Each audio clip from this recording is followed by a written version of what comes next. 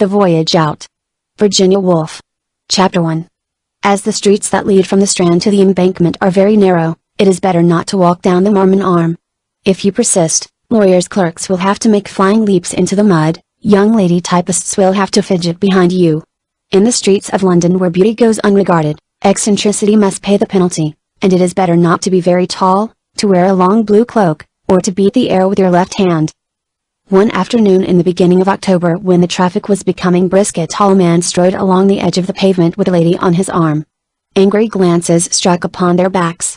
The small, agitated figures, for in comparison with this couple most people looked small, decorated with fountain pens, and burdened with dispatch boxes, had appointments to keep, and drew a weekly salary, so that there was some reason for the unfriendly stare which was bestowed upon Mr. Ambrose's height and upon Mrs. Ambrose's cloak. But some enchantment had put both man and woman beyond the reach of malice and unpopularity. In his guess one might guess from the moving lips that it was thought, and in hers from the eyes fixed stonily straight in front of her at a level above the eyes of most, that it was sorrow. It was only by scorning all she met that she kept herself from tears, and the friction of people brushing past her was evidently painful. After watching the traffic on the embankment for a minute or two with a stoical gaze, she twitched her husband's sleeve, and they crossed between the swift discharge of motor cars. When they were safe on the further side, she gently withdrew her arm from his, allowing her mouth at the same time to relax, to tremble. Then tears rolled down, and leaning her elbows on the balustrade, she shielded her face from the curious. Mr. Ambrose attempted consolation. He patted her shoulder, but she showed no signs of admitting him, and feeling it awkward to stand beside a grief that was greater than his, he crossed his arms behind him, and took a turn along the pavement. The embankment juts out in angles here and there, like pulpits. Instead of preachers, however, small boys occupy them, dangling string, dropping pebbles, or launching wads of paper for a cruise. With their sharp eye for eccentricity, they were inclined to think Mr. Ambrose awful, but the quickest-witted cried Bluebeard as he passed. In case they should proceed to tease his wife, Mr. Ambrose flourished his stick at them, upon which they decided that he was grotesque merely, and four instead of one cried Bluebeard in chorus. Although Mrs. Ambrose stood quite still, much longer than is natural, the little boys let her be. Someone is always looking into the river near Waterloo Bridge. A couple will stand there talking for half an hour on a fine afternoon. Most people, walking for pleasure, contemplate for 3 minutes, when, having compared the occasion with other occasions, or made some sentence, they pass on. Sometimes the flats and churches and hotels of Westminster are like the outlines of Constantinople in a mist. Sometimes the river is an opulent purple, sometimes mud-colored, sometimes sparkling blue like the sea. It is always worthwhile to look down and see what is happening. But this lady looked neither up nor down. The only thing she had seen, since she stood there, was a circular iridescent patch slowly floating past with a straw in the middle of it. The straw in the patch swam again and again behind the tremulous medium of a great welling tear, and the tear rose and fell and dropped into the river. Then there struck close upon her ears, Lars Porsena of Glusum. By the 9 gods, he swore. And then more faintly, as if the speaker had passed her on his walk, that the great house of Tarquin should suffer wrong no more. Yes, she knew she must go back to all that, but at present she must weep. Screening her face, she sobbed more steadily than she had yet done, her shoulders rising and falling with great regularity. It was this figure that her husband saw when, having reached the polished Sphinx, having entangled himself with a man selling picture postcards, he turned. The stanza instantly stopped. He came up to her, laid his hand on her shoulder, and said, "Dearest." His voice was supplicating. But she shut her face away from him, as much as to say, "You can't possibly understand." As he did not leave her, however, she had to wipe her eyes, and to raise them to the level of the factory chimneys on the other bank. She saw also the arches of Waterloo Bridge and the carts moving across them, like the line of animals in a shooting gallery. They were seen blankly, but to see anything was of course to enter weeping and begin to walk. "I would rather walk," she said, her husband having hailed a cab already occupied by 2 city men. The fixity of her mood was broken by the action of walking. The shooting motor cars, more like spiders in the moon than terrestrial objects, the thundering drays, the jingling hansoms, and little black broughams, made her think of the world she lived in. Somewhere up there above the pinnacles where the smoke rose in a pointed hill, her children were now asking for her, and getting a soothing reply. As for the mass of streets, squares, and public buildings which parted them, she only felt at this moment how little London had done to make her love it, although 30 of her 40 years had been spent in a street. She knew how to read the people who were passing her, There were the rich who were running to and from each other's houses at this hour, there were the bigoted workers driving in a straight line to their offices, there were the poor who were unhappy and rightly malignant. Already, though there was sunlight in the haze, tattered old men and women were nodding off to sleep upon the seats. When one gave up seeing the beauty that clothed things, this was the skeleton beneath.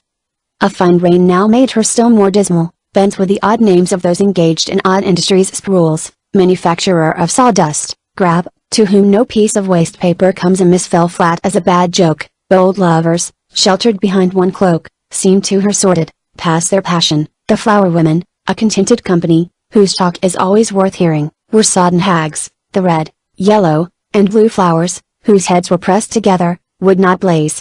Moreover, her husband, walking with a quick rhythmic stride, jerking his free hand occasionally, was either a Viking or a stricken Nelson. The seagulls had changed his note. Redly, "Shall we drive? Shall we drive, Brinley?" Mrs. Ambrose had to speak sharply, by this time he was far away. The cab, by trotting steadily along the same road, soon withdrew them from the West End, and plunged them into London. It appeared that this was a great manufacturing place, where the people were engaged in making things, as though the West End, with its electric lamps, its vast plate glass windows all shining yellow, its carefully finished houses, and tiny live figures trotting on the pavement, or bowled along on wheels in the road, was the finished work. It appeared to her a very small bit of work for such an enormous factory to have made. For some reason it appeared to her as a small golden tassel on the edge of a vast black cloak. Observing that they passed no other hansom cab, but only vans and wagons, and that not one of the 1,000 men and women she saw was either a gentleman or a lady, Mrs. Ambrose understood that after all it is the ordinary thing to be poor, and that London is the city of innumerable poor people. Startled by this discovery and seeing herself pacing a circle all the days of her life round Piccadilly Circus, she was greatly relieved to pass a building put up by the London County Council for night schools. "Lord, how gloomy it is!" her husband groaned. "Poor creatures! What with the misery for her children, the poor, and the rain, her mind was like a wound exposed to dry in the air." At this point the cab stopped, for it was in danger of being crushed like an eggshell. The wide embankment, which had had room for cannonballs and squadrons, had now shrunk to a cobbled lane steaming with smells of malt and oil and blocked by wagons. While her husband read the placards pasted on the brick announcing the hours at which certain ships would sail for Scotland, Mrs. Ambrose did her best to find information.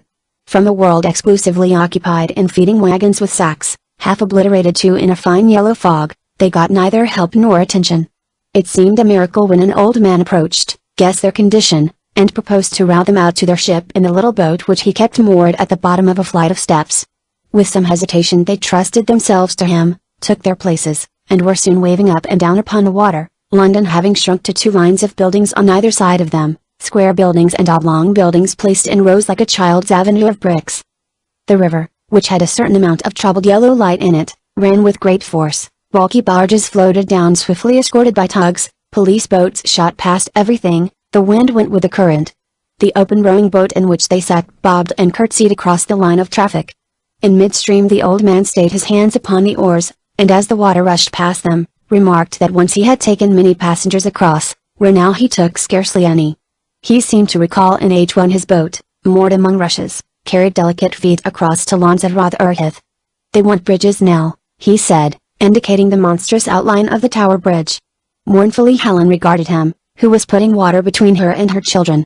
Mournfully she gazed at the ship they were approaching, anchored in the middle of the stream. They could dimly read her name, Euphrosyne. Very dimly in the falling dusk they could see the lines of the rigging, the mast and the dark flag which the breeze blew out squarely behind. As the little boat sidled up to the steamer, and the old man shipped his oars, he remarked once more, pointing above, that ships all the world over flew that flag the day they sailed. In the minds of both the passengers the blue flag appeared a sinister token, and this the moment for presentiments, but nevertheless they rose, gathered their things together, and climbed on deck. Down in the saloon at her father's ship, Miss Rachel Vinrace, aged 24, stood waiting her uncle and aunt nervously. To begin with, though nearly related, she scarcely remembered them. To go on with, they were elderly people, and finally, as her father's daughter she must be in some sort prepared to entertain them. She looked forward to seeing them as civilized people generally look forward to the first sight of civilized people, as though they were of the nature of an approaching physical discomfort tight shoe or a draughty window. She was already unnaturally braced to receive them. As she occupied herself in laying forks severely straight by the side of knives, she heard a man's voice saying gloomily, On a dark night one would fall down these stairs head foremost, to which a woman's voice added, and be killed. As she spoke the last words the woman stood in the doorway. Tall, large-eyed, draped in purple shawls, Mrs. Ambrose was romantic and beautiful, not perhaps sympathetic, for her eyes looked straight and considered what they saw. Her face was much warmer than a Greek face, on the other hand it was much bolder than the face of the usual pretty Englishwoman. "Oh, Rachel, how do you do?" she said, shaking hands. "How are you, dear?" said Mr. Ambrose, inclining his forehead to be kissed. His niece instinctively liked his thin angular body, and the big head with its sweeping features, and the acute, innocent eyes. "Tell Mr. Pepper," Rachel bade the servant. Husband and wife then sat down on one side of the table, with their niece opposite to them. "My father told me to begin," she explained. "He is very busy with the men. You know Mr. Pepper?" A little man who was bent as some trees are by a gale on one side of them had slipped in. Nodding to Mr. Ambrose, he shook hands with Helen. "Drafts," he said, erecting the collar of his coat.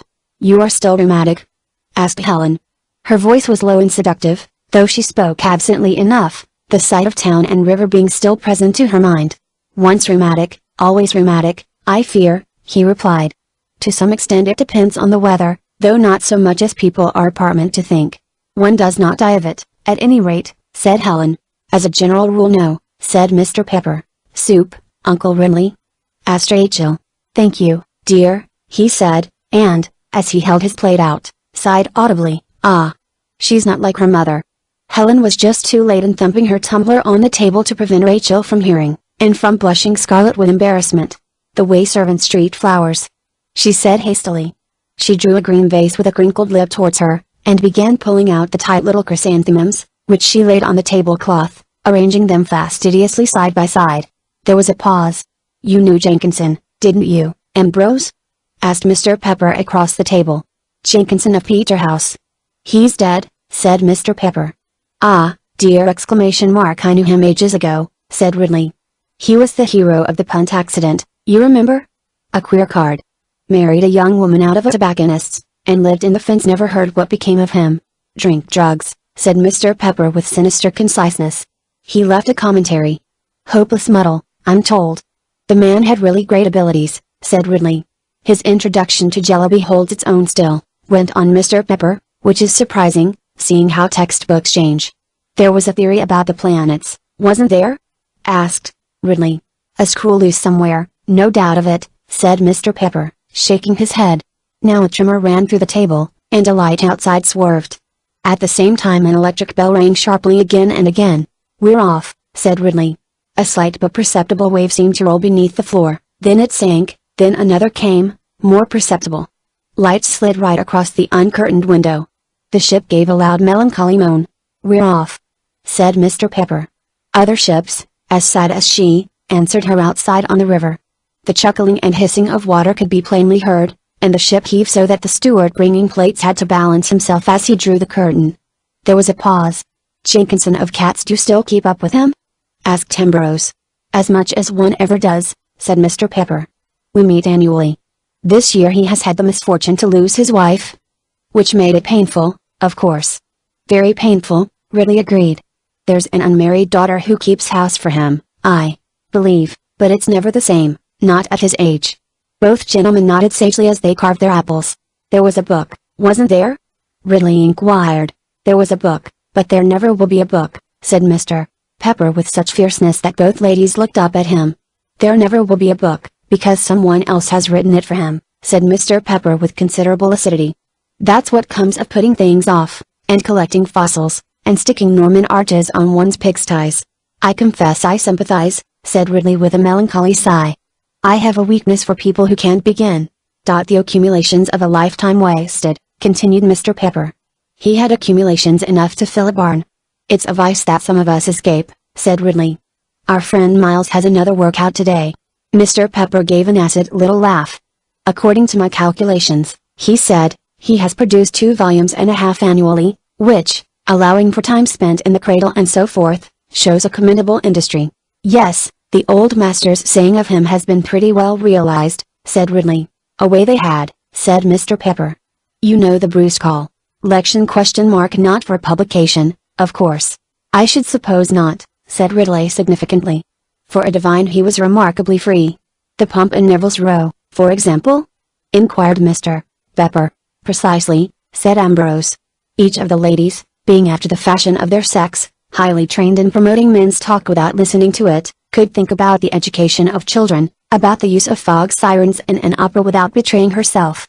Only it struck Helen that Rachel was perhaps too still for a hostess, and that she might have done something with her hands. Perhaps? She said at length, upon which they rose and left, vaguely to the surprise of the gentleman, who had either thought them attentive or had forgotten their presence. Ah, one could tell strange stories of the old days, they heard Ridley say, as he sank into his chair again. Glancing back, at the doorway, they saw Mr. Pepper as though he had suddenly loosened his clothes, and had become a vivacious and malicious old ape. Winding veils round their heads, the women walked on deck. They were now moving steadily down the river, passing the dark shapes of ships at anchor, and London was a swarm of lights with a pale yellow canopy drooping above it. There were the lights of the great theatres, the lights of the long streets, lights that indicated huge squares of domestic comfort, lights that hung high in air. No darkness would ever settle upon those lamps, as no darkness had settled upon them for hundreds of years. It seemed dreadful that the town should blaze forever in the same spot, dreadful at least to people going away to adventure upon the sea, and beholding it as a circumscribed mound, eternally burned, eternally scarred. From the deck of the ship the great city appeared a crouched and cowardly figure, a sedentary miser. Leaning over the rail, side by side, Helen said, "Won't you be cold?" Rachel replied, "No." "How beautiful," she added a moment later. Very little was visible, a few masts, a shadow of land here, a line of brilliant windows there. They tried to make head against the wind. It blows," gasped Rachel, the words rammed down her throat. Struggling by her side, Helen was suddenly overcome by the spirit of movement, and pushed along with her skirts wrapping themselves round her knees, and both arms to her hair. But slowly the intoxication of movement died down, and the wind became rough and chilly. They looked through a chink in the blind and saw that long cigars were being smoked in the dining room. They saw Mr. Ambrose throw himself violently against the back of his chair, while Mr. Pepper crinkled his cheeks as though they had been cut in wood. The ghost of a roar of laughter came out to them, and was drowned at once in the wind. In the dry yellow lighted room Mr. Pepper and Mr. Ambrose were oblivious of all tumult. They were in Cambridge, and it was probably about the year 1875. "They're old friends," said Helen, smiling at the sight. "Now, is there a room for us to sit in?" Rachel opened a door. "It's more like a landing than a room," she said. Indeed, it had nothing of the shut stationary character of a room on shore. A table was rooted in the middle, and seats were stuck to the sides. Happily the tropical suns had bleached the tapestries to a faded blue-green color, and the mirror with its frame of shells, the work of the steward's love, when the time hung heavy in the southern seas, was quaint rather than ugly. Twisted shells with red lips like unicorns' horns ornamented the mantelpiece, which was draped by a pall of purple plush from which depended a certain number of balls. 2 windows opened onto the deck, and the light beating through them when the ship was roasted on the Amazons had turned the prints on the opposite wall to a faint yellow color, so that the Colosseum was scarcely to be distinguished from Queen Alexandra playing with her spaniels. A pair of wicker armchairs by the fireside invited one to warm one's hands at a grate full of gilt shavings. A great lamp swung above the table, the kind of lamp which makes the light of civilization across dark fields to one walking in the country. "It's odd that everyone should be an old friend of Mr. Pepper's," Rachel started nervously, for the situation was difficult, the room cold, and Helen curiously silent. "I suppose you take him for granted?" said her aunt. "He's like this," said Rachel, lighting on a fossilized fish in a basin, and displaying it. "I expect you're too severe," Helen remarked. Rachel immediately tried to qualify what she had said against her belief. "I don't really know him," she said, and took refuge in facts, believing that elderly people really like them better than feelings. She produced what she knew of William Pepper. She told Helen that he always called on Sundays when they were at home. He knew about a great many things about mathematics, history, Greek, zoology, economics, and the Icelandic sagas. He had turned Persian poetry into English prose, and English prose into Greek iambics. He was an authority upon coins, and one other thing. Oh yes, she thought it was vehicular traffic. He was here either to get things out of the sea, or to write upon the probable course of Odysseus, for Greek after all was his hobby. "I've got all his pamphlets," she said. "Little pamphlets. Little yellow books." It did not appear that she had read them. "Has he ever been in love?" asked Helen, who had chosen a seat. This was unexpectedly to the point. "His heart's a piece of old shoe leather," Rachel declared, dropping the fish. But when questioned she had to own that she had never asked him. "I shall ask him," said Helen. "The last time I saw you, you were buying a piano," she continued. "Do you remember the piano, the room in the attic?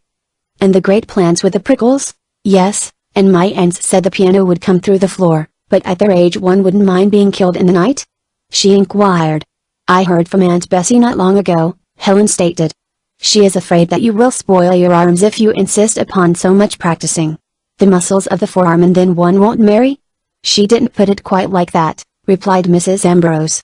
"Oh, no, of course she wouldn't," said Rachel with a sigh. Helen looked at her.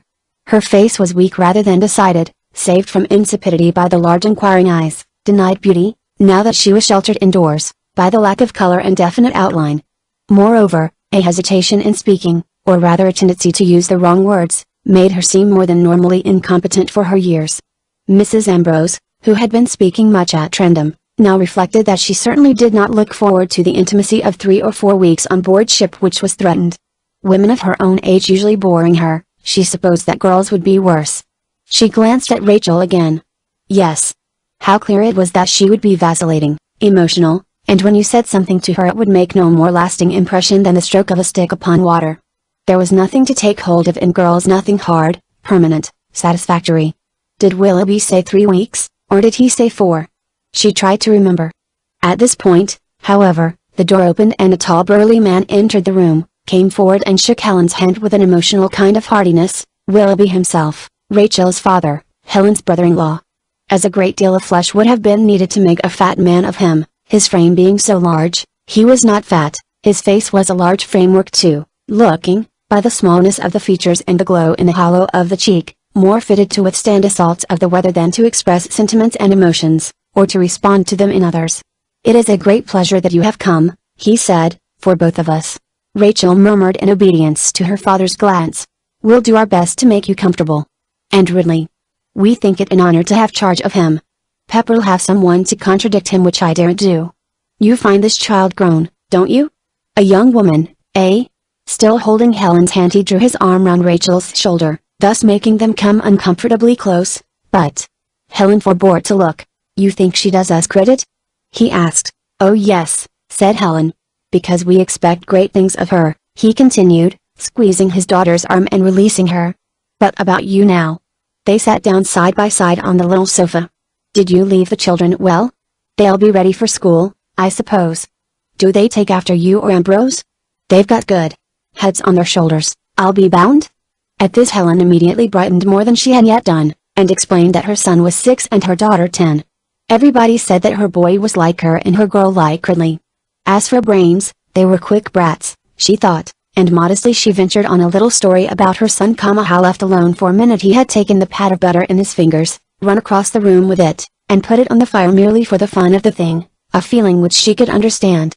"And you had to show the young rascal that these tricks wouldn't do, eh? A child of 6? I don't think they matter. I'm an old-fashioned father." "Nonsense, Willoughby, Rachel knows better." Much as Willoughby would doubtless have liked his daughter to praise him, she did not. Her eyes were unreflecting as water, her fingers still toying with a fossilized fish, her mind absent. The elder people went on to speak of arrangements that could be made for Ridley's comfort, a table placed where he couldn't help looking at the sea, far from boilers, at the same time sheltered from the view of people passing. Unless he made this a holiday, when his books were all packed, he would have no holiday whatever, for out at Santa Marina Helen knew, by experience, that he would work all day. His boxes, she said, were packed with books. Leave it to me," said Willoughby, obviously intending to do much more than she asked of him. But Ridley and Mr. Pepper were heard fumbling at the door. "How are you, Van Race?" said Ridley, extending a limp hand as he came in, as though the meeting were melancholy to both, but on the whole more so to him. Willoughby preserved his heartiness, tempered by respect. For the moment nothing was said. "We looked in and saw you laughing," Helen remarked. Mr. Pepper had just told a very good story. "Pish! None of the stories were good," said her husband peevishly. "Still a severe judge, Ridley?" inquired Mr. Van Race. "We bored you so that you left," said Ridley, speaking directly to his wife. As this was quite true, Helen did not attempt to deny it, and her next remark, "But didn't they improve after we'd gone?" was unfortunate, for her husband answered with a droop of his shoulders, "If possible they got worse." The situation was now one of considerable discomfort for everyone concerned, as was proved by a long interval of constraint and silence. Mr. Pepper, indeed, created a diversion of a kind by leaping onto his seat, both feet tucked under him, with the action of a spinster who detects a mouse, as the draft struck at his ankles. Drawn up there, sucking at his cigar, with his arms encircling his knees, he looked like the image of Buddha, and from this elevation began a discourse, addressed to nobody, for nobody had called for it, upon the unplumbed depths of ocean. He professed himself surprised to learn that although Mr. Vinrace possessed 10 ships, regularly plying between London and Buenos Aires, not one of them was bidden to investigate the great white monsters of the lower waters. "No, no," laughed Willoughby, "the monsters of the earth are too many for me." Rachel was heard to sigh, "Poor little goats.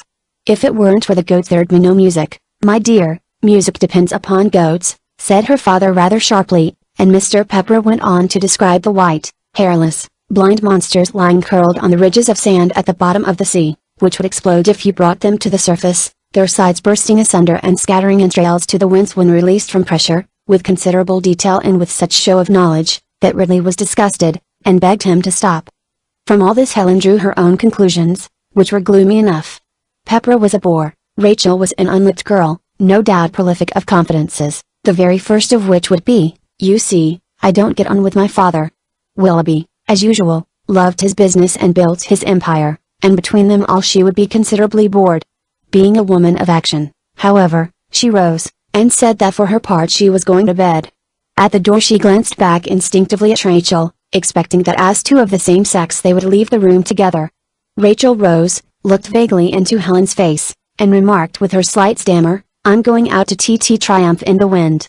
Mrs. Ambrose's worst suspicions were confirmed. She went down the passage lurching from side to side, and fending off the wall now with her right arm, now with her left, at each lurch she exclaimed emphatically, "Damn!" Chapter 2. Uncomfortable as the night, with its rocking movement, and salt smells, may have been, and in one case undoubtedly was, for Mr. Pepper had insufficient clothes upon his bed, the breakfast next morning wore a kind of beauty. The voyage had begun, and had begun happily with a soft blue sky, and a calm sea.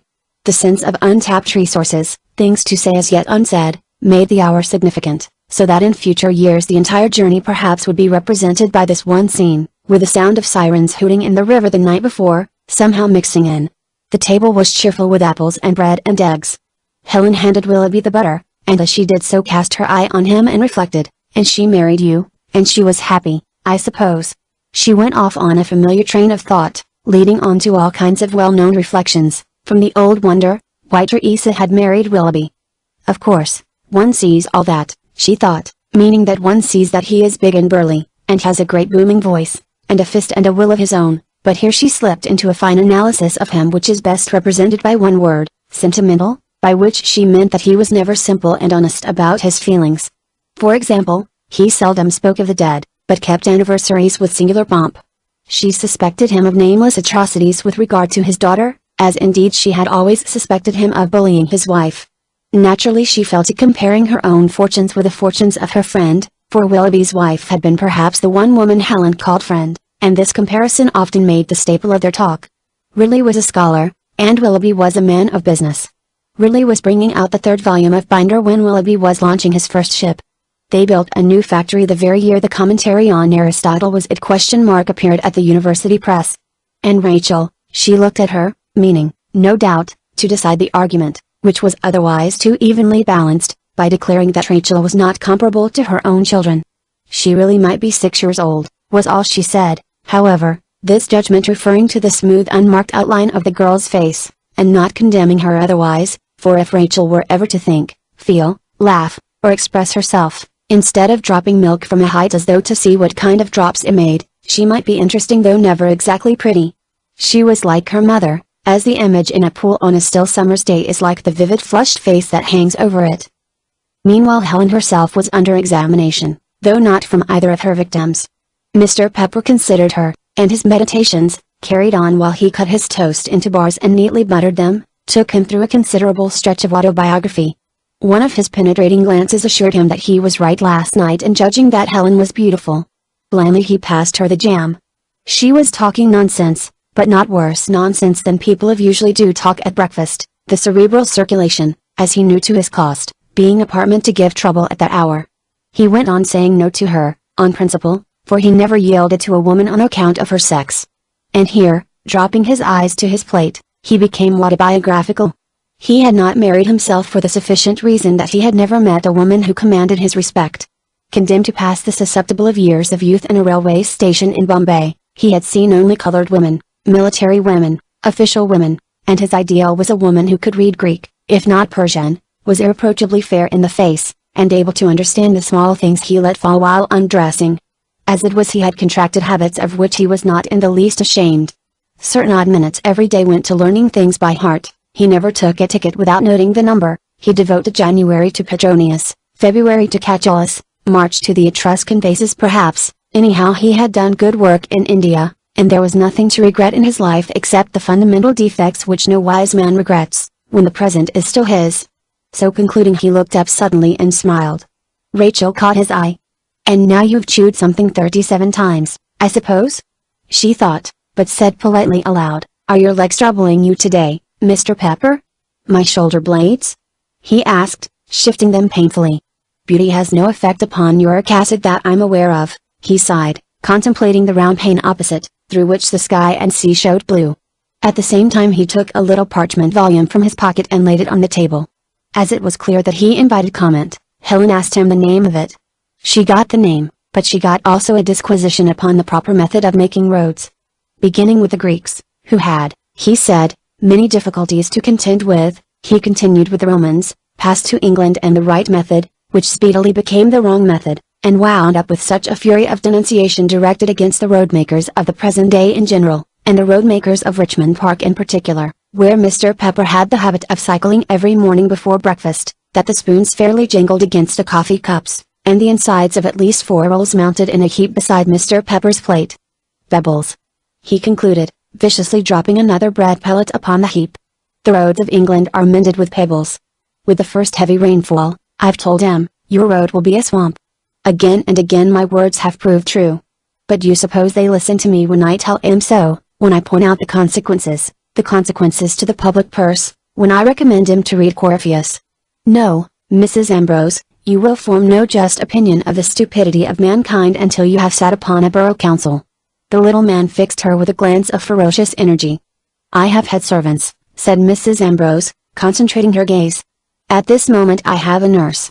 She's a good woman as they go, but she is determined to make my children pray.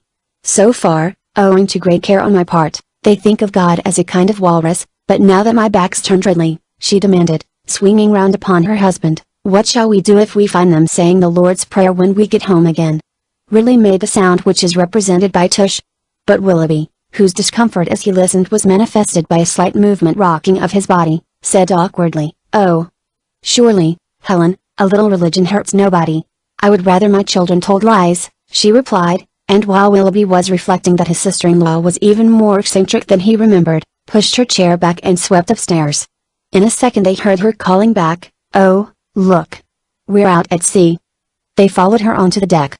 All the smoke and the houses had disappeared, and the ship was out in a wide space of sea, very fresh and clear though pale in the early light. They had left London sitting on its mud. A very thin line of shadow tapered on the horizon, scarcely thick enough to stand the burden of Paris, which nevertheless rested upon it. They were free of roads, free of mankind, and the same exhilaration at their freedom ran through them all. The ship was making her way steadily through small waves which slapped her and then fizzled like effervescing water, leaving a little border of bubbles and foam on either side. The colorless October sky above was thinly clouded as if by the trail of wood fire smoke, and the air was wonderfully salt and brisk. Indeed, it was too cold to stand still. Mrs. Ambrose drew her arm within her husband's, and as they moved off it could be seen from the way in which her sloping cheek turned up to his that she had something private to communicate. They went a few paces and Rachel saw them kiss. Down she looked into the depth of the sea. While it was slightly disturbed on the surface by the passage of the Euphrosyne, beneath it was green and dim, and it grew dimmer and dimmer until the sand at the bottom was only a pale blur. One could scarcely see the black ribs of wrecked ships, or the spiral towers made by the burrowings of great eels, or the smooth green-sided monsters who came by flickering this way and that. "And, Rachel, if anyone wants me, I'm busy till 1, said her father, enforcing his words as he often did, when he spoke to his daughter, by a smart blow upon the shoulder. "Until 1, he repeated. and you'll find yourself some employment, eh? Scales, French, a little German, eh? There's Mr. Pepper who knows more about separable verbs than any man in Europe, eh? And he went off laughing. Rachel laughed, too, as indeed she had laughed ever since she could remember, without thinking it funny, but because she admired her father. But just as she was turning with a view perhaps to finding some employment, she was intercepted by a woman who was so broad and so thick that to be intercepted by her was inevitable. The discreet tentative way in which she moved, together with her sober black dress, shows that she belonged to the lower orders. Nevertheless she took up a rock-like position, looking about her to see that no gentry were near before she delivered her message, which had reference to the state of the sheets, and was of the utmost gravity. "However we're to get through this voyage, Miss Rachel, I really can't tell," she began with a shake of her head. "There's only just sheets enough to go round, and the master's has a rotten place you could put your fingers through. And the counterpanes. Did you notice the counterpanes? I thought to myself a poor person would have been ashamed of them. The one I gave Mr. Pepper was hardly fit to cover a dog. No, Miss Rachel, they could not be mended, they're only fit for dust sheets. Why, if one sewed one's finger to the bone, one would have one's work undone the next time they went to the laundry." Her voice in its indignation wavered as if tears were near. There was nothing for it but to descend and inspect a large pile of linen heaped upon a table. Mrs. Chailey handled the sheets as if she knew each by name, character, and constitution. Some had yellow stains, others had places where the threads made long ladders, but to the ordinary eye they looked much as sheets usually do look, very chill, white, cold, and irreproachably clean. Suddenly Mrs. Chailey, turning from the subject of sheets, dismissing them entirely, clenched her fist on the top of them, and proclaimed, "And you couldn't ask a living creature to sit where I sit." Mrs. Chailey was expected to sit in a cabin which was large enough, but too near the boilers, so that after 5 minutes she could hear her heart go. She complained, putting her hand above it, which was a state of things that Mrs. Vinrace, Rachel's mother, would never have dreamt of inflicting. Mrs. Vinrace, who knew every sheet in her house, and expected of everyone the best they could do, but no more. It was the easiest thing in the world to grant another room, and the problem of sheets simultaneously and miraculously solved itself, the spots and ladders not being past cure after all. But, lies! Lies! Lies! Exclaimed the mistress indignantly, as she ran up onto the deck. "What's the use of telling me lies?" In her anger that a woman of 50 should behave like a child and come cringing to a girl because she wanted to sit where she had not leave to sit, she did not think of the particular case, and, unpacking her music, soon forgot all about the old woman and her sheets. Mrs. Chailey folded her sheets, but her expression testified to flatness within. The world no longer cared about her, and a ship was not a home. When the lamps were lit yesterday, and the sailors went tumbling above her head, she had cried, she would cry this evening, she would cry tomorrow. It was not home. Meanwhile she arranged her ornaments in the room which she had won too easily. They were strange ornaments to bring on a sea voyage: china pugs, tea sets in miniature, cups stamped floridly with the arms of the city of Bristol, hairpin boxes crusted with shamrock, antelopes' heads in colored plaster, together with a multitude of tiny photographs, representing downright workmen in their Sunday best, and women holding white babies. But there was one portrait in a gilt frame, for which a nail was needed, and before she sought it Mrs. Chailey put on her spectacles and read what was written on a slip of paper at the back. "This picture of her mistress is given to Emma Chailey by Willoughby Vinrace in gratitude for 30 years of devoted service." Tears obliterated the words and the head of the nail. "So long as I can do something for your family," she was saying, as she hammered at it, when a voice called melodiously in the passage. "Mrs. Chailey! Mrs. Chailey!" Chailey instantly tidied her dress, composed her face, and opened the door. "I'm in a fix," said Mrs. Ambrose, who was flushed and out of breath. "You know what gentlemen are. The chair's too high, the table's too low, there's 6 inches between the floor and the door. What I want's a hammer, an old quilt, and have you such a thing as a kitchen table? Anyhow, between us." She now flung open the door of her husband's sitting room, and revealed Ridley pacing up and down, his forehead all wrinkled, and the collar of his coat turned up. "It's as though they'd taken pains to torment me," he cried, stopping dead. "Did I come on this voyage in order to catch rheumatism and pneumonia? Really one might have credited Vinrace with more sense. My dear," Helen was on her knees under a table, "you are only making yourself untidy, and we had much better recognize the fact that we are condemned to 6 weeks of unspeakable misery. To come at all was the height of folly, but now that we are here I suppose that I can face it like a man. My diseases of course will be increased. I feel already worse than I did yesterday, but we've only ourselves to thank, and the children happily. Move! Move! Move! Cried Helen, chasing him from corner to corner with a chair as though he were an errant hen. Out of the way, Ridley, and in half an hour you'll find it ready. She turned him out of the room, and they could hear him groaning and swearing as he went along the passage. I dare say he isn't very strong, said Mrs. Chailey, looking at Mrs. Ambrose compassionately, as she helped to shift and carry. It's books, sighed Helen, lifting an armful of sad volumes from the floor to the shelf. Greek from morning to night. If ever Miss Rachel marries, Chailey, pray that she may marry a man who doesn't know his ABC. The preliminary discomforts and harshnesses, which generally make the first days of a sea voyage so cheerless and trying to the temper, being somehow lived through, the succeeding days passed pleasantly enough. October was well advanced, but steadily burning with a warmth that made the early months of the summer appear very young and capricious. Great tracts of the earth lay now beneath the autumn sun, and the whole of England, from the bald moors to the Cornish rocks, was lit up from dawn to sunset, and showed in stretches of yellow, green, and purple. Under that illumination even the roofs of the great towns glittered. In thousands of small gardens, millions of dark red flowers were blooming, until the old ladies who attended them so carefully came down the paths with their scissors, snipped through their juicy stalks, and laid them upon cold stone ledges in the village church. Innumerable parties of picnickers coming home at sunset cried, "Was there ever such a day as this?" "It's you," the young men whispered. "Oh, it's you," the young women replied. All old people and many sick people were drawn, were it only for a foot or two, into the open air, and prognosticated pleasant things about the course of the world. As for the confidences and expressions of love that were heard not only in cornfields but in lamp-lit rooms, where the windows opened on the garden, and men with cigars kissed women with gray hairs, they were not to be counted. Some said that the sky was an emblem of the life to come. Long-tailed birds clattered and screamed, and crossed from wood to wood, with golden eyes in their plumage. But while all this went on by land, very few people thought about the sea. They took it for granted that the sea was calm, and there was no need, as there is in many houses when the creeper taps on the bedroom windows, for the couples to murmur before they kiss, "Think of the ships tonight," or "Thank heaven, I'm not the man in the lighthouse." For all they imagined, the ships when they vanished on the skyline dissolved, like snow in water. The grown-up view, indeed, was not much clearer than the view of the little creatures in bathing drawers who were trotting into the foam all along the coast of England, and scooping up buckets full of water. They saw white sails or tufts of smoke pass across the horizon, and if you had said that these were waterspouts, or the petals of white sea flowers, they would have agreed. The people in ships, however, took an equally singular view of England.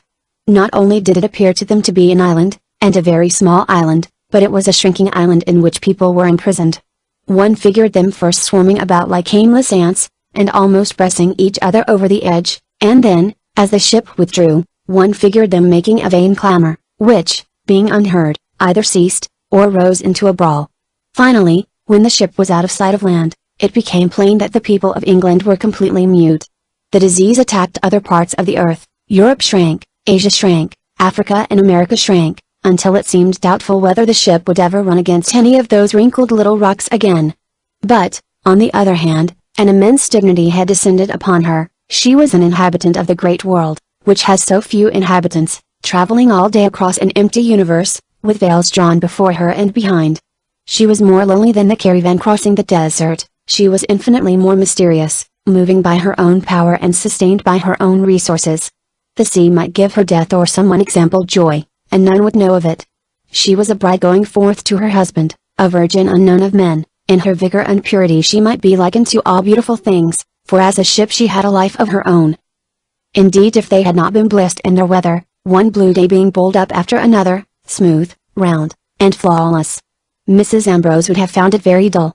As it was, she had her embroidery frame set up on deck, with a little table by her side on which lay open a black volume of philosophy.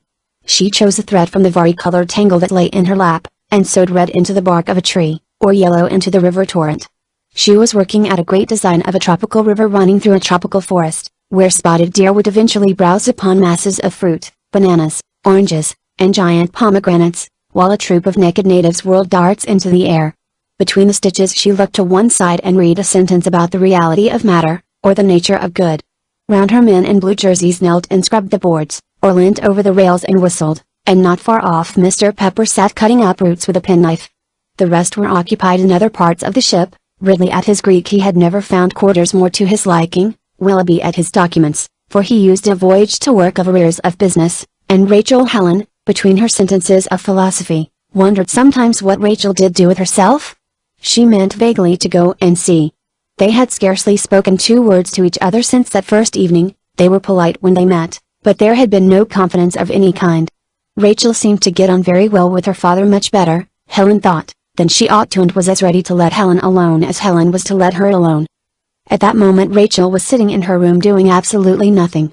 When the ship was full, this apartment bore some magnificent title and was the resort of elderly seasick ladies who left the deck to their youngsters.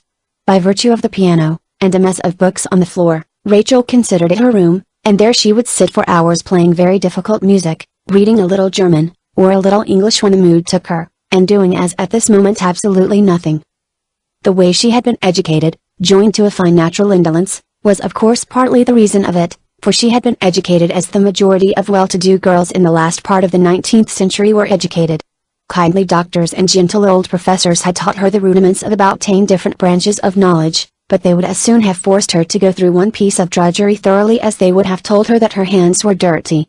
The 1 hour or the 2 hours weekly passed very pleasantly, partly owing to the other pupils, partly to the fact that the window looked upon the back of a shop, where figures appeared against the red windows in winter, partly to the accidents that are bound to happen when more than 2 people are in the same room together. But there was no subject in the world which she knew accurately. Her mind was in the state of an intelligent man's in the beginning of the reign of Queen Elizabeth. She would believe practically anything she was told, invent reasons for anything she said. The shape of the earth, the history of the world, how trains worked, or money was invested, what laws were in force, which people wanted what, and why they wanted it, the most elementary idea of a system in modern life, none of this had been imparted to her by any of her professors or mistresses. But this system of education had one great advantage. It did not teach anything, but it put no obstacle in the way of any real talent that the pupil might chance to have. Rachel, being musical, was allowed to learn nothing but music. She became a fanatic about music. All the energies that might have gone into languages, science, or literature, that might have made her friends, or shown her the world, poured straight into music. Finding her teachers inadequate, she had practically taught herself. At the age of 24 she knew as much about music as most people do when they are 30, and could play as well as nature allowed her to, which, as became daily more obvious, was a really generous allowance. If this one definite gift was surrounded by dreams and ideas of the most extravagant and foolish description, no one was any the wiser. Her education being thus ordinary, her circumstances were no more out of the common. She was an only child and had never been bullied and laughed at by brothers and sisters. Her mother having died when she was 11, 2 aunts, the sisters of her father, brought her up, and they lived for the sake of the air in a comfortable house in Richmond. She was of course brought up with excessive care, which as a child was for her health, as a girl and a young woman was for what it seems almost crude to call her morals. Until quite lately she had been completely ignorant that for women such things existed. She groped for knowledge in old books, and found it in repulsive chunks, but she did not naturally care for books and thus never troubled her head about the censorship which was exercised first by her aunts, later by her father. Friends might have told her things, but she had few of her own age, Richmond being an awkward place to reach, and, as it happened, the only girl she knew well was a religious zealot, who in the fervor of intimacy talked about God, and the best ways of taking up one's cross, a topic only fitfully interesting to one whose mind reached other stages at other times. But lying in her chair, with one hand behind her head, the other grasping the knob on the arm, she was clearly following her thoughts intently. Her education left her abundant time for thinking. Her eyes were fixed so steadily upon a ball on the rail of the ship that she would have been startled and annoyed if anything had chanced to obscure it for a second. She had begun her meditations with a shout of laughter, caused by the following translation from Tristan. In shrinking trepidation, his shame he seems to hide, while to the king his relation, he brings the corpse-like bride. Seems it so senseless what I say? She cried that it did, and threw down the book. Next she had picked up Cooper's Letters, the classic prescribed by her father, which had bored her, so that one sentence chancing to say something about the smell of broom in his garden, she had thereupon seen the little hall at Richmond laden with flowers on the day of her mother's funeral, smelling so strong that now any flower scent brought back the sickly horrible sensation, and so from one scene she passed, half hearing, half seeing, to another. She saw her Aunt Lucy arranging flowers in the drawing room. "Aunt Lucy," she volunteered, "I don't like the smell of broom, it reminds me of funerals." "Nonsense, Rachel," Aunt Lucy replied, "don't say such fool-ish things, dear. I always think it a particularly cheerful plant." Lying in the hot sun, her mind was fixed upon the characters of her aunts, their views, and the way they lived. Indeed, this was a subject that lasted her hundreds of morning walks round Richmond Park, and blotted out the trees and the people and the deer. Why did they do the things they did, and what did they feel, and what was it all about? Again she heard Aunt Lucy talking to Aunt Eleanor. She had been that morning to take up the character of a servant, and, of course, at 10:30 in the morning one expects to find the housemaid brushing the stairs. How odd! How unspeakably odd! But she could not explain to herself why suddenly as her aunt spoke the whole system in which they lived had appeared before her eyes as something quite unfamiliar and inexplicable, and themselves as chairs or umbrellas dropped about here and there without any reason. She could only say with her slight stammer, "Are you fond of Aunt Eleanor, Aunt Lucy?" To which her aunt replied, with her nervous hen-like twitter of a laugh, "My dear child, what questions you do ask." "How fond?" "Very fond," Rachel pursued. "I can't say I've ever thought how," said Miss Vinrace.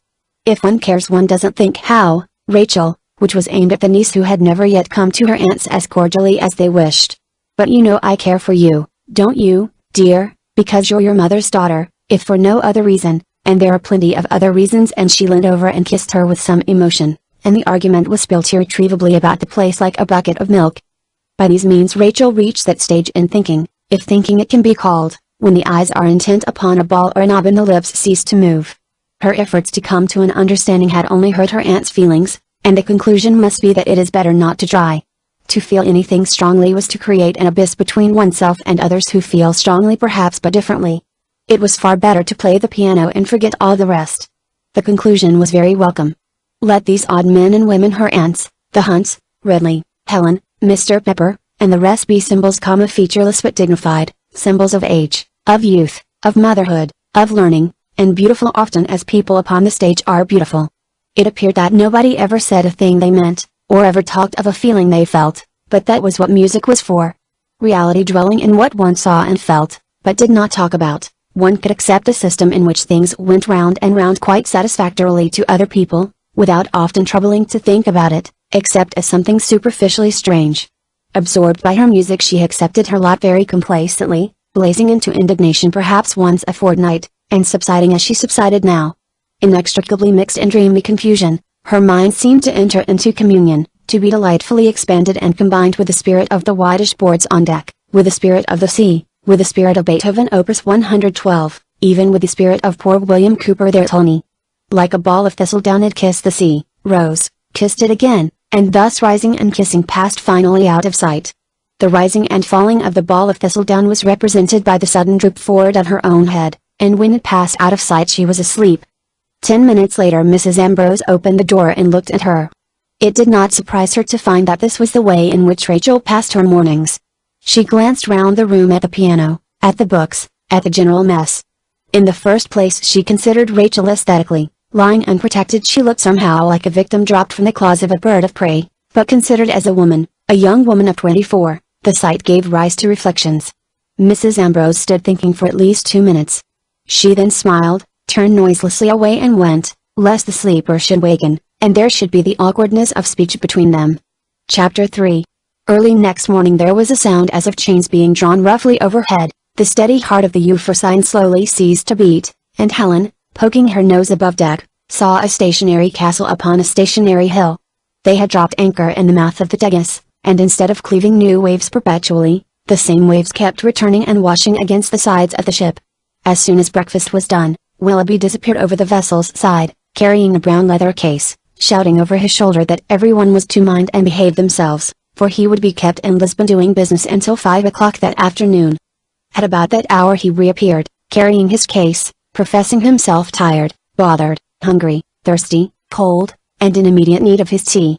Rubbing his hands, he told them the adventures of the day, how he had come upon poor old Jackson combing his mustache before the glass in the office, little expecting his descent, had put him through such a morning's work as seldom came his way, then treated him to a lunch of champagne and ortolans, paid a call upon Mrs. Jackson, who was fatter than ever, poor woman, but asked kindly after Rachel, and oh Lord, little Jackson had confessed to a confounded piece of weakness. Well, no harm was done, he supposed, but what was the use of his giving orders if they were promptly disobeyed? He had said distinctly that he would take no passengers on this trip. Here he began searching in his pockets and eventually discovered a card, which he planked down on the table before Rachel. On it she read, Mr. and Mrs. Richard Dalloway, 23 Brown Street, Mayfair. Mr. Richard Dalloway, continued Van Race, seems to be a gentleman who thinks that because he was once a member of Parliament, and his wife's the daughter of a peer, they can have what they like for the asking. They got round poor little Jackson anyhow. Said they must have passages. Produced a letter from Lord Glenaway, asking me as a personal favor. Overruled any objections Jackson made. I don't believe they came to much, and so there's nothing for it but to submit, I suppose.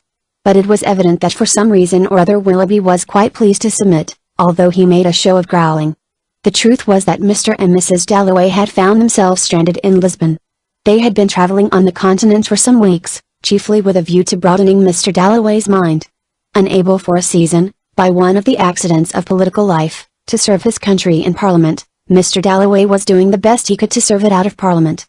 For that purpose the Latin countries did very well, although the East, of course, would have done better. Expect to hear of me next in Petersburg or Tehran, he had said, turning to wave farewell from the steps of the travelers. But a disease had broken out in the East, there was cholera in Russia, and he was heard of, not so romantically, in Lisbon. They had been through France. He had stopped at manufacturing centers where, producing letters of introduction, he had been shown over works, and noted facts in a pocketbook. In Spain he and Mrs. Dalloway had mounted mules, for they wished to understand how the peasants live. Are they ripe for rebellion, for example? Mrs. Dalloway had then insisted upon a day or two at Madrid with the pictures. Finally they arrived in Lisbon and spent 6 days which, in a journal privately issued afterwards, they described as of unique interest. Richard had audiences with ministers, and foretold a crisis at no distant date, the foundations of government being incurably corrupt. Yet how blame, etc., while Clarissa inspected the royal stables, and took several snapshots showing men now exiled and windows now broken. Among other things she photographed Fielding's grave, and let loose a small bird which some ruffian had trapped, because one hates to think of anything in a cage where English people lie buried, the diary stated. Their tour was thoroughly unconventional, and followed no meditated plan. The foreign correspondents of the Times decided their route as much as anything else. Mr. Dalloway wished to look at certain guns, and was of opinion that the African coast is far more unsettled than people at home were inclined to believe. For these reasons they wanted a slow inquisitive kind of ship, comfortable, for they were bad sailors, but not extravagant, which would stop for a day or two at this port and at that, taking in coal while the Dalloways saw things for themselves. Meanwhile they found themselves stranded in Lisbon, unable for the moment to lay hands upon the precise vessel they wanted. They heard of the Euphrosyne, but heard also that she was primarily a cargo boat, and only took passengers by special arrangement, her business being to carry dry goods to the Amazons, and rubber home again. By special arrangement, however, were words of high encouragement to them, for they came of a class where almost everything was specially arranged, or could be if necessary. On this occasion all that Richard did was to write a note to Lord Glenaway, the head of the line which bears his title, to call on poor old Jackson, to represent to him how Mrs. Dalloway was so, and he had been something or other else, and what they wanted was such and such a thing. It was done. They parted with compliments and pleasure on both sides, and here, a week later, came the boat rowing up to the ship in the dusk with the Dalloways on board of it. In 3 minutes they were standing together on the deck of the Euphrosyne. Their arrival, of course, created some stir, and it was seen by several pairs of eyes that Mrs. Dalloway was a tall slight woman, her body wrapped in furs, her head in veils, while Mr. Dalloway appeared to be a middle-sized man of sturdy build, dressed like a sportsman on an autumnal moor. Many solid leather bags of a rich brown hue soon surrounded them, in addition to which Mr. Dalloway carried a dispatch box, and his wife a dressing case suggestive of a diamond necklace and bottles with silver tops. "It's so like Whistler!" she exclaimed, with a wave towards the shore, as she shook Rachel by the hand, and Rachel had only time to look at the grey hills on one side of her before Willoughby introduced Mrs. Chailey, who took the lady to her cabin. Momentary though it seemed, nevertheless the interruption was upsetting. Everyone was more or less put out by it, from Mr. Gryce, the steward, to Ridley himself. A few minutes later Rachel passed the smoking room, and found Helen moving armchairs. She was absorbed in her arrangements, and on seeing Rachel remarked confidentially, "If one can give men a room to themselves where they will sit, it's all to the good. Armchairs are the important thing." She began wheeling them about. "Now, does it still look like a bar at a railway station?" She whipped a plush cover off a table. The appearance of the place was marvelously improved. Again, the arrival of the strangers made it obvious to Rachel, as the hour of dinner approached, that she must change her dress, and the ringing of the great bell found her sitting on the edge of her berth in such a position that the little glass above the washstand reflected her head and shoulders. In the glass she wore an expression of tense melancholy, for she had come to the depressing conclusion, since the arrival of the Dalloways, that her face was not the face she wanted, and in all probability never would be. However, punctuality had been impressed on her, and whatever face she had, she must go into dinner. These few minutes had been used by Willoughby in sketching to the Dalloways the people they were to meet, and checking them upon his fingers. "There's my brother-in-law, Ambrose, the scholar, I dare say you've heard his name, his wife, my old friend Pepper, a very quiet fellow, but knows everything, I'm told. And that's all. We're a very small party. I'm dropping them on the coast."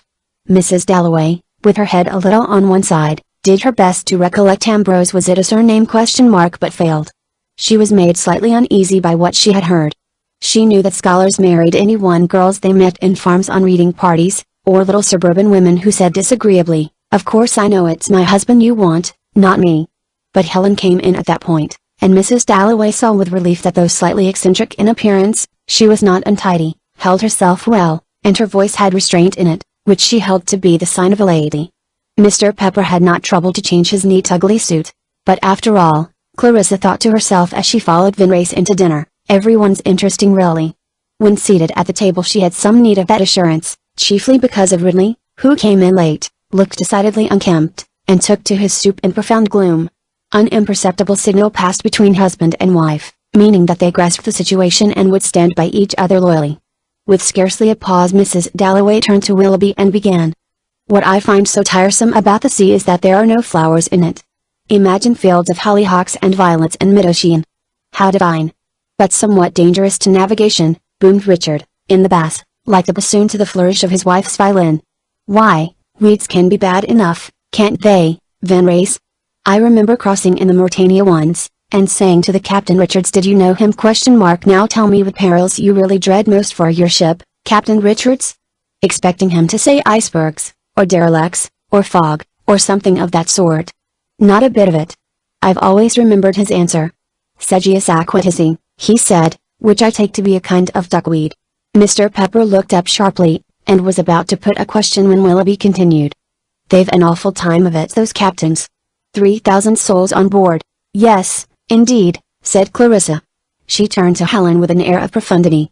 "I'm convinced people are wrong when they say it's work that wears one, it's responsibility. That's why one pays one's cook more than one's housemaid, I suppose.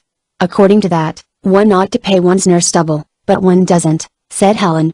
"No, but think what a joy to have to do with babies, instead of saucepans," said Mrs. Dalloway, looking with more interest at Helen, a probable mother.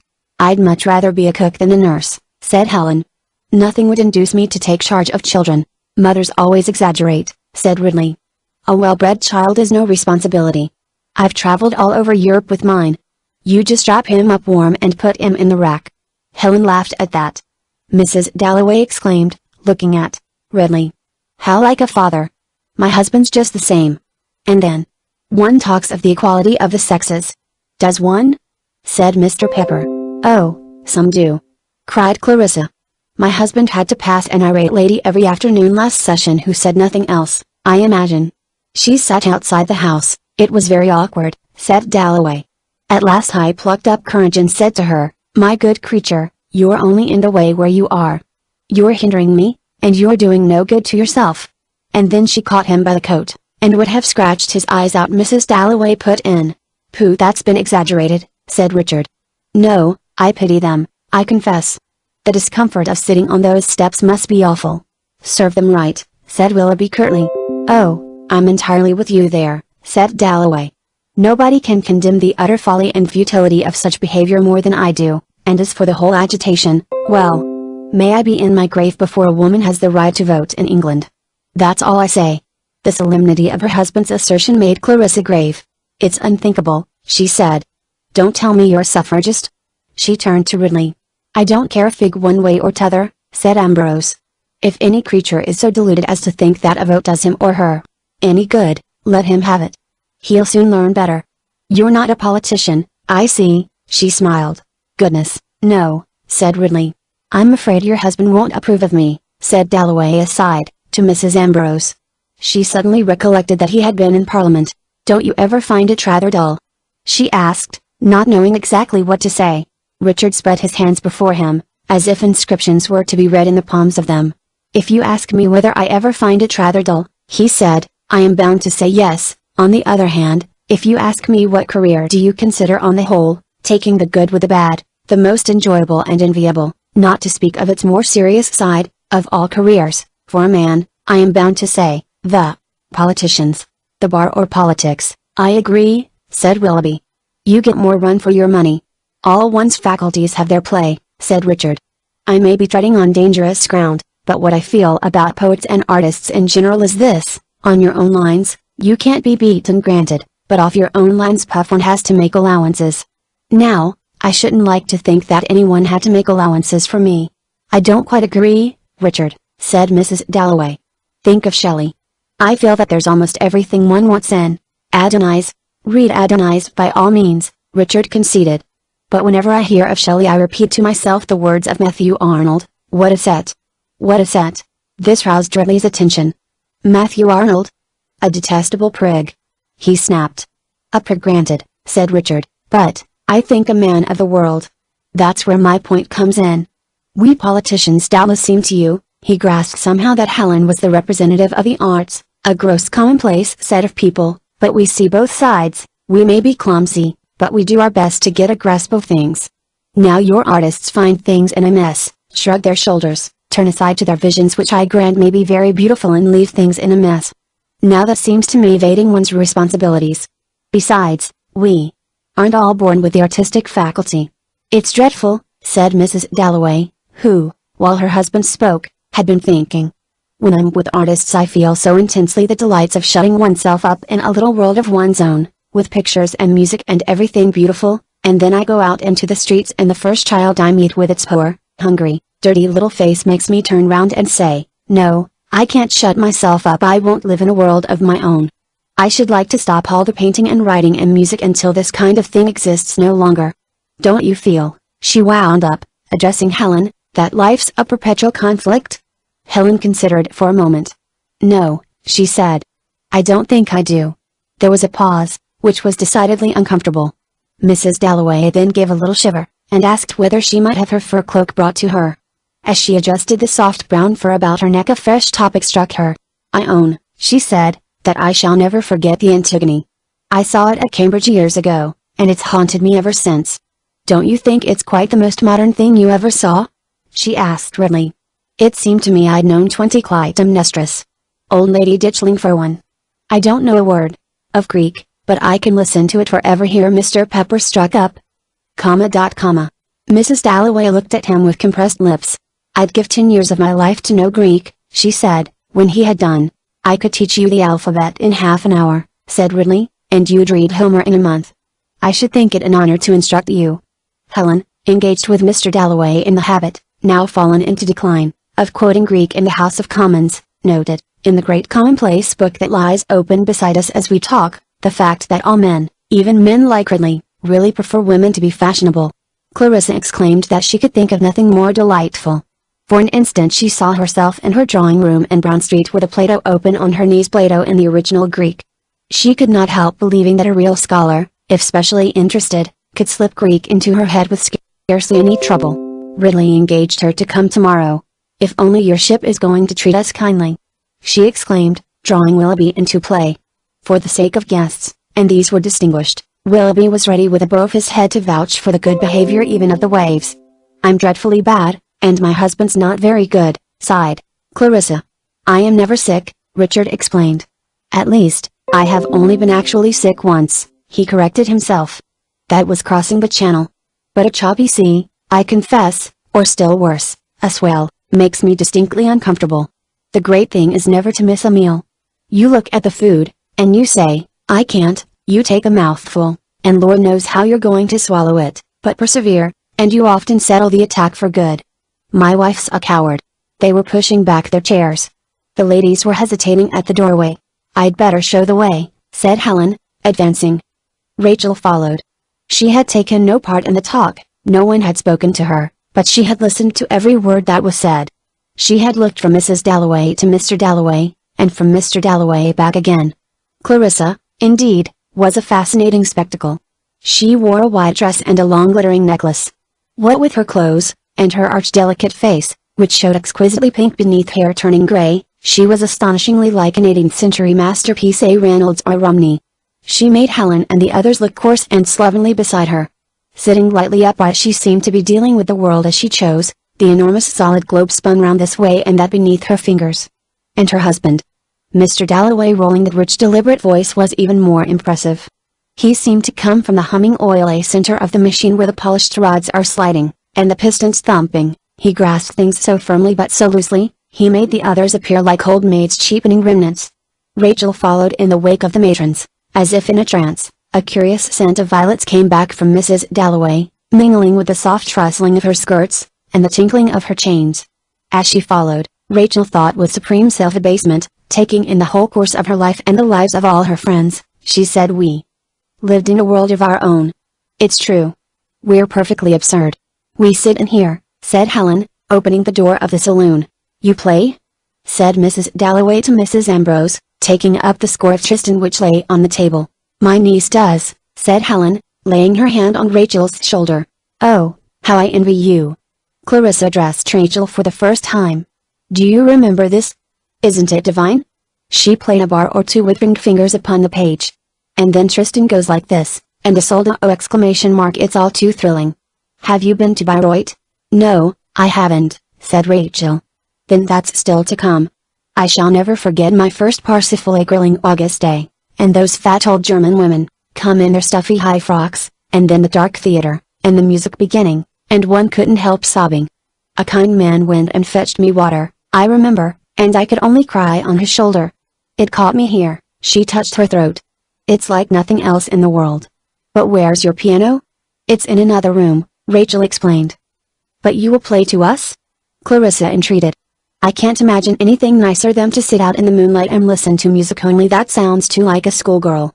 You know, she said, turning to Helen, I don't think music's altogether good for people. I'm afraid not. Too great a strain? Asked Helen. Too emotional, somehow, said Clarissa. One notices it at once when a boy or a girl takes up music as a profession. Sir William Broadley told me just the same thing. Don't you hate the kind of attitudes people go into over Wagner like this? She cast her eyes to the ceiling, clasped her hands, and assumed a look of intensity. It really doesn't mean that they appreciate him. In fact, I always think it's the other way round. The people who really care about an art are always the least affected. Do you know Henry Phillips, the painter? She asked. I have seen him, said Helen. To look at, one might think he was a successful stockbroker, and not one of the greatest painters of the age. That's what I like. There are a great many successful stockbrokers, if you like looking at them, said Helen. Rachel wished vehemently that her aunt would not be so perverse. When you see a musician with long hair, don't you know instinctively that he's bad? Clarissa asked, turning to Rachel. Watts and Joachim, they looked just like you and me. And how much nicer they'd have looked with curls, said Helen. The question is, are you going to aim at beauty or are you not? Cleanliness, said Clarissa. I do want a man to look clean. By cleanliness you really mean well-cut clothes, said Helen. There's something one knows a gentleman by, said Clarissa, but one can't say what it is. Take my husband now, does he look like a gentleman? The question seemed to Clarissa in extraordinarily bad taste. One of the things that can't be said, she would have put it. She could find no answer, but a laugh. Well, anyhow, she said, turning to Rachel, I shall insist upon your playing to me tomorrow. There was that in her manner that made Rachel love her. Mrs. Dalloway hid a tiny yawn, a mere dilation of the nostrils. Do you know, she said, I'm extraordinarily sleepy. It's the sea air. I think I shall escape. A man's voice, which she took to be that of Mr. Pepper, strident in discussion, and advancing upon the saloon, gave her the alarm. Good night, she said. Oh, I know my way, do pray for calm. Good night. Her yawn must have been the image of a yawn. Instead of letting her mouth droop, dropping all her clothes in a bunch as though they depended on one string, and stretching her limbs to the utmost end of her berth, she merely changed her dress for a dressing gown, with innumerable frills, and wrapping her feet in a rug, sat down with a writing pad on her knee. Already this cramped little cabin was the dressing room of a lady of quality. There were bottles containing liquids, There were trays, boxes, brushes, pens. Evidently not an inch of her person lacked its proper instrument. The scent which had intoxicated Rachel pervaded the air. Thus established, Mrs. Dalloway began to write. A pen in her hands became a thing one caressed paper with, and she might have been stroking and tickling a kitten as she wrote. Picture us, my dear, afloat in the very oddest ship you can imagine. It's not the ship, so much as the people. One does come across queer sorts as one travels. I must say I find it hugely amusing. There's the manager of the line called Vinrace, a nice big Englishman, doesn't say much, you know the sort. As for the rest, they might have come trailing out of an old number of Punch. They're like people playing croquet in the 60s. How long they've all been shut up in this ship I don't know, years and years I should say, but one feels as though one had boarded a little separate world, and they'd never been on shore, or done ordinary things in their lives. It's what I've always said about literary people, they are far the hardest of any to get on with. The worst of it is, these people, a man and his wife and a niece, might have been, one feels, just like everybody else, if they hadn't got swallowed up by Oxford or Cambridge or some such place, and been made cranks of. The man's really delightful, if he'd cut his nails, and the woman has quite a fine face, only she dresses, of course, in a potato sack, and wears her hair like a Liberty Shop girl's. They talk about art, and think us such poops for dressing in the evening. However, I can't help that. I'd rather die than come into dinner without changing, wouldn't you? It matters ever so much more than the soup. It's odd how things like that do matter so much more than what's generally supposed to matter. I'd rather have my head cut off than wear flannel next the skin. Then there's a nice shy girl, poor thing, I wish one could rake her out before it's too late. She has quite nice eyes and hair, only, of course, she'll get funny too. We ought to start a society for broadening the minds of the young, much more useful than missionaries, Hester. Oh, I'd forgotten there's a dreadful little thing called Pepper.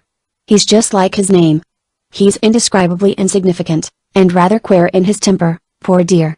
It's like sitting down to dinner with an ill-conditioned fox terrier, only one can't comb him out, and sprinkle him with powder, as one would one's dog. It's a pity, sometimes, one can't treat people like dogs. The great comfort is that we're away from newspapers, so that Richard will have a real holiday this time. Spain wasn't a holiday. You coward, said Richard, almost filling the room with his sturdy figure. I did my duty at dinner, cried Clarissa. You've let yourself in for the Greek alphabet, anyhow. Oh, my dear. Who is Ambrose? I gather that he was a Cambridge don, lives in London now, and edits classics. Did you ever see such a set of cranks? The woman asked me if I thought her husband looked like a gentleman. It was hard to keep the ball rolling at dinner, certainly, said Richard. Why is it that the women, in that class, are so much queerer than the men? They're not half bad looking, really, only they are so odd. They both laughed, thinking of the same things, so that there was no need to compare their impressions. I see I shall have quite a lot to say to Vinrace, said Richard. He knows Sutton and all that set. He can tell me a good deal about the conditions of shipbuilding in the north. Oh, I'm glad. The men always are so much better than the women. One always has something to say to a man, certainly, said Richard. But I've no doubt you'll chatter away fast enough about the babies, Clarice. Has she got children? She doesn't look like it somehow, too. A boy and girl. A pang of envy shot through Mrs. Dalloway's heart. We must have a son, Dick, she said. Good Lord, what opportunities there are now for young men, said Dalloway, for his talk had set him thinking. I don't suppose it's been so good an opening since the days of Pitt. And it's yours, said Clarissa. To be a leader of men, Richard soliloquized. It's a fine career. My God, what a career. The chest slowly curved beneath his waistcoat. Do you know, Dick, I can't help thinking of England, said his wife meditatively, leaning her head against his chest. Being on this ship seems to make it so much more vivid what it really means to be English. One thinks of all we've done, and our navies, and the people in India and Africa, and how we've gone on century after century, sending out boys from little country villages, and of men like you, Dick, and it makes one feel as if one couldn't bear not to be English. Think of the light burning over the house, Dick. When I stood on deck just now I seemed to see it. It's what one means by London. It's the continuity, said Richard sententiously. A vision of English history, king following king, prime minister, and law had come over him while his wife spoke. He ran his mind along the line of conservative policy, which went steadily from Lord Salisbury to Alfred, and gradually enclosed, as though it were a lasso that opened and caught things, enormous chunks of the habitable globe. It's taken a long time, But we've pretty nearly done it, he said. It remains to consolidate. And these people don't see it. Clarissa exclaimed. It takes all sorts to make a world, said her husband. There would never be a government if there weren't an opposition. Dick, you're better than I am, said Clarissa. You see round, where I only see there. She pressed a point on the back of his hand. That's my business, as I tried to explain at dinner. What I like about you, Dick, she continued, is that you are always the same, and I'm a creature of moods. You're a pretty creature, anyhow, he said, gazing at her with deeper eyes. You think so, do you? Then kiss me. He kissed her passionately, so that her half-written letter slid to the ground. Picking it up, he read it without asking leave. Where's your pen? He said, and added in his little masculine hand. Our dear Oakwater, Clarice has omitted to tell you that she looked exceedingly pretty at dinner, and made a conquest by which she has bound herself to learn the Greek alphabet. I will take this occasion of adding that we are both enjoying ourselves in these outlandish parts, and only wish for the presence of our friends, yourself and John, to wit, to make the trip perfectly enjoyable as it promises to be instructive. Voices were heard at the end of the corridor. Mrs. Ambrose was speaking low. William Pepper was remarking in his definite and rather acid voice, that is the type of lady with whom I find myself distinctly out of sympathy. But neither Richard nor Clarissa profited by the verdict, for directly it seemed likely that they would overhear. Richard crackled a sheet of paper. I often wonder, Clarissa mused in bed, over the little white volume of Pascal which went with her everywhere, whether it is really good for a woman to live with a man who is morally her superior, as Richard is mine. It makes one so dependent. I suppose I feel for him what my mother and women of her generation felt for Christ. It just shows that one can't do without something. She then fell into a sleep, which was as usual extremely sound and refreshing, but visited by fantastic dreams of grey Greek letters stalking round the room, when she woke up and laughed to herself, remembering where she was and that the Greek letters were real people, lying asleep not many yards away. Then, thinking of the Black Sea outside tossing beneath the moon, she shuddered, and thought of her husband and the others as companions on the voyage.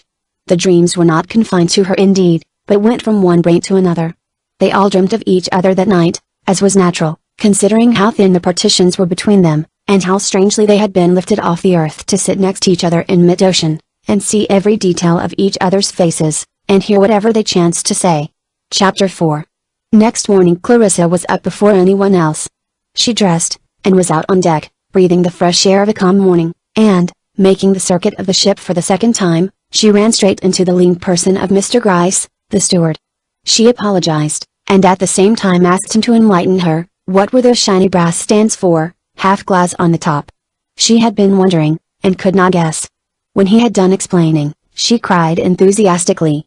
I do think that to be a sailor must be the finest thing in the world. And what do you know about it? Said Mr. Gryce, kindling in a strange manner. Pardon me. What does any man or woman brought up in England know about the sea? They profess to know, but they don't. The bitterness with which he spoke was ominous of what was to come. He led her off to his own quarters, and, sitting on the edge of a brass-bound table, looking uncommonly like a seagull, with her white tapering body and thin alert face, Mrs. Dalloway had to listen to the tirade of a fanatical man. Did she realize, to begin with, what a very small part of the world the land was? How peaceful, how beautiful, how benignant in comparison the sea. The deep waters could sustain Europe unaided if every earthly animal died of the plague tomorrow. Mr. Gryce recalled dreadful sights which he had seen in the richest city of the world, men and women standing in line hour after hour to receive a mug of greasy soup. And I thought of the good flesh down here waiting and asking to be caught. I'm not exactly a Protestant, and I'm not a Catholic, but I could almost pray for the days of popery to come again because of the fasts. As he talked he kept opening drawers and moving little glass jars. Here were the treasures which the great ocean had bestowed upon him: pale fish in greenish liquids, blobs of jelly with streaming tresses, fish with lights in their heads. They live so deep. They have swum about among bones. Clarissa sighed. You're thinking of Shakespeare, said Mr. Gryce, and taking down a copy from a shelf well lined with books, recited in an emphatic nasal voice. Full fathom 5 thy father lies. A grand fellow, Shakespeare, he said, replacing the volume. Clarissa was so glad to hear him say so. Which is your favorite play? I wonder if it's the same as mine? Henry V, said Mr. Gryce. Joy! Cried Clarissa. It is. Hamlet was what you might call too introspective for Mr. Gryce, the sonnets too passionate. Henry V was to him the model of an English gentleman. But his favorite reading was Huxley, Herbert Spencer, and Henry George, while Emerson and Thomas Hardy he read for relaxation. He was giving Mrs. Dalloway his views upon the present state of England when the breakfast bell rang so imperiously that she had to tear herself away, promising to come back and be shown his seaweeds. The party, which had seemed so odd to her the night before, was already gathered round the table, still under the influence of sleep, and therefore uncommunicative, but her entrance sent a little flutter like a breath of air through them all. "I've had the most interesting talk of my life," she exclaimed, taking her seat beside Willoughby. "Do you realize that one of your men is a philosopher and a poet? A very interesting fellow, that's what I always say," said Willoughby, distinguishing Mr. Gryce. "Though Rachel finds him a bore. He's a bore when he talks about currants," said Rachel. Her eyes were full of sleep, but Mrs. Dalloway still seemed to her wonderful. "I've never met a bore yet," said Clarissa. "And I should say the world was full of them," exclaimed Helen. But her beauty, which was radiant in the morning light, took the contrariness from her words. "I agree that it's the worst one can possibly say of anyone," said Clarissa. "How much rather one would be a murderer than a bore," she added, with her usual air of saying something profound. "One can fancy liking a murderer. It's the same with dogs. Some dogs are awful bores, poor dears." It happened that Richard was sitting next to Rachel. She was curiously conscious of his presence and appearance, his well-cut clothes, his crackling shirt front, his cuffs with blue rings round them, and the square-tipped, very clean fingers with a red stone on the little finger of the left hand. "We had a dog who was a bore and knew it," he said, addressing her in cool, easy tones. "He was a Skye Terrier, one of those long chaps, with little feet poking out from their hair like caterpillars, no, like sofas I should say. Well, we had another dog at the same time, a black brisk animal, a Cypherk, I think, you call them. You can't imagine a greater contrast. The Skye so slow and deliberate, looking up at you like some old gentleman in the club, as much as to say, you don't really mean it, do you? And the Cypherk as quick as a knife. I like the Skye best, I must confess. There was something pathetic about him. The story seemed to have no climax. What happened to him?" Rachel asked. "That's a very sad story," said Richard, lowering his voice and peeling an apple. "He followed my wife in the car one day, and got run over by a brute of a cyclist." "Was he killed?" asked Rachel, but Clarissa at her end of the table had overheard. "Don't talk of it," she cried. "It's a thing I can't bear to think of to this day." Surely the tears stood in her eyes. "That's the painful thing about pets," said Mr. Dalloway, "they die. The first sorrow I can remember was for the death of a dormouse. I regret to say that I sat upon it. Still, that didn't make one any the less sorry. Here lies the duck that Samuel Johnson sat on, eh? I was big for my age.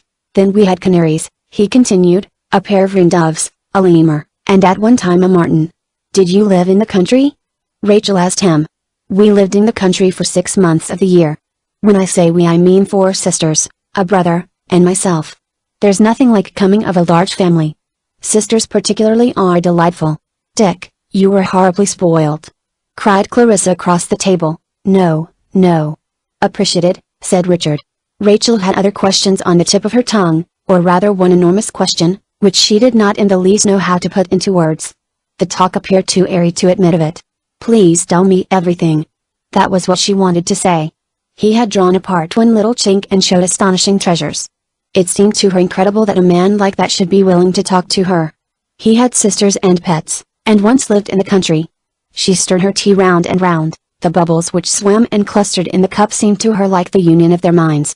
The talk meanwhile raced past her, and when Richard suddenly stated in a jocular tone of voice, "I'm sure Miss Vinrace, now, has secret leanings towards Catholicism," she had no idea what to answer, and Helen could not help laughing at the start she gave.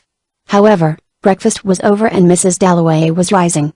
"I always think religion's like collecting beetles," she said, summing up the discussion as she went up the stairs with Helen. "One person has a passion for black beetles, another hasn't, it's no good arguing about it. What's your black beetle now?" "I suppose it's my children," said Helen. "Oh, that's different," Clarissa breathed. "Do tell me. You have a boy, haven't you? Isn't it detestable, leaving them?" It was as though a blue shadow had fallen across a pool. Their eyes became deeper, and their voices more cordial. Instead of joining them as they began to pace the deck, Rachel was indignant with the prosperous matrons, who made her feel outside their world and motherless, and turning back, she left them abruptly. She slammed the door of her room, and pulled out her music. It was all old music, Bach and Beethoven, Mozart and Purcell. The pages yellow, the engraving rough to the finger. In 3 minutes she was deep in a very difficult, very classical fugue in A, and over her face came a queer remote impersonal expression of complete absorption and anxious satisfaction. Now she stumbled, now she faltered and had to play the same bar twice over, but an invisible line seemed to string the notes together, from which rose a shape, a building. She was so far absorbed in this work, for it was really difficult to find how all these sounds should stand together, and drew upon the whole of her faculties, that she never heard a knock at the door. It was burst impulsively open, and Mrs. Dalloway stood in the room leaving the door open, so that a strip of the white deck and of the blue sea appeared through the opening. The shape of the Bach fugue crashed to the ground. "Don't let me interrupt," Clarissa implored. "I heard you playing, and I couldn't resist. I adore Bach." Rachel flushed and fumbled her fingers in her lap. She stood up awkwardly. "It's too difficult," she said. "But you were playing quite splendidly. I ought to have stayed outside." "No," said Rachel. She slid Cooper's Letters and Wuthering Heights out of the armchair, so that Clarissa was invited to sit there. "What a dear little room," she said, looking round. "Oh, Cooper's Letters. I've never read them. Are they nice?" "Rather dull," said Rachel. "He wrote awfully well, didn't he?" said Clarissa, "if one likes that kind of thing." Finished his sentences and all that. "Wuthering Heights. Ah, that's more in my line. I really couldn't exist without the Browns." "Don't you love them?" "Still, on the whole, I'd rather live without them than without Jane Austen." Lightly and at random though she spoke, her manner conveyed an extraordinary degree of sympathy and desire to befriend. "Jane Austen? I don't like Jane Austen," said Rachel. "You monster!" Clarissa exclaimed. "I can only just forgive you." "Tell me why?" "She's so well, so like a tight plate," Rachel floundered. I see what you mean. But I don't agree. And you won't when you're older. At your age I only liked Shelley. I can remember sobbing over him in the garden. He has outsawed the shadow of our night, envy and calumny and hate and pain, you remember? Can touch him not and torture not again from the contagion of the world's slow stain. How divine! And yet what nonsense. She looked lightly round the room. I always think it's living, not dying, that counts. I really respect some snuffy old stockbroker who's gone on adding up column after column all his days, and trotting back to his villa at Brixton with some old pug dog he worships, and a dreary little wife sitting at the end of the table, and going off to Margate for a fortnight. I assure you I know heaps like that. Well, they seem to me really nobler than poets whom everyone worships, just because they're geniuses and die young. But I don't expect you to agree with me." She pressed Rachel's shoulder. She went on quoting Unrest, which men miscall delight. "When you're my age you'll see that the world is crammed with delightful things. I think young people make such a mistake about that, not letting themselves be happy. I sometimes think that happiness is the only thing that counts. I don't know you well enough to say, but I should guess you might be a little inclined to when one's young and attractive. I'm going to say it! Everything's at one's feet." She glanced round as much as to say, "Not only a few stuffy books and Bach. I long to ask questions," she continued. "You interest me so much. If I'm impertinent, you must just box my ears." "And I want to ask questions," said Rachel with such earnestness that Mrs. Dalloway had to check her smile. "Do you mind if we walk?" she said. "The air's so delicious." She snuffed it like a racehorse as they shut the door and stood on deck. "Isn't it good to be alive?" she exclaimed, and drew Rachel's arm within hers. "Look, look! How exquisite!" The shores of Portugal were beginning to lose their substance, but the land was still the land, though at a great distance. They could distinguish the little towns that were sprinkled in the folds of the hills, and the smoke rising faintly. The towns appeared to be very small in comparison with the great purple mountains behind them. "Honestly, though," said Clarissa, having looked, "I don't like views. They're too inhuman." They walked on. "How odd it is," she continued impulsively. "This time yesterday we'd never met. I was packing in a stuffy little room in the hotel. We know absolutely nothing about each other, and yet I feel as if I did know you. You have children, your husband was in Parliament, you've never been to school, and you live with my aunts at Richmond. Richmond? You see, my aunts like the park. They like the quiet.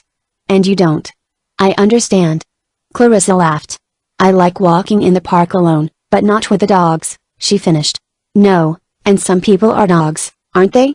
said Clarissa, as if she had guessed a secret. "But not everyone. No, not everyone. Not everyone," said Rachel, and stopped. "I can quite imagine you walking alone," said Clarissa, "and thinking in a little world of your own. But how you will enjoy it someday. I shall enjoy walking with a man, is that what you mean? Said Rachel, regarding Mrs. Dalloway with her large inquiring eyes. I wasn't thinking of a man particularly, said Clarissa. But you will. No. I shall never marry, Rachel determined. I shouldn't be so sure of that, said Clarissa. Her sidelong glance told Rachel that she found her attractive, although she was inexplicably amused. Why do people marry? Rachel asked. That's what you're going to find out, Clarissa laughed. Rachel followed her eyes and found that they rested for a second on the robust figure of Richard Dalloway, who was engaged in striking a match on the sole of his boot, while Willoughby expounded something, which seemed to be of great interest to them both. There's nothing like it, she concluded. Do tell me about the Ambroses. Or am I asking too many questions? I find you easy to talk to, said Rachel. The short sketch of the Ambroses was, however, somewhat perfunctory, and contained little but the fact that Mr. Ambrose was her uncle. Your mother's brother? When a name has dropped out of use, the lightest touch upon it tells. Mrs. Dalloway went on. Are you like your mother? No, she was different, said Rachel. She was overcome by an intense desire to tell Mrs. Dalloway things she had never told anyone, things she had not realized herself until this moment. I am lonely, she began. She did not know what she wanted, so that she could not finish the sentence, but her lip quivered. But it seemed that Mrs. Dalloway was able to understand without words. I know, she said, actually putting one arm round Rachel's shoulder. When I was your age I wanted to. No one understood until I met Richard. He gave me all I wanted. He's man and woman as well. Her eyes rested upon Mr. Dalloway, leaning upon the rail, still talking. Don't think I say that because I'm his wife. I see his faults more clearly than I see anyone else's. What one wants in the person one lives with is that they should keep one at one's best. I often wonder what I've done to be so happy, she exclaimed, and a tear slid down her cheek. She wiped it away, squeezed Rachel's hand, and exclaimed, how good life is. At that moment, standing out in the fresh breeze, with the sun upon the waves, and Mrs. Dalloway's hand upon her arm, it seemed indeed as if life which had been unnamed before was infinitely wonderful, and too good to be true. Here Helen passed them, and seeing Rachel arm in arm with a comparative stranger, looking excited, was amused, but at the same time slightly irritated. But they were immediately joined by Richard, who had enjoyed a very interesting talk with Willoughby and was in a sociable mood. Observe my Panama, he said, touching the brim of his hat. Are you aware, Miss Vinrace, how much can be done to induce fine weather by appropriate headdress? I have determined that it is a hot summer day. I warn you that nothing you can say will shake me. Therefore I am going to sit down. I advise you to follow my example. 3 chairs in a row invited them to be seated. Leaning back, Richard surveyed the waves. That's a very pretty blue, he said. But there's a little too much of it. Variety is essential to a view. Thus, if you have hills you ought to have a river, if a river, hills. The best view in the world in my opinion is that from Boar's Hill on a fine day. It must be a fine day, mark you a rug ? Oh, thank you, my dear. In that case you have also the advantage of associations the past. Do you want to talk, Dick, or shall I read aloud? Clarissa had fetched a book with the rugs. Persuasion, announced Richard, examining the volume. That's for Miss Vinrace, said Clarissa. She can't bear our beloved Jane. That, if I may say so, is because you have not read her, said Richard. She is incomparably the greatest female writer we possess. She is the greatest, he continued, and for this reason, she does not attempt to write like a man. Every other woman does. On that account, I don't read them. Produce your instances, Miss Vinrace, he went on, joining his fingertips. I'm ready to be converted. He waited, while Rachel vainly tried to vindicate her sex from the slight he put upon it. I'm afraid he's right, said Clarissa. He generally is the wretch. I brought Persuasion, she went on, because I thought it was a little less threadbare than the others, though, Dick, it's no good your pretending to know Jane by heart, considering that she always sends you to sleep. After the labors of legislation, I deserve sleep, said Richard.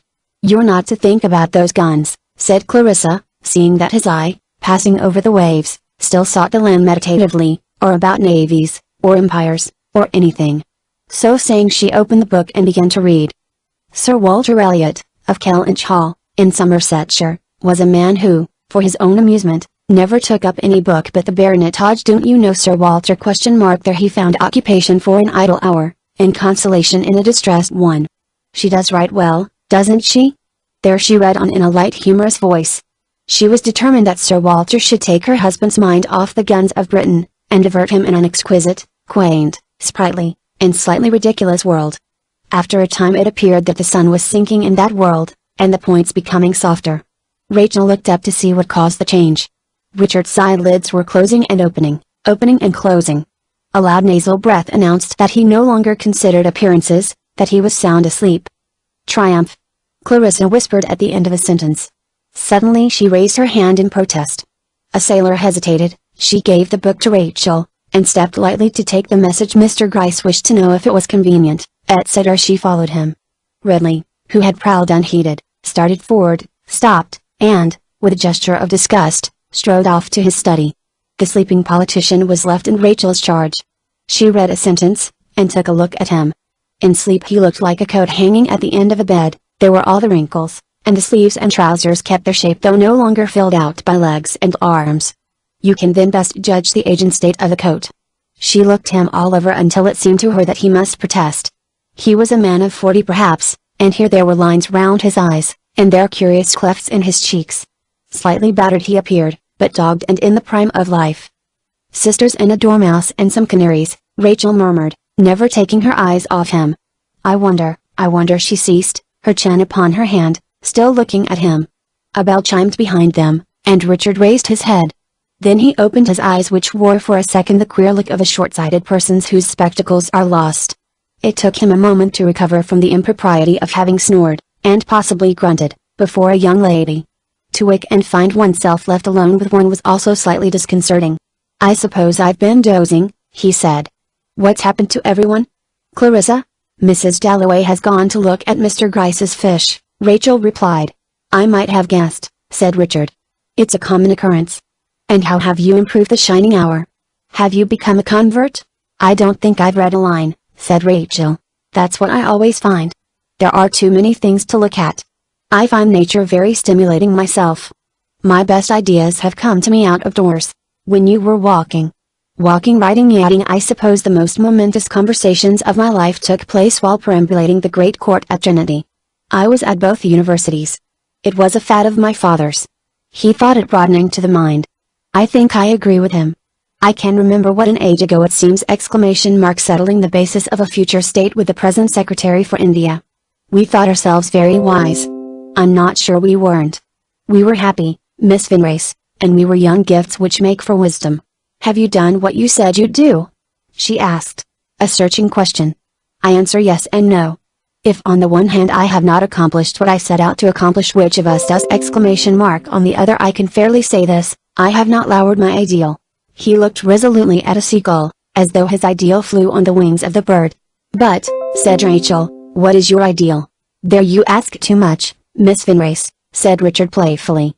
She could only say that she wanted to know, and Richard was sufficiently amused to answer. Well, how shall I reply? In one word, unity. Unity of aim, of dominion, of progress. The dispersion of the best ideas over the greatest area, the English. I grant that the English seem, on the whole, whiter than most men, their records cleaner. But, good Lord, don't run away with the idea that I don't see the drawbacks, horrors, unmentionable things done in our very midst. I'm under no illusions. Few people, I suppose, have fewer illusions than I have. Have you ever been in a factory, Miss Vinrace? No, I suppose not. I may say I hope not. As for Rachel, she had scarcely walked through a poor street, and always under the escort of father, maid, or aunts.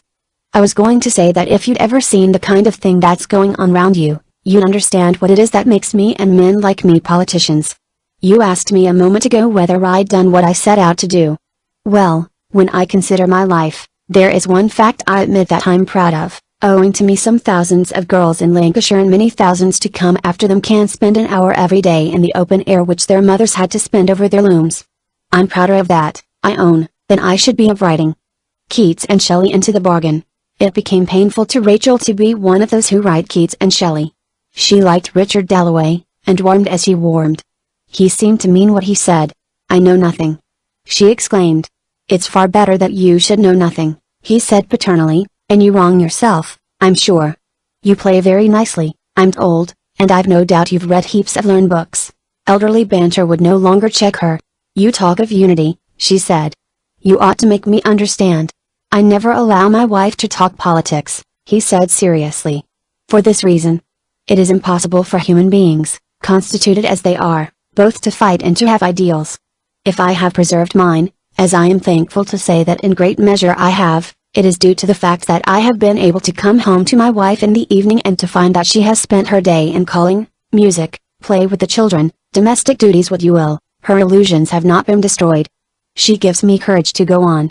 The strain of public life is very great, he added. This made him appear a battered martyr, parting every day with some of the finest gold, in the service of mankind. I can't think, Rachel exclaimed, how anyone does it. Explain, Miss Vinrace, said Richard. This is a matter I want to clear up.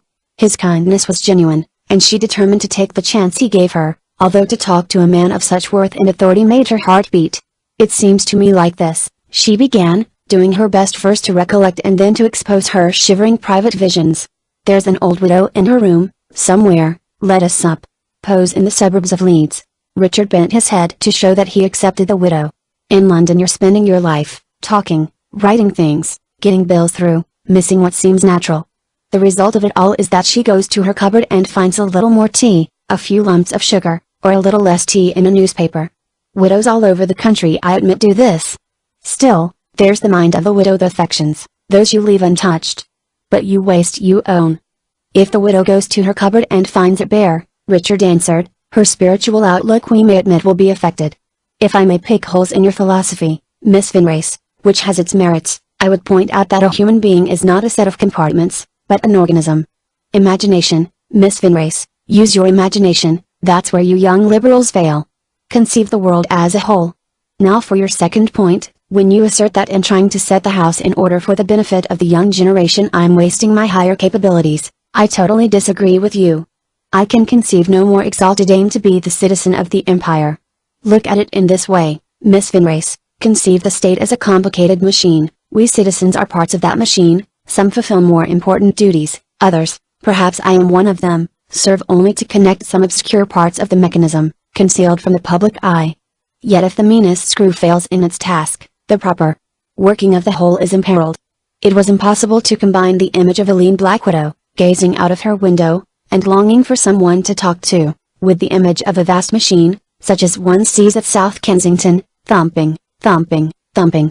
The attempt at communication had been a failure. We don't seem to understand each other, she said. Shall I say something that will make you very angry? He replied. It won't, said Rachel. Well, then, no woman has what I may call the political instinct. You have very great virtues, I am the first, I hope, to admit that, but I have never met a woman who even saw what is meant by statesmanship. I am going to make you still more angry. I hope that I never shall meet such a woman. Now, Miss Vinrace, are we enemies for life?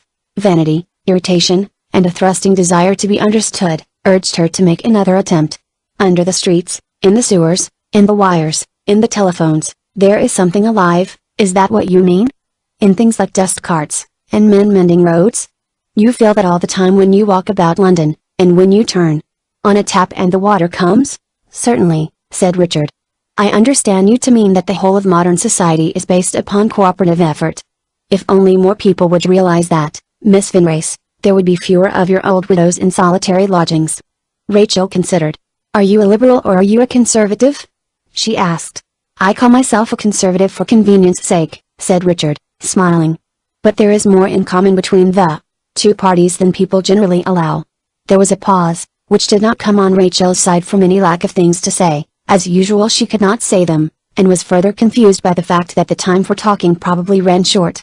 She was haunted by absurd jumbled ideas how, if one went back far enough, everything perhaps was intelligible, everything was in common, for the mammoths who pastured in the fields of Richmond High Street had turned into paving stones and boxes full of ribbon, and her aunts. Did you say you lived in the country when you were a child? She asked. Crude as her manners seemed to him, Richard was flattered. There could be no doubt that her interest was genuine. I did, he smiled. And what happened? She asked. Or do I ask too many questions? I'm flattered, I assure you. But let me see what happened.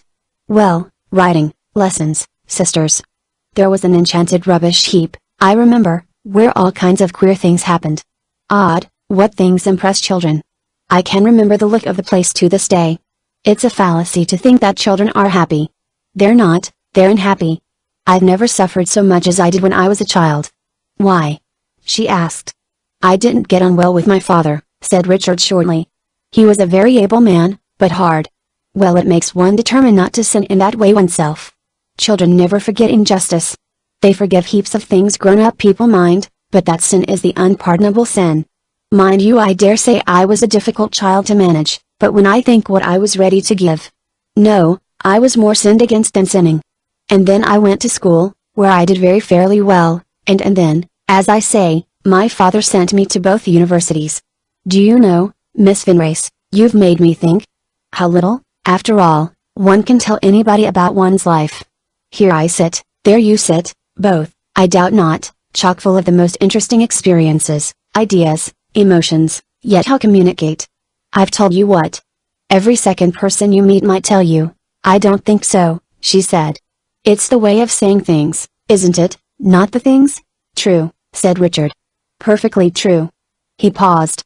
When I look back over my life, I'm 42. What are the great facts that stand out? What were the revelations, if I may call them so? The misery of the poor and, he hesitated and pitched over, love. Upon that word he lowered his voice. It was a word that seemed to unveil the skies for Rachel. It's an odd thing to say to a young lady, he continued. But have you any idea what I mean by that? No, of course not. I don't use the word in a conventional sense. I use it as young men use it. Girls are kept very ignorant, aren't they? Perhaps it's wise, perhaps you don't know. He spoke as if he had lost consciousness of what he was saying. No, I don't, she said, scarcely speaking above her breath. Warships, Dick. Over there. Look. Clarissa, released from Mr. Gryce, appreciative of all his seaweeds, skimmed towards them, gesticulating. She had sighted two sinister gray vessels, low in the water, and bald as bone, one closely following the other with a look of eyeless beasts seeking their prey. Consciousness returned to Richard instantly. By George! He exclaimed, and stood shielding his eyes. Ours, Dick? Said Clarissa. The Mediterranean fleet, he answered. The Euphrosyne was slowly dipping her flag. Richard raised his hat. Convulsively Clarissa squeezed Rachel's hand. Aren't you glad to be English? She said. The warships drew past, casting a curious effect of discipline and sadness upon the waters, and it was not until they were again invisible that people spoke to each other naturally. At lunch the talk was all of valor and death, and the magnificent qualities of British admirals. Clarissa quoted one poet, Willoughby quoted another. Life on board a man of war was splendid, so they agreed, and sailors, whenever one met them, were quite especially nice and simple. This being so, no one liked it when Helen remarked that it seemed to her as wrong to keep sailors as to keep a zoo, and that as for dying on a battlefield, surely it was time we ceased to praise courage or to write bad poetry about it, snarled Pepper. But Helen was really wondering why Rachel, sitting silent, looked so queer and flushed. Chapter 5. She was not able to follow up her observations, however, or to come to any conclusion, for by one of those accidents which are liable to happen at sea, the whole course of their lives was now put out of order. Even at tea the floor rose beneath their feet and pitched too low again, and at dinner the ship seemed to groan and strain as though a lash were descending. She who had been a broad-backed dray horse, upon whose hind quarters Perots might waltz, became a colt in a field. The plates slanted away from the knives, and Mrs. Dalloway's face blanched for a second as she helped herself and saw the potatoes roll this way and that. Willoughby, of course, extolled the virtues of his ship, and quoted what had been said of her by experts and distinguished passengers, for he loved his own possessions. Still, dinner was uneasy, and directly the ladies were alone Clarissa owned that she would be better off in bed, and went, smiling bravely. Next morning the storm was on them, and no politeness could ignore it. Mrs. Dalloway stayed in her room. Richard faced 3 meals, eating valiantly at each, but at the third, certain glazed asparagus swimming in oil finally conquered him. That beats me, he said, and withdrew. Now we are alone once more, remarked William Pepper, looking round the table, but no one was ready to engage him in talk, and the meal ended in silence. On the following day they met but as flying leaves meet in the air. Sick they were not, but the wind propelled them hastily into rooms, violently downstairs. They passed each other gasping on deck, they shouted across tables. They wore fur coats, and Helen was never seen without a bandana on her head. For comfort they retreated to their cabins, where with tightly wedged feet they let the ship bounce and tumble. Their sensations were the sensations of potatoes in a sack on a galloping horse. The world outside was merely a violent great tumult. For 2 days they had a perfect rest from their old emotions. Rachel had just enough consciousness to suppose herself a donkey on the summit of a moor in a hailstorm, with its coat blown into furrows. Then she became a wizened tree, perpetually driven back by the salt Atlantic gale. Helen, on the other hand, staggered to Mrs. Dalloway's door, knocked, could not be heard for the slamming of doors and the battering of wind, and entered. There were basins, of course. Mrs. Dalloway lay half-raised on a pillow, and did not open her eyes. Then she murmured, "Oh, Dick, is that you?" Helen shouted, for she was thrown against the washstand. "How are you?" Clarissa opened one eye. It gave her an incredibly dissipated appearance. "Awful," she gasped. Her lips were white inside. Planting her feet wide, Helen contrived to pour champagne into a tumbler with a toothbrush in it. "Champagne," she said. "There's a toothbrush in it," murmured Clarissa, and smiled. It might have been the contortion of one weeping. She drank. "Disgusting," she whispered, indicating the basins. Relics of humor still played over her face like moonshine. "Want more?" Helen shouted. Speech was again beyond Clarissa's reach. The wind laid the ship shivering on her side. Pale agonies crossed Mrs. Dalloway in waves. When the curtains flapped, gray lights puffed across her. Between the spasms of the storm, Helen made the curtain fast, shook the pillows, stretched the bedclothes, and smoothed the hot nostrils and forehead with cold scent. "You're good." Clarissa gasped. "Hard mess." She was trying to apologize for white underclothes fallen and scattered on the floor. For 1 second she opened a single eye, and saw that the room was tidy. "That's nice," she gasped. Helen left her. Far, far away she knew that she felt a kind of liking for Mrs. Dalloway. She could not help respecting her spirit and her desire, even in the throes of sickness, for a tidy bedroom. Her petticoats, however, rose above her knees. Quite suddenly the storm relaxed its grasp. It happened at tea. The expected paroxysm of the blast gave out just as it reached its climax and dwindled away, and the ship, instead of taking the usual plunge, went steadily.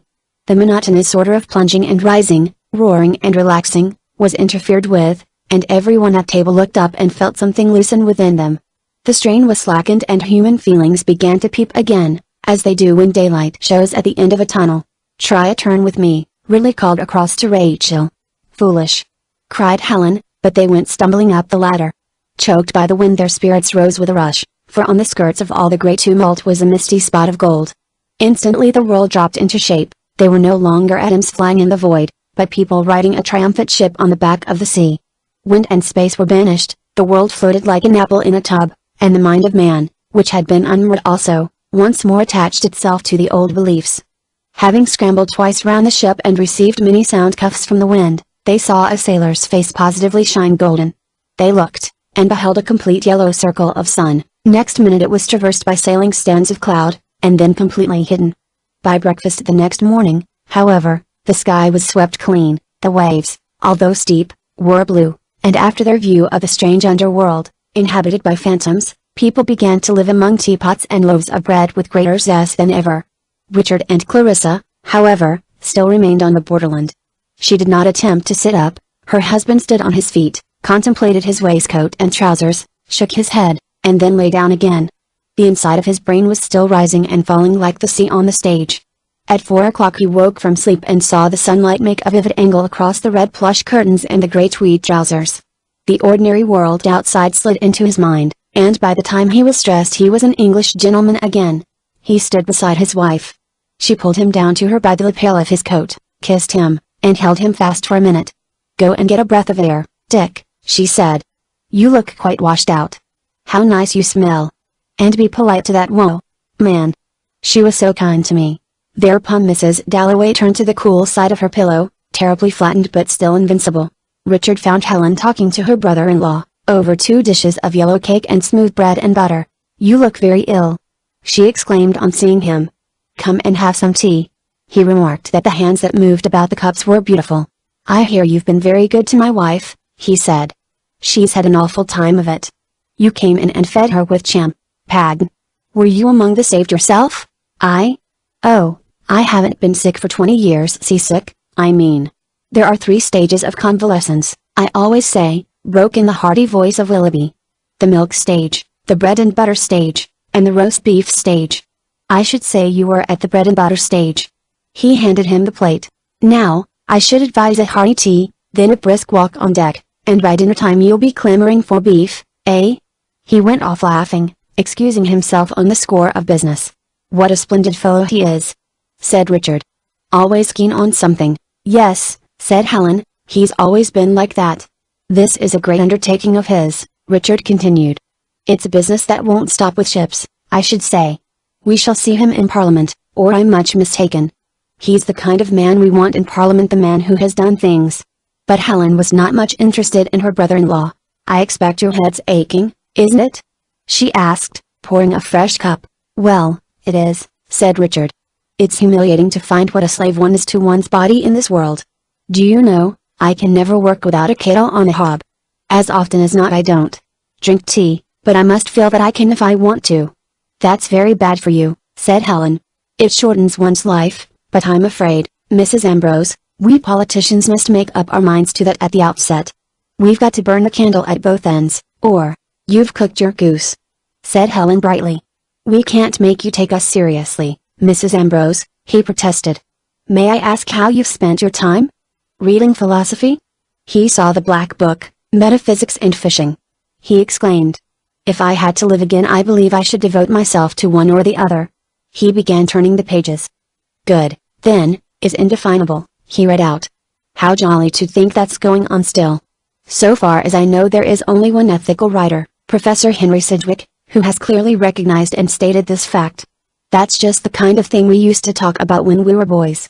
I can remember arguing until 5 in the morning with Duffy, now Secretary for India, pacing round and round those cloisters until we decided it was too late to go to bed, and we went for a ride instead. Whether we ever came to any conclusion, that's another matter. Still, it's the arguing that counts. It's things like that that stand out in life. Nothing's been quite so vivid since. It's the philosophers, it's the scholars," he continued, "they're the people who pass the torch, who keep the light burning by which we live. Being a politician doesn't necessarily blind one to that, Mrs. Ambrose. No. Why should it?" said Helen. "But can you remember if your wife takes sugar?" She lifted the tray and went off with it to Mrs. Dalloway. Richard twisted a muffler twice round his throat and struggled up on deck. His body, which had grown white and tender in a dark room, tingled all over in the fresh air. He felt himself a man undoubtedly in the prime of life. Pride glowed in his eye as he let the wine buffet him and stood firm.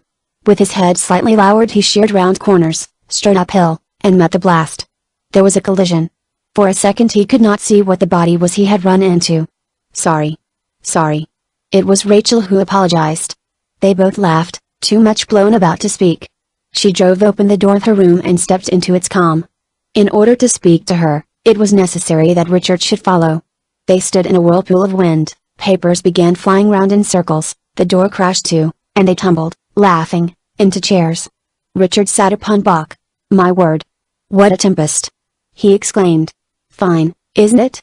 said Rachel. Certainly the struggle and wind had given her a decision she lacked. Red was in her cheeks, and her hair was down. "Oh, what fun!" he cried. "What am I sitting on? Is this your room? How jolly!" "There, sit there," she commanded. Cooper slid once more.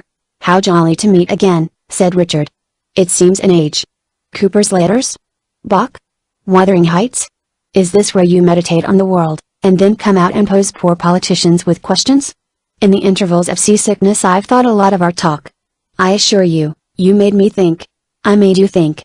But why? What solitary icebergs we are, Miss Finrace. How little we can communicate. There are lots of things I should like to tell you about, to hear your opinion of. Have you ever read Burke? Burke? She repeated. Who is Burke? No? Well, then I shall make a point of sending you a copy. The speech on the French Revolution and American Rebellion? Which shall it be, I wonder? He noted something in his pocketbook. And then you must write and tell me what you think of it. This reticence, this isolation, that's what's the matter with modern life. Now, tell me about yourself. What are your interests and occupations? I should imagine that you were a person with very strong interests. Of course you are. Good God. When I think of the age we live in, with its opportunities and possibilities, the mass of things to be done and enjoyed, why haven't we 10 lives instead of one? But about yourself? You see, I'm a woman, said Rachel. I know, said Richard, throwing his head back, and drawing his fingers across his eyes. How strange to be a woman. A young and beautiful woman, he continued sententiously, has the whole world at her feet. That's true, Miss Finrace. You have an inestimable power for good or for evil. What couldn't you do?" he broke off. "What?" asked Rachel. "You have beauty," he said. The ship lurched. Rachel fell slightly forward. Richard took her in his arms and kissed her. Holding her tight, he kissed her passionately, so that she felt the hardness of his body and the roughness of his cheek printed upon hers. She fell back in her chair, with tremendous beats of the heart, each of which sent black waves across her eyes. He clasped his forehead in his hands. "You tempt me," he said. The tone of his voice was terrifying. He seemed choked and frightened. They were both trembling. Rachel stood up and went. Her head was cold, her knees shaking, and the physical pain of the emotion was so great that she could only keep herself moving above the great leaps of her heart. She leant upon the rail of the ship, and gradually ceased to feel, for a chill of body and mind crept over her. Far out between the waves little black and white seabirds were riding. Rising and falling with smooth and graceful movements in the hollows of the waves, they seemed singularly detached and unconcerned. "You're peaceful," she said. She became peaceful too, at the same time possessed with a strange exaltation. Life seemed to hold infinite possibilities she had never guessed at. She leaned upon the rail and looked over the troubled gray waters, where the sunlight was fitfully scattered upon the crests of the waves, until she was cold and absolutely calm again. Nevertheless, something wonderful had happened. At dinner, however, she did not feel exalted, but merely uncomfortable, as if she and Richard had seen something together which is hidden in ordinary life, so that they did not like to look at each other. Richard slid his eyes over her uneasily once, and never looked at her again. Formal platitudes were manufactured with effort, but Willoughby was kindled.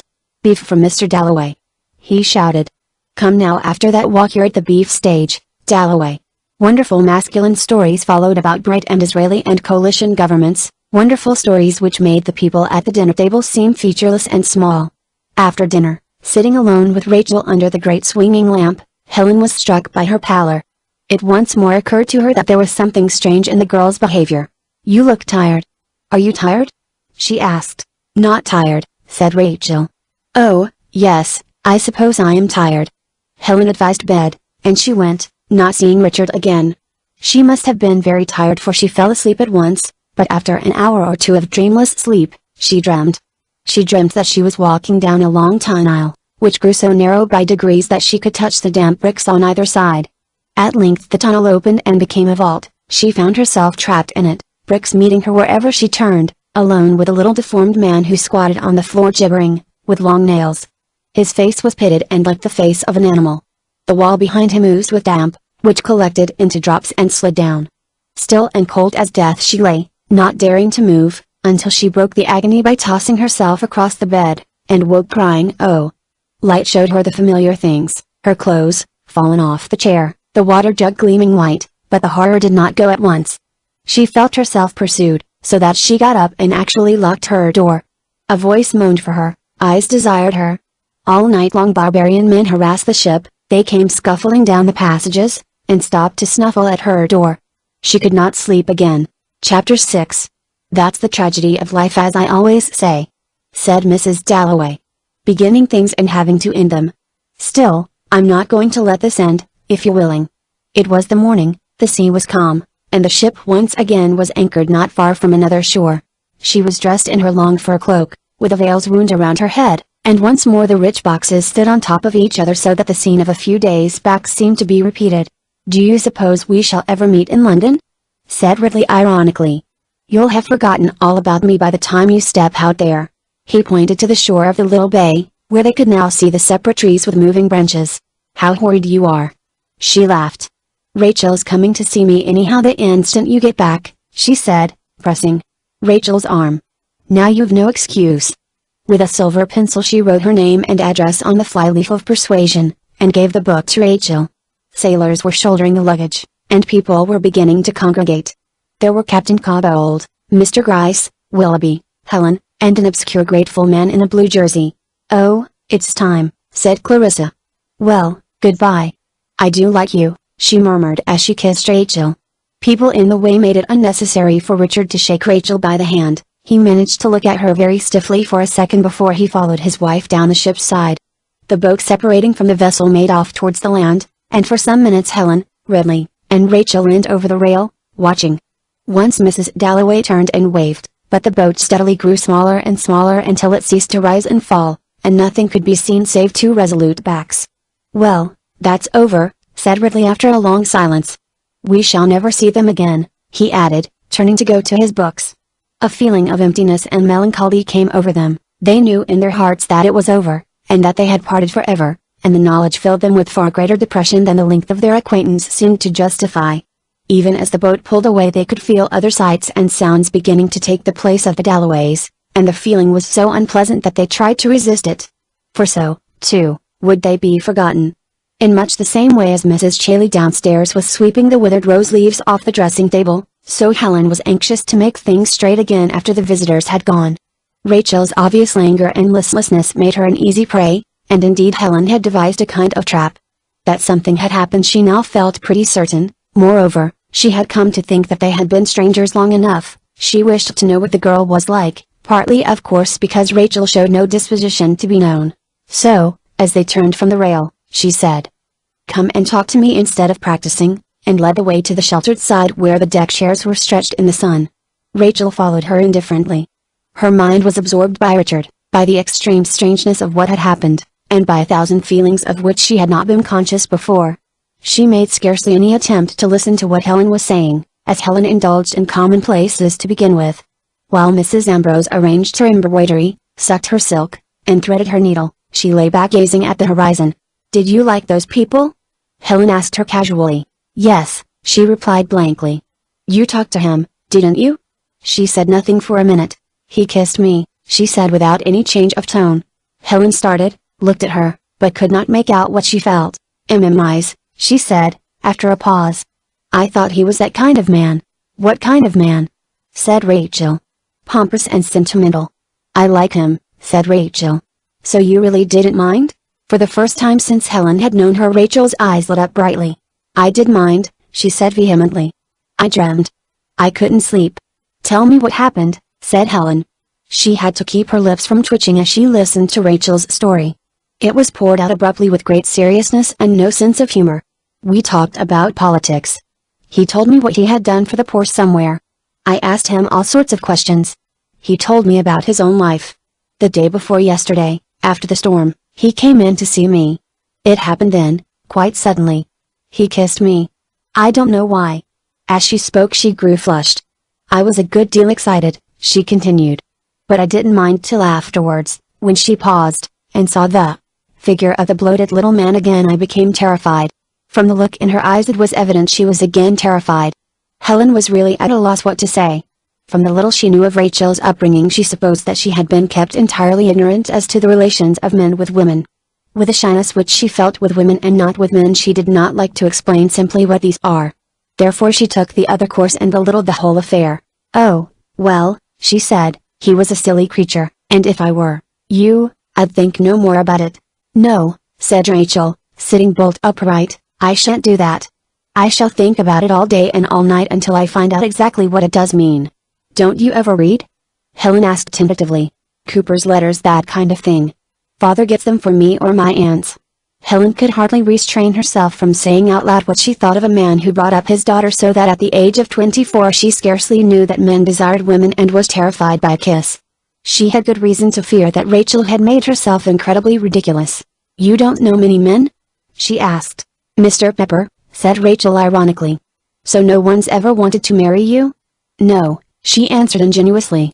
Helen reflected that as, from what she had said, Rachel certainly would think these things out, it might be as well to help her. "You oughtn't to be frightened," she said. "It's the most natural thing in the world. Men will want to kiss you, just as they'll want to marry you. The pity is to get things out of proportion. It's like noticing the noises people make when they eat, or men spitting, or, in short, any small thing that gets on one's nerves." Rachel seemed to be inattentive to these remarks. "Tell me," she said suddenly, "what are those women in Piccadilly?" "In Piccadilly? They are prostituted," said Helen. "It is terrifying, it is disgusting," Rachel asserted, as if she included Helen in the hatred. "It is," said Helen. "But I did like him," Rachel mused, as if speaking to herself. "I wanted to talk to him, I wanted to know what he'd done. The women in Lancashire." It seemed to her as she recalled their talk that there was something lovable about Richard, good in their attempted friendship, and strangely piteous in the way they had parted. The softening of her mood was apparent to Helen. "You see," she said, You must take things as they are, and if you want friendship with men you must run risks. Personally, she continued, breaking into a smile, I think it's worth it. I don't mind being kissed. I'm rather jealous, I believe, that Mr. Dalloway kissed you and didn't kiss me. Though, she added, he bored me considerably. But Rachel did not return the smile or dismiss the whole affair, as Helen meant her to. Her mind was working very quickly, inconsistently and painfully. Helen's words hewed down great blocks which had stood there always, and the light which came in was cold. After sitting for a time with fixed eyes, she burst out. So that's why I can't walk alone. By this new light she saw her life for the first time a creeping hedge-and thing, driven cautiously between high walls, here turned aside, there plunged in darkness, made dull and crippled forever her life. That was the only chance she had. 1,000 words and actions became plain to her. Because men are brutes. I hate men. She exclaimed. I thought you said you liked him? Said Helen. I liked him, and I liked being kissed, she answered, as if that only added more difficulties to her problem. Helen was surprised to see how genuine both shock and problem were, but she could think of no way of easing the difficulty except by going on talking.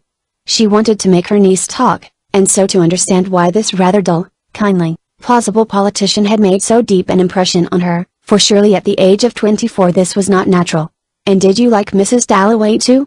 She asked. As she spoke she saw Rachel redden, for she remembered silly things she had said, and also, it occurred to her that she treated this exquisite woman rather badly, for Mrs. Dalloway had said that she loved her husband. She was quite nice, but a thimble-pated creature, Helen continued. I never heard such nonsense. Chitter chatter chitter chatter fish and the Greek alphabet. I never listened to a word anyone said, chock full of idiotic theories about the way to bring up children. I'd far rather talk to him any day. He was pompous, but he did at least understand what was said to him. The glamour insensibly faded a little both from Richard and Clarissa. They had not been so wonderful after all, then, in the eyes of a mature person. It's very difficult to know what people are like, Rachel remarked, and Helen saw with pleasure that she spoke more nat. Urally. I suppose I was taken in. There was little doubt about that according to Helen, but she restrained herself and said aloud. One has to make experiments. And they were nice, said Rachel. They were extraordinarily interesting. She tried to recall the image of the world as a live thing that Richard had given her, with drains like nerves, and bad houses like patches of diseased skin. She recalled his watchwords unity imagination, and saw again the bubbles meeting in her teacup as he spoke of sisters and canaries, boyhood and his father, her small world becoming wonderfully enlarged. But all people don't seem to you equally interesting, do they? Asked Mrs. Ambrose. Rachel explained that most people had hitherto been symbols, but that when they talked to one they ceased to be symbols, and became I can listen to them forever. She exclaimed. She then jumped up, disappeared downstairs for a minute, and came back with a fat red book. Who's Who, she said, laying it upon Helen's knee and turning the pages. It gives short lives of people, for instance, Sir Rowland Beale, born 1852, parents from Moffat, educated at Rugby, passed first into RE, married 1878, the daughter of T. Fishwick, served in the Bequinlan Expedition 1884-85, honorably mentioned. Clubs, United Service, Naval and Military. Recreations, an enthusiastic curler. Sitting on the deck at Helen's feet she went on turning the pages and reading biographies of bankers, writers, clergymen, sailors, surgeons, judges, professors, statesmen, editors, philanthropists, merchants, and actresses, what clubs they belonged to, where they all lived, what games they played, and how many acres they owned. She became absorbed in the book. Helen meanwhile stitched at her embroidery and thought over the things they had said. Her conclusion was that she would very much like to show her niece, if it were possible, how to live, or as she put it, how to be a reasonable person. She thought that there must be something wrong in this confusion between politics and kissing politicians, and that an elder person ought to be able to help. I quite agree, she said, that people are very interesting, only Rachel, putting her finger between the pages, looked up inquiringly. Only I think you ought to discriminate, she ended. It's a pity to be intimate with people who are well, rather second rate, like the Dalloways, and to find it out later. But how does one know? Rachel asked. I really can't tell you, replied Helen candidly, after a moment's thought. You'll have to find out for yourself.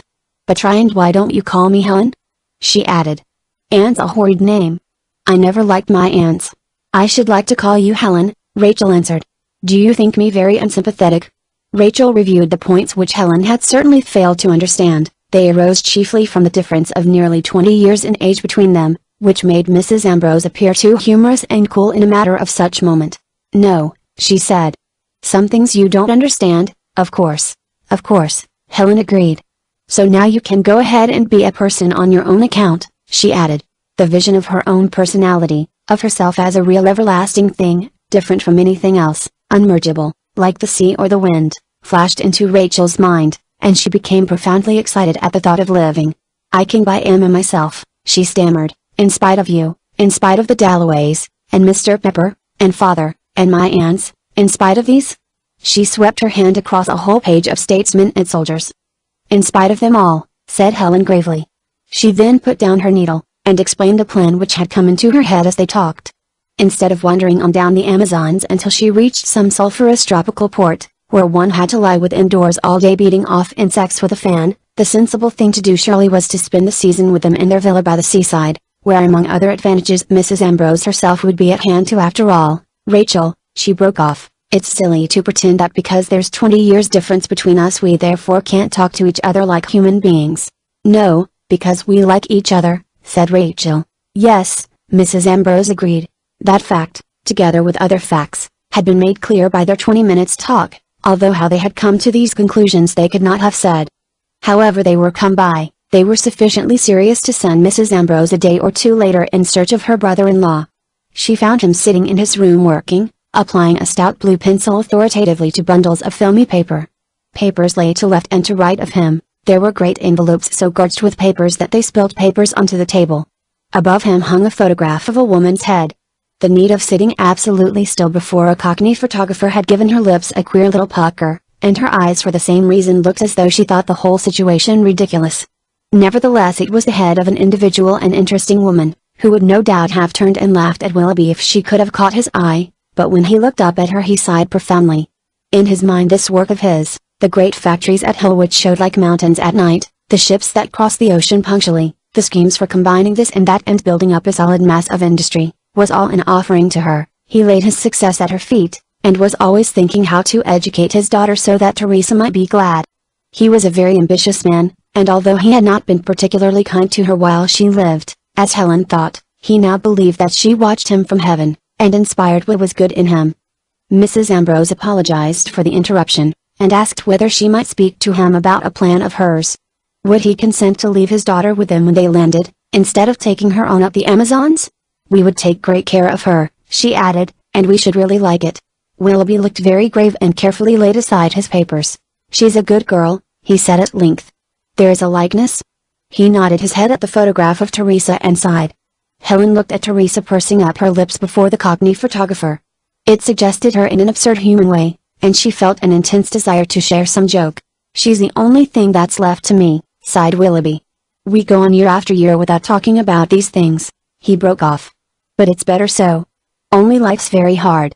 Helen was sorry for him, and patted him on the shoulder, but she felt uncomfortable when her brother-in-law expressed his feelings, and took refuge in praising Rachel, and explaining why she thought her plan might be a good one. "True," said Willoughby when she had done. "The social conditions are bound to be primitive. I should be out a good deal." I agreed because she wished it. "And of course I have complete confidence in you. You see, Helen," he continued, becoming confidential, "I want to bring her up as her mother would have wished. I don't hold with these modern views any more than you do, eh? She's a nice quiet girl, devoted to her music, a little less of that would do no harm. Still, it's kept her happy, and we lead a very quiet life at Richmond. I should like her to begin to see more people. I want to take her about with me when I get home. I've half a mind to rent a house in London, leaving my sisters at Richmond, and take her to see one or two people who'd be kind to her for my sake. I'm beginning to realize," he continued, stretching himself out, "that all this is tending to Parliament, Helen. It's the only way to get things done as one wants them done. I talked to Dalloway about it. In that case, of course, I should want Rachel to be able to take more part in things. A certain amount of entertaining would be necessary, dinners, an occasional evening party. One's constituents like to be fed, I believe. In all these ways Rachel could be of great help to me. So," he wound up, "I should be very glad, if we arrange this visit, which must be upon a business footing, mind, if you could see your way to helping my girl, bringing her out. She's a little shy now, and making a woman of her, the kind of woman her mother would have liked her to be, he ended, jerking his head at the photograph. Willoughby's selfishness, though consistent as Helen saw with real affection for his daughter, made her determined to have the girl to stay with her, even if she had to promise a complete course of instruction in the feminine graces. She could not help laughing at the notion of a tratulatory hostess and marveling as she left him at the astonishing ignorance of a father. Rachel, when consulted, showed less enthusiasm than Helen could have wished. One moment she was eager, the next doubtful. Visions of a great river, now blue, now yellow in the tropical sun and crossed by bright birds, now white in the moon, now deep in shade with moving trees and canoes sliding out from the tangled banks, beset her. Helen promised the river. Then she did not want to leave her father. That feeling seemed genuine too, but in the end Helen prevailed, although when she had won her case she was beset by doubts, and more than once regretted the impulse which had entangled her with the fortunes of another human being. Chapter 7. From a distance the Euphrosyne looked very small. Glasses were turned upon her from the decks of great liners, and she was pronounced a tramp, a cargo boat, or one of those wretched little passenger steamers where people rolled about among the cattle on deck. The insect-like figures of Dalloways, Ambroses, and Vinraces were also derided, both from the extreme smallness of their persons and the doubt which only strong glasses could dispel as to whether they were really live creatures or only lumps on the rigging. Mr. Pepper with all his learning had been mistaken for a cormorant, and then, as unjustly, transformed into a cow. At night, indeed, when the waltzes were swinging in the saloon, and gifted passengers reciting, the little ship shrunk to a few beads of light out among the dark waves, and one high in air upon the masthead seemed something mysterious and impressive to heated partners resting from the dance. She became a ship passing in the night, an emblem of the loneliness of human life, an occasion for queer confidences and sudden appeals for sympathy. On and on she went, by day and by night, following her path, until one morning broke and showed the land. Losing its shadow-like appearance it became first cleft and mountainous, next colored gray and purple, next scattered with white blocks which gradually separated themselves, and then, as the progress of the ship acted upon the view like a field glass of increasing power, became streets of houses. By 9 o'clock the Euphrosyne had taken up her position in the middle of a great bay. She dropped her anchor, immediately, as if she were a recumbent giant requiring examination. Small boats came swarming about her. She rang with cries, men jumped onto her, her deck was thumped by feet. The lonely little island was invaded from all quarters at once, and after 4 weeks of silence it was bewildering to hear human speech. Mrs. Ambrose alone heeded none of this stir. She was pale with suspense while the boat with mail bags was making towards them. Absorbed in her letters she did not notice that she had left the Euphrosyne, and felt no sadness when the ship lifted up her voice and bellowed thrice like a cow separated from its calf. "The children are well," she exclaimed. Mr. Pepper, who sat opposite with a great mound of bag and rug upon his knees, said, gratifying. Rachel, to whom the end of the voyage meant a complete change of perspective, was too much bewildered by the approach of the shore to realize what children were well or why it was gratifying. Helen went on reading. Moving very slowly, and rearing absurdly high over each wave, the little boat was now approaching a white crescent of sand. Behind this was a deep green valley, with distinct hills on either side. On the slope of the right-hand hill white houses with brown roofs were settled, like nesting seabirds, and at intervals cypresses striped the hill with black bars. Mountains whose sides were flushed with red, but whose crowns were bald, rose as a pinnacle, half concealing another pinnacle behind it. The hour being still early, the whole view was exquisitely light and airy, the blues and greens of sky and tree were intense but not sultry. As they drew nearer and could distinguish details, the effect of the earth with its minute objects and colors and different forms of life was overwhelming after 4 weeks of the sea, and kept them silent. 300 years odd, said Mr. Pepper meditatively at length. As nobody said, "What?" he merely extracted a bottle and swallowed a pill. The piece of information that died within him was to the effect that 300 years ago 5 Elizabethan barks had anchored where the Euphrosyne now floated.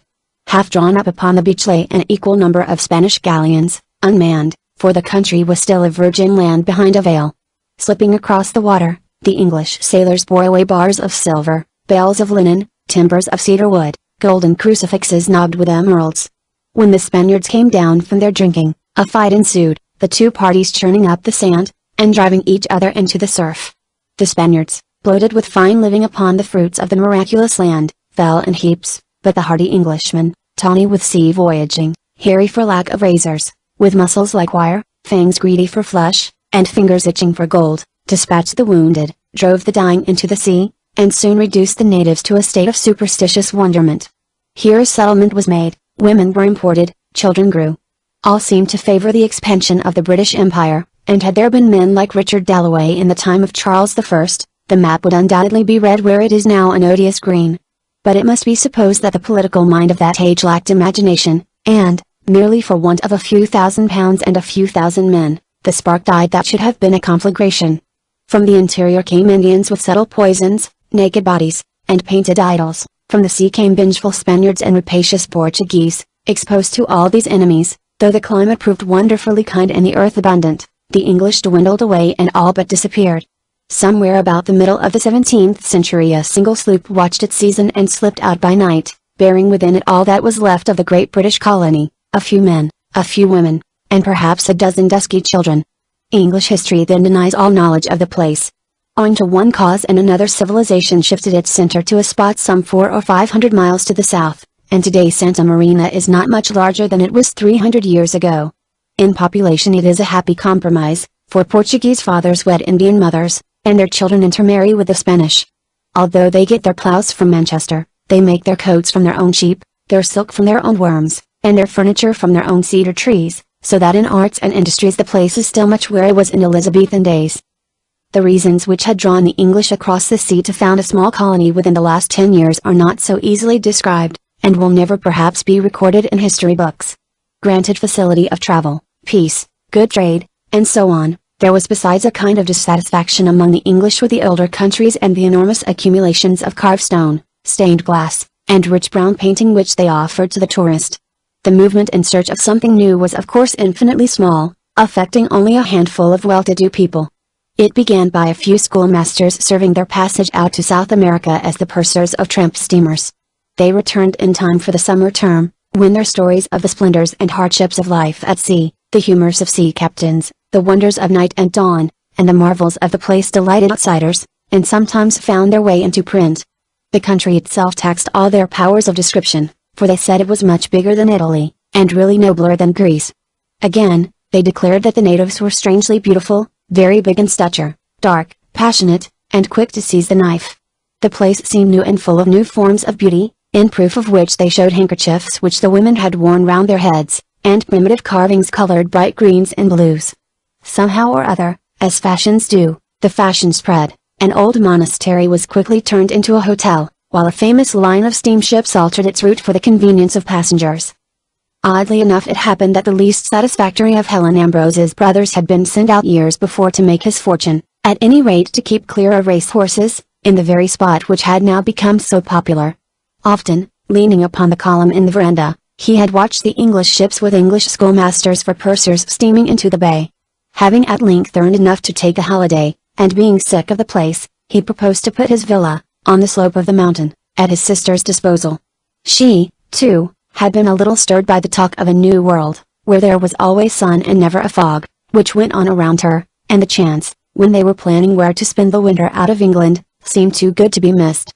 For these reasons she determined to accept Willoughby's offer of free passages on her ship, to place the children with their grandparents, and to do the thing thoroughly while she was about it. Taking seats in a carriage drawn by long-tailed horses with pheasants' feathers erect between their ears, the Ambroses, Mr. Pepper, and Rachel rattled out of the harbor. The day increased in heat as they drove up the hill.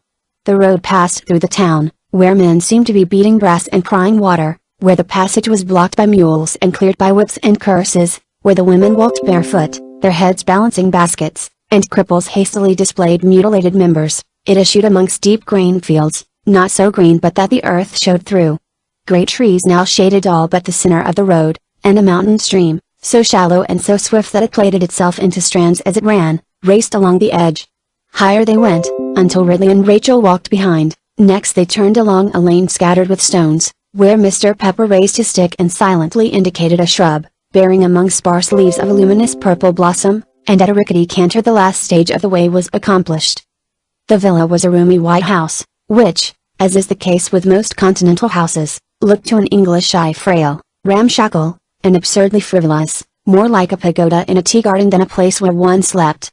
The garden called urgently for the services of gardener. Bushes waved their branches across the paths, and the blades of grass, with spaces of earth between them, could be counted.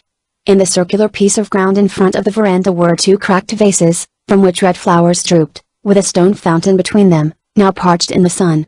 The circular garden led to a long garden, where the gardener's shears had scarcely been, unless now and then, when he cut a bough of blossom for his beloved. A few tall trees shaded it, and round bushes with wax-like flowers mobbed their heads together in a row. A garden smoothly laid with turf, divided by thick hedges, with raised beds of bright flowers, such as we keep within walls in England, would have been out of place upon the side of this bare hill. There was no ugliness to shut out, and the villa looked straight across the shoulder of a slope, ribbed with olive trees, to the sea. The indecency of the whole place struck Mrs. Chailey forcibly. There were no blinds to shut out the sun, nor was there any furniture to speak of for the sun to spoil. Standing in the bare stone hall, and surveying a staircase of superb breadth, but cracked and carpetless, she further ventured the opinion that there were rats, as large as terriers at home, and that if one put one's foot down with any force one would come through the floor. As for hot water, at this point her investigations left her speechless. Poor creature! She murmured to the sallow Spanish servant girl who came out with the pigs and hens to receive them, "No wonder you hardly look like a human being." Maria accepted the compliment with an exquisite Spanish grace. In Chailey's opinion they would have done better to stay on board an English ship, but none knew better than she that her duty commanded her to stay. When they were settled in, and entrained to find daily occupation, there was some speculation as to the reasons which induced Mr. Pepper to stay, taking up his lodging in the Ambroses' house. Efforts had been made for some days before landing to impress upon him the advantages of the Amazons. That great stream. Helen would begin, gazing as if she saw a visionary cascade. "I've a good mind to go with you myself, Willoughby, only I can't. Think of the sunsets and the moonrises. I believe the colors are unimaginable. There are wild peacocks," Rachel hazarded. "And marvelous creatures in the water," Helen asserted. "One might discover a new reptile," Rachel continued. "There's certain to be a revolution, I'm told," Helen urged. The effect of these subterfuges was a little dashed by Ridley, who, after regarding Pepper for some moments, sighed aloud, "Poor fellow," and inwardly speculated upon the unkindness of women. He stayed, however, in apparent contentment for 6 days, playing with a microscope and a notebook in one of the many sparsely furnished sitting rooms, but on the evening of the 7th day, as they sat at dinner, he appeared more restless than usual. The dinner table was set between two long windows which were left uncurtained by Helen's orders. Darkness fell as sharply as a knife in this climate, and the town then sprang out in circles and lines of bright dots beneath them. Buildings which never showed by day showed by night, and the sea flowed right over the land judging by the moving lights of the steamers. The sight fulfilled the same purpose as an orchestra in a London restaurant, and silence had its setting. William Pepper observed it for some time. He put on his spectacles to contemplate the scene. "I've identified the big block to the left," he observed, and pointed with his fork at a square formed by several rows of lights. "One should infer that they can cook vegetables," he added. "An hotel?" said Helen. "Once a monastery," said Mr. Pepper. Nothing more was said then, but, the day after, Mr. Pepper returned from a midday walk, and stood silently before Helen, who was reading in the veranda. "I've taken a room over there," he said. "You're not going?" she exclaimed. "On the whole, yes," he remarked. "No private. Cook can cook vegetables." Knowing his dislike of questions, which she to some extent shared, Helen asked no more. Still, an uneasy suspicion lurked in her mind that William was hiding a wound. She flushed to think that her words, or her husband's, or Rachel's had penetrated and stung. She was half moved to cry, "Stop, William, explain," and would have returned to the subject at luncheon if William had not shown himself inscrutable and chill, lifting fragments of salad on the point of his fork, with a gesture of a man pronging seaweed, detecting gravel, suspecting germs. "If you all die of typhoid I won't be responsible," he snapped. "If you die of dullness, neither will I," Helen echoed in her heart. She reflected that she had never yet asked him whether he had been in love.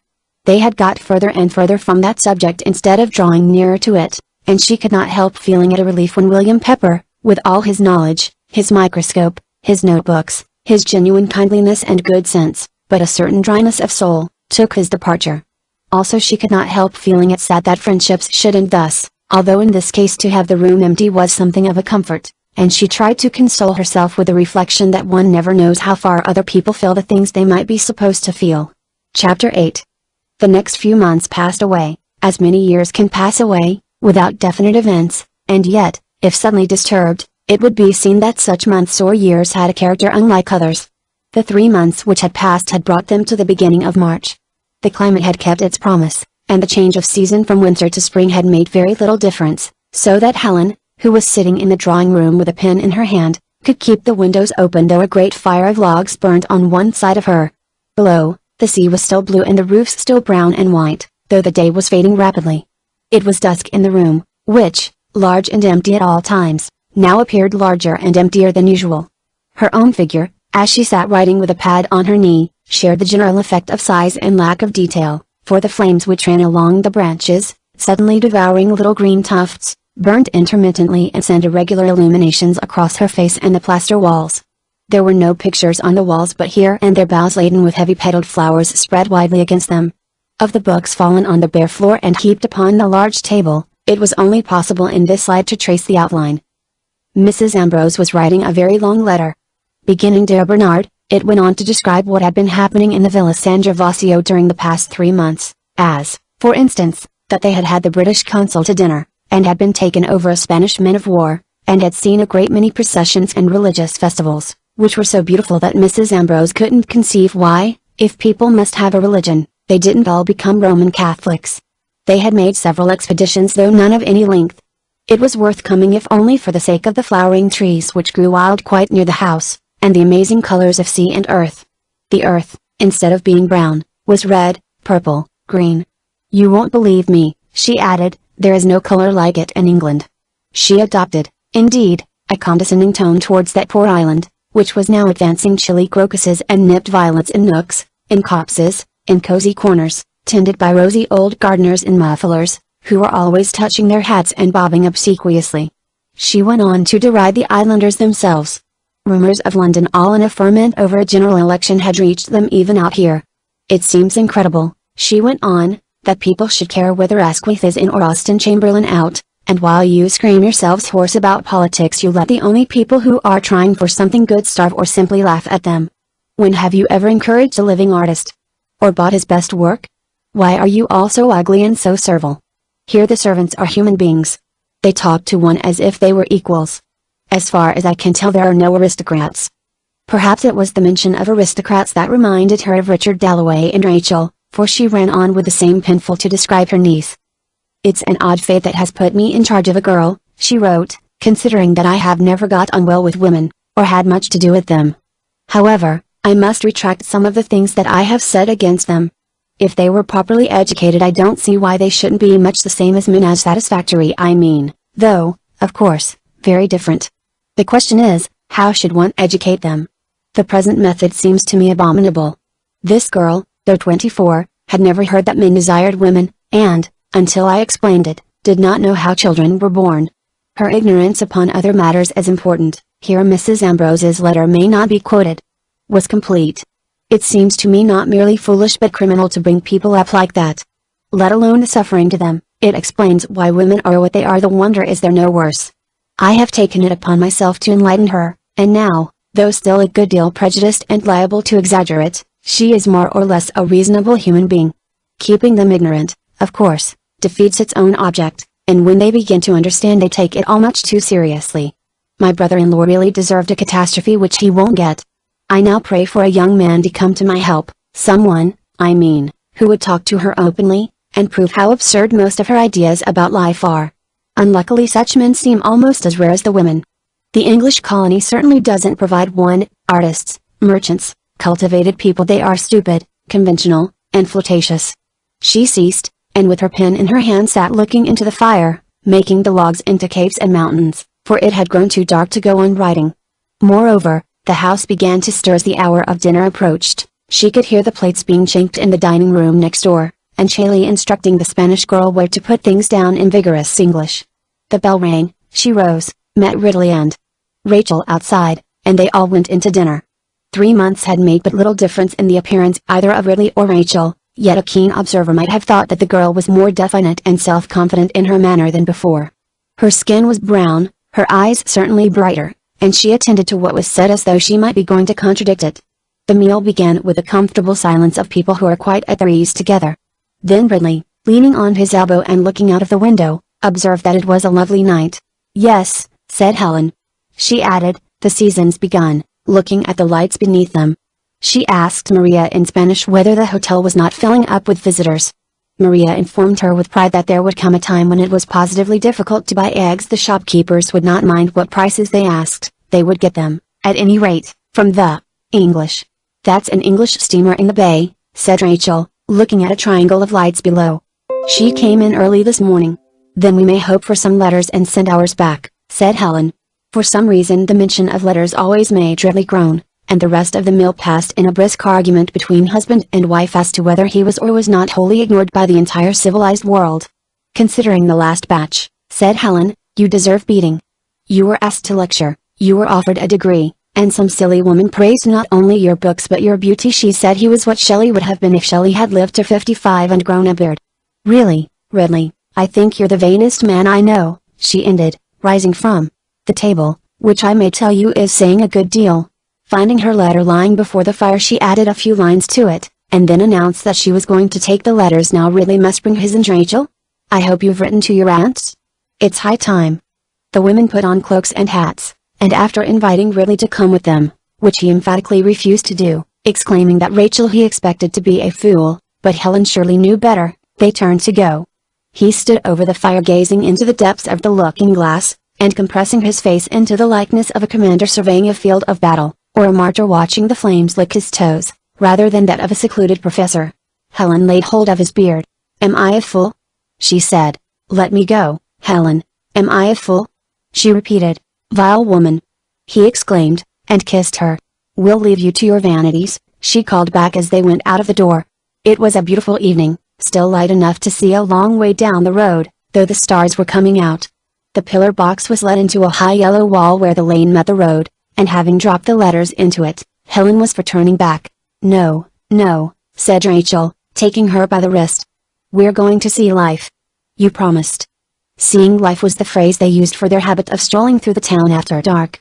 The social life of San Marino was carried on almost entirely by lamplight, which the warmth of the night and the scents culled from flowers made pleasant enough.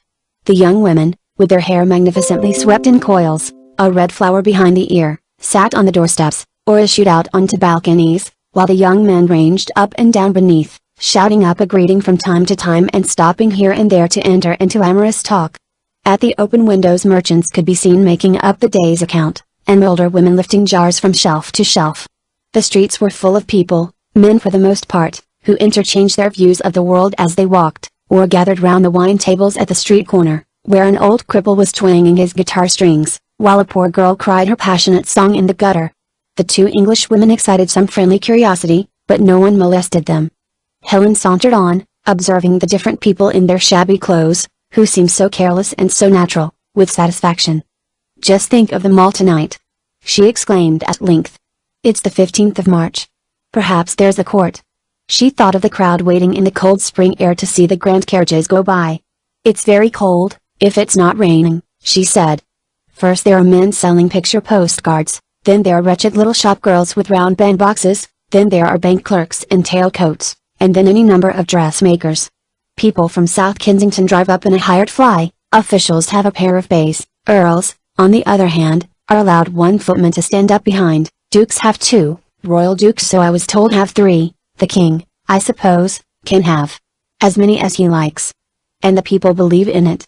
Out here it seemed as though the people of England must be shaped in the body like the kings and queens, knights and pawns of the chessboard, so strange were their differences, so marked and so implicitly believed in. They had to part in order to circumvent a crowd. "They believe in God," said Rachel as they regained each other.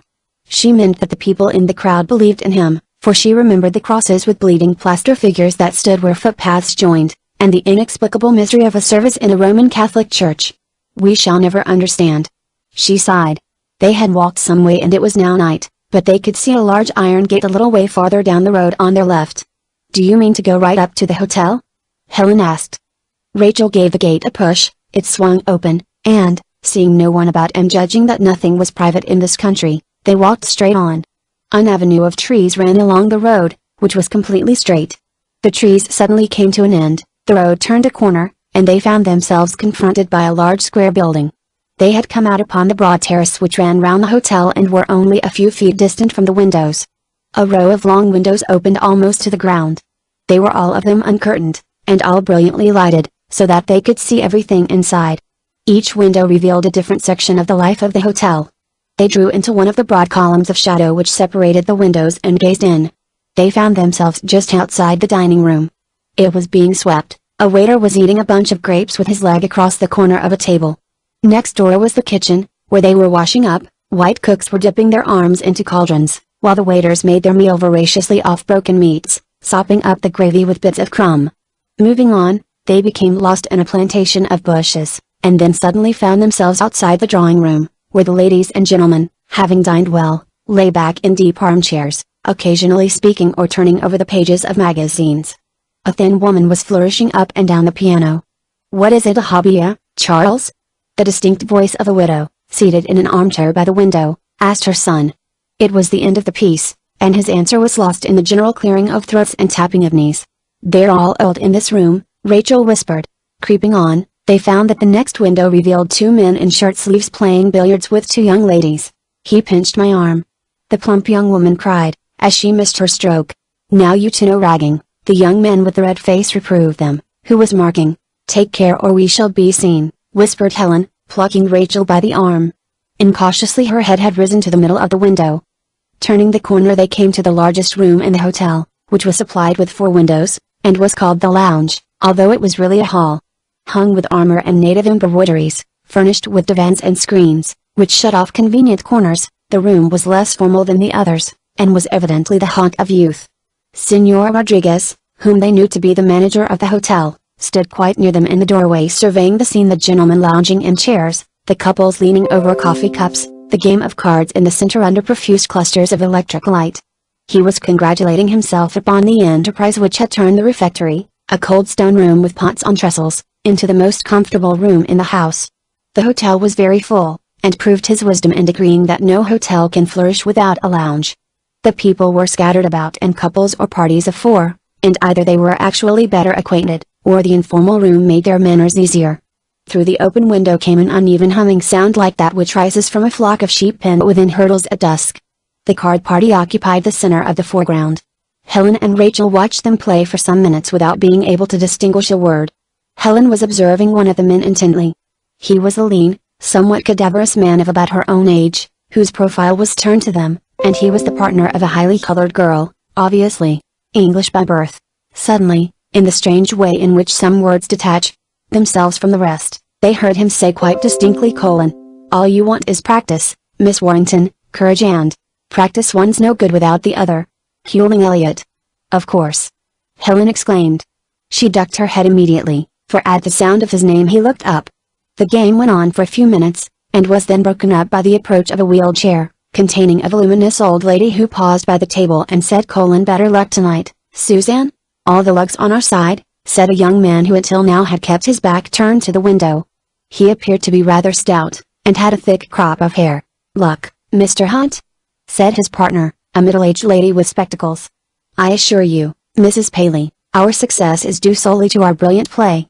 Unless I go to bed early I get practically no sleep at all," Mrs. Paley was heard to explain, as if to justify her seizure of Susan, who got up and proceeded to wheel the chair to the door. "They'll get someone else to take my place," she said cheerfully. But she was wrong.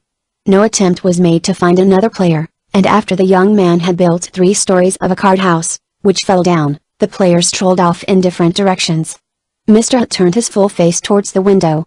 They could see that he had large eyes obscured by glasses, his complexion was rosy, his lips clean-shaven, and, seen among ordinary people, it appeared to be an interesting face. He came straight towards them, but his eyes were fixed not upon the eavesdroppers but upon a spot where the curtain hung in folds. "Asleep?" he said. Helen and Rachel started to think that someone had been sitting near to them unobserved all the time. There were legs in the shadow. A melancholy voice issued from above them. 2 women, it said. A scuffling was heard on the gravel. The women had fled. They did not stop running until they felt certain that no eye could penetrate the darkness and the hotel was only a square shadow in the distance, with red holes regularly cut in it. Chapter 9. An hour passed, and the downstairs rooms at the hotel grew dim and were almost deserted, while the little box-like squares above them were brilliantly irradiated. Some 40 or 50 people were going to bed.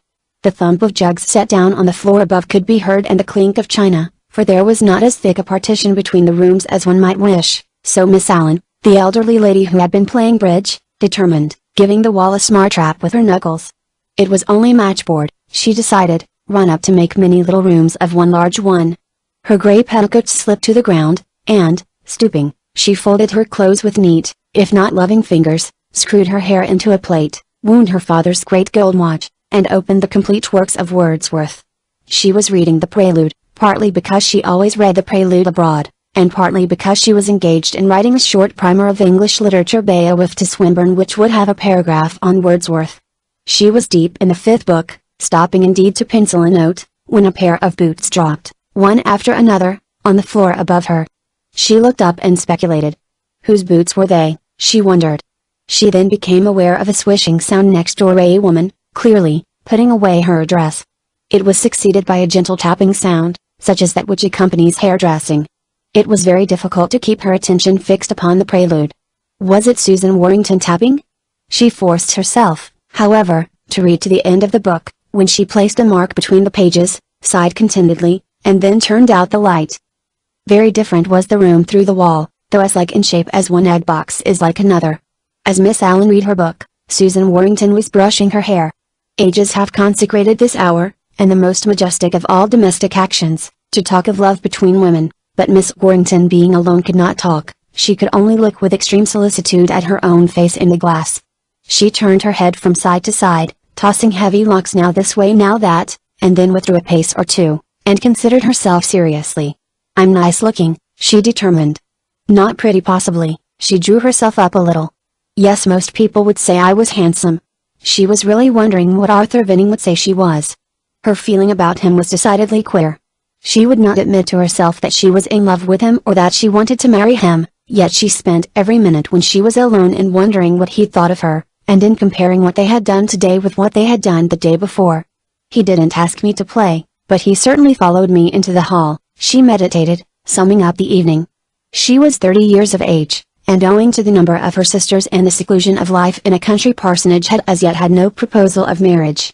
The hour of confidences was often a sad one, and she had been known to jump into bed, treating her hair unkindly, feeling herself overlooked by life in comparison with others. She was a big, well-made woman, the red lying upon her cheeks in patches that were too well defined, but her serious anxiety gave her a kind of beauty. She was just about to pull back the bedclothes when she exclaimed, "Oh, but I'm forgetting," and went to her writing table. A brown volume lay there stamped with a figure of the year. She proceeded to write in the square ugly hand of a mature child, as she wrote daily year after year, keeping the diaries, though she seldom looked at them. A.M. Talk to Mrs. H. Elliot about country neighbors. She knows the Manns, also the Selby Carroways. How small the world is. Like her. Read a chapter of Miss Appleby's Adventure to Auntie. P.M. Played lawn tennis with Mr. Perrott and Evelyn M. Don't like Mr. P. Have a feeling that he is not white, though clever certainly. Beat them. Day splendid, view wonderful. One gets used to no trees, though much too bare at first. Cards after dinner. Auntie. Cheerful, though twingy, she says. Ask about damp sheets. She knelt in prayer, and then lay down in bed, tucking the blankets comfortably about her, and in a few minutes her breathing shows that she was asleep. With its profoundly peaceful sighs and hesitations it resembled that of a cow standing up to its knees all night through in the long grass. A glance into the next room revealed little more than a nose, prominent above the sheets. Growing accustomed to the darkness, for the windows were open and showed gray squares with splendors of starlight, one could distinguish a lean form, terribly like the body of a dead person, the body indeed of William Pepper, asleep too. 36, 37, 38 Here were 3 Portuguese men of business, asleep presumably, since a snore came with the regularity of a great ticking clock. 39 was a corner room, at the end of the passage, but late though it was one struck gently downstairs a line of light under the door showed that someone was still awake. How late you are, Hugh. A woman, lying in bed, said in a peevish but solicitous voice. Her husband was brushing his teeth, and for some moments did not answer. You should have gone to sleep, he replied. I was talking to Thornbury. But you know that I never can sleep when I'm waiting for you, she said. To that he made no answer, but only remarked, well then, we'll turn out the light. They were silent. The faint but penetrating pulse of an electric bell could now be heard in the corridor. Old Mrs. Paley, having woken hungry but without her spectacles, was summoning her maid to find the biscuit box. The maid having answered the bell, drearily respectful even at this hour though muffled in a mackintosh, the passage was left in silence. Downstairs all was empty and dark, but on the upper floor a light still burnt in the room where the boots had dropped so heavily above Miss Allen's head. Here was the gentleman who, a few hours previously, in the shade of the curtain, had seemed to consist entirely of legs. Deep in an armchair he was reading the third volume of Gibbon's History of the Decline and Fall of Rome by candlelight. As he read he knocked the ash automatically, now and again, from his cigarette and turned the page, while a whole procession of splendid sentences entered his capacious brow and went marching through his brain in order. It seemed likely that this process might continue for an hour or more, until the entire regiment had shifted its quarters, had not the door opened, and the young man, who was inclined to be stout, come in with large naked feet. "Oh, Hurst, what I forgot to say was, 2 minutes," said Hurst, raising his finger. He safely stowed away the last words of the paragraph. "What was it you forgot to say?" he asked. "Do you think you do make enough allowance for feelings?" asked Mr. Hott. He had again forgotten what he had meant to say. After intense contemplation of the immaculate Gibbon, Mr. Hurst smiled at the question of his friend. He laid aside his book and considered. "I should call yours a singularly untidy mind," he observed. "Feelings? Aren't they just what we do allow for?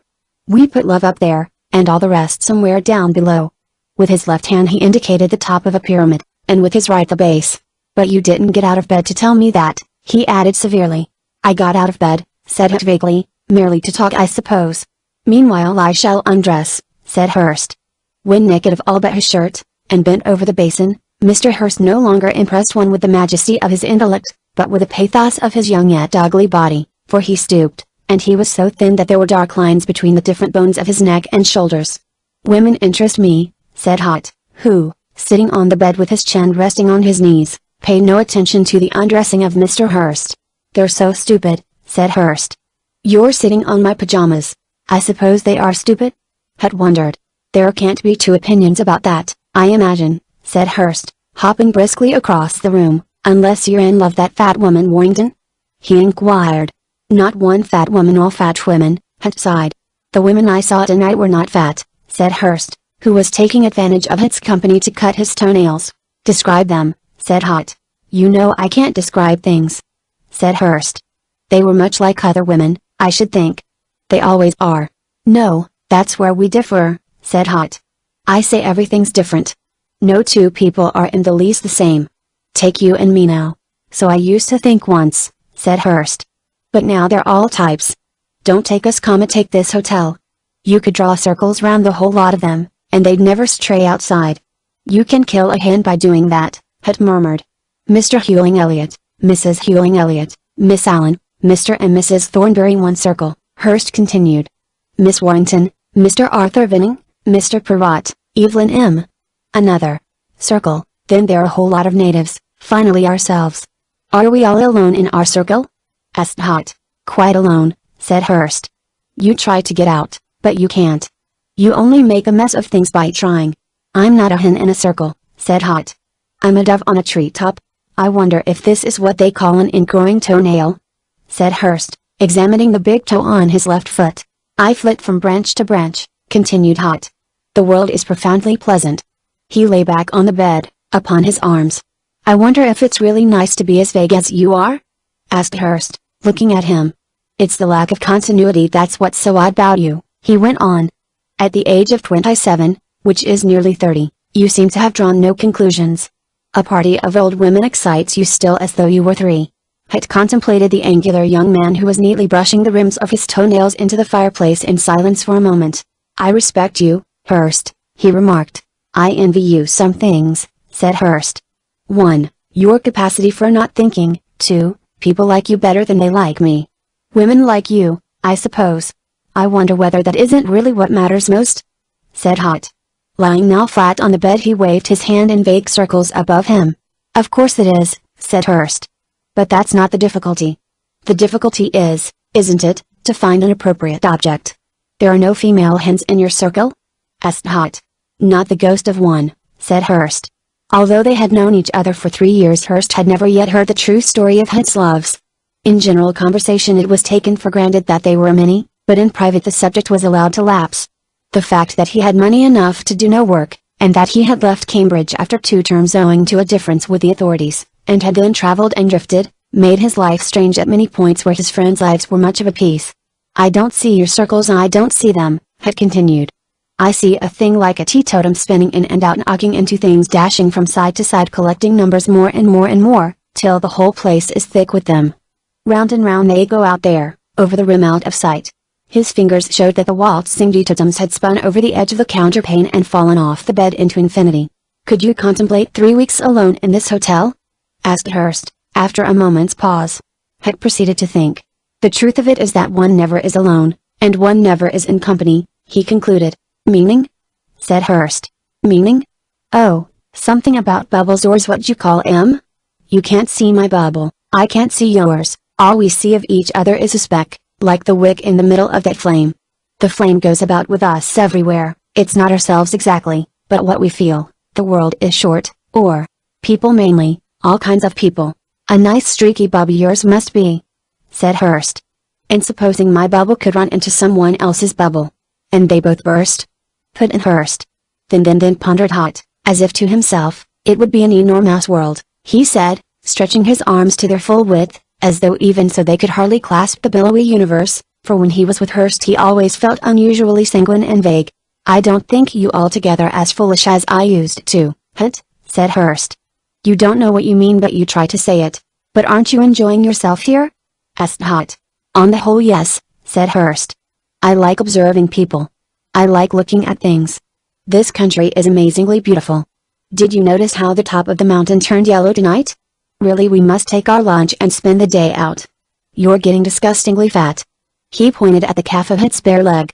We'll get up an expedition, said Hut energetically. We'll ask the entire hotel. We'll hire donkeys and, oh, Lord, said Hurst, do shut it. I can see Miss Warrington and Miss Allen and Mrs. Elliot and the rest squatting on the stones and quacking, how jolly. We'll ask Vinning and Perrott and Miss Murgatroyd, everyone we can lay hands on, went on Hut.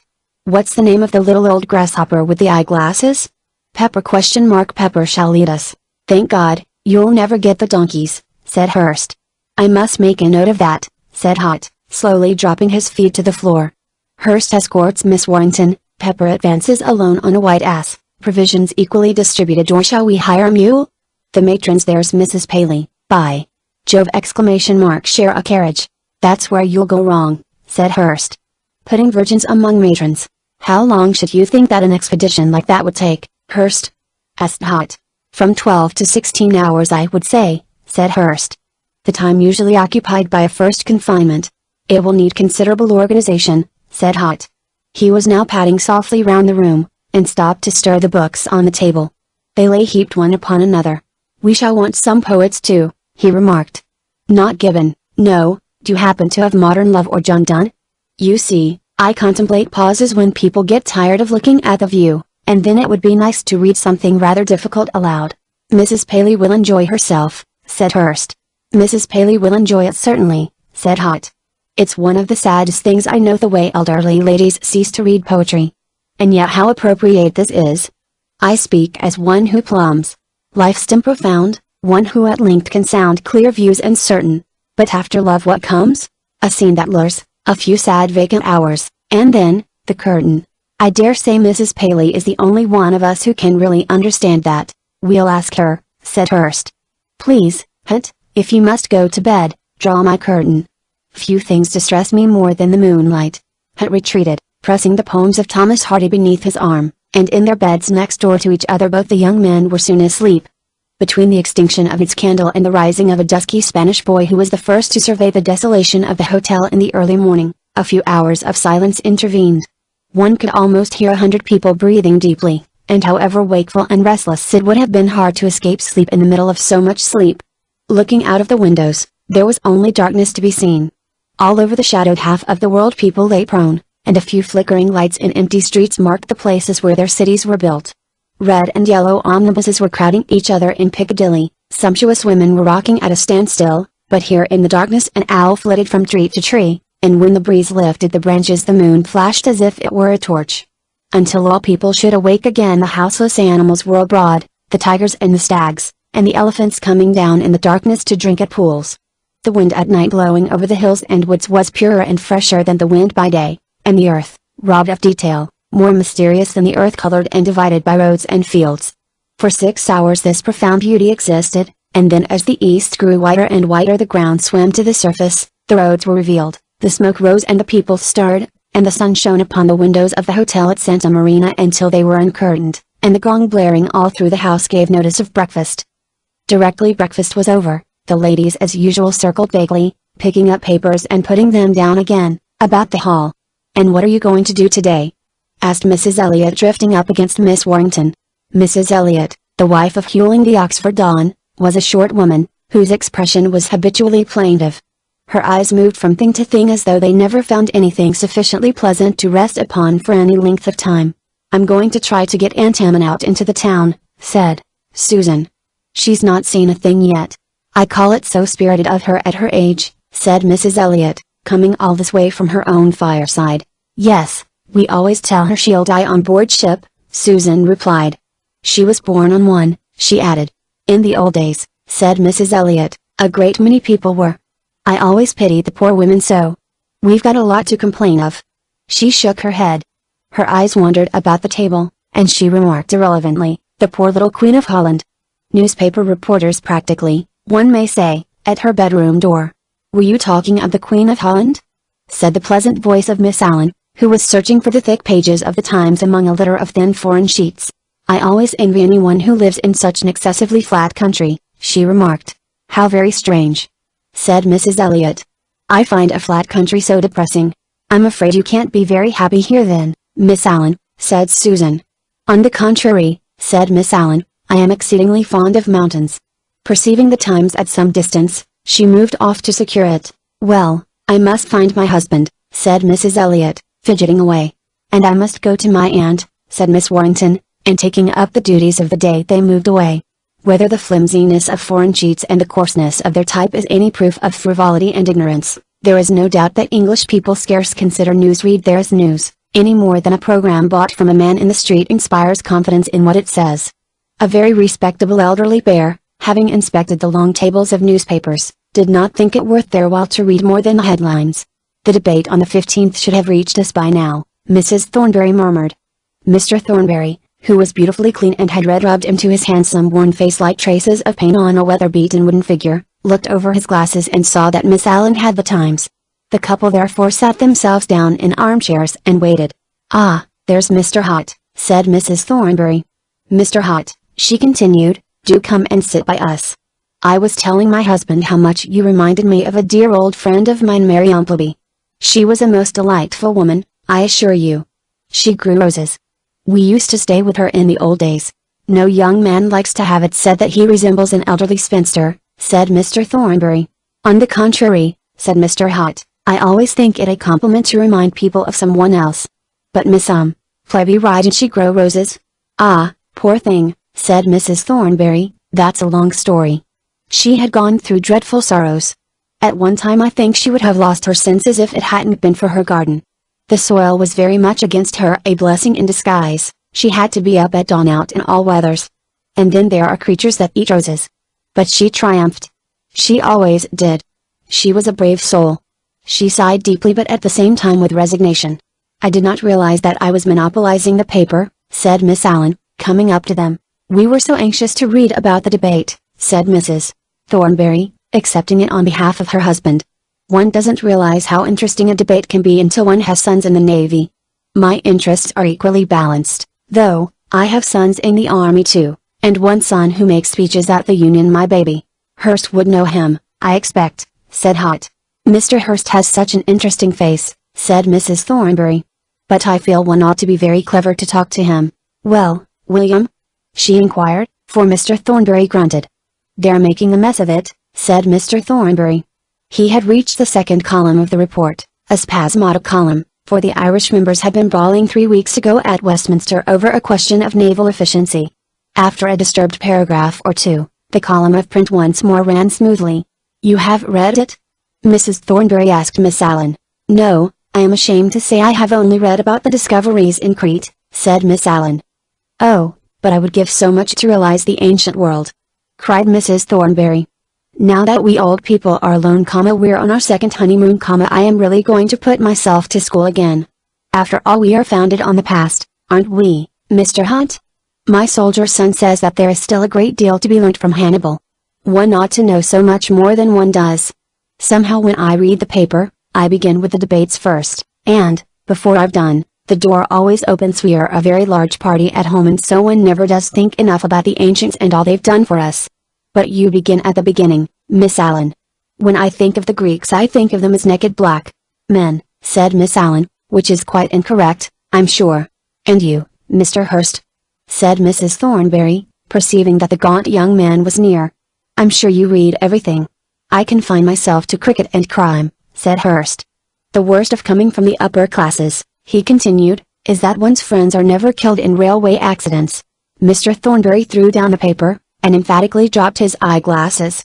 The sheets fell in the middle of the group, and were eyed by them all. It's not gone well? Asked his wife solicitously. Had picked up one sheet and read, a lady was walking yesterday in the streets of Westminster when she perceived a cat in the window of a deserted house. The famished animal. I shall be out of it anyway, Mr. Thornbury interrupted peevishly. Cats are often forgotten, Miss Allen remarked.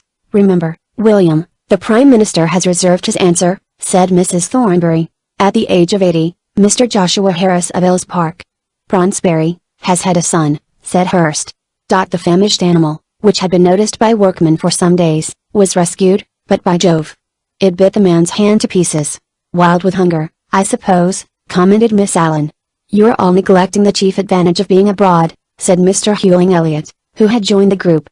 You might read your news in French, which is equivalent to reading no news at all. Mr. Elliot had a profound knowledge of Coptic, which he concealed as far as possible, and quoted French phrases so exquisitely that it was hard to believe that he could also speak the ordinary tongue. He had an immense respect for the French. Coming? He asked the two young men. We ought to start before it's really hot. I beg of you not to walk in the heat, Hugh, his wife pleaded, giving him an angular parcel enclosing half a chicken and some raisins. That will be our barometer, said Mr. Elliot. He will melt before I shall. Indeed, if so much as a drop had melted off his spare ribs, the bones would have lain bare. The ladies were left alone now, surrounding the Times which lay upon the floor. Miss Allen looked at her father's watch. 10 minutes to 11, she observed. Work? Asked Mrs. Thornbury. Work, replied Miss Allen. What a fine creature she is! Murmured Mrs. Thornbury, as the square figure in its manly coat withdrew. And I'm sure she has a hard life, sighed Mrs. Elliot. Oh, it is a hard life, said Mrs. Thornbury. Unmarried woe. Men earning their livings, it's the hardest life of all. Yet she seems pretty cheerful, said Mrs. Elliot. It must be very interesting, said Mrs. Thornbury. I envy her knowledge. But that isn't what women want, said Mrs. Elliot. I'm afraid it's all a great many can hope to have, sighed Mrs. Thornbury. I believe that there are more of us than ever now. Sir Harley Lethbridge was telling me only the other day how difficult it is to find boys for the Navy, partly because of their teeth, it is true. And I have heard young women talk quite openly of. Dreadful, dreadful! Exclaimed Mrs. Elliot. The crown, as one may call it, of a woman's life. I, who know what it is to be childless, she sighed and ceased. But we must not be hard, said Mrs. Thornbury. The conditions are so much changed since I was a young woman. Surely maternity does not change, said Mrs. Elliot. In some ways we can learn a great deal from the young, said Mrs. Thornbury. I learn so much from my own daughters. I believe that Hewling really doesn't mind, said Mrs. Elliot. But then he has his work. Women without children can do so much for the children of others, observed Mrs. Thornbury gently. I sketch a great deal, said Mrs. Elliot, but that isn't really an occupation. It's so disconcerting to find girls just beginning doing better than one does oneself. And nature's difficult, very difficult. Are there not institutions, clubs that you could help? Asked Mrs. Thornbury. They are so exhausting, said Mrs. Elliot. I look strong, because of my color, but I'm not, the youngest of 11 never is. If the mother is careful before, said Mrs. Thornbury judicially, there is no reason why the size of the family should make any difference. And there is no training like the training that brothers and sisters give each other. I am sure of that. I have seen it with my own children. My eldest boy Ralph, for instance. But Mrs. Elliot was inattentive to the elder lady's experience, and her eyes wandered about the hall. My mother had 2 miscarriages, I know, she said suddenly. The first because she met one of those great dancing bears they shouldn't be allowed, the other it was a horrid story. Our cook had a child and there was a dinner party. So I put my dyspepsia down to that. And a miscarriage is so much worse than a confinement, Mrs. Thornbury murmured absent-mindedly, adjusting her spectacles and picking up the Times. Mrs. Elliot rose and fluttered away. When she had heard what one of the million voices speaking in the paper had to say, and noticed that a cousin of hers had married a clergyman at Minehead, ignoring the drunken women, the golden animals of Crete, the movements of battalions, the dinners, the reforms, the fires, the indignant, the learned and benevolent, Mrs. Thornbury went upstairs to write a letter for the mail. The paper lay directly beneath the clock, the two together seeming to represent stability in a changing world. Mr. Perrant passed through, Mr. Vinning poised for a second on the edge of a table. Mrs. Paley was wheeled past. Susan followed. Mr. Vinning strolled after her.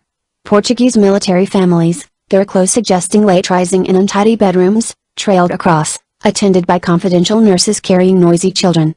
As midday drew on, and the sun beat straight upon the roof, an eddy of great flies droned in a circle. Iced drinks were served under the palms, the long blinds were pulled down with a shriek, turning all the light yellow. The clock now had a silent halt to tick in, and an audience of 4 or 5 somnolent merchants. By degrees white figures with shady hats came in at the door, admitting a wedge of the hot summer day, and shutting it out again. After resting in the dimness for a minute, they went upstairs. Simultaneously, the clock wheezed 1, and the gong sounded, beginning softly, working itself into a frenzy, and ceasing. There was a pause.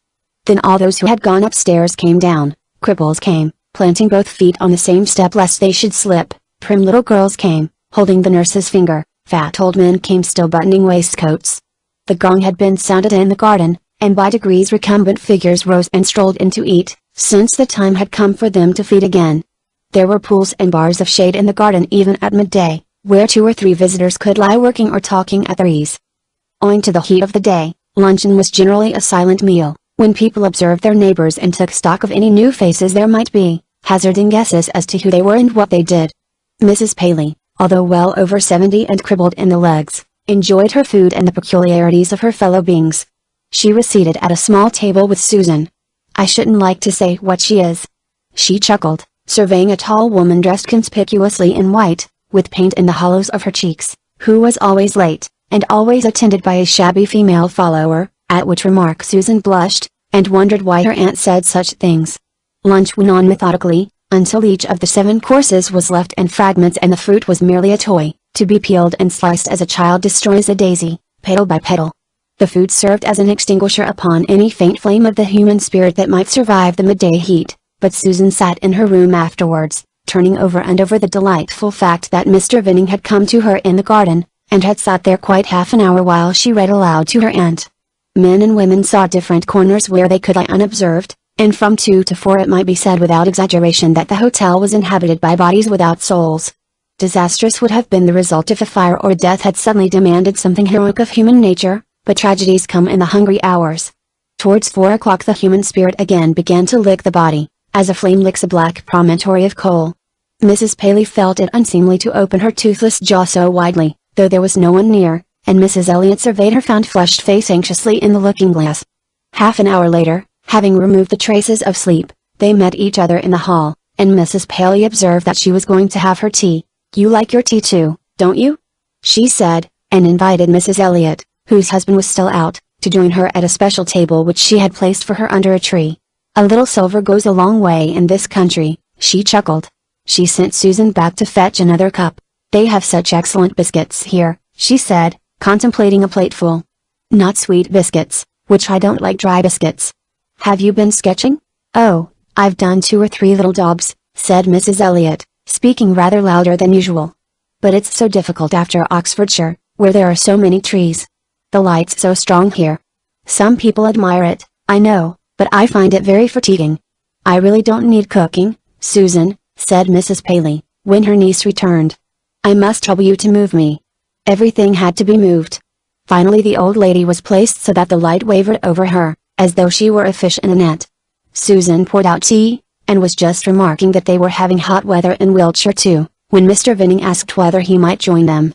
"It's so nice to find a young man who doesn't despise tea," said Mrs. Paley, regaining her good humor. "One of my nephews the other day asked for a glass of sherry at 5 o'clock.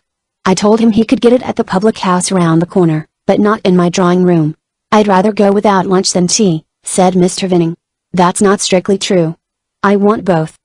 Mr. Vinning was a dark young man, about 32 years of age, very slapdash and confident in his manner, although at this moment obviously a little excited.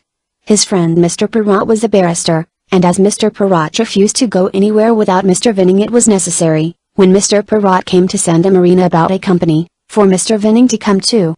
He was a barrister also, but he loathed a profession which kept him indoors over books, and directly his widowed mother died he was going, so he confided to Susan, to take up flying seriously, and become partner in a large business for making aeroplanes. The talk rambled on. It dealt, of course, with the beauties and singularities of the place, the streets, the people, and the quantities of unowned yellow dogs. "Don't you think it dreadfully cruel the way they treat dogs in this country?" asked Mrs. Paley. "I'd have him all shot," said Mr. Vinning. "Oh, but the darling puppies," said Susan. "Jolly little chaps," said Mr. Vinning. "Look here, you've got nothing to eat." A great wedge of cake was handed Susan on the point of a trembling knife. Her hand trembled too as she took it. "I have such a dear dog at home," said Mrs. Elliot. "My parrot can't stand dogs," said Mrs. Paley, with the air of one making a confidence. "I always suspect that he, or she, was teased by a dog when I was abroad." "You didn't get far this morning, Miss Warrington," said Mr. Vinning. "It was hot," she answered. Their conversation became private, owing to Mrs. Paley's deafness and the long sad history which Mrs. Elliot had embarked upon of a wire-haired terrier, white with just one black spot, belonging to an uncle of hers, which had committed suicide. "Animals do commit suicide," she sighed, as if she asserted a painful fact. "Couldn't we explore the town this evening?" Mr. Vinning suggested. "My Aunt Susan began. "You deserve a holiday," he said. "You're always doing things for other people." "But that's my life," she said, under cover of refilling the teapot. "That's no one's life," he returned, "no young person's." "You'll come?" "I should like to come," she murmured. At this moment Mrs. Elliot looked up and exclaimed, "Oh, Hugh! He's bringing someone," she added. "He would like some tea," said Mrs. Paley. "Susan, run and get some cups, there are the two young men." "We're thirsting for tea," said Mr. Elliot. "You know Mr. Ambrose, Hilda? We met on the hill." "He dragged me in," said Ridley, "or I should have been ashamed. I'm dusty and dirty and disagreeable."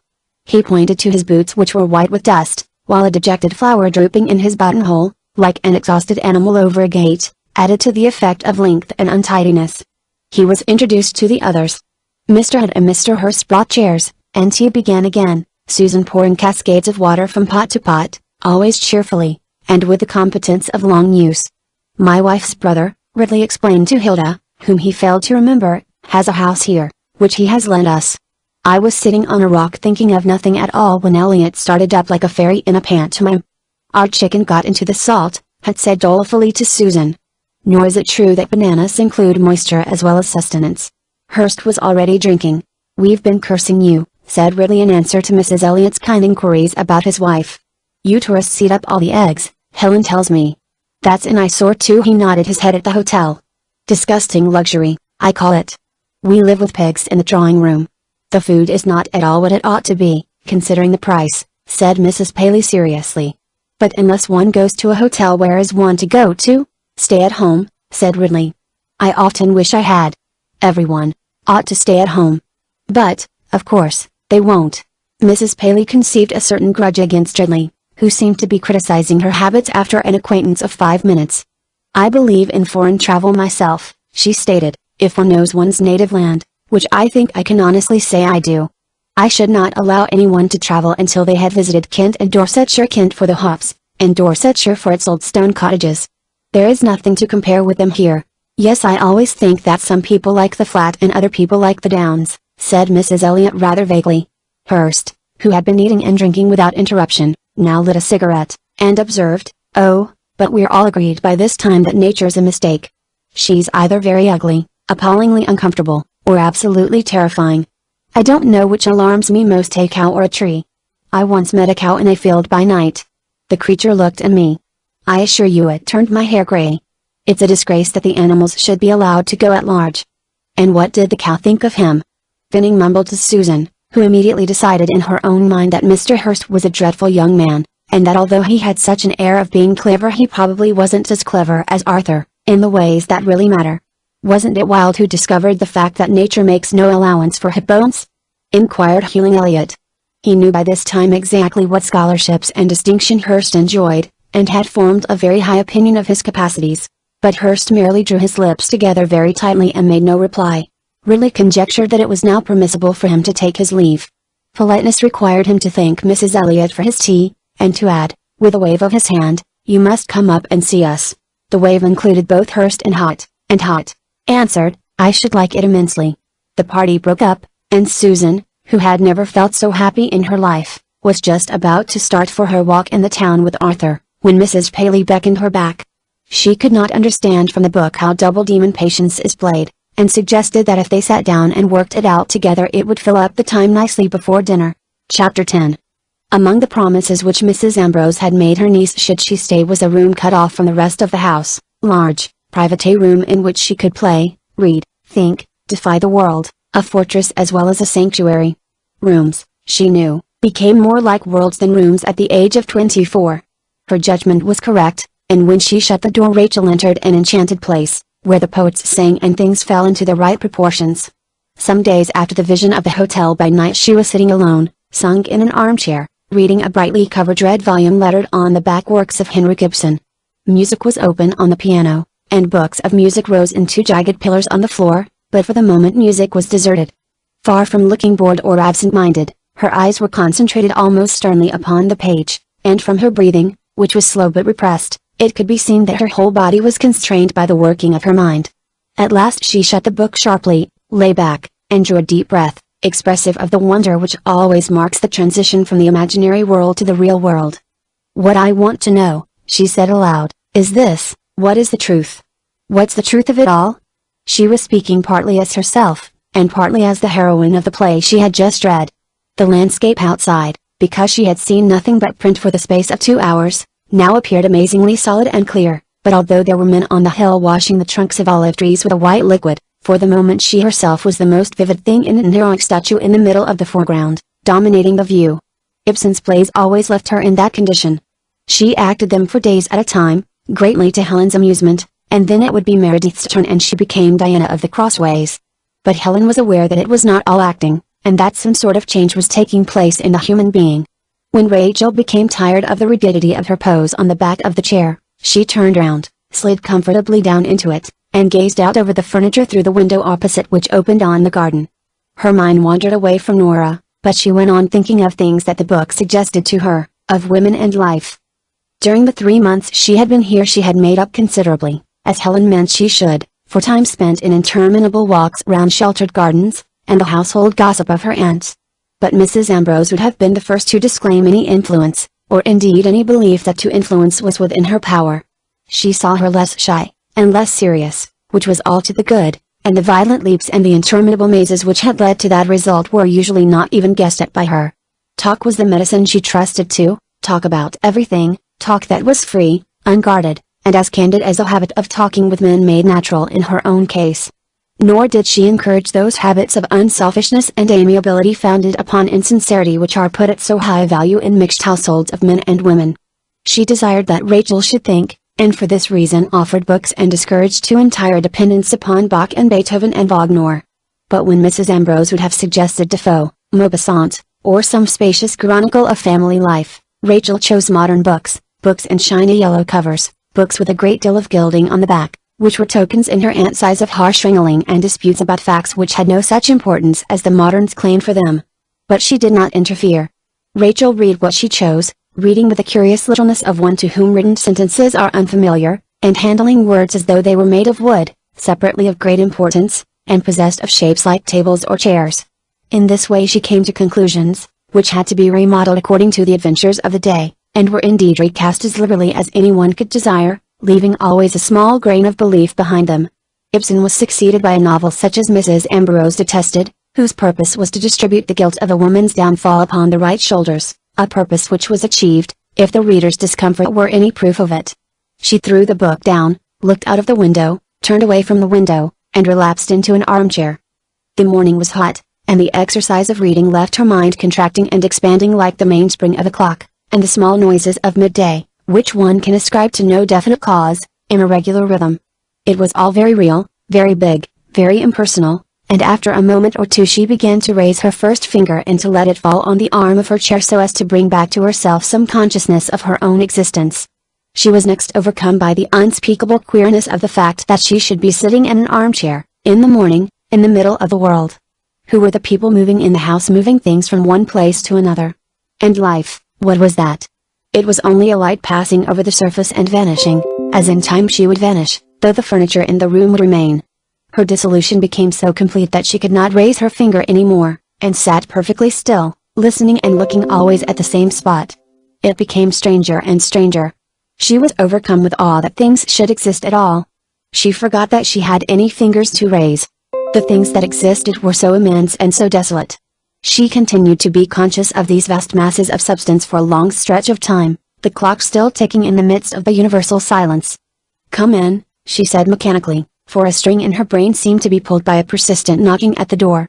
With great slowness the door opened and a tall human being came towards her, holding out her arm and saying, "What am I to say to this?" The utter absurdity of a woman coming into a room with a piece of paper in her hand amazed Rachel. "I don't know what to answer, or who Terence Hood is," Helen continued, in the toneless voice of a ghost. She put a paper before Rachel on which were written the incredible words. "Dear Mrs. Ambrose, I am getting up a picnic for next Friday, when we propose to start at 11:30 if the weather is fine, and to make the ascent of Monte Rosa. It will take some time, but the view should be magnificent. It would give me great pleasure if you and Miss Vinrace would consent to be of the party. Yours sincerely, Terence Hunt."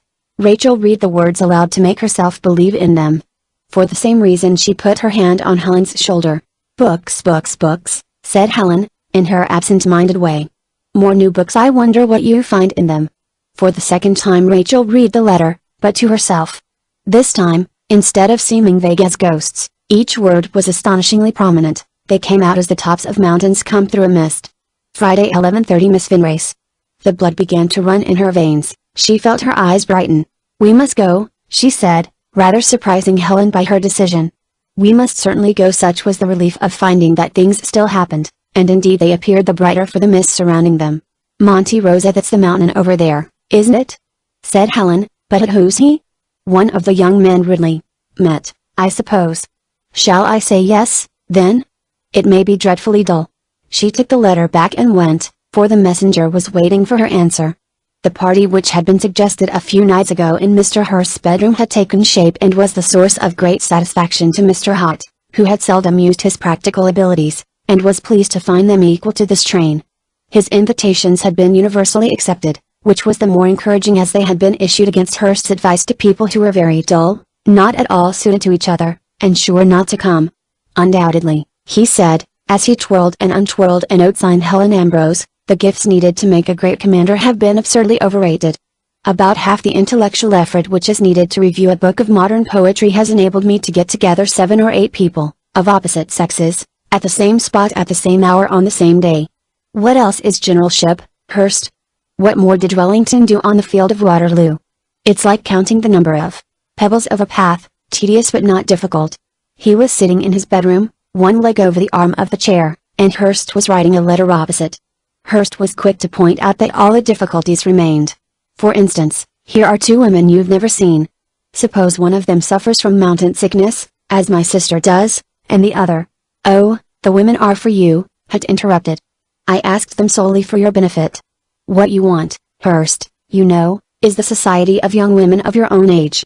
You don't know how to get on with women, which is a great defect, considering that half the world consists of women." Hurst groaned that he was quite aware of that. But Hutt's complacency was a little chilled as he walked with Hurst to the place where general meeting had been appointed. He wondered why on earth he had asked these people, and what one really expected to get from bunching human beings up together. Cows, he reflected, draw together in a field, ships in a calm, and run just the same when we've nothing else to do. But why do we do it? Is it to prevent ourselves from seeing to the bottom of things? He stopped by a stream and began stirring it with his walking stick and clouding the water with mud, making cities and mountains and whole universes out of nothing. Or do we really love each other, or do we, on the other hand, live in a state of perpetual uncertainty, knowing nothing, leaping from moment to moment as from world to world? Which is, on the whole, the view I incline to. He jumped over the stream. Hurst went round and joined him, remarking that he had long ceased to look for the reason of any human action. Half a mile further, they came to a group of plane trees and a salmon-pink farmhouse standing by the stream which had been chosen as meeting place. It was a shady spot, lying conveniently just where the hill sprung out from the flat. Between the thin stems of the plane trees the young men could see a little knots of donkeys pasturing, and a tall woman rubbing the nose of one of them, while another woman was kneeling by the stream lapping water out of her palms.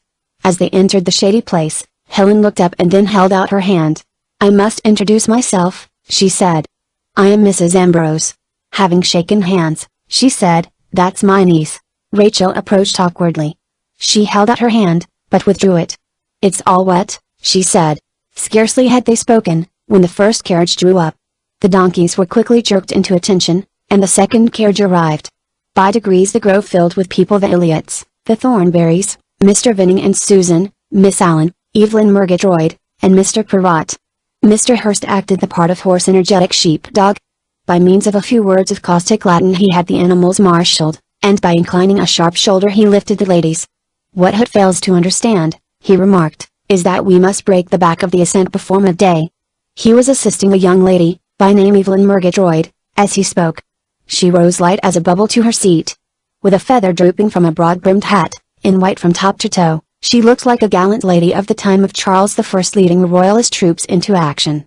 "Ride with me," she commanded, and, as soon as Hurst had swung himself across a mule, the two started, leading the cavalcade. "You're not to call me Miss Murgatroyd." "I hate it," she said. "My name's Evelyn." "What's yours?" "St. John," he said. "I like that," said Evelyn.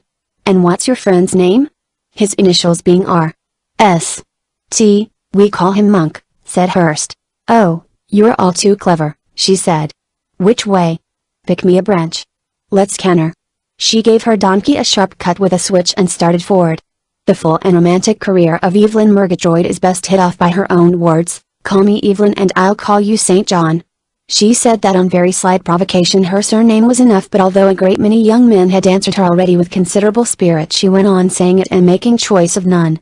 But her donkey stumbled to a jog trot, and she had to ride in advance alone, for the path when it began to ascend one of the spines of the hill became narrow and scattered with stones. The cavalcade wound on like a jointed caterpillar, tufted with the white parasols of the ladies, and the Panama hat of the gentlemen. At one point where the ground rose sharply, Evelyn M. jumped off, threw her reins to the native boy, and adjured St. John Hurst to dismount too. Their example was followed by those who felt the need of stretching. "I don't see any need to get off," said Miss Allen to Mrs. Elliot just behind her, "considering the difficulty I had getting on. These little donkeys stand anything, nests pa?" Mrs. Elliot addressed the guide, who obligingly bowed his head. "Flowers," said Helen, stooping to pick the lovely little bright flowers which grew separately here and there. "You pinch their leaves and then they smell," she said, laying one on Miss Allen's knee. "Haven't we met before?" asked Miss Allen, looking at her. "I was taking it for granted," Helen laughed, for in the confusion of meeting they had not been introduced. "How sensible!"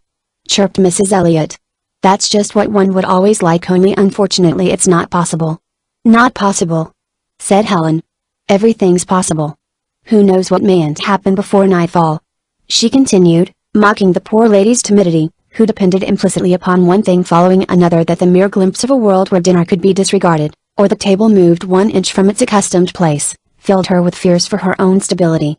Higher and higher they went, becoming separated from the world.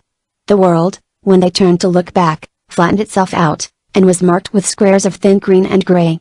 "Towns are very small," Rachel remarked, obscuring the whole of Santa Marina and its suburbs with one hand. The sea filled in all the angles of the coast smoothly, breaking in a white frill, and here and there ships were set firmly in the blue. The sea was stained with purple and green blots, and there was a glittering line upon the rim where it met the sky. The air was very clear and silent save for the sharp noise of grasshoppers and the hum of bees, which sounded loud in the air as they shot past and vanished. The party halted and sat for a time in a quarry on the hillside. "Amazingly clear," exclaimed St. John, identifying one cleft in the land after another. Evelyn M. sat beside him, propping her chin on her hand. She surveyed the view with a certain look of triumph. "Do you think Garibaldi was never up here?" she asked Mr. Hurst. Oh, if she had been his bride! If, instead of a picnic party, this was a party of patriots, and she, red-shirted like the rest, had lain among grim men, flat on the turf, aiming her gun at the white turrets beneath them, screening her eyes to pierce through the smoke. So thinking, her foot stirred restlessly, and she exclaimed, "I don't call this life, do you?" "What do you call life?" said St. John. Fighting revolution, she said, still gazing at the doomed city. You only care for books, I know. You're quite wrong, said St. John. Explain, she urged, for there were no guns to be aimed at bodies, and she turned to another kind of warfare. What do I care for? People, he said. Well, I am surprised. She exclaimed. You look so awfully serious.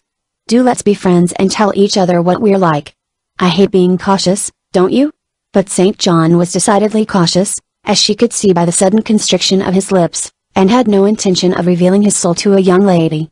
The ass is eating my hat, he remarked, and stretched out for it instead of answering her. Evelyn blushed very slightly and then turned with some impetuosity upon Mr. Perrott, and when they mounted again it was Mr. Perrott who lifted her to her seat. When one has laid the eggs one eats the omelette, said Hewing Elliot, exquisitely in French, a hint to the rest of them that it was time to ride on again. The midday sun which Hearst had foretold was beginning to beat down hotly. The higher they got the more of the sky appeared, until the mountain was only a small tent of earth against an enormous blue background. The English fell silent, the natives who walked beside the donkeys broke into queer wavering songs and tossed jokes from one to the other. The way grew very steep, and each rider kept his eyes fixed on the hobbling curved form of the rider and donkey directly in front of him. Rather more strain was being put upon their bodies than is quite legitimate in a party of pleasure, and had overheard one or two slightly grumbling remarks. Expeditions in such heat are perhaps a little unwise, Mrs. Elliot murmured to Miss Allen.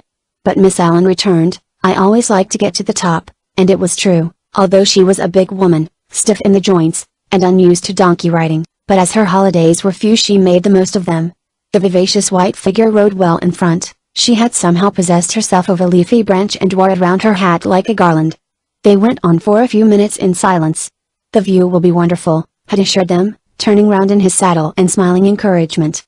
Rachel caught his eye and smiled too. They struggled on for some time longer, nothing being heard but the clatter of hoofs driving on the loose stones.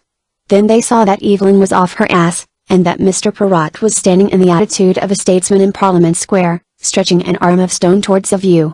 A little to the left of them was a low ruined wall, the stump of an Elizabethan watchtower. I couldn't have stood it much longer, Mrs. Elliot confided to Mrs. Thornberry, but the excitement of being at the top in another moment and seeing the view prevented anyone from answering her. One after another they came out on the flat space at the top and stood overcome with wonder. Before them they beheld an immense space, grey sands running into forest, and forest merging in mountains, and mountains washed by air, the infinite distances of South America. A river ran across the plain, as flat as the land, and appearing quite as stationary. The effect of so much space was at first rather chilling. They felt themselves very small, and for some time no one said anything. Then Evelyn exclaimed, "Splendid!" She took hold of the hand that was next her, it chanced to be Miss Allen's hand. "North, south, east, west," said Miss Allen, jerking her head slightly towards the points of the compass. Hunt, who had gone a little in front, looked up at his guests as if to justify himself for having brought them. He observed how strangely the people standing in a row with their figures bent slightly forward and their clothes plastered by the wind to the shape of their bodies resembled naked statues. On their pedestal of earth they looked unfamiliar and noble, but in another moment they had broken their rank, and he had to see to the laying out of food. Hearst came to his help, and they handed packets of chicken and bread from one to another. As St. John gave Helen her packet she looked him full in the face and said, "Do you remember two women?" He looked at her sharply. "I do," he answered. "So you're the two women?" Hunt exclaimed, looking from Helen to Rachel. "Your lights tempted us," said Helen. "We watched you playing cards, but we never knew that we were being watched." "It was like a thing in a play," Rachel added. "And Hearst couldn't describe you," said Hunt. It was certainly odd to have seen Helen and to find nothing to say about her. Hewing Elliot put up his eyeglass and grasped the situation. "I don't know of anything more dreadful," he said, pulling at the joint of a chicken's leg, than being seen when one isn't conscious of it. One feels sure one has been caught doing something ridiculous, looking at one's tongue in a hansom, for instance.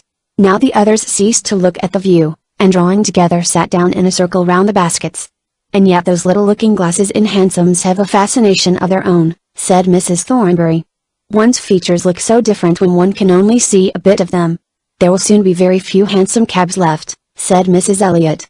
"And four-wheeled cabs, I assure you, even at Oxford it's almost impossible to get a four-wheeled cab." "I wonder what happens to the horses," said Susan. "Veal pie," said Arthur. "It's high time that horses should become extinct anyhow," said Hearst.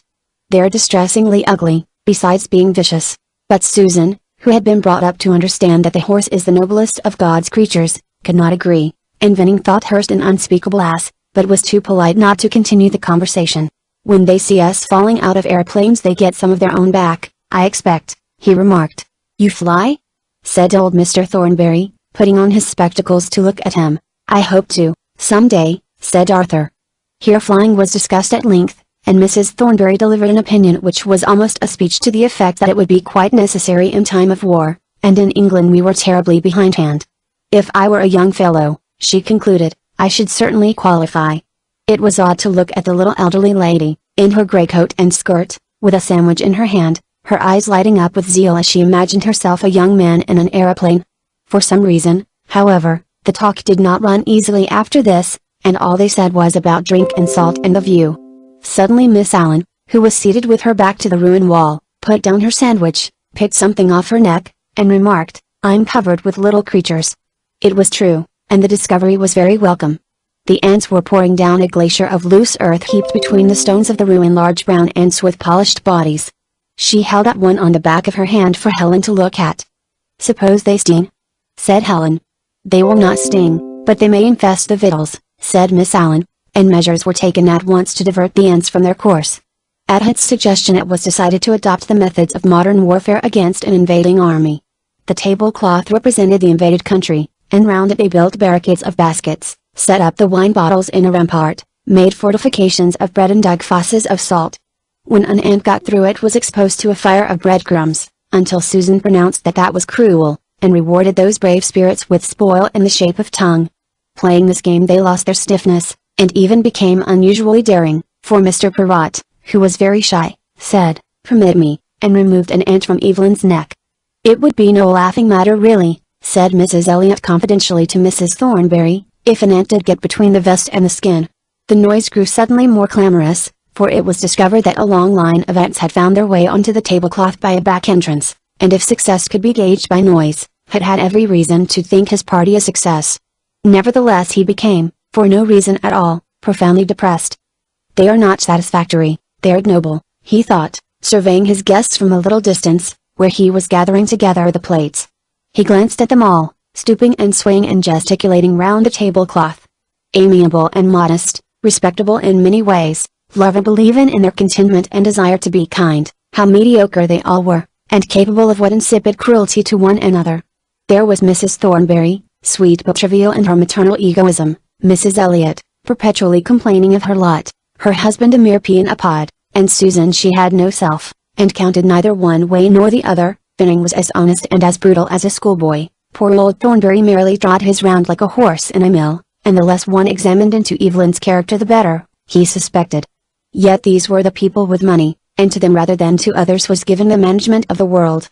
Put among them someone more vital, who cared for life or for beauty, and what an agony, what a waste would they inflict on him if he tried to share with them and not to scourge. "There's Hurst," he concluded, coming to the figure of his friend, with his usual little frown of concentration upon his forehead. He was peeling the skin off a banana. "And he's as ugly as sin." For the ugliness of St. John Hurst, and the limitations that went with it, he made the rest in some way responsible. It was their fault that he had to live alone. Then he came to Helen, attracted to her by the sound of her laugh. She was laughing at Miss Allen. "You wear combinations in this heat?" she said in a voice which was meant to be private. He liked the look of her immensely, not so much her beauty, but her largeness and simplicity, which made her stand out from the rest like a great stone woman, and he passed on in a gentler mood. His eye fell upon Rachel.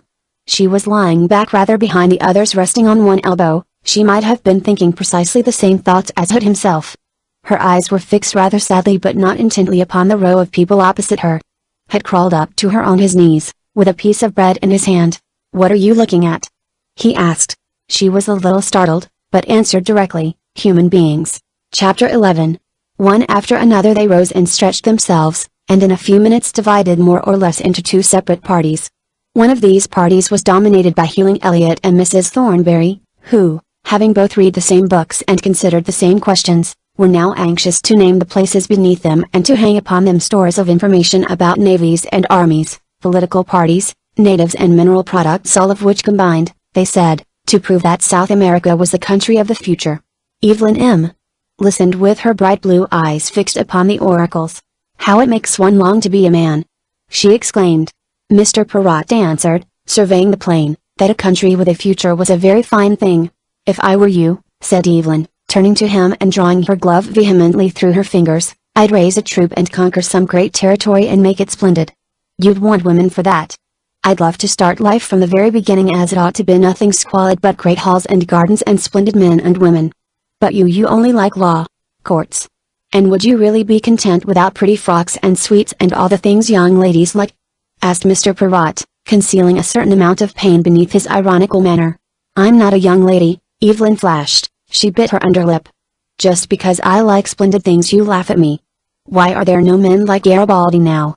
she demanded. "Look here," said Mr. Perrott, "you don't give me a chance. You think we ought to begin things fresh. Good. But I don't see precisely conquer a territory. They're all conquered already, aren't they?" "It's not any territory in particular," Evelyn explained. "It's the idea, don't you see? We lead such tame lives. And I feel sure you've got splendid things in you." Had saw the scars and hollows in Mr. Perrott's sagacious face relax pathetically.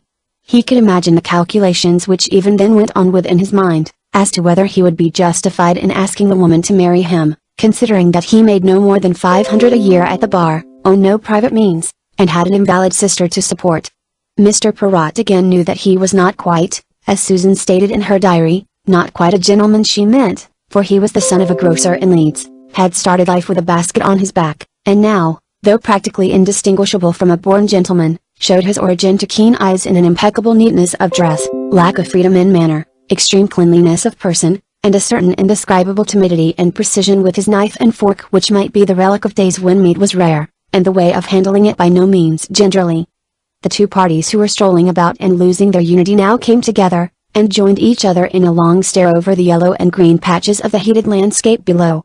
The hot air danced across it, making it impossible to see the roofs of a village on the plain distinctly.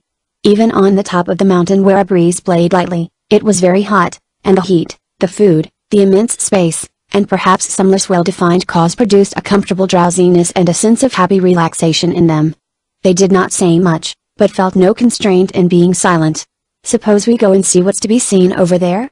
said Arthur to Susan, and the pair walked off together, their departure certainly sending some thrill of emotion through the rest. "And not a lot, aren't they?" said Arthur. "I thought we should never get 'em all to the top. But I'm glad we came, by Jove. I wouldn't have missed this for something." "I don't like Mr. Hurst," said Susan inconsequently. "I suppose he's very clever, but why should clever people be so? I expect he's awfully nice, really," she added, instinctively qualifying what might have seemed an unkind remark. "Hurst? Oh, he's one of these learned chaps," said Arthur indifferently. "He don't look as if he enjoyed it. You should hear him talking to Eliot. It's as much as I can do to follow him at all. I was never good at my books." With these sentences and the pauses that came between them they reached a little hillock, on the top of which grew several slim trees. "Do you mind if we sit down here?" said Arthur, looking about him. "It's jolly in the shade and the view." They sat down, and looked straight ahead of them in silence for some time. "But I do envy those clever chaps sometimes," Arthur remarked. "I don't suppose they ever—" He did not finish his sentence. "I can't see why you should envy them," said Susan, with great sincerity. "Odd things happen to one," said Arthur. "One goes along smoothly enough, one thing following another, and it's all very jolly and plain sailing, and you think you know all about it, and suddenly one doesn't know where one is a bit, and everything seems different from what it used to seem. Now today, coming up that path, riding behind you, I seem to see everything as if he paused and plucked a piece of grass up by the roots. He scattered the little lumps of earth which were sticking to the roots as if it had a kind of meaning. You've made the difference to me," he jerked out. "I don't see why I shouldn't tell you. I felt it ever since I knew you. It's because I love you."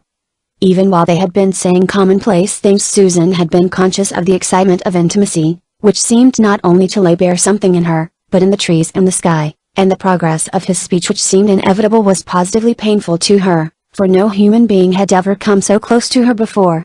She was struck motionless as his speech went on, and her heart gave great separate leaps at the last words. She sat with her fingers curled round a stone, looking straight in front of her down the mountain over the plain. So then, it had actually happened to her, a proposal of marriage. Arthur looked round at her, his face was oddly twisted. She was drawing her breath with such difficulty that she could hardly answer. "You might have known." He seized her in his arms. Again and again and again they clasped each other, murmuring inarticulately. "Well," sighed Arthur, sinking back on the ground, "that's the most wonderful thing that's ever happened to me." He looked as if he were trying to put things seen in a dream beside real things. There was a long silence. "It's the most perfect thing in the world," Susan stated, very gently and with great conviction. It was no longer merely a proposal of marriage, but of marriage with Arthur, with whom she was in love. In the silence that followed, holding his hand tightly in hers, she prayed to God that she might make him a good wife. "And what will Mr. Perrott say?" she asked at the end of it. "Dear old fellow," said Arthur, who, now that the first shock was over, was relaxing into an enormous sense of pleasure and contentment. "We must be very nice to him, Susan." He told her how hard Perrott's life had been, and how absurdly devoted he was to Arthur himself. He went on to tell her about his mother, a widow lady, of strong character. In return Susan sketched the portraits of her own family, Edith in particular, her youngest sister, whom she loved better than anyone else, except you, Arthur. "Arthur," she continued, "what was it that you first liked me for?" "It was a buckle you wore one night at sea," said Arthur, after due consideration. "I remember noticing it's an absurd thing to notice ! That you didn't take peas, because I don't either."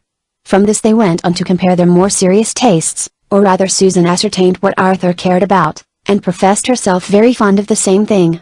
They would live in London, perhaps have a cottage in the country near Susan's family, for they would find it strange without her at first. Her mind, stunned to begin with, now flew to the various changes that her engagement would make. How delightful it would be to join the ranks of the married women, no longer to hang on to groups of girls much younger than herself, to escape the long solitude of an old maid's life. Now and then her amazing good fortune overcame her, and she turned to Arthur with an exclamation of love. They lay in each other's arms and had no notion that they were observed. Yet two figures suddenly appeared among the trees above them. "Here's shade," began Hot, when Rachel suddenly stopped dead. They saw a man and woman lying on the ground beneath them, rolling slightly this way and that as the embrace tightened and slackened. The man then sat upright, and the woman, who now appeared to be Susan Warrington, lay back upon the ground, with her eyes shut and an absorbed look upon her face, as though she were not altogether conscious. Nor could you tell from her expression whether she was happy, or had suffered something. When Arthur again turned to her, butting her as a lamb butts a ewe, Hut and Rachel retreated without a word. Hut felt uncomfortably shy.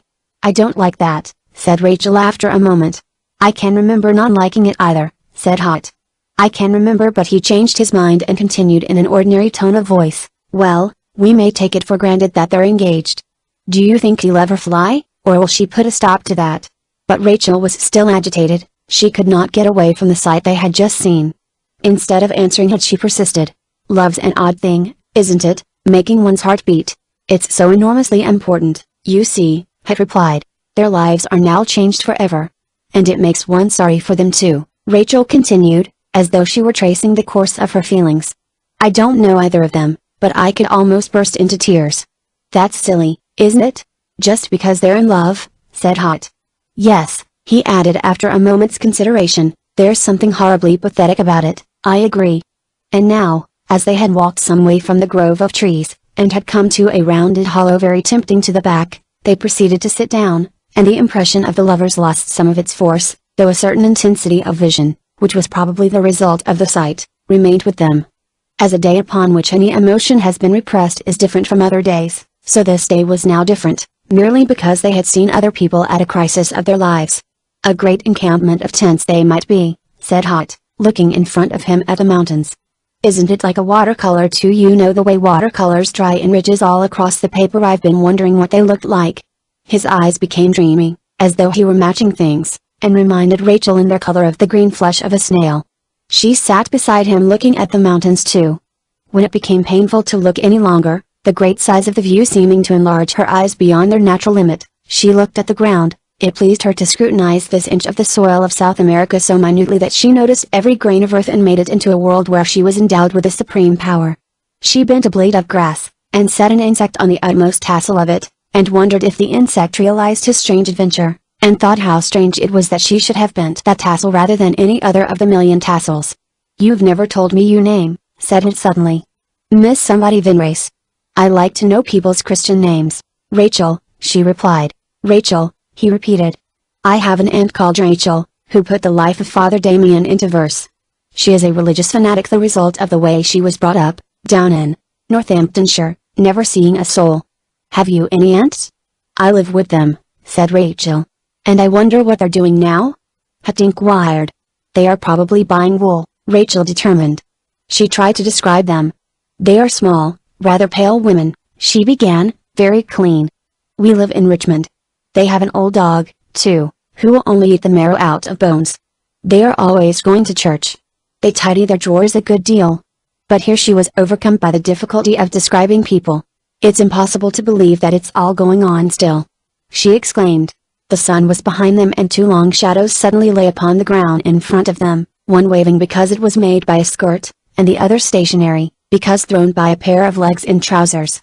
You look very comfortable, said Helen's voice above them. Hurst, said Hot, pointing at the scissor-leg shadow. He then rolled round to look up at them. There's room for us all here, he said. When Hurst had seated himself comfortably, he said, Did you congratulate the young couple?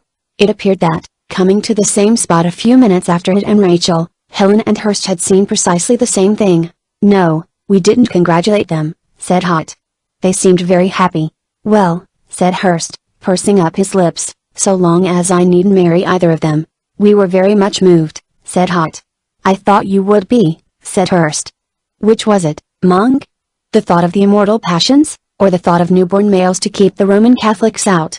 I assure you, he said to Helen, he's capable of being moved by either. Rachel was a good deal stung by his banter, which she felt to be directed equally against them both, but she could think of no repartee. Nothing moves Hurst, Hut laughed. He did not seem to be stung at all. Unless it were a transfinite number falling in love with a finite one. I suppose such things do happen, even in mathematics. On the contrary, said Hurst with a touch of annoyance, I consider myself a person of very strong passions. It was clear from the way he spoke that he meant it seriously. He spoke of course for the benefit of the ladies. By the way, Hurst, said Hot, after a pause, I have a terrible confession to make. Your book, The Poems of Wordsworth, which if you remember I took off your table just as we were starting, and certainly put in my pocket here, is lost. Hurst finished for him. I consider that there is still a chance, Hut urged, slapping himself to right and left, that I never did take it after all. No, said Hurst. It is here. He pointed to his breast. Thank God, Hut exclaimed. I need no longer feel as though I'd murdered a child. I should think you were always losing things, Helen remarked, looking at him meditatively. I don't lose things, said Hot. I mislay them. That was the reason why Hurst refused to share a cabin with me on the voyage out. You came out together? Helen inquired. I propose that each member of this party now gives a short biographical sketch of himself or herself, said Hurst, sitting upright. Miss Finrace, you come first, begin. Rachel stated that she was 24 years of age, the daughter of a ship owner, that she had never been properly educated, played the piano, had no brothers or sisters, and lived at Richmond with aunts, her mother being dead.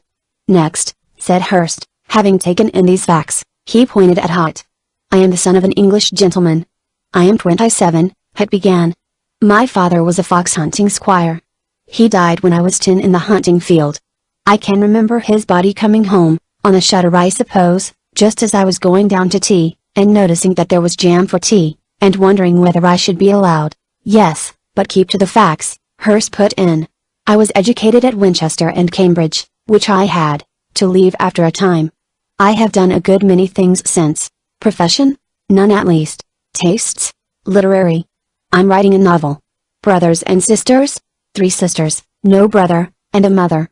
Is that all we're to hear about you? Said Helen. She stated that she was very old, 40 last October, and her father had been a solicitor in the city who had gone bankrupt, for which reason she had never had much education. They lived in one place after another, but an elder brother used to lend her books. If I were to tell you everything, she stopped and smiled. It would take too long, she concluded. I married when I was 30, and I have 2 children. My husband is a scholar. And now it's your turn, she nodded at Hurst. You've left out a great deal, he reproved her. My name is St. John Alaric Hurst, he began in a jaunty tone of voice. I'm 24 years old. I'm the son of the Reverend Sidney Hurst, vicar of Great Wapping in Norfolk. Oh, I got scholarships everywhere, Westminster King's. I'm now a fellow of King's. Don't it sound dreary? Parents both alive, alas. 2 brothers and 1 sister. I'm a very distinguished young man," he added.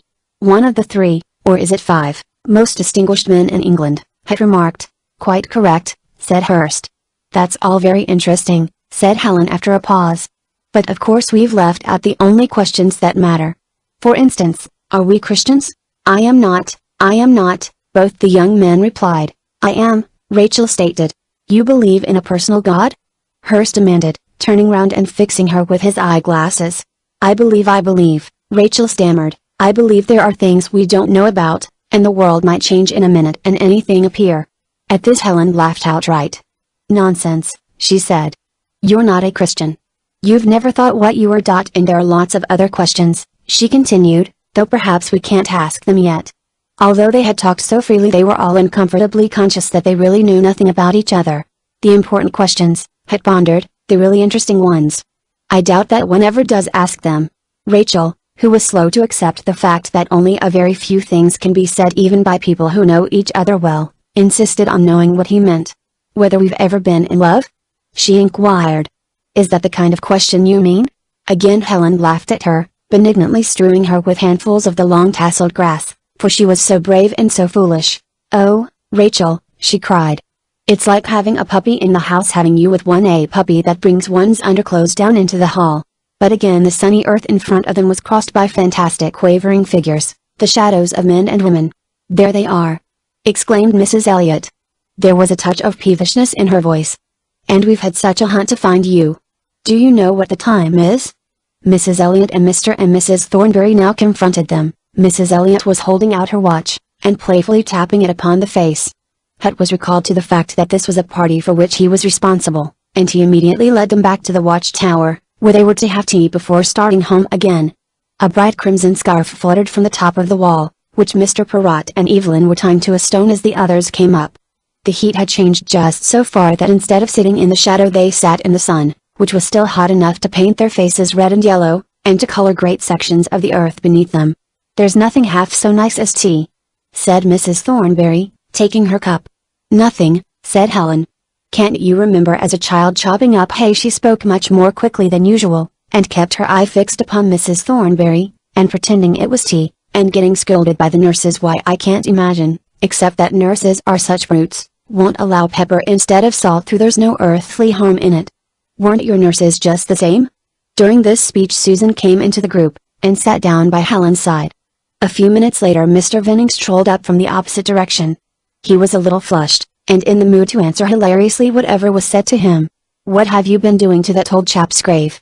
he asked, pointing to the red flag which floated from the top of the stones. "We have tried to make him forget his misfortune in having died 300 years ago," said Mr. Perrott. "It would be awful to be dead," ejaculated Evelyn M. "To be dead?" said Hutt. "I don't think it would be awful. It's quite easy to imagine. When you go to bed tonight fold your hands so, breathe slower and slower." He lay back with his hands clasped upon his breast, and his eyes shut. "Now," he murmured in an even monotonous voice, "I shall never, never, never move again." His body, lying flat among them, did for a moment suggest death.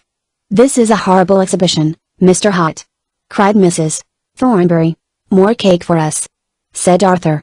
"I assure you there's nothing horrible about it," said Hutt, sitting up and laying hands upon the cake. "It's so natural," he repeated. "People with children should make them do that exercise every night. Not that I look forward to being dead." "And when you allude to a grave," said Mr. Thornbury, who spoke almost for the first time, "have you any authority for calling that ruin a grave?"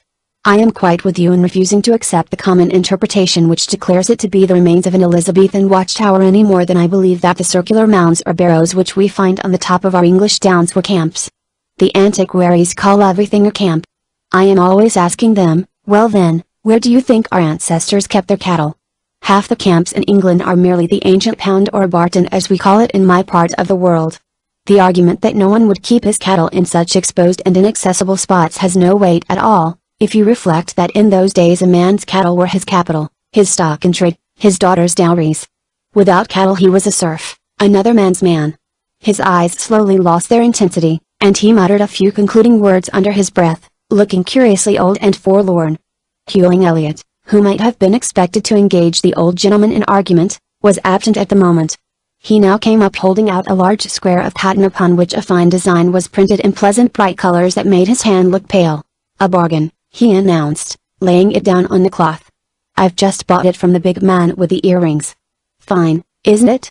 It wouldn't suit everyone, of course, but it's just the thing, isn't it?" Hilda ? For Mrs. Raymond Perry.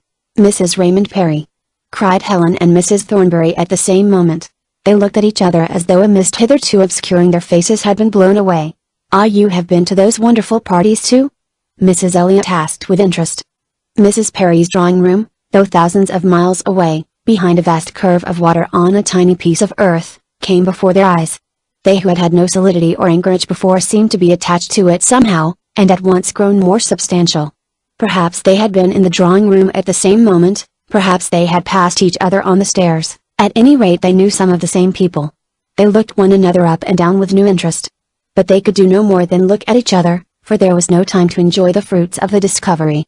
The donkeys were advancing, and it was advisable to begin the descent immediately, for the night fell so quickly that it would be dark before they were home again. Accordingly, remounting in order, they filed off down the hillside. Scraps of talk came floating back from one to another. There were jokes to begin with, and laughter. Some walked part of the way, and picked flowers, and sent stones bounding before them. "Who writes the best Latin verse in your college, Hurst?" Mr. Elliot called back incongruously, and Mr. Hurst returned that he had no idea. The dusk fell as suddenly as the natives had warned them, the hollows of the mountain on either side filling up with darkness and the path becoming so dim that it was surprising to hear the donkeys' hoofs still striking on hard rock. Silence fell upon one, and then upon another, until they were all silent, their minds spilling out into the deep blue air. The way seemed shorter in the dark than in the day, and soon the lights of the town were seen on the flat far beneath them. Suddenly someone cried, "Ah!" In a moment the slow yellow drop rose again from the plain below. It rose, paused, opened like a flower, and fell in a shower of drops. "Fireworks!" they cried. Another went up more quickly, and then another. They could almost hear it twist and roar. "Some saint's day, I suppose," said a voice. The rush and embrace of the rockets as they soared up into the air seemed like the fiery way in which lovers suddenly rose and united, leaving the crowd gazing up at them with strained white faces. But Susan and Arthur, riding down the hill, never said a word to each other, and kept accurately apart. Then the fireworks became erratic, and soon they ceased altogether, and the rest of the journey was made almost in darkness, the mountain being a great shadow behind them, and bushes and trees little shadows which threw darkness across the road. Among the plane trees they separated, bundling into carriages and driving off, without saying good night, or saying it only in a half-muffled way. It was so late that there was no time for normal conversation between their arrival at the hotel and their retirement to bed. But Hurst wandered into Hunt's room with a collar in his hand. "Well, Hunt," he remarked, on the crest of a gigantic yawn, "that was a great success, I consider." He yawned. "But take care you're not landed with a young woman." "I don't really like young women." Hunt was too much drugged by hours in the open air to make any reply. In fact, every one of the party was sound asleep within 10 minutes or so of each other, with the exception of Susan Warrington. She lay for a considerable time looking blankly at the wall opposite, her hands clasped above her heart, and her light burning by her side. All articulate thought had long ago deserted her. Her heart seemed to have grown to the size of a sun, and to illuminate her entire body, shedding like the sun a steady tide of warmth. "I'm happy, I'm happy, I'm happy," she repeated. "I love everyone. I'm happy." Chapter 12. When Susan's engagement had been approved at home, and made public to anyone who took an interest in it at the hotel, and by this time the society at the hotel was divided so as to point to invisible chalk marks such as Mr. Hurst had described, the news was felt to justify some celebration and expedition. That had been done already. A dance then. The advantage of a dance was that it abolished one of those long evenings which were at apartment to become tedious and lead to absurdly early hours in spite of bridge. 2 or 3 people standing under the erect body of the stuffed leopard in the hall very soon had the matter decided. Evelyn slid a pace or two this way and that, and pronounced that the floor was excellent. Señor Rodriguez informed them of an old Spaniard who fiddled at weddings, fiddled so as to make a tortoise waltz, and his daughter, although endowed with eyes as black as coal scuttles, had the same power over the piano. If there were any so sick or so surly as to prefer sedentary occupations on the night in question to spinning and watching others spin, the drawing room and billiard room were theirs. Hunt made it his business to conciliate the outsiders as much as possible. To Hurst's theory of the invisible chalk marks he would pay no attention whatever. He was treated to a snub or two, but, in reward, found obscure lonely gentlemen delighted to have this opportunity of talking to their kind, and the lady of doubtful character showed every symptom of confiding her case to him in the near future. Indeed, it was made quite obvious to him that the 2 or 3 hours between dinner and bed contained an amount of unhappiness, which was really pitiable, so many people had not succeeded in making friends. It was settled that the dance was to be on Friday, 1 week after the engagement, and at dinner he declared himself satisfied. "They're all coming," he told Hearst. "Pepper," he called, seeing William Pepper slip past in the wake of the soup with a pamphlet beneath his arm. "We're counting on you to open the ball." "You will certainly put sleep out of the question," Pepper returned. "You are to take the floor with Miss Allen," had continued, consulting a sheet of penciled notes. Pepper stopped and began a discourse upon round dances, country dances, Morris dances, and quadrilles, all of which are entirely superior to the bastard waltz and spurious polka which have ousted them most unjustly in contemporary popularity when the waiters gently pushed him onto his table in the corner. The dining room at this moment had a certain fantastic resemblance to a farmyard scattered with grain on which bright pigeons kept descending. Almost all the ladies wore dresses which they had not yet displayed, and their hair rose in waves and scrolls so as to appear like carved wood in Gothic churches rather than hair. The dinner was shorter and less formal than usual, even the waiters seeming to be affected with the general excitement. 10 minutes before the clock struck 9 the committee made a tour through the ballroom. The hall, when emptied of its furniture, brilliantly lit, adorned with flowers whose scent tinged the air, presented a wonderful appearance of ethereal gaiety. "It's like a starlit sky on an absolutely cloudless night," had murmured, looking about him, at the airy empty room. "A heavenly floor, anyhow," Evelyn added, taking a run and sliding 2 or 3 feet along. "What about those curtains?" asked Hearst. The crimson curtains were drawn across the long windows. "It's a perfect night outside." "Yes, but curtains inspire confidence," Miss Allen decided. "When the ball is in full swing it will be time to draw them. We might even open the windows a little. If we do it now elderly people will imagine there are drafts." Her wisdom had come to be recognized, and held in respect. Meanwhile, as they stood talking, the musicians were unwrapping their instruments, and the violin was repeating again and again a note struck upon the piano. Everything was ready to begin. After a few minutes' pause, the father, the daughter, and the son-in-law who played the horn flourished with one accord. Like the rats who followed the piper, heads instantly appeared in the doorway. There was another flourish, and then the trio dashed spontaneously into the triumphant swing of the waltz. It was as though the room were instantly flooded with water. After a moment's hesitation first one couple, then another, leapt into midstream, and went round and round in the eddies. The rhythmic swish of the dancers sounded like a swirling pool. By degrees the room grew perceptibly hotter. The smell of kid gloves mingled with the strong scent of flowers. The eddies seemed to circle faster and faster, until the music wrought itself into a crash, ceased, and the circles were smashed into little separate bits. The couples struck off in different directions, leaving a thin row of elderly people stuck fast to the walls, and here and there a piece of trimming or a handkerchief or a flower lay upon the floor. There was a pause, and then the music started again, the eddies whirled, the couples circled round in them, until there was a crash, and the circles were broken up into separate pieces. When this had happened about 5 times, Hearst, who leant against a window frame, like some singular gargoyle, perceived that Helen Ambrose and Rachel stood in the doorway. The crowd was such that they could not move, but he recognized them by a piece of Helen's shoulder and a glimpse of Rachel's head turning round. He made his way to them. They greeted him with relief. "We are suffering the tortures of the damned," said Helen. "This is my idea of hell," said Rachel. Her eyes were bright and she looked bewildered. Hutt and Miss Allen, who had been waltzing somewhat laboriously, paused and greeted the newcomers. "This is nice," said Hutt. "But where is Mr. Ambrose?" "Pinder," said Helen. "May a married woman who was 40 in October dance? I can't stand still." She seemed to fade into Hutt, and they both dissolved in the crowd. "We must follow suit," said Hearst to Rachel, and he took her resolutely by the elbow. Rachel, without being expert, danced well, because of a good ear for rhythm, but Hearst had no taste for music, and a few dancing lessons at Cambridge had only put him into possession of the anatomy of a waltz, without imparting any of its spirit. A single turn proved to them that their methods were incompatible. Instead of fitting into each other their bones seemed to jut out in angles making smooth turning an impossibility, and cutting, moreover, into the circular progress of the other dancers. "Shall we stop?" said Hearst. Rachel gathered from his expression that he was annoyed. They staggered to seats in the corner, from which they had a view of the room. It was still surging, in waves of blue and yellow, striped by the black evening clothes of the gentlemen. "An amazing spectacle," Hearst remarked. Did you dance much in London? They were both breathing fast, and both a little excited, though each was determined not to show any excitement at all. Scarcely ever. Do you? My people give a dance every Christmas. This isn't half a bad floor, Rachel said. Hurst did not attempt to answer her platitude.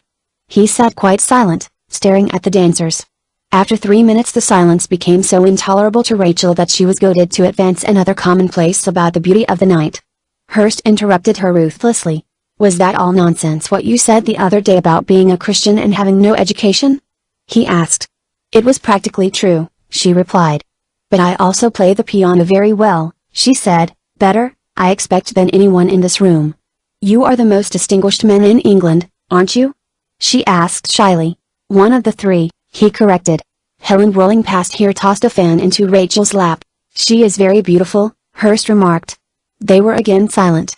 Rachel was wondering whether he thought her also nice looking. St. John was considering the immense difficulty of talking to girls who had no experience of life. Rachel had obviously never thought or felt or seen anything, and she might be intelligent or she might be just like all the rest. But Hudson rankled in his mind, you don't know how to get on with women, and he was determined to profit by this opportunity. Her evening clothes bestowed on her just that degree of unreality and distinction which made it romantic to speak to her, and stirred a desire to talk, which irritated him because he did not know how to begin. He glanced at her, and she seemed to him very remote and inexplicable, very young and chaste. He drew a sigh, and began.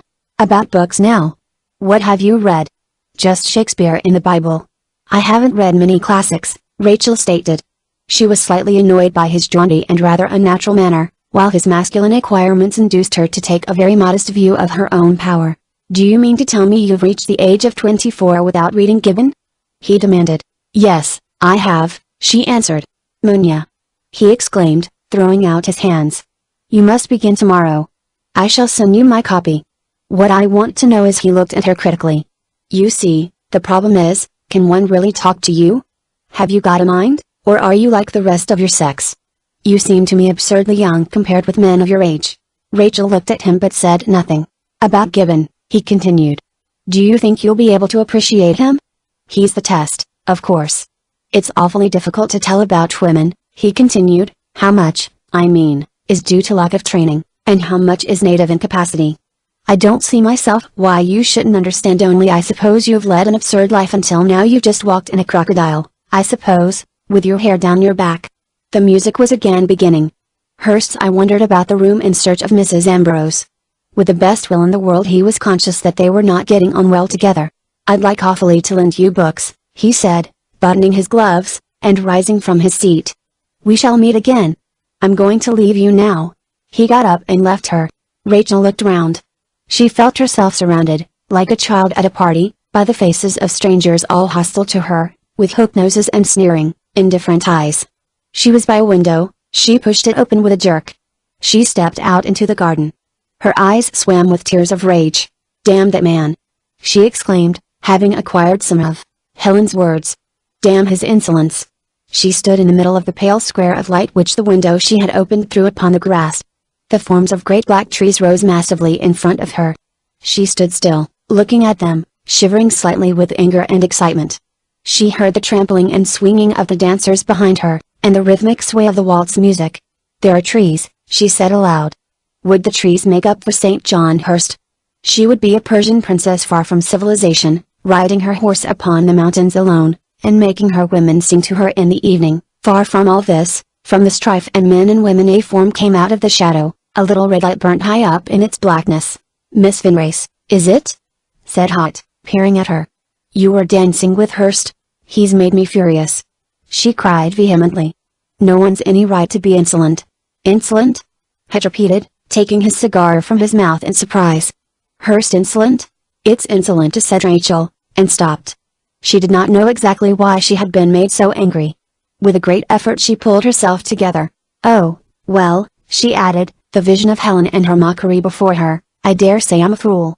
She made as though she were going back into the ballroom, but it stopped her. Please explain to me, he said. I feel sure Hurst didn't mean to hurt you. When Rachel tried to explain, she found it very difficult.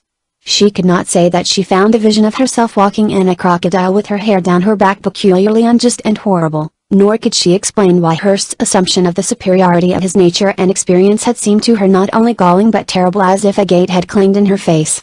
Pacing up and down the terrace beside it, she said bitterly, "It's no good, we should live separate, we cannot understand each other, we only bring out what's worst." Had brushed aside her generalization as to the natures of the two sexes, for such generalizations bored him and seemed to him generally untrue. But, knowing Hearst, he guessed fairly accurately what had happened, and, though secretly much amused, was determined that Rachel should not store the incident away in her mind to take its place in the view she had of life. "Now you'll hate him," he said, "which is wrong. Poor old Hearst, he can't help his method. And really, Miss Vinrace, he was doing his best, he was paying you a compliment, he was trying, he could not finish for the laughter that overcame him." Rachel veered round suddenly and laughed out too. She saw that there was something ridiculous about Hearst, and perhaps about herself. "It's his way of making friends, I suppose," she laughed. "Well, I shall do my part. I shall begin ugly in body, repulsive in mind as you are, Mr. Hearst." "Here, here!" cried Hot. "That's the way to treat him. You see, Miss Vinrace, you must make allowances for Hearst. He's lived all his life in front of a looking glass, so to speak, in a beautiful paneled room, hung with Japanese prints and lovely old chairs and tables, just one splash of color, you know, in the right place, between the windows, I think it is, and there he sits hour after hour with his toes on the fender, talking about philosophy and God and his liver and his heart and the hearts of his friends. They're all broken. You can't expect him to be at his best in a ballroom. He wants a cozy, smoky, masculine place, where he can stretch his legs out, and only speak when he's got something to say. For myself, I find it rather dreary. But I do respect it. They're all so much in earnest. They do take the serious things very seriously." The description of Hearst's way of life interested Rachel so much that she almost forgot her private grudge against him, and her respect revived. "They are really very clever then?" she asked. "Of course they are. So far as brains go, I think it's true what he said the other day, they're the cleverest people in England. But you ought to take him in hand," he added. "There's a great deal more in him than's ever been got at. He wants someone to laugh at him. The idea of Hearst telling you that you've had no experiences. Poor old Hearst." They had been pacing up and down the terrace while they talked, and now one by one the dark windows were uncurtained by an invisible hand, and panes of light fell regularly at equal intervals upon the grass. They stopped to look in at the drawing room, and perceived Mr. Pepper writing alone at a table. "There's Pepper writing to his aunt," said Hot. "She must be a very remarkable old lady, 85 he tells me, and he takes her for walking tours in the New Forest. Pepper!" he cried, rapping on the window. "Go and do your duty. Miss Allen expects you." When they came to the windows of the ballroom, the swing of the dancers and the lilt of the music was irresistible. "Shall we?" said Hot, and they clasped hands and swept off magnificently into the great swirling pool. Although this was only the second time they had met, the first time they had seen a man and woman kissing each other, and the second time Mr. Hunt had found that a young woman angry is very like a child. So that when they joined hands in the dance they felt more at their ease than as usual. It was midnight and the dance was now at its height. Servants were peeping in at the windows, the garden was sprinkled with the white shapes of couples sitting out. Mrs. Thornbury and Mrs. Elliot sat side by side under a palm tree, holding fans, handkerchiefs, and brooches deposited in their laps by flushed maidens. Occasionally they exchanged comments. "Miss Warrington does look happy," said Mrs. Elliot. They both smiled, they both sighed. "He has a great deal of character," said Mrs. Thornbury, alluding to Arthur. "And character is what one wants," said Mrs. Elliot. "Now that young man is clever enough," she added, nodding at Hearst, who came past with Miss Allen on his arm. "He does not look strong," said Mrs. Thornbury. "His complexion is not good. Shall I tear it off?" she asked, for Rachel had stopped, conscious of a long strip trailing behind her. "I hope you are enjoying yourselves?" had asked the ladies. "This is a very familiar position for me," smiled Mrs. Thornbury. "I have brought out 5 daughters and they all love dancing. You love it too, Miss Vinrace?" she asked, looking at Rachel with maternal eyes. "I know I did when I was your age. How I used to beg my mother to let me stay, and now I sympathize with the poor mothers, but I sympathize with the daughters too." She smiled sympathetically, and at the same time rather keenly, at Rachel. "They seem to find a great deal to say to each other," said Mrs. Elliot, looking significantly at the backs of the couple as they turned away. "Did you notice at the picnic? He was the only person who could make her utter." "Her father is a very interesting man," said Mrs. Thornbury. He has one of the largest shipping businesses in Hull. He made a very able reply, you remember, to Mr. Asquith at the last election. It is so interesting to find that a man of his experience is a strong protectionist. She would have liked to discuss politics, which interested her more than personalities, but Mrs. Elliot would only talk about the empire in a less abstract form. I hear there are dreadful accounts from England about the rats, she said. A sister-in-law, who lives at Norwich, tells me it has been quite unsafe to order poultry. The plague, you see. It attacks the rats, and through them other creatures. And the local authorities are not taking proper steps? Asked Mrs. Thornberry. That she does not say. But she describes the attitude of the educated people who should know better as callous and the extreme. Of course, my sister-in-law is one of those active modern women, who always takes things up, you know, the kind of woman one admires, though one does not feel, at least I do not feel, but then she has a constitution of iron. Mrs. Elliot, brought back to the consideration of her own delicacy, here sighed. A very animated face, said Mrs. Thornberry, looking at Evelyn M., who had stopped near them to pin tight a scarlet flower at her breast. It would not stay, and, with a spirited gesture of impatience, she thrust it into her partner's buttonhole. He was a tall melancholy youth, who received the gift as a knight might receive his lady's token. Very trying to the eyes, was Mrs. Elliot's next remark, after watching the yellow whirl in which so few of the whirlers had either name or character for her, for a few minutes. Bursting out of the crowd, Helen approached them, and took a vacant chair. May I sit by you? She said, smiling and breathing fast. I suppose I ought to be ashamed of myself, she went on, sitting down, at my age. Her beauty, now that she was flushed and animated, was more expansive than usual, and both the ladies felt the same desire to touch her. I am enjoying myself, she panted. Movement, isn't it amazing? I have always heard that nothing comes up to dancing if one is a good dancer, said Mrs. Thornberry, looking at her with a smile. Helen swayed slightly as if she sat on wires. I could dance forever, she said. They ought to let themselves go more, she exclaimed. They ought to leap and swing. Look how they mince. Have you seen those wonderful Russian dancers? Began Mrs. Elliot. But Helen saw her partner coming and rose as the moon rises. She was half round the room before they took their eyes off her, for they could not help admiring her, although they thought it a little odd that a woman of her age should enjoy dancing.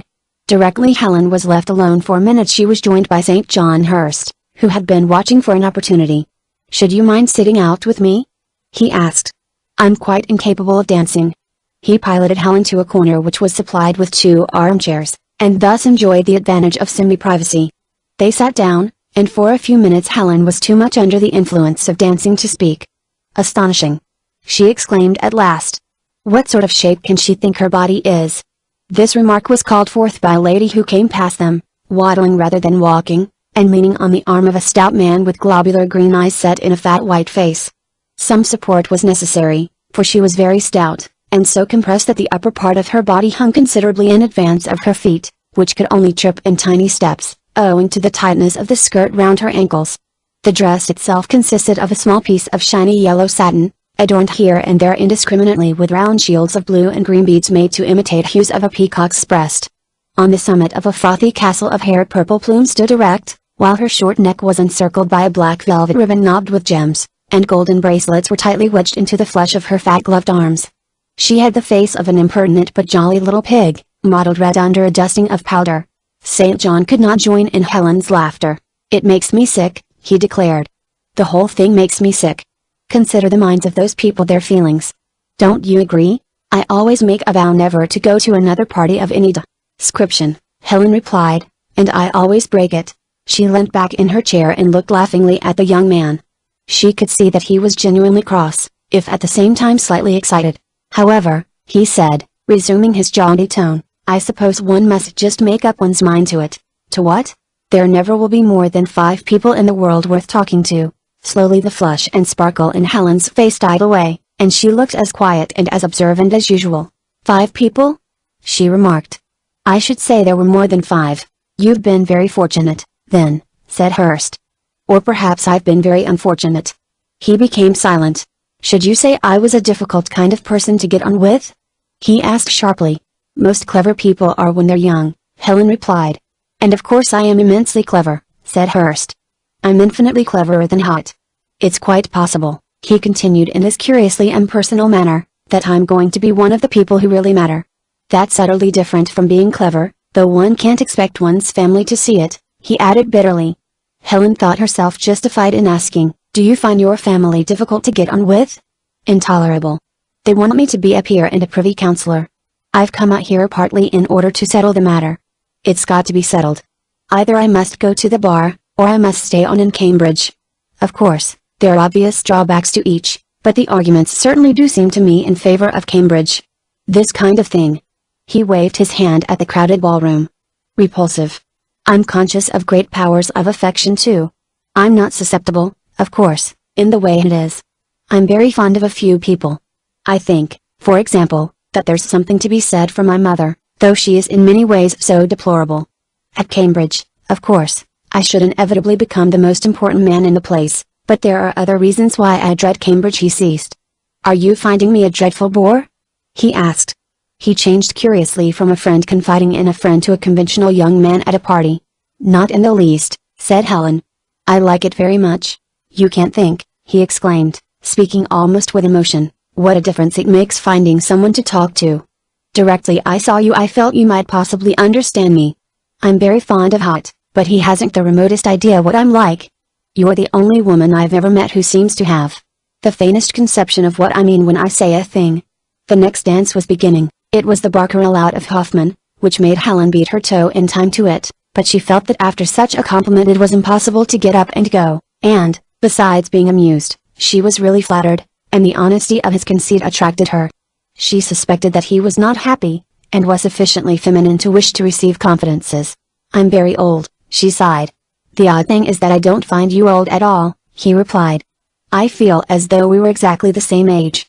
Moreover," here he hesitated, but took courage from a glance at her face, "I feel as if I could talk quite plainly to you as one does to a man about the relations between the sexes, about and." In spite of his certainty a slight redness came into his face as he spoke the last two words. She reassured him at once by the laugh with which she exclaimed, "I should hope so." He looked at her with real cordiality, and the lines which were drawn about his nose and lips slackened for the first time. "Thank God!" he exclaimed. "Now we can behave like civilized human beings." Certainly a barrier which usually stands fast had fallen, and it was possible to speak of matters which are generally only alluded to between men and women when doctors are present, or the shadow of death. In 5 minutes he was telling her the history of his life. It was long, for it was full of extremely elaborate incidents, which led on to a discussion of the principles on which morality is founded, and thus to several very interesting matters, which even in this ballroom had to be discussed in a whisper, lest one of the powder pigeon ladies or resplendent merchants should overhear them, and proceed to demand that they should leave the place. When they had come to an end, or, to speak more accurately, when Helen intimated by a slight slackening of her attention that they had sat there long enough, Hurst rose, exclaiming, "So there's no reason whatever for all this mystery?" "None, except that we are English people," she answered. She took his arm and they crossed the ballroom, making their way with difficulty between the spinning couples, who were now perceptibly disheveled, and certainly to a critical eye by no means lovely in their shapes. The excitement of undertaking a friendship and the length of their talk, made them hungry, and they went in search of food to the dining room, which was now full of people eating at little separate tables. In the doorway they met Rachel, going up to dance again with Arthur Vinning. She was flushed and looked very happy, and Helen was struck by the fact that in this mood she was certainly more attractive than the generality of young women. She had never noticed it so clearly before. "Enjoying yourself?" she asked, as they stopped for a second. "Miss Vinrace," Arthur answered for her, "has just made a confession. She'd no idea that dances could be so delightful." "Yes," Rachel exclaimed. "I've changed my view of life completely." "You don't say so," Helen mocked. They passed on. "That's typical of Rachel," she said. "She changes her view of life about every other day. Do you know, I believe you're just the person I want," she said, as they sat down, "to help me complete her education. She's been brought up practically in a nunnery. Her father's too absurd. I've been doing what I can but I'm too old, and I'm a woman. Why shouldn't you talk to her, explain things to her, talk to her, I mean, as you talk to me?" "I have made one attempt already this evening," said St. John. "I rather doubt that it was successful. She seems to me so very young and inexperienced. I have promised to lend her Gibbon." "It's not Gibbon exactly," Helen pondered. "It's the facts of life, I think. Do you see what I mean? What really goes on, what people feel, although they generally try to hide it. There's nothing to be frightened of." It's so much more beautiful than the pretenses, always more interesting, always better, I should say, than that kind of thing. She nodded her head at a table near them, where 2 girls and 2 young men were chaffing each other very loudly, and carrying on an arch insinuating dialogue, sprinkled with endearments, about, it seemed, a pair of stockings or a pair of legs. One of the girls was flirting a fan and pretending to be shocked, and the sight was very unpleasant, partly because it was obvious that the girls were secretly hostile to each other. In my old age, however, Helen sighed, I'm coming to think that it doesn't much matter in the long run what one does. People always go their own way, nothing will ever influence them. She nodded her head at the supper party. But St. John did not agree. He said that he thought one could really make a great deal of difference by one's point of view, books and so on, and added that few things at the present time mattered more than the enlightenment of women. He sometimes thought that almost everything was due to education. In the ballroom, meanwhile, the dancers were being formed into squares for the lancers. Arthur and Rachel, Susan and Hot, Miss Allen and Hewling Elliot found themselves together. Miss Allen looked at her watch. 1:30, she stated. And I have to dispatch Alexander Pope tomorrow. Pope? Snorted Mr. Elliot. Who reads Pope, I should like to know. And as for reading about him, no, Miss Allen, be persuaded you will benefit the world much more by dancing than by writing. It was one of Mr. Elliot's affectations that nothing in the world could compare with the delights of dancing. Nothing in the world was so tedious as literature. Thus he sought pathetically enough to ingratiate himself with the young, and to prove to them beyond a doubt that though married to any other wife, and rather pale and bent and careworn by his weight of learning, he was as much alive as the youngest of them all. It's a question of bread and butter, said Miss Allen calmly. However, they seem to expect me. She took up her position and pointed a square black toe. Mr. Hot, you bow to me. It was evident at once that Miss Allen was the only one of them who had a thoroughly sound knowledge of the figures of the dance. After the lancers there was a waltz, after the waltz a polka, and then a terrible thing happened. The music, which had been sounding regularly with 5-minute pauses, stopped suddenly. The lady with the great dark eyes began to swathe her violin in silk, and the gentleman placed his horn carefully in its case. They were surrounded by couples imploring them in English, in French, in Spanish, of one more dance, one only. It was still early. But the old man at the piano merely exhibited his watch and shook his head. He turned up the collar of his coat and produced a red silk muffler, which completely dashed his festive appearance. Strange as it seemed, the musicians were pale and heavy-eyed, they looked bored and prosaic, as if the summit of their desire was cold meat and beer, succeeded immediately by bed. Rachel was one of those who had begged them to continue. When they refused, she began turning over the sheets of dance music which lay upon the piano. The pieces were generally bound in colored covers, with pictures on them of romantic scenes, gondoliers astride on the crescent of the moon, nuns peering through the bars of a convent window, or young women with their hair down pointing a gun at the stars. She remembered that the general effect of the music to which they had danced so gaily was one of passionate regret for dead love and the innocent years of youth. Dreadful sorrows had always separated the dancers from their past happiness.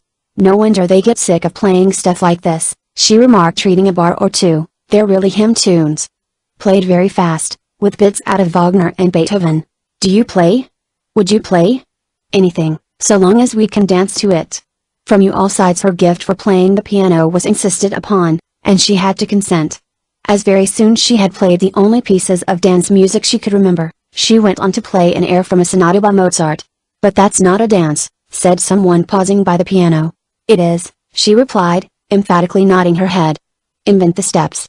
Sure of her melody, she marked the rhythm boldly so as to simplify the way. Helen caught the idea, seized Miss Allen by the arm, and whirled round the room, now curtsying, now spinning round, now tripping this way and that like a child skipping through a meadow. This is the dance for people who don't know how to dance, she cried.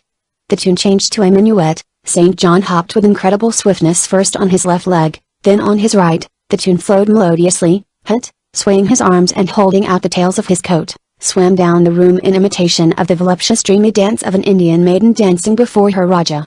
The tune marched, and Miss Allen advanced with skirts extended and bowed profoundly to the engaged pair. Once their feet fell in with the rhythm they showed a complete lack of self-consciousness. From Mozart Rachel passed without stopping to Old English hunting songs, carols, and hymn tunes, for, as she had observed, any good tune, with a little management, became a tune one could dance to. By degrees every person in the room was tripping and turning in pairs or alone. Mr. Pepper executed an ingenious pointed step derived from figure skating, for which he once held some local championship, while Mrs. Thornbury tried to recall an old country dance which she had seen danced by her father's tenants in Dorsetshire in the old days. As for Mr. and Mrs. Elliot, they galoped round and round the room with such impetuosity that the other dancers shivered at their approach. Some people were heard to criticize the performance as a romp, to others it was the most enjoyable part of the evening. "Now for the great round dance!" Hut shouted.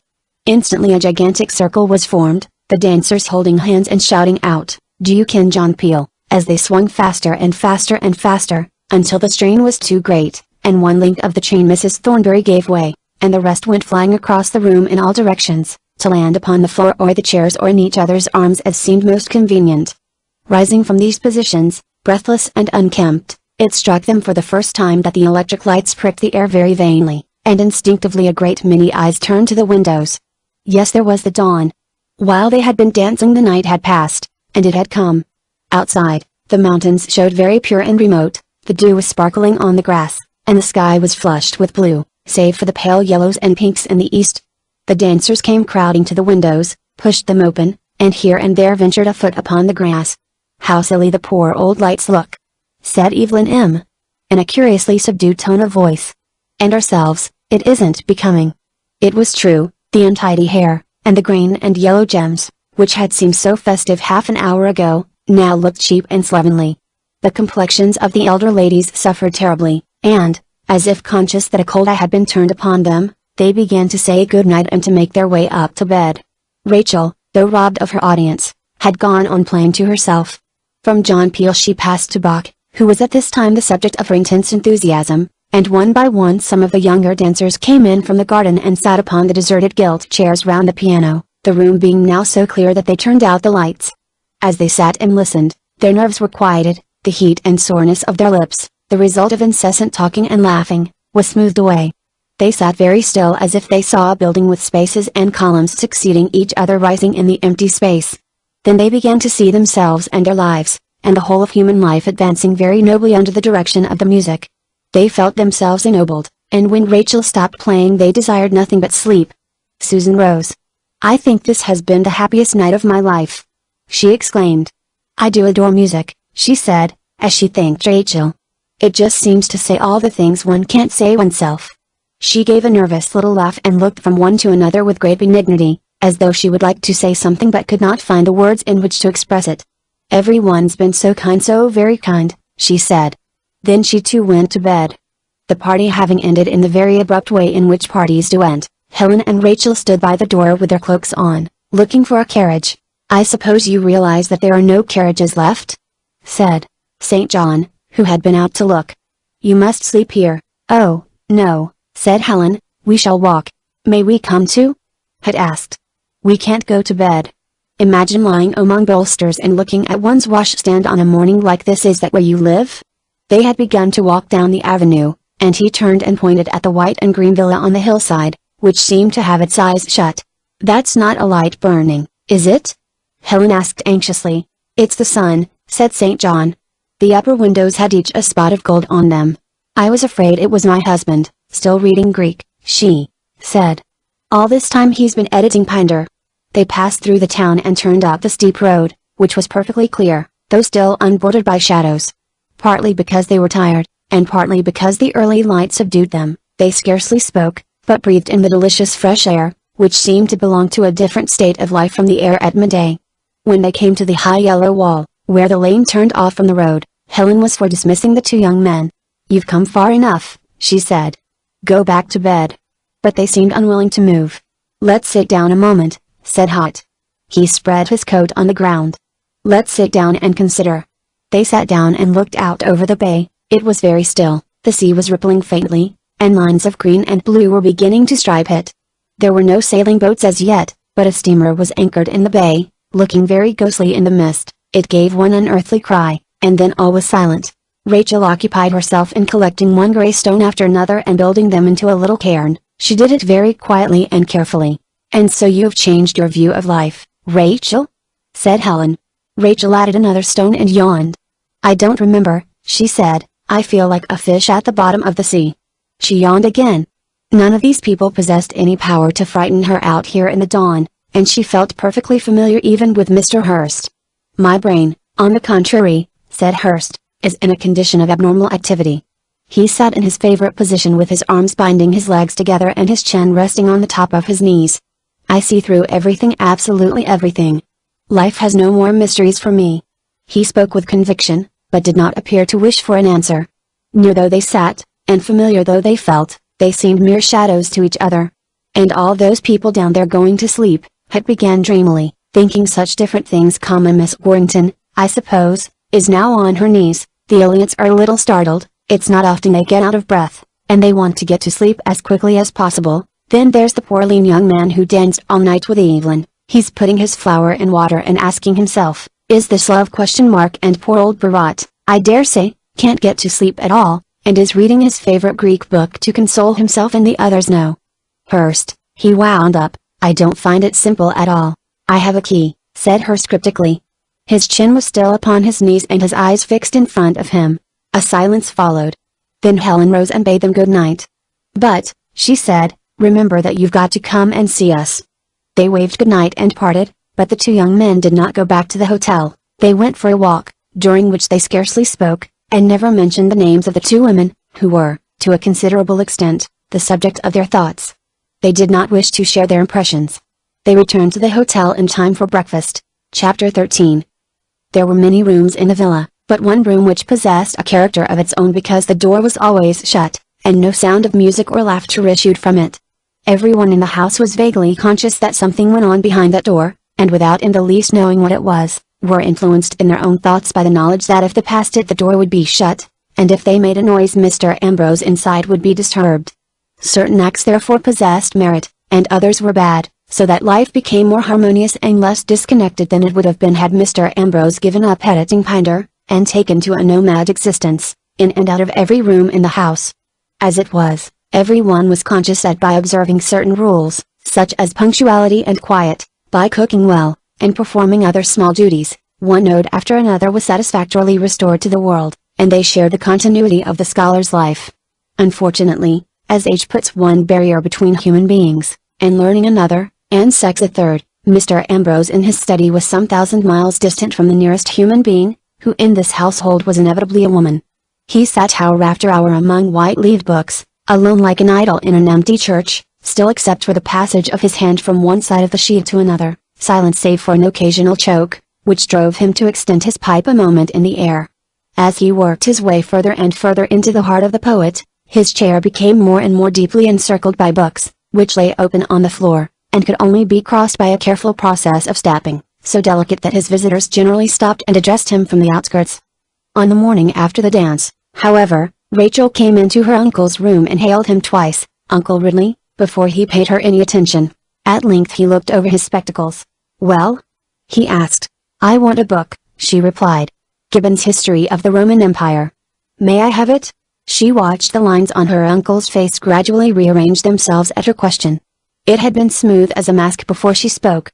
"Please say that again," said her uncle, either because he had not heard or because he had not understood. She repeated the same words and reddened slightly as she did so. "Gibbon. What on earth do you want him for?" he inquired. "Somebody advised me to read it," Rachel stammered. "But I don't travel about with a miscellaneous collection of 18th century historians," her uncle exclaimed. "Gibbon. 10 big volumes at least." Rachel said that she was sorry to interrupt, and was turning to go. "Stop!" cried her uncle. He put down his pipe, placed his book on one side, and rose and led her slowly round the room, holding her by the arm. "Plato," he said, laying one finger on the first of a row of small dark books, "and Jorrocks next door, which is wrong. Sophocles, Swift. You don't care for German commentators, I presume. French, then. You read French? You should read Balzac. Then we come to Wordsworth and Coleridge, Pope, Johnson, Addison, Wordsworth, Shelley, Keats. One thing leads to another. Why is Marlowe here? Mrs. Chailey, I presume. But what's the use of reading if you don't read Greek? After all, if you read Greek, you need never read anything else, pure waste of time, pure waste of time." Thus speaking half to himself, with quick movements of his hands, they had come round again to the circle of books on the floor, and their progress was stopped. "Well," he demanded, "which shall it be?" "Balzac," said Rachel, "or have you the Speech on the American Revolution, Uncle Ridley?" "The Speech on the American Revolution?" he asked. He looked at her very keenly again. Another young man at the dance? No. That was Mr. Dalloway, she confessed. Good Lord. He flung back his head in recollection of Mr. Dalloway. She chose for herself a volume at random, submitted it to her uncle, who, seeing that it was La Cousine Bette, bade her throw it away if she found it too horrible, and was about to leave him when he demanded whether she had enjoyed her dance.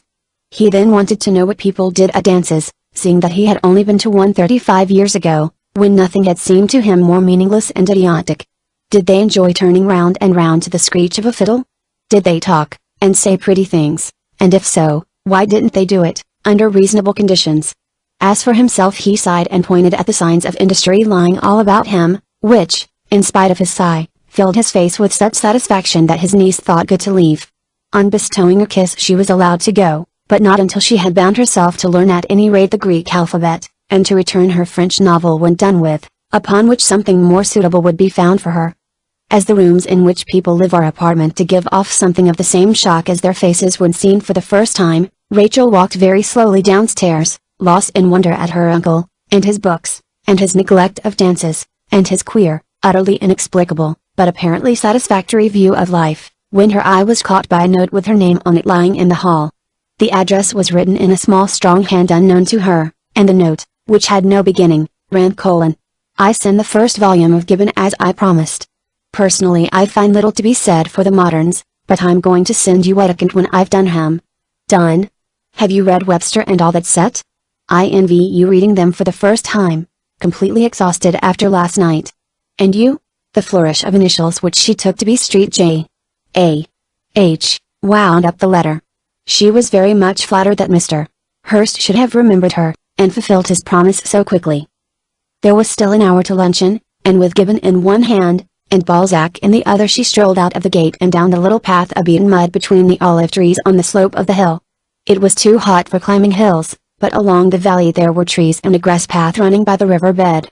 In this land where the population was centered in the towns, it was possible to lose sight of civilization in a very short time, passing only an occasional farmhouse, where the women were handling red roots in the courtyard, or a little boy lying on his elbows on a hillside surrounded by a flock of black strong-smelling goats. Save for a thread of water at the bottom, the river was merely a deep channel of dry yellow stones. On the bank grew those trees which Helen had said it was worth the voyage out merely to see. April had burst their buds, and they bore large blossoms among their glossy green leaves with petals of a thick wax-like substance colored in exquisite cream or pink or deep crimson. But filled with one of those unreasonable exaltations which start generally from an unknown cause, and sweep whole countries and skies into their embrace, she walked without seeing. The night was encroaching upon the day. Her ears hummed with the tunes she had played the night before, she sang, and the singing made her walk faster and faster. She did not see distinctly where she was going, the trees and the landscape appearing only as masses of green and blue, with an occasional space of differently colored sky. Faces of people she had seen last night came before her, she heard their voices, she stopped singing, and began saying things over again or saying things differently, or inventing things that might have been said. The constraint of being among strangers in a long silk dress made it unusually exciting to stride thus alone. Hunt, Hurst, Mr. Vinning, Miss Allen, the music, the light, the dark trees in the garden, the dawn. As she walked they went surging round in her head, a tumultuous background from which the present moment, with its opportunity of doing exactly as she liked, sprung more wonderfully vivid even than the night before. So she might have walked until she had lost all knowledge of her way, had it not been for the interruption of a tree, which, although it did not grow across her path, stopped hers effectively as if the branches had struck her in the face. It was an ordinary tree, but to her it appeared so strange that it might have been the only tree in the world. Dark was the trunk in the middle, and the branches sprang here and there, leaving jagged intervals of light between them as distinctly as if it had but that second risen from the ground. Having seen a sight that would last her for a lifetime, and for a lifetime would preserve that second, the tree once more sank into the ordinary ranks of trees, and she was able to seat herself in its shade and to pick the red flowers with the thin green leaves which were growing beneath it. She laid them side by side, flower to flower and stalk to stalk, caressing them for walking alone.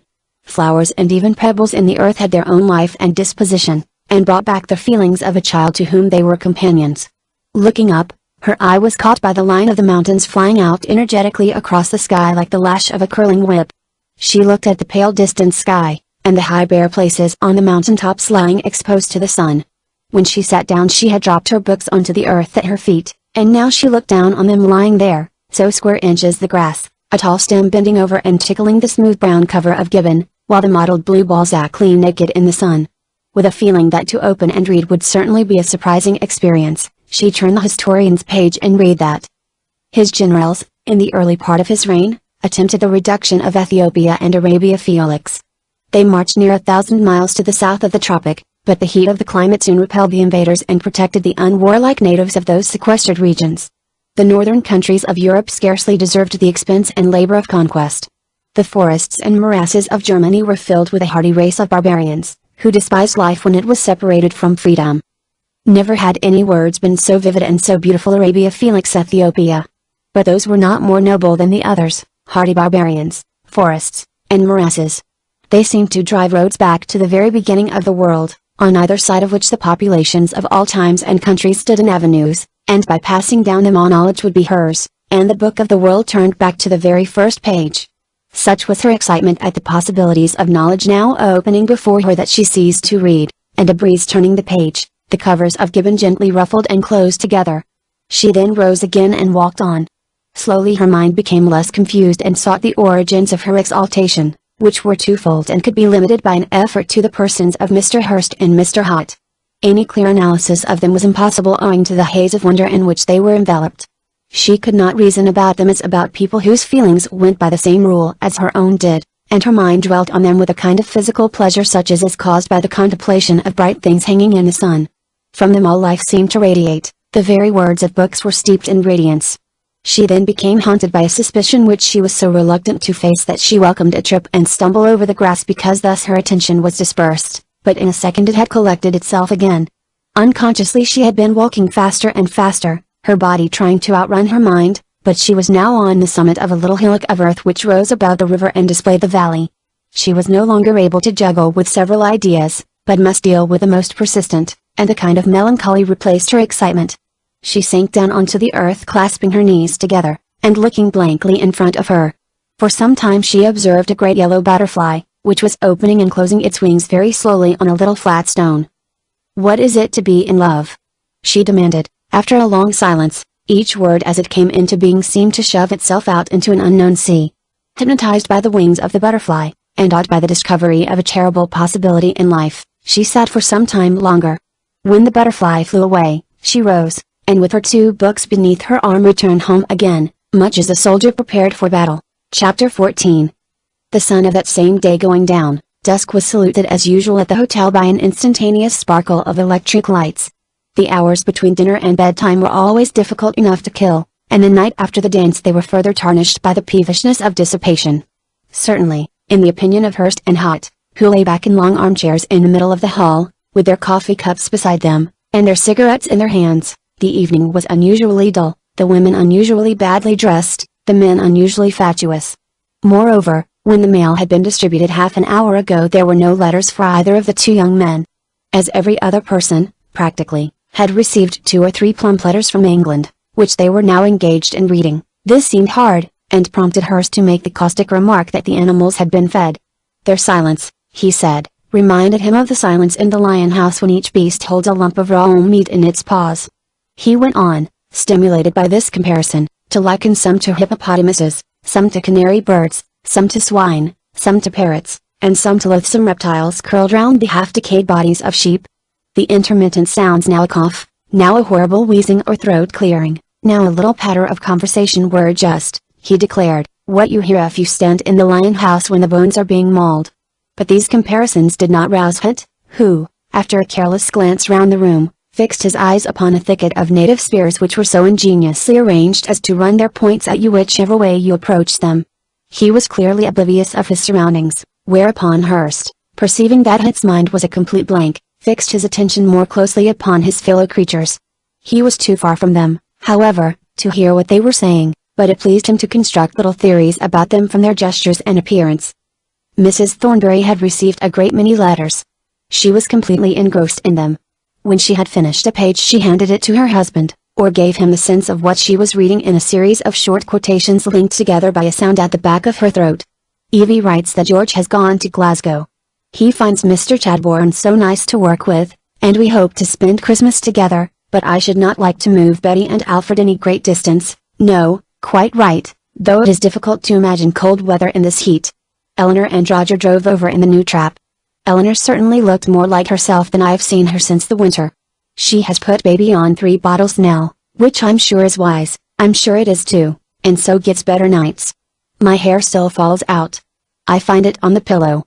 But I am cheered by hearing from Toddy Hall Green. Muriel is in Turkey enjoying herself greatly at dances. She is going to show her Blackfoot after all. A line from Herbert, so busy, poor fellow. Ah. Margaret says, poor old Mrs. Fairbank died on the 8th, quite suddenly in the conservatory, only a maid in the house, who hadn't the presence of mind to lift her up, which they think might have saved her, but the doctor says it might have come at any moment, and one can only feel thankful that it was in the house and not in the street. I should think so. The pigeons have increased terribly, just as the rabbits did 5 years ago. While she read, her husband kept nodding his head very slightly, but very steadily in sign of approval. Nearby, Miss Allen was reading her letters too. They were not altogether pleasant, as could be seen from the slight rigidity which came over her large fine face as she finished reading them and replaced them neatly in their envelopes. The lines of care and responsibility on her face made her resemble an elderly man rather than a woman. The letters brought her news of the failure of last year's fruit crop in New Zealand, which was a serious matter, for Hubert, her only brother, made his living on a fruit farm, and if it failed again, of course, he would throw up his place, come back to England, and what were they to do with him this time? The journey out here, which meant the loss of a term's work, became an extravagance and not the just and wonderful holiday due to her after 15 years of punctual lecturing and correcting essays upon English literature. Emily, her sister, who was a teacher also, wrote, "We ought to be prepared, though I have no doubt Hubert will be more reasonable this time." And then went on in her sensible way to say that she was enjoying a very jolly time in the lakes. They are looking exceedingly pretty just now. I have seldom seen the trees so forward at this time of year. We have taken our lunch out several days. Old Alice is as young as ever, and asks after everyone affectionately. The days pass very quickly, and term will soon be here. Political prospects not good, I think privately, but do not like to damp Ellen's enthusiasm. Lloyd George has taken the bill up, but so have many before now, and we are where we are, but trust to find myself mistaken. Anyhow, we have our work cut out for us.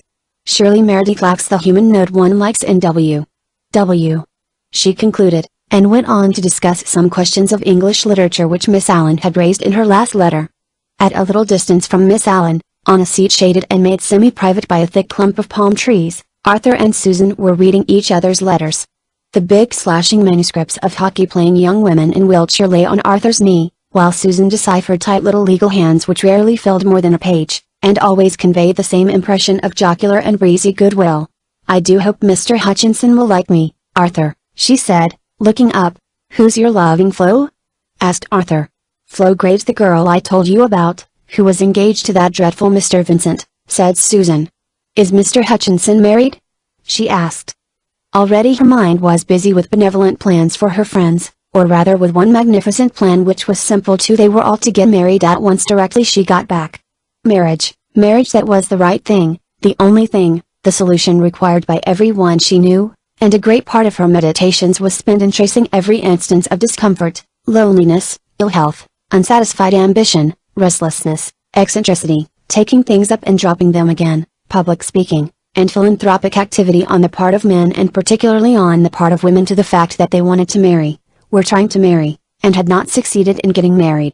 If, as she was bound to own, these symptoms sometimes persisted after marriage, she could only ascribe them to the unhappy law of nature which decreed that there was only one Arthur Vinning, and only one Susan who could marry him.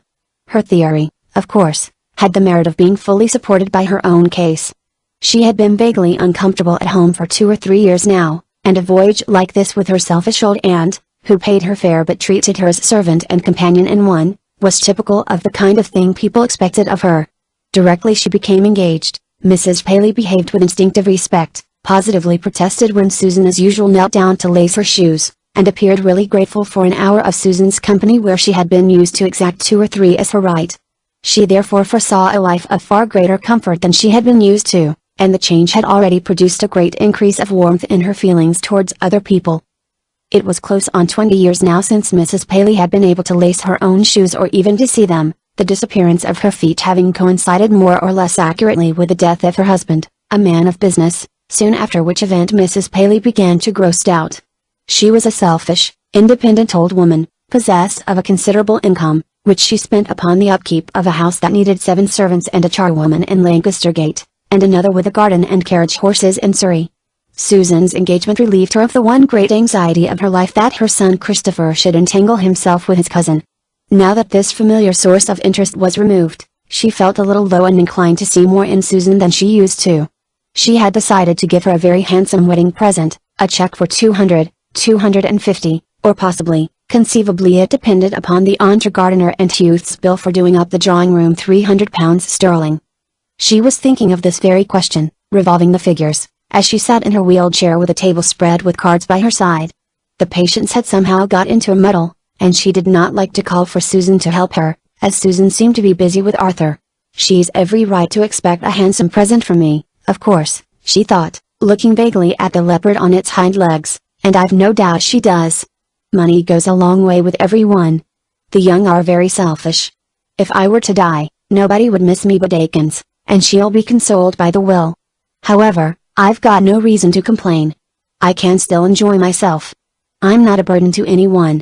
I like a great many things a good deal, in spite of my legs." Being slightly depressed, however, she went on to think of the only people she had known who had not seemed to her at all selfish or fond of money, who had seemed to her somehow rather finer than the general run, people she willingly acknowledged, who were finer than she was. There were only 2 of them. One was her brother, who had been drowned before her eyes, the other was a girl, her greatest friend, who had died in giving birth to her first child. These things had happened some 50 years ago. They ought not to have died, she thought. However, they did, and we selfish old creatures go on. The tears came to her eyes, she felt a genuine regret for them, a kind of respect for their youth and beauty, and a kind of shame for herself, but the tears did not fall, and she opened one of those innumerable novels which she used to pronounce good or bad, or pretty middling, or really wonderful.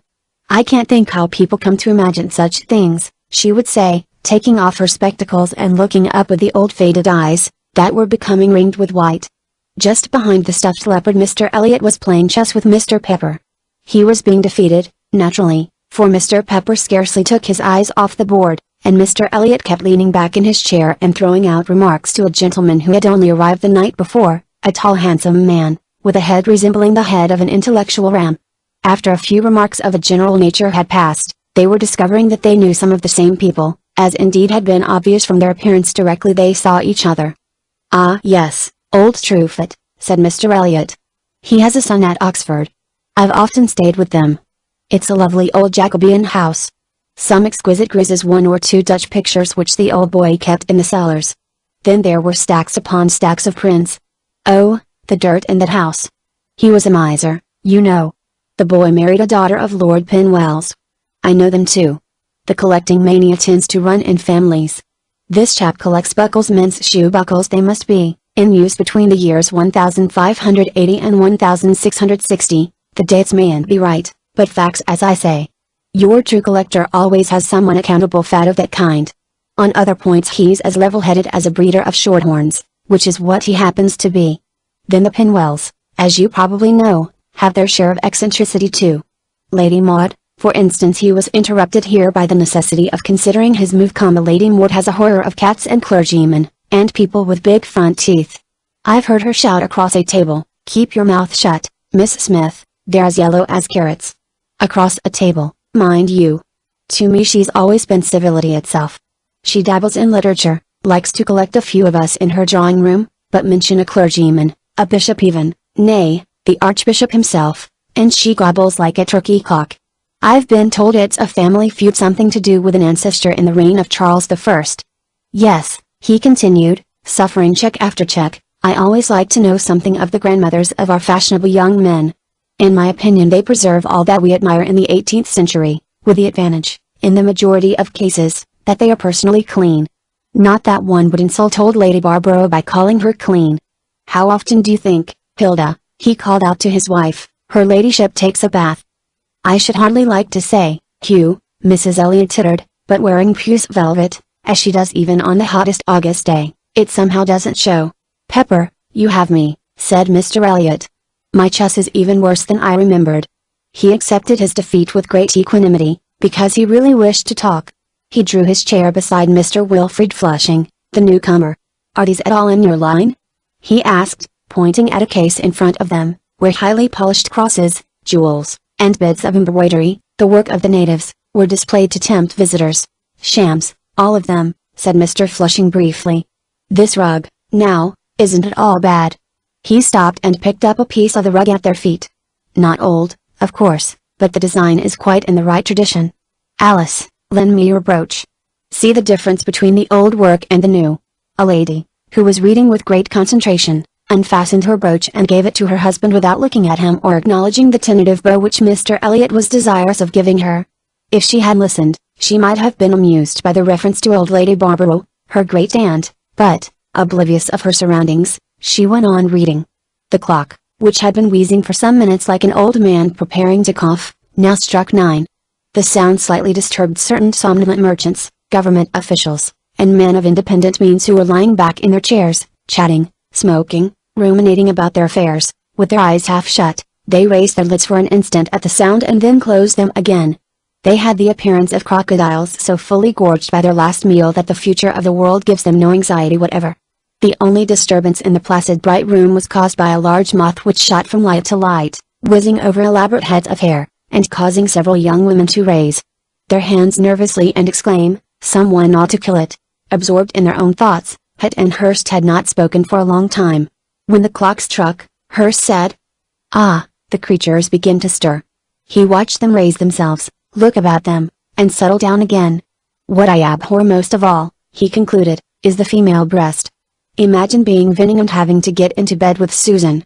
But the really repulsive thing is that they feel nothing at all about what I do when I have a hot bath. They're gross, they're absurd, they're utterly intolerable." So saying, and drawing no reply from Hutt, he proceeded to think about himself, about science, about Cambridge, about the bar, about Helen and what she thought of him, until, being very tired, he was nodding off to sleep. Suddenly it woke him up. "How do you know what you feel, Hurst? Are you in love?" asked Hurst. He put in his eyeglass. "Don't be a fool," said Hutt. "Well, I'll sit down and think about it," said Hurst. "One really ought to. If these people would only think about things, the world would be a far better place for us all to live in. Are you trying to think?" That was exactly what it had been doing for the last half hour, but he did not find her sympathetic at the moment. "I shall go for a walk," he said. "Remember we weren't in bed last night," said Hurst with a prodigious yawn. Hutt rose and stretched himself. "I want to go and get a breath of air," he said. An unusual feeling had been bothering him all the evening and forbidding him to settle into any one train of thought. It was precisely as if he had been in the middle of a talk which interested him profoundly when someone came up and interrupted him. He could not finish the talk, and the longer he sat there the more he wanted to finish it. As the talk that had been interrupted was a talk with Rachel, he had to ask himself why he felt this, and why he wanted to go on talking to her. Hurst would merely say that he was in love with her. But he was not in love with her. Did love begin in that way, with a wish to go on talking? No. It always began in his case with definite physical sensations, and these were now absent. He did not even find her physically attractive. There was something, of course, unusual about her. She was young, inexperienced, and inquisitive. They had been more open with each other than was usually possible. He always found girls interesting to talk to, and surely these were good reasons why he should wish to go on talking to her. And last night, what with the crowd and the confusion, he had only been able to begin to talk to her. What was she doing now? Lying on a sofa and looking at the ceiling, perhaps. He could imagine her doing that, and Helen in an armchair, with her hands on the arm of it, so looking ahead of her, with her great big eyes. Oh no, they'd be talking, of course, about the dance. But suppose Rachel was going away in a day or two, suppose this was the end of her visit, and her father had arrived in one of the steamers anchored in the bay. It was intolerable to know so little. Therefore he exclaimed, "How do you know what you feel, Hurst?" to stop himself from thinking. But Hurst did not help him, and the other people with their aimless movements and their unknown lives were disturbing, so that he longed for the empty darkness. The first thing he looked for when he stepped out of the hall door was the light of the Ambrose's villa. When he had definitely decided that a certain light apart from the others higher up the hill was their light, he was considerably reassured. There seemed to be at once a little stability in all this incoherence. Without any definite plan in his head, He took the turning to the right and walked through the town and came to the wall by the meeting of the roads, where he stopped. The booming of the sea was audible. The dark blue mass of the mountains rose against the paler blue of the sky. There was no moon, but myriads of stars, and lights were anchored up and down in the dark waves of earth all round him. He had meant to go back, but the single light of the Ambrose's villa had now become 3 separate lights, and he was tempted to go on. He might as well make sure that Rachel was still there. Walking fast, he soon stood by the iron gate of their garden, and pushed it open. The outline of the house suddenly appeared sharply before his eyes, and the thin column of the veranda cutting across the palely lit gravel of the terrace. He hesitated. At the back of the house someone was rattling cans. He approached the front. The light on the terrace showed him that the sitting rooms were on that side. He stood as near the light as he could by the corner of the house, the leaves of a creeper brushing his face. After a moment he could hear a voice. The voice went on steadily. It was not talking, but from the continuity of the sound it was a voice reading aloud. He crept a little closer. He crumpled the leaves together so as to stop their rustling about his ears. It might be Rachel's voice. He left the shadow and stepped into the radius of the light, and then heard a sentence spoken quite distinctly. And there we lived from the year 1860 to 1895, the happiest years of my parents' lives, and there in 1862 my brother Maurice was born, to the delight of his parents, as he was destined to be the delight of all who knew him. The voice quickened, and the tone became conclusive, rising slightly in pitch, as if these words were at the end of the chapter. He drew back again into the shadow. There was a long silence. He could just hear chairs being moved inside. He had almost decided to go back, when suddenly 2 figures appeared at the window, not 6 feet from him. It was Maurice Fielding. "Of course, that your mother was engaged to," said Helen's voice. She spoke reflectively, looking out into the dark garden, and thinking evidently as much of the look of the night as of what she was saying. "Mother?" said Rachel. His heart leapt, and he noticed the fact.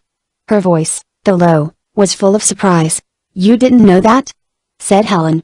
"I never knew there'd been anyone else," said Rachel. She was clearly surprised, but all they said was said low and inexpressively, because they were speaking out into the cool dark night. "More people were in love with her than with anyone I've ever known," Helen stated. "She had that power. She enjoyed things. She wasn't beautiful, but I was thinking of her last night at the dance. She got on with every kind of person, and then she made it all so amazingly funny." It appeared that Helen was going back into the past, choosing her words deliberately, comparing Teresa with the people she had known since Teresa died. "I don't know how she did it," she continued, and ceased, and there was a long pause, in which a little owl called first here, then there, as it moved from tree to tree in the garden. "That's so like Aunt Lucy and Aunt Katie," said Rachel at last. "They always make out that she was very sad and very good. Then why, for goodness sake, did they do nothing but criticize her when she was alive?" said Helen. Very gentle their voices sounded, as if they fell through the waves of the sea. "If I were to die tomorrow," she began.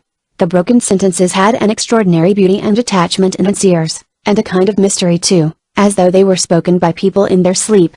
"No, Rachel," Helen's voice continued, "I'm not going to walk in the garden. It's damp. It's sure to be damp. Besides, I see at least a dozen toads." "Toads? Those are stones, Helen. Come out. It's nicer out. The flowers smell," Rachel replied. He drew still farther back. His heart was beating very quickly. Apparently Rachel tried to pull Helen out onto the terrace, and Helen resisted. There was a certain amount of scuffling, entreating, resisting, and laughter from both of them. Then a man's form appeared. He could not hear what they were all saying. In a minute they had gone in. He could hear bolts grating. Then there was dead silence, and all the lights went out. He turned away, still crumpling and uncrumpling a handful of leaves which he had torn from the wall.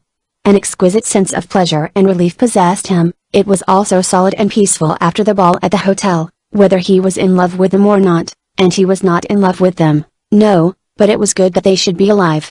After standing still for a minute or two he turned and began to walk towards the gate. With the movement of his body, the excitement, the romance and the richness of life crowded into his brain. He shouted out a line of poetry, but the words escaped him, and he stumbled among lines and fragments of lines which had no meaning at all except for the beauty of the words. He shut the gate, and ran swinging from side to side down the hill, shouting any nonsense that came into his head. "Here am I," he cried rhythmically, as his feet pounded to the left and to the right, plunging along, like an elephant in the jungle, stripping the branches as I go. He snatched at the twigs of a bush at the roadside, roaring innumerable words, lovely words about innumerable things, running downhill and talking nonsense aloud to myself about roads and leaves and lights and women coming out into the darkness, about women, about Rachel, about Rachel. He stopped and drew a deep breath. The night seemed immense and hospitable, and although so dark there seemed to be things moving down there in the harbor and movement out at sea. He gazed until the darkness numbed him, and then he walked on quickly, still murmuring to himself. And I ought to be in bed, snoring and dreaming, dreaming, dreaming. Dreams and realities, dreams and realities, dreams and realities, he repeated all the way up the avenue, scarcely knowing what he said, until he reached the front door. Here he paused for a second, and collected himself before he opened the door. His eyes were dazed, his hands very cold, and his brain excited and yet half asleep. Inside the door everything was as he had left it, except that the hall was now empty. There were the chairs turning in towards each other where people had sat talking, and the empty glasses on little tables, and the newspapers scattered on the floor. As he shut the door he felt as if he were enclosed in a square box, and instantly shriveled up. It was all very bright and very small. He stopped for a minute by the long table to find a paper which he had meant to read, but he was still too much under the influence of the dark and the fresh air to consider carefully which paper it was or where he had seen it. As he fumbled vaguely among the papers he saw a figure cross the tail of his eye, coming downstairs. He heard the swishing sound of skirts, and to his great surprise, Evelyn M. came up to him, laid her hand on the table as if to prevent him from taking up a paper, and said, "You're just the person I wanted to talk to." Her voice was a little unpleasant and metallic, her eyes were very bright, and she kept them fixed upon him. "To talk to me?" he repeated. "But I'm half asleep. But I think you understand better than most people," she answered, and sat down on a little chair placed beside a big leather chair so that it had to sit down beside her. "Well?" he said. He yawned openly, and lit a cigarette. He could not believe that this was really happening to him. "What is it? Are you really sympathetic, or is it just a pose?" she demanded. "It's for you to say," he replied. "I'm interested, I think." He still felt numb all over and as if she was much too close to him. "Anyone can be interested," she cried impatiently. "Your friend Mr. Hurst's interested, I dare say. However, I do believe in you. You look as if you'd got a nice sister, somehow." She paused, picking at some sequins on her knees, and then, as if she had made up her mind, she started off, "Anyhow, I'm going to ask your advice. Do you ever get into a state where you don't know your own mind? That's the state I'm in now. You see, last night at the dance Raymond Oliver, he's the tall dark boy who looks as if he had Indian blood in him, but he says he's not really, well, we were sitting out together, and he told me all about himself, how unhappy he is at home, and how he hates being out here. They've put him into some beastly mining business. He says it's beastly. I should like it, I know, but that's neither here nor there. And I felt awfully sorry for him, one couldn't help being sorry for him, and when he asked me to let him kiss me, I did. I don't see any harm in that, do you? And then this morning he said he thought I meant something more, and I wasn't the sort to let anyone kiss me. And we talked and talked. I dare say I was very silly, but one can't help liking people when one's sorry for them. I do like him most awfully." She paused. "So I gave him half a promise, and then? You see, there's Alfred Barrot." "Oh, Barrot," said Hot. "We got to know each other on that picnic the other day," she continued. "He seemed so lonely, especially as Arthur had gone off with Susan, and one couldn't help guessing what was in his mind. So we had quite a long talk when you were looking at the ruins, and he told me all about his life, and his struggles, and how fearfully hard it had been. Do you know, he was a boy in a grocer's shop and took parcels to people's houses in a basket? That interested me awfully, because I always say it doesn't matter how you're born if you've got the right stuff in you. And he told me about his sister who's paralyzed, poor girl, and one can see she's a great trial, though he's evidently very devoted to her. I must say I do admire people like that. I don't expect you do because you're so clever. Well, last night we sat out in the garden together, and I couldn't help seeing what he wanted to say, and comforting him a little, and telling him I did care. I really do. Only, then, there's Raymond Oliver. What I want you to tell me is, can one be in love with two people at once, or can't one?" She became silent, and sat with her chin on her hands, looking very intent, as if she were facing a real problem which had to be discussed between them. "I think it depends what sort of person you are," said Hot. He looked at her. She was small and pretty, aged perhaps 28 or 29, but though dashing and sharply cut, her features expressed nothing very clearly, except a great deal of spirit and good health. Who are you? What are you? You see, I know nothing about you, he continued. Well, I was coming to that, said Evelyn M. She continued to rest her chin on her hands and to look intently ahead of her. I'm the daughter of a mother and no father, if that interests you, she said. It's not a very nice thing to be. It's what often happens in the country. She was a farmer's daughter, and he was rather a swell young man up at the great house. He never made things straight, never married her, though he allowed us quite a lot of money. His people wouldn't let him. Poor father. I can't help liking him. Mother wasn't the sort of woman who could keep him straight, anyhow. He was killed in the war. I believe his men worshipped him. They say great big troopers broke down and cried over his body on the battlefield. I wish I'd known him. Mother had all the life crushed out of her. The world, she clenched her fist. Oh, people can be horrid to a woman like that. She turned upon Hot. Well, she said, do you want to know any more about me? But you? He asked, who looked after you? I've looked after myself mostly, she laughed. I've had splendid friends. I do like people. That's the trouble. What would you do if you liked two people, both of them tremend? Owsley, and you couldn't tell which most? I should go on liking them. I should wait and see. Why not? But one has to make up one's mind, said Evelyn. Or are you one of the people who doesn't believe in marriages and all that? Look here, this isn't fair. I do all the telling, and you tell nothing. Perhaps you're the same as your friends. She looked at him suspiciously. Perhaps you don't like me? I don't know you, said Hot. I know when I like a person directly I see them. I knew I liked you the very first night at dinner. Oh dear, she continued impatiently, what a lot of bother would be saved if only people would say the things they think straight out. I'm made like that. I can't help it. But don't you find it leads to difficulties? Had asked. That's men's fault, she answered. They always drag it in love, I mean. And so you've gone on having one proposal after another, said Hot. I don't suppose I've had more proposals than most women, said Evelyn, but she spoke without conviction. 5, 6, 10? Had ventured. Evelyn seemed to intimate that perhaps 10 was the right figure, but that it really was not a high one. I believe you're thinking me a heartless flirt, she protested. But I don't care if you are. I don't care what anyone thinks of me. Just because one's interested and likes to be friends with men, and talk to them as one talks to women, one's called a flirt. But Miss Murgatroyd, I wish you'd call me Evelyn, she interrupted. After 10 proposals, do you honestly think that men are the same as women? Honestly, how I hate that word. It's always used by prigs, cried Evelyn. Honestly, I think they ought to be. That's what's so disappointing. Every time one thinks it's not going to happen, and every time it does. The Pursuit of Friendship, said Hot. The title of a comedy. You're horrid, she cried. You don't care a bit really. You might be Mr. Hurst. Well, said Hot, let's consider. Let us consider. He paused, because for the moment he could not remember what it was that they had to consider. He was far more interested in her than in her story, for as she went on speaking his numbness had disappeared, and he was conscious of a mixture of liking, pity, and distrust. You've promised to marry both Oliver and Barot? He concluded. Not exactly promised, said Evelyn. I can't make up my mind which I really like best. Oh, how I detest modern life. She flung off. It must have been so much easier for the Elizabethans. I thought the other day on that mountain how I'd have liked to be one of those colonists, to cut down trees and make laws and all that, instead of fooling about with all these people who think one's just a pretty young lady. Though I'm not. I really might do something. She reflected in silence for a minute.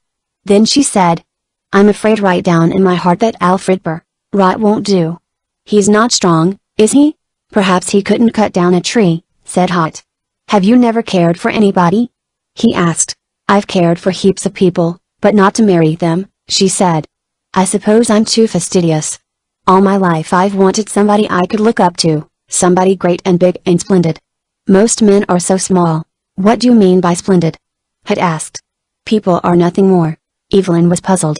We don't care for people because of their qualities, he tried to explain. It's just them that we care for. He struck a match. Just that, he said, pointing to the flames. I see what you mean, she said, but I don't agree. I do know why I care for people, and I think I'm hardly ever wrong. I see at once what they've got in them. Now I think you must be rather splendid, but not Mr. Hurst. Hewlett shook his head. He's not nearly so unselfish, or so sympathetic, or so big, or so understanding, Evelyn continued. Had sat silent, smoking his cigarette. I should hate cutting down trees, he remarked. I'm not trying to flirt with you, though I suppose you think I am." Evelyn shot out. "I'd never have come to you if I'd thought you'd merely think odious things of me." The tears came into her eyes. "Do you never flirt?" he asked. "Of course I don't," she protested. "Haven't I told you? I want friendship, I want to care for someone greater and nobler than I am, and if they fall in love with me it isn't my fault. I don't want it, I positively hate it." Hut could see that there was very little use in going on with the conversation, for it was obvious that Evelyn did not wish to say anything in particular, but to impress upon him an image of herself, being, for some reason which she would not reveal, unhappy, or insecure. He was very tired, and a pale waiter kept walking ostentatiously into the middle of the room and looking at them meaningly. "They want to shut up," he said. "My advice is that you should tell Oliver and Perrot tomorrow that you've made up your mind that you don't mean to marry either of them. I'm certain you don't. If you change your mind you can always tell them so. They're both sensible men, they'll understand. And then all this bother will be over." He got up. But Evelyn did not move. She sat looking up at him with her bright eager eyes, in the depths of which he thought he detected some disappointment, or dissatisfaction. "Good night," he said. "There are heaps of things I want to say to you still," she said. "And I'm going to, sometime. I suppose you must go to bed now?" "Yes," said Hot. "I'm half asleep." He left her still sitting by herself in the empty hall. "Why is it that they won't be honest?" he muttered to himself as he went upstairs. Why was it that relations between different people were so unsatisfactory, so fragmentary, so hazardous, and words so dangerous that the instinct to sympathize with another human being was an instinct to be examined carefully and probably crushed? What had Evelyn really wished to say to him? What was she feeling left alone in the empty hall? The mystery of life and the unreality even of one's own sensations overcame him as he walked down the corridor which led to his room. It was dimly lighted, but sufficiently for him to see a figure in a bright dressing gown pass swiftly in front of him, the figure of a woman crossing from one room to another. Chapter 15. Whether too slight or too vague the ties that bind people casually meeting in a hotel at midnight, they possess one advantage at least over the bonds which unite the elderly, who have lived together once and so must live forever. Slight they may be, but vivid and genuine, merely because the power to break them is within the grasp of each, and there is no reason for continuance except a true desire that continue they shall. When two people have been married for years they seem to become unconscious of each other's bodily presence so that they move as if alone, speak aloud things which they do not expect to be answered, and in general seem to experience all the comfort of solitude without its loneliness. The joint lives of Ridley and Helen had arrived at this stage of community, and it was often necessary for one or the other to recall with an effort whether a thing had been said or only thought, shared or dreamt in private. At 4 o'clock in the afternoon 2 or 3 days later Mrs. Ambrose was standing brushing her hair, while her husband was in the dressing room which opened out of her room, and occasionally, through the cascade of water he was washing his face she caught exclamations, "So it goes on year after year, I wish I could make an end of it," to which she paid no attention. "It's white? Or only brown?" Thus she herself murmured, examining a hair which gleamed suspiciously among the brown. She pulled it out and laid it on the dressing table. She was criticizing her own appearance, or rather approving of it, standing a little way back from the glass and looking at her own face with superb pride and melancholy, when her husband appeared in the doorway in his shirt sleeves, his face half obscured by a towel. "You often tell me I don't notice things," he remarked. "Tell me if this is a white hair, then?" She replied. She laid the hair on his hand. "There's not a white hair on your head," he exclaimed. "Ah, Ridley, I begin to doubt," she sighed, and bowed her head under his eyes so that he might judge, but the inspection produced only a kiss where the line of parting ran, and husband and wife then proceeded to move about the room, casually murmuring. "What was that you were saying?" Helen remarked, after an interval of conversation which no third person could have understood. "Rachel, you ought to keep an eye upon Rachel," he observed significantly, and Helen, though she went on brushing her hair, looked at him. His observations were apparent to be true. "Young gentlemen don't interest themselves in young women's education without a motive," he remarked. "Oh, Hurst," said Helen. "Hurst and Hot, they're all the same to me, all covered with spots," he replied. "He advises her to read Gibbon. Did you know that?" Helen did not know that, but she would not allow herself inferior to her husband in powers of observation. She merely said, "Nothing would surprise me. Even that dreadful flying man we met at the dance, even Mr. Dalloway even." "I advise you to be circumspect," said Ridley. "There's Willoughby, remember Willoughby," he pointed at a letter. Helen looked with a sigh at an envelope which lay upon her dressing table. Yes, there lay Willoughby, curt, inexpressive, perpetually jocular, robbing a whole continent of mystery, inquiring after his daughter's manners and morals, hoping she wasn't a bore, and bidding them pack her off to him on board the very next ship if she were, and then grateful and affectionate with suppressed emotion, and then half a page about his own triumphs over wretched little natives who went on strike and refused to load his ships, until he roared English oaths at them, popping my head out of the window just as I was, in my shirt sleeves. The beggars had the sense to scatter. If Teresa married Willoughby, she remarked, turning the page with a hairpin, one doesn't see what's to prevent Rachel. But Ridley was now off on grievances of his own connected with the washing of his shirts, which somehow led to the frequent visits of Hewling Elliot, who was a bore, a pedant, a dry stick of a man, and yet Ridley couldn't simply point at the door and tell him to go. The truth of it was, they saw too many people. And so on, more conjugal talk pattering softly and unintelligibly, until they were both ready to go down to tea. The first thing that caught Helen's eye as she came downstairs was a carriage at the door, filled with skirts and feathers nodding on the tops of hats. She had only time to gain the drawing room before two names were oddly mispronounced by the Spanish maid, and Mrs. Thornbury came in slightly in advance of Mrs. Wilfred Flushing. "Mrs. Wilfred Flushing," said Mrs. Thornbury, with a wave of her hand. "A friend of our common friend Mrs. Raymond, Perry." Mrs. Flushing shook hands energetically. She was a woman of 40 perhaps, very well set up and erect, splendidly robust, though not as tall as the upright carriage of her body made her appear. She looked Helen straight in the face and said, "You have a charming house."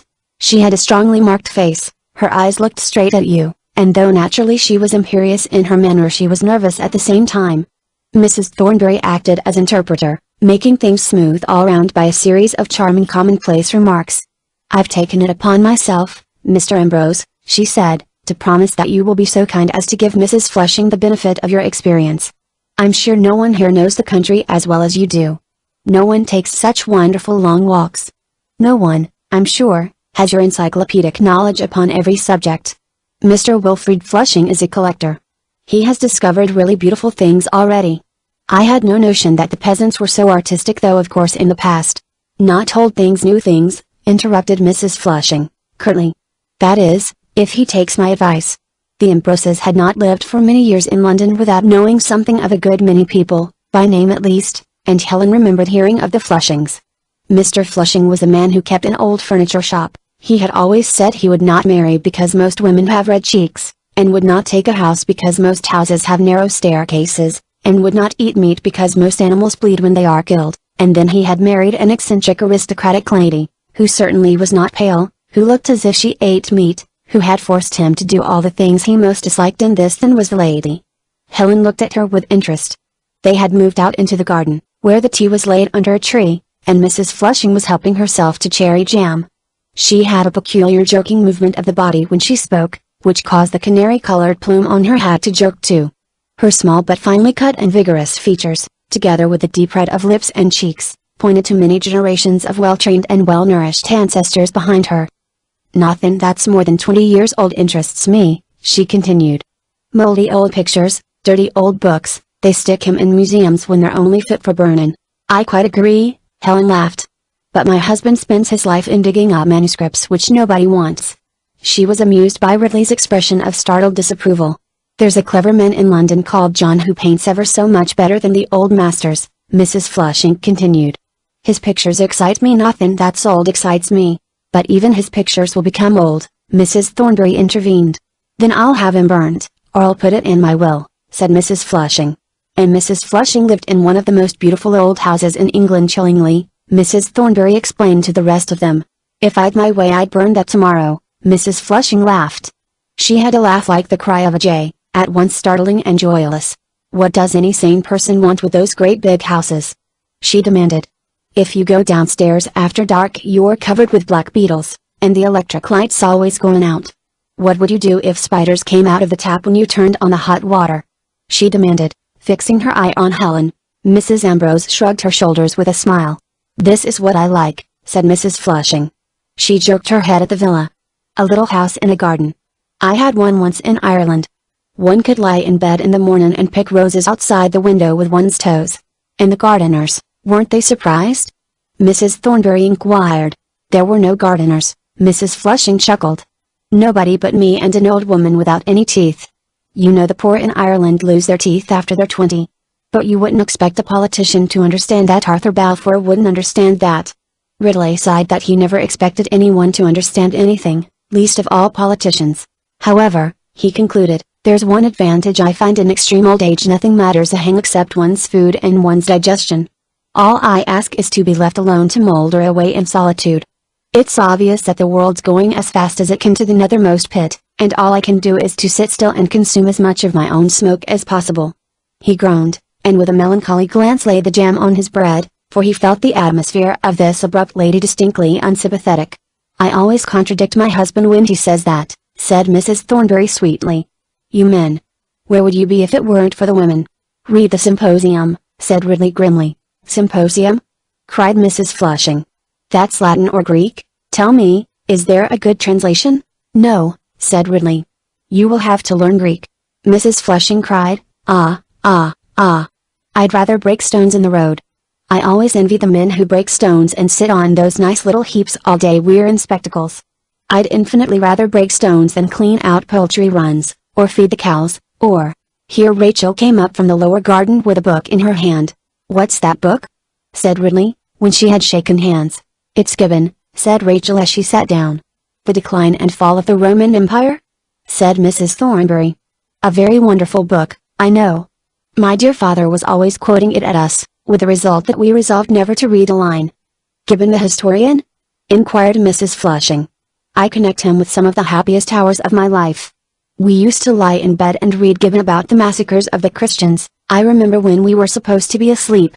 It's no joke, I can tell you, read in a great big book, in double columns, by a nightlight, and the light that comes through a chink in the door.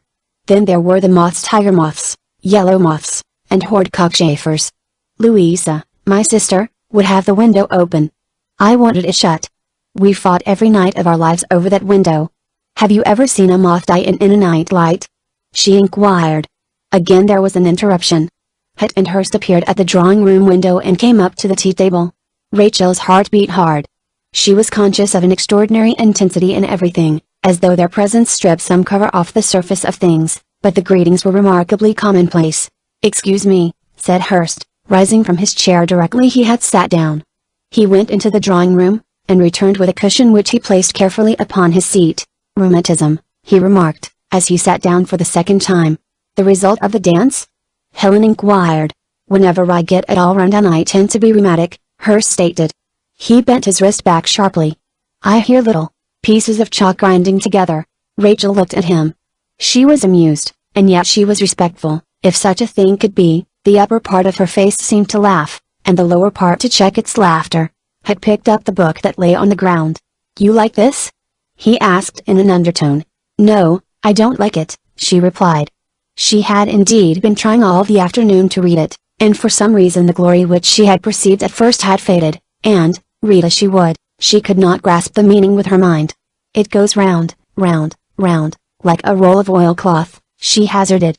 Evidently she meant Hutt alone to hear her words, but... Hurst demanded, what do you mean?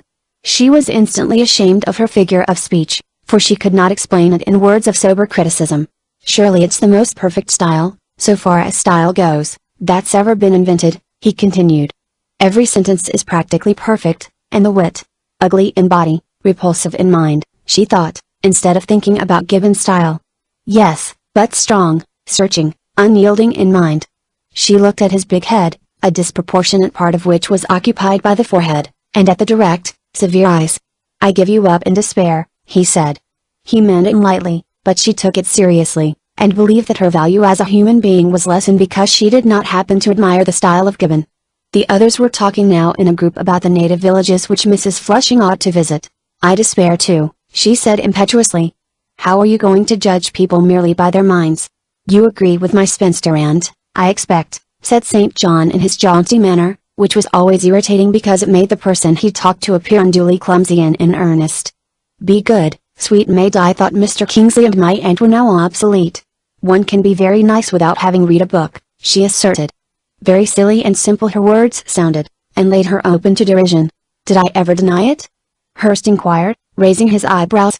Most unexpectedly Mrs. Thornbury here intervened. either because it was her mission to keep things smooth or because she had long wished to speak to Mr. Hurst, feeling as she did that young men were her sons. "I have lived all my life with people like you and, Mr. Hurst," she said, leaning forward in her chair.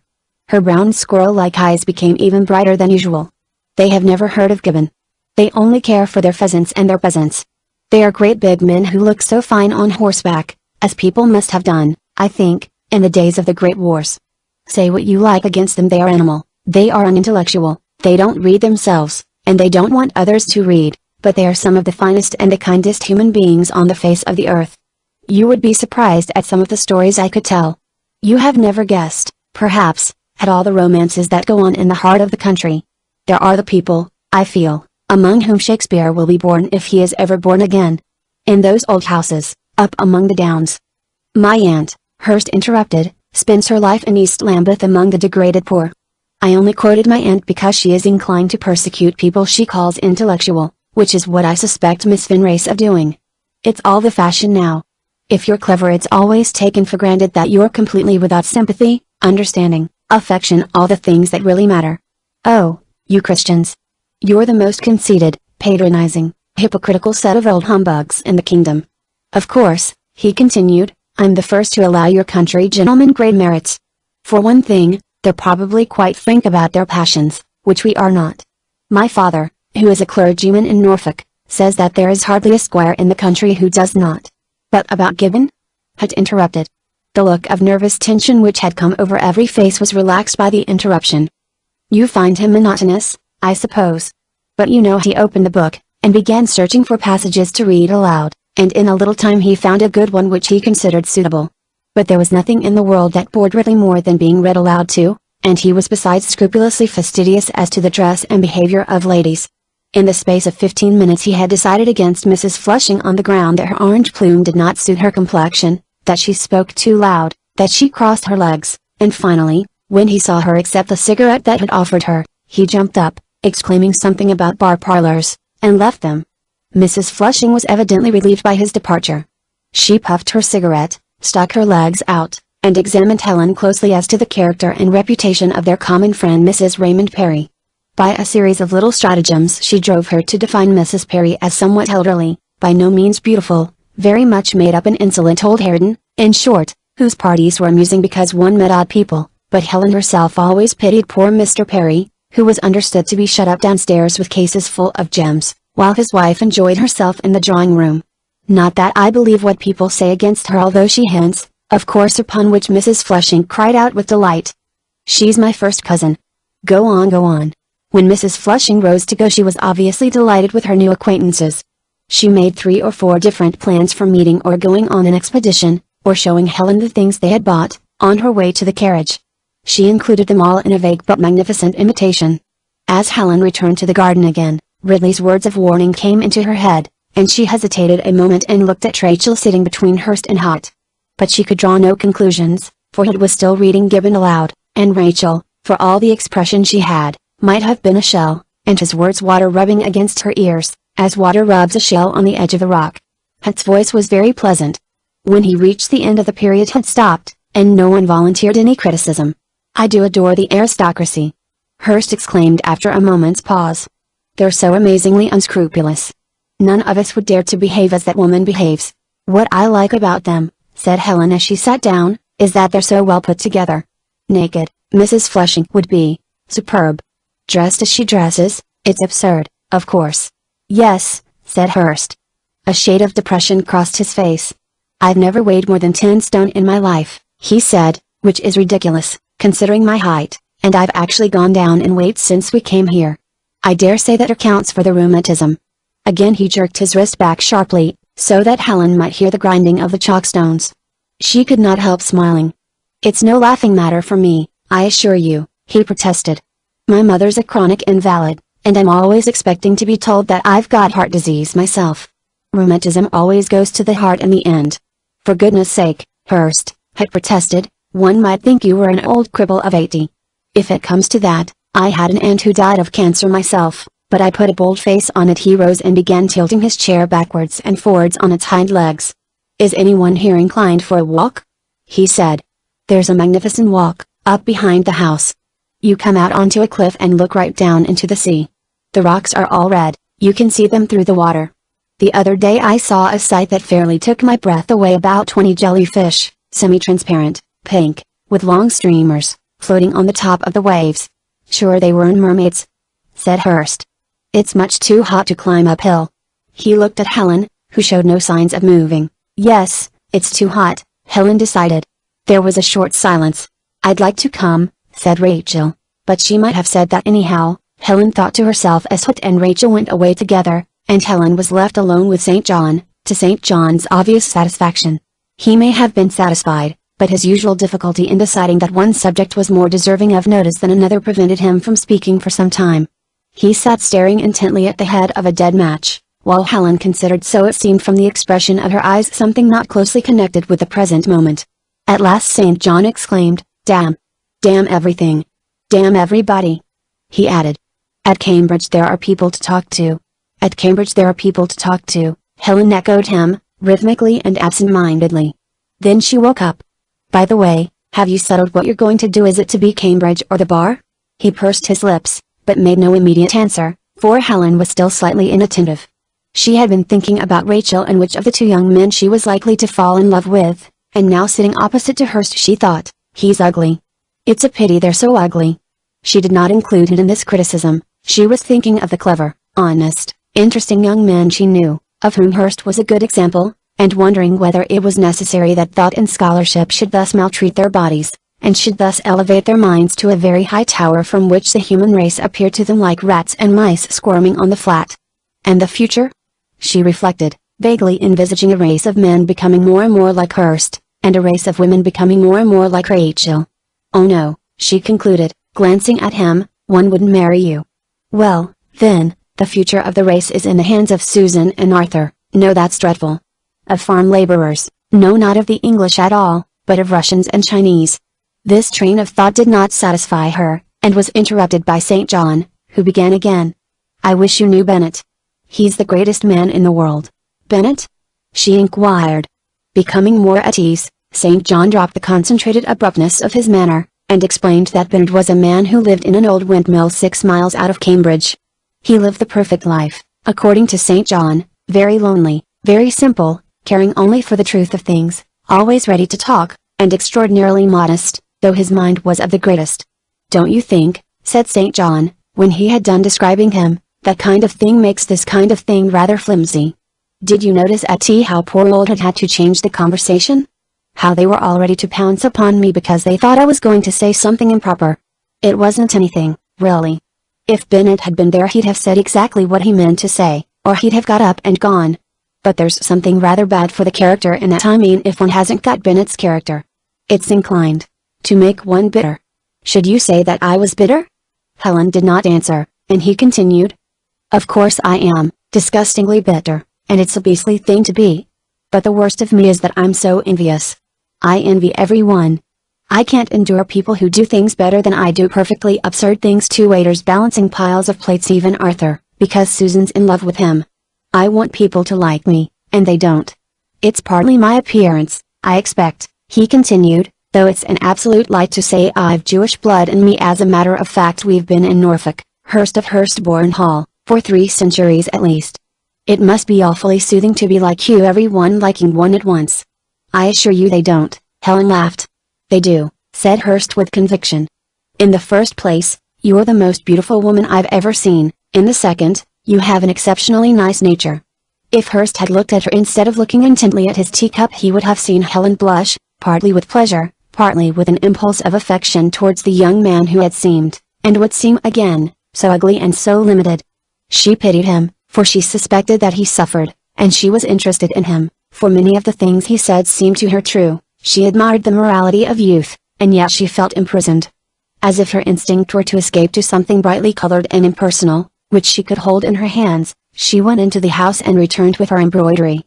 But he was not interested in her embroidery, he did not even look at it. "About Miss Vinrace," he began. "Oh, look here, do let's be St. John and Helen, and Rachel and Terence. What's she like? Does she reason, does she feel, or is she merely a kind of footstool?" "Oh no," said Helen, with great decision. From her observations at tea she was inclined to doubt whether Hurst was the person to educate Rachel.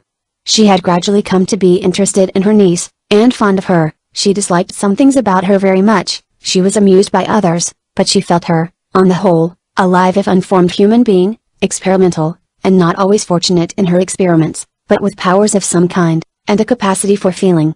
Somewhere in the depths of her, too, she was bound to Rachel by the indestructible if inexplicable ties of sex. "She seems vague, but she's a will of her own," she said, as if in the interval she had run through her qualities. The embroidery, which was a matter for thought, the design being difficult and the colors wanting consideration, brought lapses into the dialogue when she seemed to be engrossed in her skeins of silk, or, with head a little drawn back and eyes narrowed, considered the effect of the whole. Thus she merely said, to St. John's next remark, "I shall ask her to go for a walk with me." Perhaps he resented this division of attention. He sat silent watching Helen closely. "You are absolutely happy," he proclaimed at last. "Yes?" Helen inquired, sticking in her needle. "Marriage, I suppose," said St. John. "Yes," said Helen, gently drawing her needle out. "Children?" St. John inquired. "Yes," said Helen, sticking her needle in again. "I don't know why I'm happy," she suddenly laughed, looking him full in the face. There was a considerable pause. "There's an abyss between us," said St. John. His voice sounded as if it issued from the depths of a cavern in the rocks. "You're infinitely simpler than I am. Women always are, of course. That's the difficulty. One never knows how a woman gets there. Supposing all the time you're thinking, 'Oh, what a morbid young man.'" Helen sat and looked at him with her needle in her hand. From her position she saw his head in front of the dark pyramid of a magnolia tree. With one foot raised on the rung of a chair, and her elbow out in the attitude for sewing, her own figure possessed the sublimity of a woman's of the early world, spinning the thread of fate, the sublimity possessed by many women of the present day who fall into the attitude required by scrubbing or sewing. St. John looked at her. "I suppose you've never paid any a compliment in the course of your life," he said irrelevantly. "I spoil readily rather," Helen considered. "I'm going to ask you point blank, do you like me?" After a certain pause, she replied, "Yes, certainly, thank God!" He exclaimed. "That's one mercy. You see," he continued with emotion, "I'd rather you liked me than anyone I've ever met." "What about the 5 philosophers?" said Helen, with a laugh, stitching firmly and swiftly at her canvas. "I wish you'd describe them." Hurst had no particular wish to describe them, but when he began to consider them he found himself soothed and strengthened. Far away to the other side of the world as they were, in smoky rooms, and grey medieval courts, they appeared remarkable figures, free-spoken men with whom one could be at ease, incomparably more subtle in emotion than the people here. They gave him, certainly, what no woman could give him, not Helen even. Warming at the thought of them, he went on to lay his case before Mrs. Ambrose. Should he stay on at Cambridge or should he go to the bar? One day he thought one thing, another day another. Helen listened attentively. At last, without any preface, she pronounced her decision. "Leave Cambridge and go to the bar," she said. He pressed her for her reasons. "I think you'd enjoy London more," she said. It did not seem a very subtle reason, but she appeared to think it sufficient. She looked at him against the background of flowering magnolia. There was something curious in the sight. Perhaps it was that the heavy wax-like flowers were so smooth and inarticulate, and his face, he had thrown his hat away, his hair was rumpled, he held his eyeglasses in his hand, so that a red mark appeared on either side of his nose was so worried and garrulous. It was a beautiful bush, spreading very widely, and all the time she had sat there talking she had been noticing the patches of shade and the shape of the leaves, and the way the great white flowers sat in the midst of the green. She had noticed it half consciously, nevertheless the pattern had become part of their talk. She laid down her sewing, and began to walk up and down the garden, and Hurst rose too and paced by her side. He was rather disturbed, uncomfortable, and full of thought. Neither of them spoke.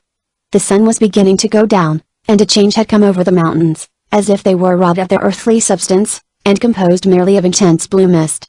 Long thin clouds of flamingo red, with edges like the edges of curled ostrich feathers, lay up and down the sky at different altitudes. The roofs of the town seemed to have sunk lower than usual, the cypresses appeared very black between the roofs, and the roofs themselves were brown and white. As usual in the evening, single cries and single bells became audible rising from beneath. St. John stopped suddenly. "Well, you must take the responsibility," he said. "I've made up my mind, I shall go to the bar." His words were very serious, almost emotional, they recalled Helen after a second's hesitation. "I'm sure you're right," she said warmly, and shook the hand he held out. "You'll be a great man, I'm certain." Then, as if to make him look at the scene, she swept her hand round the immense circumference of the view. From the sea, over the roofs of the town, across the crests of the mountains, over the river and the plain, and again across the crests of the mountains it swept until it reached the villa, the garden, the magnolia tree, and the figures of Hurst and herself standing together, when it dropped to her side. Chapter 16. Het and Rachel had long ago reached the particular place on the edge of the cliff where, looking down into the sea, you might chance on jellyfish and dolphins. Looking the other way, the vast expanse of land gave them a sensation which is given by no view, however extended. In England, the villages and the hills there having names, and the farthest horizon of hills as often as not dipping and showing a line of mist which is the sea, here the view was one of infinite sun-dried earth, earth pointed in pinnacles, heaped in vast barriers, earth widening and spreading away and away like the immense floor of the sea, earth checkered by day and by night, and partitioned into different lands, where famous cities were founded, and the races of men changed from dark savages to white civilized men, and back to dark savages again.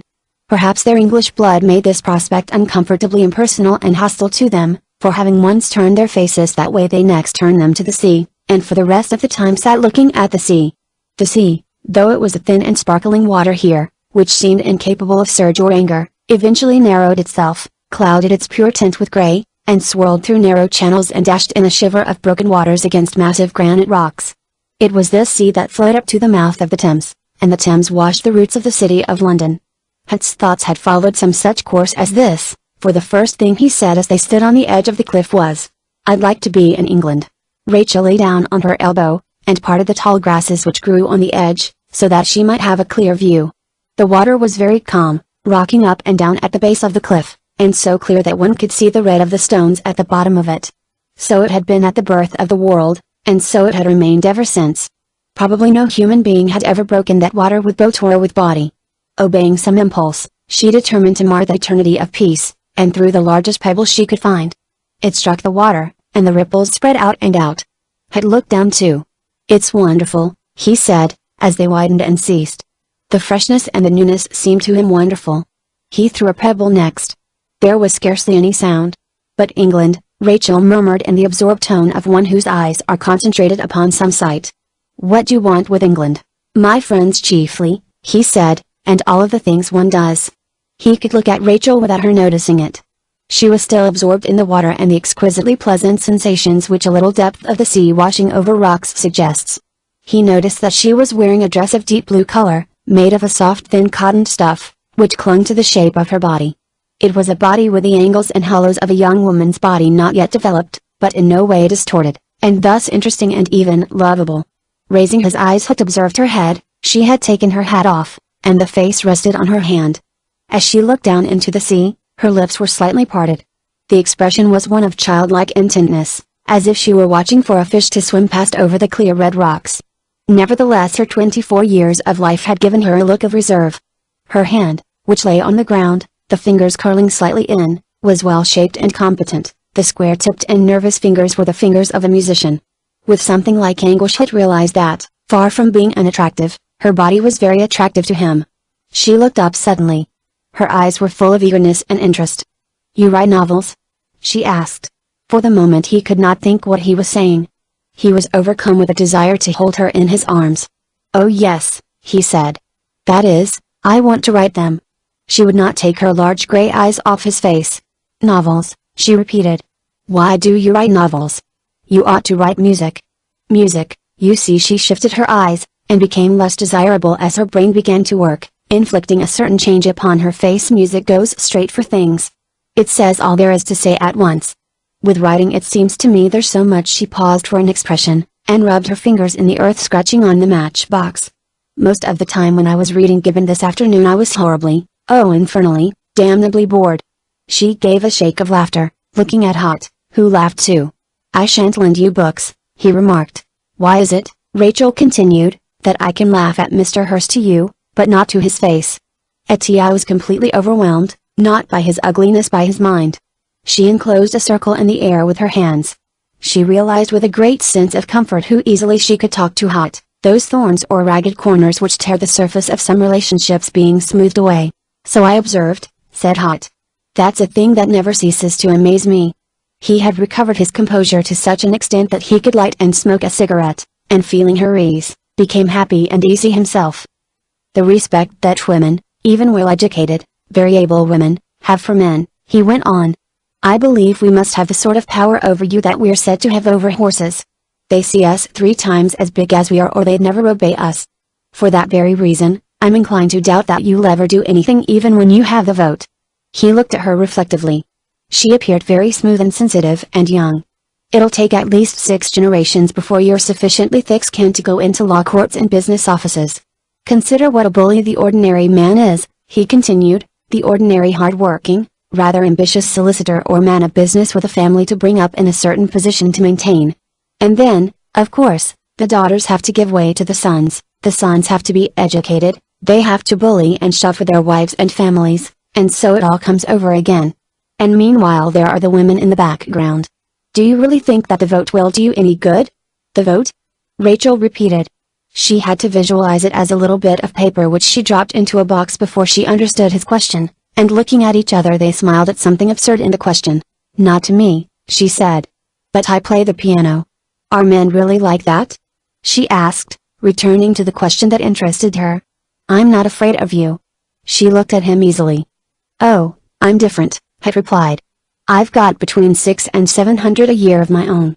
And then no one takes a novelist seriously, thank heavens. There's no doubt it helps to make up for the drudgery of a profession if a man's taken very, very seriously by everyone, if he gets appointments, and has offices and a title, and lots of letters after his name, and bits of ribbon and degrees. I don't grudge it him, though sometimes it comes over me what an amazing concoction. What a miracle the masculine conception of life is. Judges, civil servants, army, navy, houses of parliament, lord mayors, what a world we've made of it. Look at hers now. I assure you, he said, not a day's passed since we came here without a discussion as to whether he's to stay on at Cambridge or to go to the bar. It's his career, his sacred career. And if I've heard it 20 times, I'm sure his mother and sister have heard it 500 times. Can't you imagine the family conclaves, and the sister told to run out and feed the rabbits because St. John must have the schoolroom to himself. St. John's working, St. John wants his tea brought to him. Don't you know the kind of thing? No wonder that St. John thinks it a matter of considerable importance. It is too. He has to earn his living. But St. John's sister had puffed in silence. No one takes her seriously, poor dear. She feeds the rabbits. Yes, said Rachel. I've fed rabbits for 24 years, it seems odd now. She looked meditative, and Hot, who had been talking much at random and instinctively adopting the feminine point of view, saw that she would now talk about herself, which was what he wanted, for so they might come to know each other. She looked back meditatively upon her past life. How do you spend your day? He asked. She meditated still. When she thought of their day it seemed to her it was cut into 4 pieces by their meals. These divisions were absolutely rigid, the contents of the day having to accommodate themselves within the 4 rigid bars. Looking back at her life, that was what she saw. Breakfast 9, luncheon 1, tea 5, dinner 8, she said. Well, said Hot, what do you do in the morning? I need to play the piano for hours and hours. And after luncheon? Then I went shopping with one of my aunts. Or we went to see someone, or we took a message, or we did something that had to be done. The taps might be leaking. They visit the poor a good deal. Old charwomen with bad legs, women who want tickets for hospitals. Or I used to walk in the park by myself. And after tea people sometimes called, or in summer we sat in the garden or played croquet. In winter I read aloud, while they worked. After dinner I played the piano and they wrote letters. If father was at home we had friends of his to dinner, and about once a month we went up to the play. Every now and then we dined out. Sometimes I went to a dance in London, but that was difficult because of getting back. The people we saw were old family friends, and relations, but we didn't see many people. There was the clergyman, Mr. Pepper, and the Hunts. Father generally wanted to be quiet when he came home, because he works very hard at Hull. Also my aunts aren't very strong. A house takes up a lot of time if you do it properly. Our servants were always bad, and so Aunt Lucy used to do a good deal in the kitchen, and Aunt Clara, I think, spent most of the morning dusting the drawing room and going through the linen and silver. Then there were the dogs. They had to be exercised, besides being washed and brushed. Now Sandy's dead, but Aunt Clara has a very old cockatoo that came from India. Everything in our house, she exclaimed, comes from somewhere. It's full of old furniture, Not really old, Victorian, things mother's family had or father's family had, which they didn't like to get rid of, I suppose, though we've really no room for them. It's rather a nice house, she continued, except that it's a little dingy, dull I should say. She called up before her eyes a vision of the drawing room at home. It was a large oblong room, with a square window opening on the garden. Green plush chairs stood against the wall, there was a heavy carved bookcase, with glass doors, and a general impression of faded sofa covers, large spaces of pale green, and baskets with pieces of woolwork dropping out of them. Photographs from old Italian masterpieces hung on the walls, and views of Venetian bridges and Swedish waterfalls which members of the family had seen years ago. There were also one or two portraits of fathers and grandmothers, and an engraving of John Stuart Mill, after the picture by Watts. It was a room without definite character, being neither typically and openly hideous, nor strenuously artistic, nor really comfortable. Rachel roused herself from the contemplation of this familiar picture. "But this isn't very interesting for you," she said, looking up. "Good Lord!" Hut exclaimed. "I've never been so much interested in my life." She then realized that while she had been thinking of Richmond, his eyes had never left her face. The knowledge of this excited her. "Go on, please go on," he urged. "Let's imagine it's a Wednesday. You're all at luncheon. You sit there, and Aunt Lucy there, and Aunt Clara here." He arranged 3 tables on the grass between them. "Aunt Clara carves the neck of lamb," Rachel continued. She fixed her gaze upon the tables. "There's a very ugly yellow china stand in front of me, called a dumbwaiter, on which are 3 dishes, one for biscuits, one for butter, and one for cheese. There's a pot of ferns. Then there's Blanche the maid, who snuffles because of her nose. We talk, oh yes, it's Aunt Lucy's afternoon at Walworth, so we're rather quick over luncheon. She goes off. She has a purple bag, and a black notebook. Aunt Clara has what they call a GFS meeting in the drawing room on Wednesday, so I take the dogs out. I go up Richmond Hill, along the terrace, into the park. It's the 18th of April, the same day as it is here. It's spring in England. The ground is rather damp. However, I cross the road and get onto the grass and we walk along, and I sing as I always do when I'm alone, until we come to the open place where you can see the whole of London beneath you on a clear day. Hampstead Church spire there, Westminster Cathedral over there, and factory chimneys about here. There's generally a haze over the low parts of London, but it's often blue over the park when London's in a mist. It's the open place that the balloons cross going over to Hurlingham. They're pale yellow. Well, then, it smells very good, particularly if they happen to be burning wood in the keeper's lodge which is there. I could tell you now how to get from place to place, and exactly what trees you'd pass, and where you'd cross the roads. You see, I played there when I was small. Spring is good, but it's best in the autumn when the deer are barking, then it gets dusky, and I go back through the streets, and you can't see people properly, they come past very quick, you just see their faces and then they're gone. That's what I like, and no one knows in the least what you're doing. But you have to be back for tea, I suppose?" Had checked her. "Tea? Oh yes. 5 o'clock. Then I say what I've done, and my aunts say what they've done, and perhaps someone comes in, Mrs. Hunt, let's suppose. She's an old lady with a lame leg. She has or she once had 8 children, so we ask after them. They're all over the world, so we ask where they are, and sometimes they're ill, or they're stationed in a cholera district, or in some place where it only rains once in 5 months. Mrs. Hunt," she said with a smile, "had a son who was hugged to death by a bear." Here she stopped and looked at him to see whether he was amused by the same things that amused her. She was reassured. But she thought it necessary to apologize again, she had been talking too much. "You can't conceive how it interests me," he said. Indeed, his cigarette had gone out, and he had to light another. "Why does it interest you?" she asked. "Partly because you're a woman," he replied. When he said this, Rachel, who had become oblivious of anything, and had reverted to a childlike state of interest and pleasure, lost her freedom and became self-conscious. She felt herself at once singular and under observation, as she felt with St. John Hurst. She was about to launch into an argument which would have made them both feel bitterly against each other, and to define sensations which had no such importance as words were bound to give them when it led her thoughts in a different direction. "I've often walked along the streets where people live all in a row, and one house is exactly like another house, and wondered what on earth the women were doing inside," he said. "Just consider, it's the beginning of the 20th century, and until a few years ago no woman had ever come out by herself and said things at all. There it was going on in the background, for all those thousands of years, this curious silent unrepresented life. Of course we're always writing about women abusing them, or jeering at them, or worshipping them, but it's never come from women themselves. I believe we still don't know in the least how they all live, or what they feel, or what they do precisely. If one's a man, the only confidences one gets are from young women about their love affairs. But the lives of women of 40, of unmarried women, of working women, of women who keep shops and bring up children, of women like your aunts or Mrs. Thornbury or Miss Allen, one knows nothing whatever about them. They won't tell you. Either they're afraid, or they've got a way of treating men. It's the man's view that's represented, you see. Think of a railway train, 15 carriages for men who want to smoke. Doesn't it make your blood boil? If I were a woman I'd blow someone's brains out. Don't you laugh at us a great deal? Don't you think it all a great humbug? I mean, how does it all strike you? His determination to know, while it gave meaning to their talk, hampered her. He seemed to press further and further, and made it appear so important. She took some time to answer, and during that time she went over and over the course of her 24 years, lighting now on one point, now on another on her aunts, her mother, her father, and at last her mind fixed upon her aunts and her father, and she tried to describe them as at this distance they appeared to her. They were very much afraid of her father.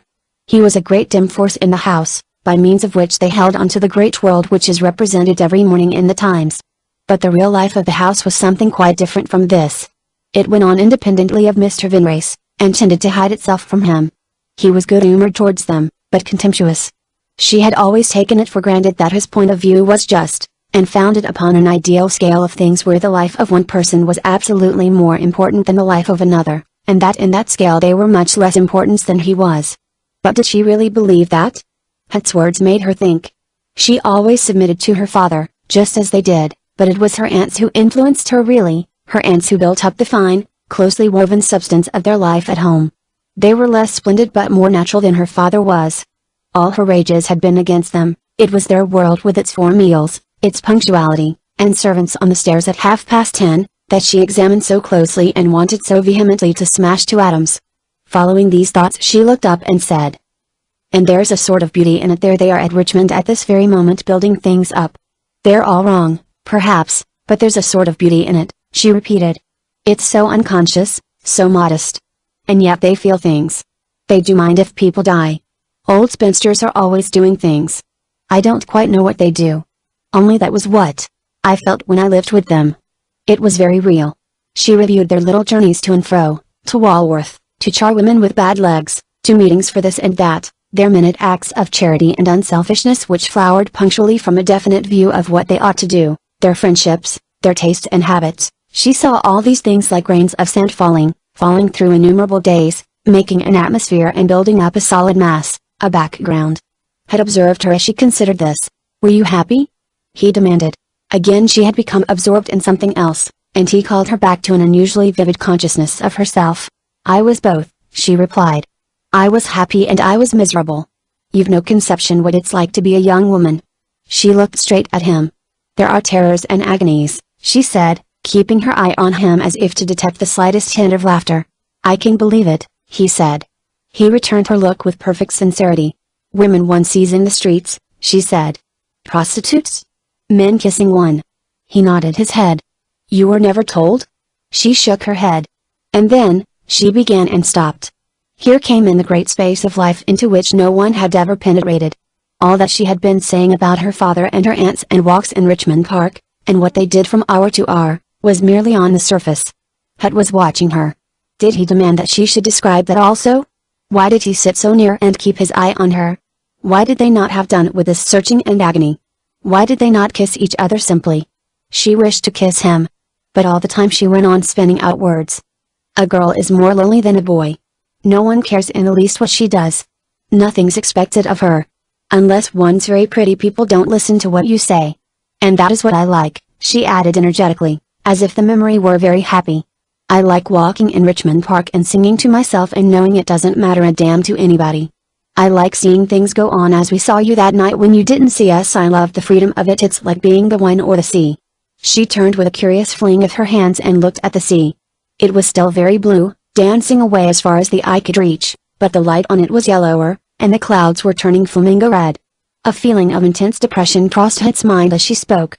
It seemed plain that she would never care for one person rather than another. She was evidently quite indifferent to him. They seemed to come very near, and then they were as far apart as ever again, and her gesture as she turned away had been oddly beautiful. "Nonsense," he said abruptly. "You like people. You like admiration. Your real grudge against Hurst is that he doesn't admire you." She made no answer for some time.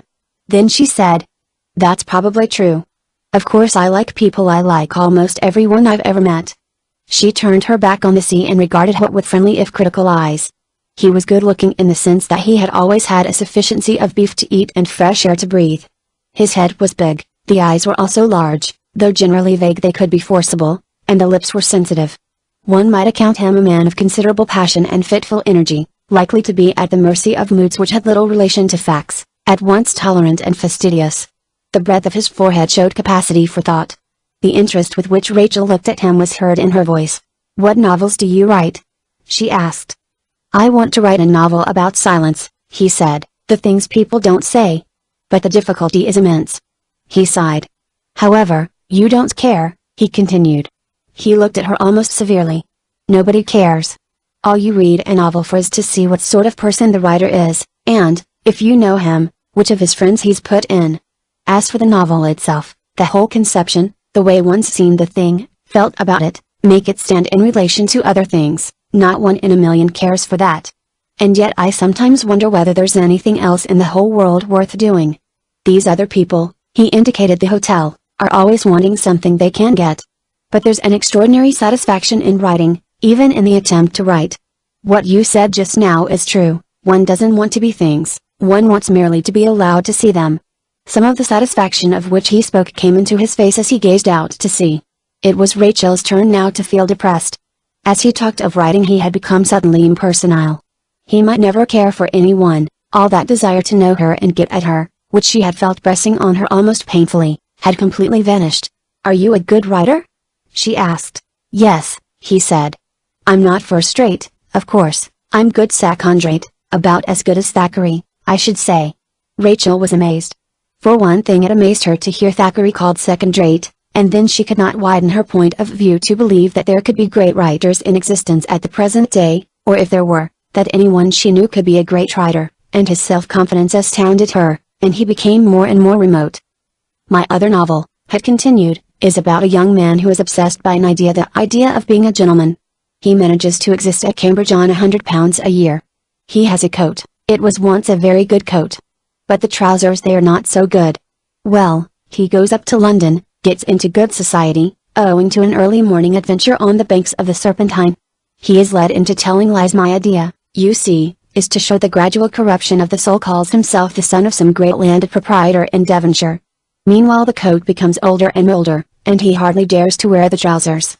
Can't you imagine the wretched man, after some splendid evening of debauchery, contemplating these garments, hanging them over the end of the bed, arranging them now in full light, now in shade, and wondering whether they will survive him, or he will survive them? Thoughts of suicide cross his mind. He has a friend, too, a man who somehow subsists upon selling small birds, for which he sets traps in the fields near Uxbridge. They're scholars, both of them. I know one or two wretched starving creatures like that who quote Aristotle at you over a fried herring and a pint of porter. Fashionable life, too, I have to represent at some length, in order to show my hero under all circumstances. Lady Theo Bingham-Bingley, whose bay mare he had the good fortune to stop, is the daughter of a very fine old Tory peer. I'm going to describe the kind of parties I once went to. The fashionable intellectuals, you know, who like to have the latest book on their tables. They give parties, river parties, parties where you play games. There's no difficulty in conceiving incidents, the difficulty is to put them into shape, not to get run away with, as Lady Theo was. It ended disastrously for her, poor woman, for the book, as I planned it, was going to end in profound and sordid respectability. Disowned by her father, she marries my hero, and they live in a snug little villa outside Croydon, in which town he is set up as a house agent. He never succeeds in becoming a real gentleman after all. That's the interesting part of it. Does it seem to you the kind of book you'd like to read? He inquired, or perhaps you'd like my Stuart tragedy better, he continued, without waiting for her to answer him. My idea is that there's a certain quality of beauty in the past, which the ordinary historical novelist completely ruins by his absurd conventions. The moon becomes the regent of the skies. People clap spurs to their horses, and so on. I'm going to treat people as though they were exactly the same as we are. The advantage is that, detached from modern conditions, one can make them more intense and more abstract than people who live as we do. Rachel had listened to all this with attention, but with a certain amount of bewilderment. They both sat thinking their own thoughts. "I'm not like Hurst," said Hot. After a pause, he spoke meditatively. "I don't see circles of chalk between people's feet. I sometimes wish I did. It seems to me so tremendously complicated and confused. One can't come to any decision at all, one's less and less capable of making judgments. Do you find that? And then one never knows what anyone feels. We're all in the dark. We try to find out, but can you imagine anything more ludicrous than one person's opinion of another person? One goes so long thinking one knows, but one really doesn't know." As he said this, he was leaning on his elbow, arranging and rearranging in the grass the stones which had represented Rachel and her aunts at luncheon. He was speaking as much to himself as to Rachel. He was reasoning against the desire, which had returned with intensity, to take her in his arms, to have done it with indirectness, to explain exactly what he felt. What he said was against his belief. All the things that were important about her he knew, he felt them in the air around them, but he said nothing. He went on arranging the stones. "I like you, do you like me?" Rachel suddenly observed. "I like you immensely," Hut replied, speaking with the relief of a person who is unexpectedly given an opportunity of saying what he wants to say. He stopped moving the pebbles. "Mightn't we call each other Rachel and Terence?" he asked. "Terence," Rachel repeated. "Terence, that's like the cry of an owl."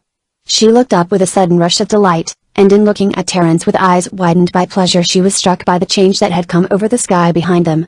The substantial blue day had faded to a paler and more ethereal blue, the clouds were pink, far away and closely packed together, and the peace of evening had replaced the heat of the southern afternoon, in which they had started on their walk. "It must be late," she exclaimed. It was nearly 8 o'clock. "But 8 o'clock doesn't count here, does it?" Terence asked, as they got up and turned inland again. They began to walk rather quickly down the hill on a little path between the olive trees. They felt more intimate because they shared the knowledge of what 8 o'clock in Richmond meant. Terence walked in front, for there was not room for them side by side. "What I want to do in writing novels is very much what you want to do when you play the piano, I expect," he began, turning and speaking over his shoulder. "We want to find out what's behind things, don't we? Look at the lights down there," he continued, "scattered about anyhow. Things I feel come to me like lights. I want to combine them. Have you ever seen fireworks that make figures? I want to make figures. Is that what you want to do?" Now they were out on the road and can walk side by side. "When I play the piano, music is different. But I see what you mean." They tried to invent theories and to make their theories agree. As Hood had no knowledge of music, Rachel took his stick and drew figures in the thin white dust to explain how Bach wrote his fugues. "My musical gift was ruined," he explained, as they walked on after one of these demonstrations, "by the village organist at home, who had invented a system of notation which he tried to teach me, with the result that I never got to the tune playing at all. My mother thought music wasn't manly for boys, she wanted me to kill rats and birds. That's the worst of living in the country. We live in Devonshire.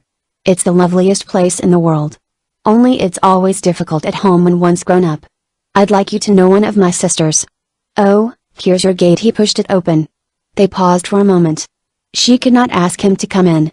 She could not say that she hoped they would meet again. There was nothing to be said, and so without a word she went through the gate, and was soon invisible. Directly he lost sight of her, he felt the old discomfort return, even more strongly than before.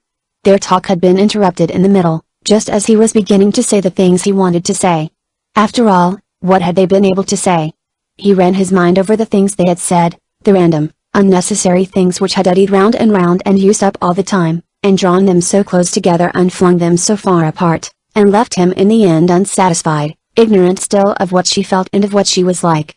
What was the use of talking, merely talking? Chapter 17.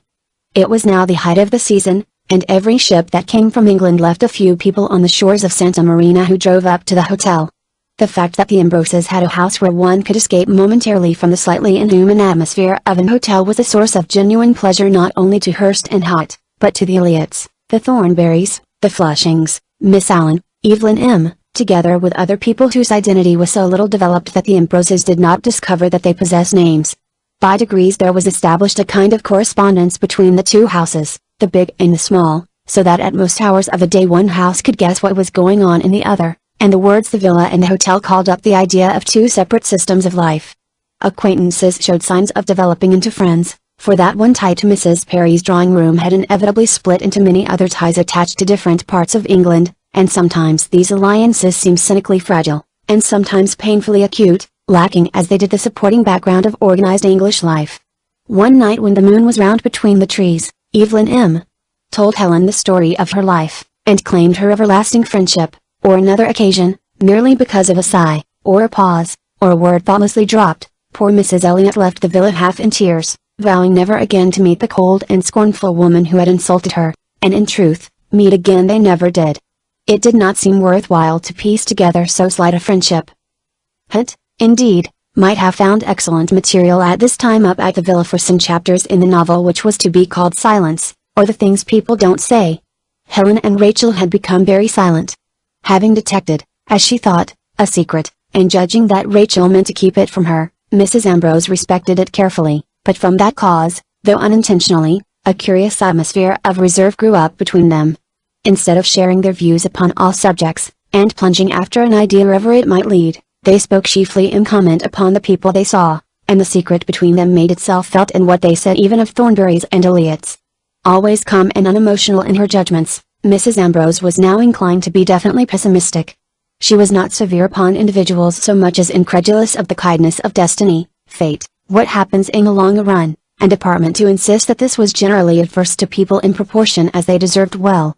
Even this theory she was ready to discard in favor of one which made chaos triumphant, things happening for no reason at all, and everyone groping about in illusion and ignorance.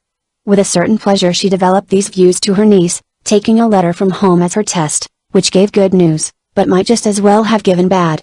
How did she know that at this very moment both her children were not lying dead, crushed by motor omnibuses? It's happening to somebody, why shouldn't it happen to me?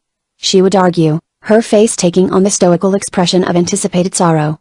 However sincere these views may have been, they were undoubtedly called forth by the irrational state of her niece's mind. It was so fluctuating, and went so quickly from joy to despair, that it seemed necessary to confront it with some stable opinion which naturally became dark as well as stable.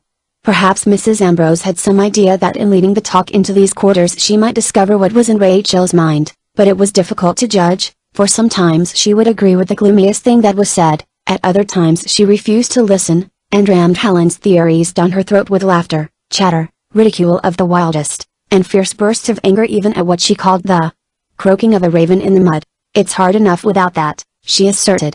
What's hard? Helen demanded. Life, she replied, and then they both became silent. Helen might draw her own conclusions as to why life was hard, as to why an hour later, perhaps, life was something so wonderful and vivid that the eyes of Rachel beholding it were positively exhilarating to a spectator. True to her creed, she did not attempt to interfere, although there were enough of those weak moments of depression to make it perfectly easy for a less scrupulous person to press through and know all, and perhaps Rachel was sorry that she did not choose. All these moods ran themselves into one general effect, which Helen compared to the sliding of a river, quick, quicker, quicker still, as it races to a waterfall. Her instinct was to cry out stop. But even had there been any use in crying stop, she would have refrained, thinking it best that things should take their way, the water racing because the earth was shaped to make it race. It seemed that Rachel herself had no suspicion that she was watched, or that there was anything in her manner likely to draw attention to her. What had happened to her she did not know. Her mind was very much in the condition of the racing water to which Helen compared it. She wanted to see Terence, she was perpetually wishing to see him when he was not there, it was an agony to miss seeing him, agonies were strewn all about her day on account of him, but she never asked herself what this force driving through her life arose from. She thought of no result any more than a tree perpetually pressed downwards by the wind considers the result of being pressed downwards by the wind. During the 2 or 3 weeks which had passed since their walk, half a dozen notes from him had accumulated in her drawer. She would read them, and spend the whole morning in a daze of happiness, the sunny land outside the window being no less capable of analyzing its own color and heat than she was of analyzing hers. In these moods she found it impossible to read or play the piano, even to move being beyond her inclination. The time passed without her noticing it. When it was dark she was drawn to the window by the lights of the hotel. A light that went in and out was the light in Terence's window. There he sat, reading perhaps, or now he was walking up and down pulling out one book after another, and now he was seated in his chair again, and she tried to imagine what he was thinking about. The steady lights marked the rooms where Terence sat with people moving round him. Everyone who stayed in the hotel had a peculiar romance and interest about them. They were not ordinary people. She would attribute wisdom to Mrs. Elliot, beauty to Susan Warrington, a splendid vitality to Evelyn M., because Terence spoke to them. As unreflecting and pervasive were the moods of depression. Her mind was as the landscape outside when dark beneath clouds and straightly lashed by wind and hail. Again she would sit passive in her chair exposed to pain, and Helen's fantastical or gloomy words were like so many darts goading her to cry out against the hardness of life. Best of all were the moods when for no reason again this stress of feeling slackened, and life went on as usual, only with a joy and color in its events that was unknown before. They had a significance like that which she had seen in the tree. The nights were black bars separating her from the days. She would have liked to run all the days into one long continuity of sensation. Although these moods were directly or indirectly caused by the presence of Terence or the thought of him, she never said to herself that she was in love with him, or considered what was to happen if she continued to feel such things, so that Helen's image of the river sliding onto the waterfall had a great likeness to the facts, and the alarm which Helen sometimes felt was justified. In her curious condition of unanalyzed sensations she was incapable of making a plan which should have any effect upon her state of mind. She abandoned herself to the mercy of accidents, missing Terence one day, meeting him the next, receiving his letters always with a start of surprise. Any woman experienced in the progress of courtship would have come by certain opinions from all this which would have given her at least a theory to go upon, but no one had ever been in love with Rachel, and she had never been in love with anyone. Moreover, none of the books she read, from Wuthering Heights to Man and Superman, and the plays of Ibsen, suggested from their analysis of love that what their heroines felt was what she was feeling now. It seemed to her that her sensations had no name. She met Terence frequently. When they did not meet, he was apartment to send a note with a book or about a book, for he had not been able after all to neglect that approach to intimacy. But sometimes he did not come or did not write for several days at a time. Again when they met their meeting might be one of inspiriting joy or of harassing despair. Over all their partings hung the sense of interruption, leaving them both unsatisfied, though ignorant that the other shared the feeling. If Rachel was ignorant of her own feelings, she was even more completely ignorant of his. At first he moved as a god. As she came to know him better he was still the center of light, but combined with this beauty a wonderful power of making her daring and confident of herself. She was conscious of emotions and powers which she had never suspected in herself, and of a depth in the world hitherto unknown. When she thought of their relationship she saw rather than reasoned, representing her view of what Terence felt by a picture of him drawn across the room to stand by her side. This passage across the room amounted to a physical sensation, but what it meant she did not know. Thus the time went on, wearing a calm, bright look upon its surface. Letters came from England, letters came from Willoughby, and the days accumulated their small events which shaped the year. Superficially, 3 odes of Pindar were mended, Helen covered about 5 inches of her embroidery, and St. John completed the first 2 acts of a play. He and Rachel being now very good friends, he read them aloud to her, and she was so genuinely impressed by the skill of his rhythms and the variety of his adjectives, as well as by the fact that he was Terence's friend, that he began to wonder whether he was not intended for literature rather than for law. It was a time of profound thought and sudden revelations for more than one couple, and several single people. A Sunday came, which no one in the villa with the exception of Rachel and the Spanish maid proposed to recognize. Rachel still went to church, because she had never, according to Helen, taken the trouble to think about it. Since they had celebrated the service at the hotel she went there expecting to get some pleasure from her passage across the garden and through the hall of the hotel, although it was very doubtful whether she would see Terence, or at any rate have the chance of speaking to him. As the greater number of visitors at the hotel were English, there was almost as much difference between Sunday and Wednesday as there is in England, and Sunday appeared here as there, the mute black ghost or penitent spirit of the busy weekday. The English could not pale the sunshine, but they could in some miraculous way slow down the hours, dull the incidents, lengthen the meals, and make even the servants and page boys wear a look of boredom and propriety. The best clothes which everyone put on helped the general effect. It seemed that no lady could sit down without bending a clean starched petticoat, and no gentleman could breathe without a sudden crackle from a stiff shirt front. As the hands of the clock neared 11, on this particular Sunday, various people tended to draw together in the hall, clasping little red-leaved books in their hands. The clock marked a few minutes to the hour when a stout black figure passed through the hall with a preoccupied expression, as though he would rather not recognize salutations, although aware of them, and disappeared down the corridor which led from it. "Mr. Bax," Mrs. Thornbury whispered. The little group of people then began to move off in the same direction as the stout black figure. Looked at in an odd way by people who made no effort to join them, They moved with one exception slowly and consciously towards the stairs. Mrs. Flushing was the exception. She came running downstairs, strode across the hall, joined the procession much out of breath, demanding of Mrs. Thornbury in an agitated whisper, "Where? Where?" "We were all going," said Mrs. Thornbury gently, and soon they were descending the stairs 2 by 2. Rachel was among the first to descend. She did not see that Terence and Hurst came in at the rear possessed of no black volume, but of one thin book bound in light blue cloth, which St. John carried under his arm. The chapel was the old chapel of the monks. It was a profound cool place where they had said Mass for hundreds of years, and done penance in the cold moonlight, and worshipped old brown pictures and carved saints which stood with upraised hands of blessing in the hollows in the walls.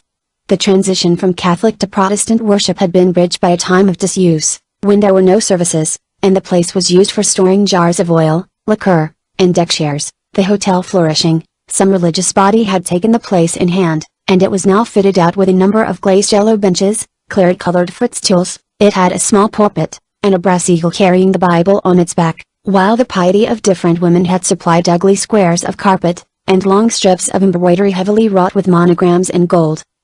As the congregation answered they were met by mild sweet chords issuing from a harmonium, where Miss Willett, concealed from view by a baize curtain, struck emphatic chords with uncertain fingers.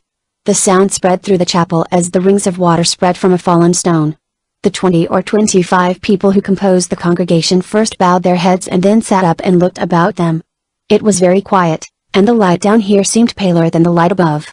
The usual bows and smiles were dispensed with, but they recognized each other. The Lord's Prayer was read over them. As the childlike battle of voices rose, the congregation, many of whom had only met on the staircase, felt themselves pathetically united and well disposed towards each other. As if the prayer were a torch applied to fuel, a smoke seemed to rise automatically and fill the place with the ghosts of innumerable services on innumerable Sunday mornings at home. Susan Warrington in particular was conscious of the sweetest sense of sisterhood, as she covered her face with her hands and saw slips of bent backs through the chinks between her fingers. Her emotions rose calmly and evenly, approving of herself and of life at the same time. It was all so quiet and so good. But having created this peaceful atmosphere, Mr. Bax suddenly turned the page and read a psalm. Though he read it with no change of voice, the mood was broken. "Be merciful unto me, O God," he read, "for man goeth about to devour me, he is daily fighting and troubling me. They daily mistake my words, all that they imagine is to do me evil. They hold all together and keep themselves close.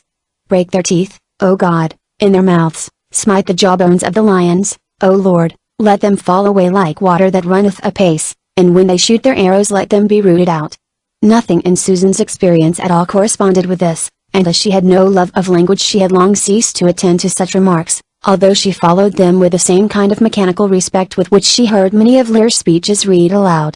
Her mind was still serene and really occupied with praise of her own nature and praise of God, that is of the solemn and satisfactory order of the world. But it could be seen from a glance at their faces that most of the others, the men in particular, felt the inconvenience of the sudden intrusion of this old savage. They looked more secular and critical as they listened to the ravings of the old black man with a cloth round his loins cursing with vehement gesture by a campfire in the desert.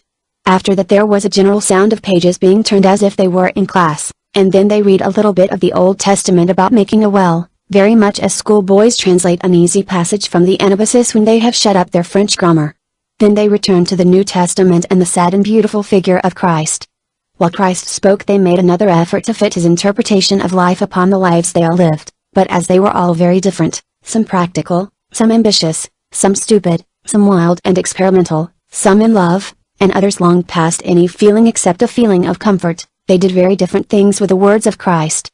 From their faces it seemed that for the most part they made no effort at all, and, recumbent as it were, accepted the ideas the words gave as representing goodness, in the same way, no doubt, as one of those industrious needlewomen had accepted the bright ugly pattern on her mat as beauty.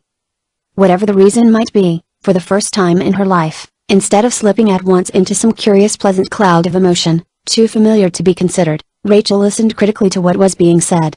By the time they had swung in an irregular way from prayer to psalm, from psalm to history, from history to poetry, and Mr. Bax was giving out his text, she was in a state of acute discomfort. Such was the discomfort she felt when forced to sit through an unsatisfactory piece of music badly played.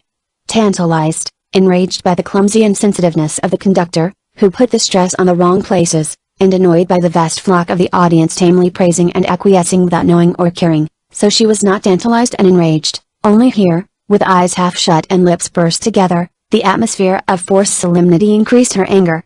All round her were people pretending to feel what they did not feel, while somewhere above her floated the idea which they could none of them grasp, which they pretended to grasp, always escaping out of reach, a beautiful idea, an idea like a butterfly. One after another, vast and hard and cold, appeared to her the churches all over the world where this blundering effort and misunderstanding were perpetually going on, great buildings, filled with innumerable men and women, not seeing clearly, who finally gave up the effort to see, and relapsed tamely into praise and acquiescence, half shutting their eyes and pursing up their lips. The thought had the same sort of physical discomfort as is caused by a film of mist always coming between the eyes and the printed page. She did her best to brush away the film and to conceive something to be worshipped as the service went on, but failed, always misled by the voice of Mr. Bax saying things which misrepresented the idea, and by the patter of bay and inexpressive human voices falling round her like damp leaves. The effort was tiring and dispiriting. She ceased to listen, and fixed her eyes on the face of a woman near her, a hospital nurse, whose expression of devout attention seemed to prove that she was at any rate receiving satisfaction. But looking at her carefully she came to the conclusion that the hospital nurse was only slavishly acquiescent, and that the look of satisfaction was produced by no splendid conception of God within her. How indeed, could she conceive anything far outside her own experience, a woman with a commonplace face like hers, a little round red face, upon which trivial duties and trivial spites had drawn lines, whose weak blue eyes saw without intensity or individuality, whose features were blurred, insensitive, and callous. She was adoring something shallow and smug, clinging to it, so the obstinate mouth witnessed, with the assiduity of a limpet, nothing would tear her from her demure belief in her own virtue and the virtues of her religion. She was a limpet, with the sensitive side of her stuck to a rock, forever dead to the rush of fresh and beautiful things past her. The face of this single worshipper became printed on Rachel's mind with an impression of keen horror, and she had it suddenly revealed to her what Helen meant and St. John meant when they proclaimed their hatred of Christianity. With the violence that now marked her feelings, she rejected all that she had implicitly believed. Meanwhile Mr. Bax was halfway through the second lesson. She looked at him. He was a man of the world with supple lips and an agreeable manner. He was indeed a man of much kindliness and simplicity, though by no means clever, but she was not in the mood to give anyone credit for such qualities, and examined him as though he were an epitome of all the vices of his service. Right at the back of the chapel Mrs. Flushing, Hurst, and had sat in a row in a very different frame of mind. Had was staring at the roof with his legs stuck out in front of him, for as he had never tried to make the service fit any feeling or idea of his, he was able to enjoy the beauty of the language without hindrance. His mind was occupied first with accidental things, such as the women's hair in front of him, the light on the faces, then with the words which seemed to him magnificent, and then more vaguely with the characters of the other worshippers. But when he suddenly perceived Rachel, all these thoughts were driven out of his head, and he thought only of her. The psalms, the prayers, the litany, and the sermon were all reduced to one chanting sound which paused, and then renewed itself, a little higher or a little lower. He stared alternately at Rachel and at the ceiling, but his expression was now produced not by what he saw but by something in his mind. He was almost as painfully disturbed by his thoughts as she was by hers. Early in the service Mrs. Flushing had discovered that she had taken up a Bible instead of a prayer book, and, as she was sitting next to Hurst, she stole a glance over his shoulder. He was reading steadily in the thin pale blue volume. Unable to understand, she peered closer, upon which Hurst politely laid the book before her, pointing to the first line of a Greek poem and then to the translation opposite. "What's that?" she whispered inquisitively. "Sappho," he replied. "The one Swinburne did the best thing that's ever been written." Mrs. Flushing could not resist such an opportunity. She gulped down the ode to Aphrodite during the litany, keeping herself with difficulty from asking when Sappho lived, and what else she wrote worth reading, and contriving to come in punctually at the end with the forgiveness of sins, the resurrection of the body, and the life everlasting. Amen. Meanwhile Hurst took out an envelope and began scribbling on the back of it. When Mr. Bax mounted the pulpit he shut up Sappho with his envelope between the pages, settled his spectacles, and fixed his gaze intently upon the clergyman. Standing in the pulpit he looked very large and fat, the light coming through the greenish unstained window glass made his face appear smooth and white like a very large egg. He looked round at all the faces looking mildly up at him, although some of them were the faces of men and women old enough to be his grandparents, and gave out his text with weighty significance. The argument of the sermon was that visitors to this beautiful land, although they were on a holiday, owed a duty to the natives. It did not, in truth, differ very much from a leading article upon topics of general interest in the weekly newspapers. It rambled with a kind of amiable verbosity from one heading to another, suggesting that all human beings are very much the same under their skins, illustrating this by the resemblance of the games which little Spanish boys play to the games little boys in London streets play, observing that very small things do influence people, particularly natives. In fact, a very dear friend of Mr. Bax's had told him that the success of a rule in India, that vast country, largely depended upon the strict code of politeness which the English adopted towards the natives, which led to the remark that small things were not necessarily small, and that somehow to the virtue of sympathy, which was a virtue never more needed than today, when we lived in a time of experiment and upheaval. Witness the airplane and wireless telegraph, and there were other problems which hardly presented themselves to our fathers, but which no man who called himself a man could leave unsettled.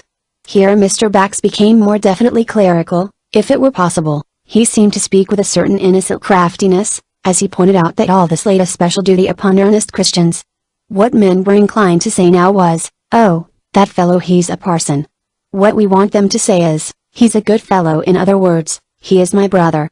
He exhorted them to keep in touch with men of the modern type. They must sympathize with their multifarious interests in order to keep before their eyes that whatever discoveries were made, there was one discovery which could not be superseded, which was indeed as much of a necessity to the most successful and most brilliant of them all as it had been to their fathers.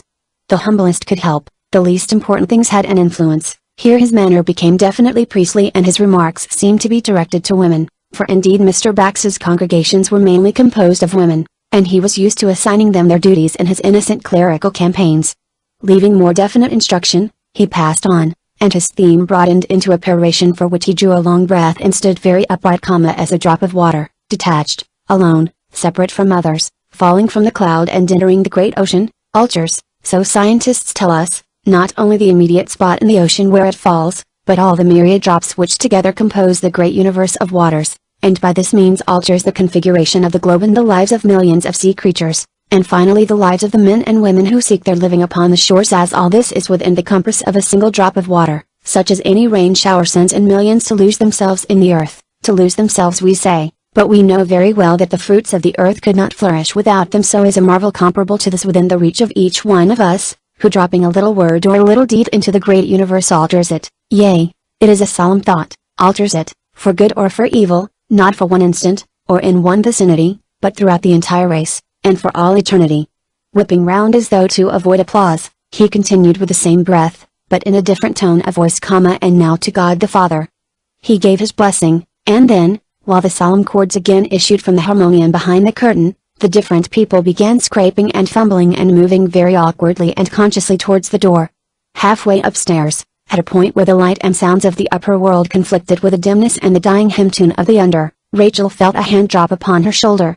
"Miss Vinrace," Mrs. Flushing whispered peremptorily, "stay to luncheon. It's such a dismal day.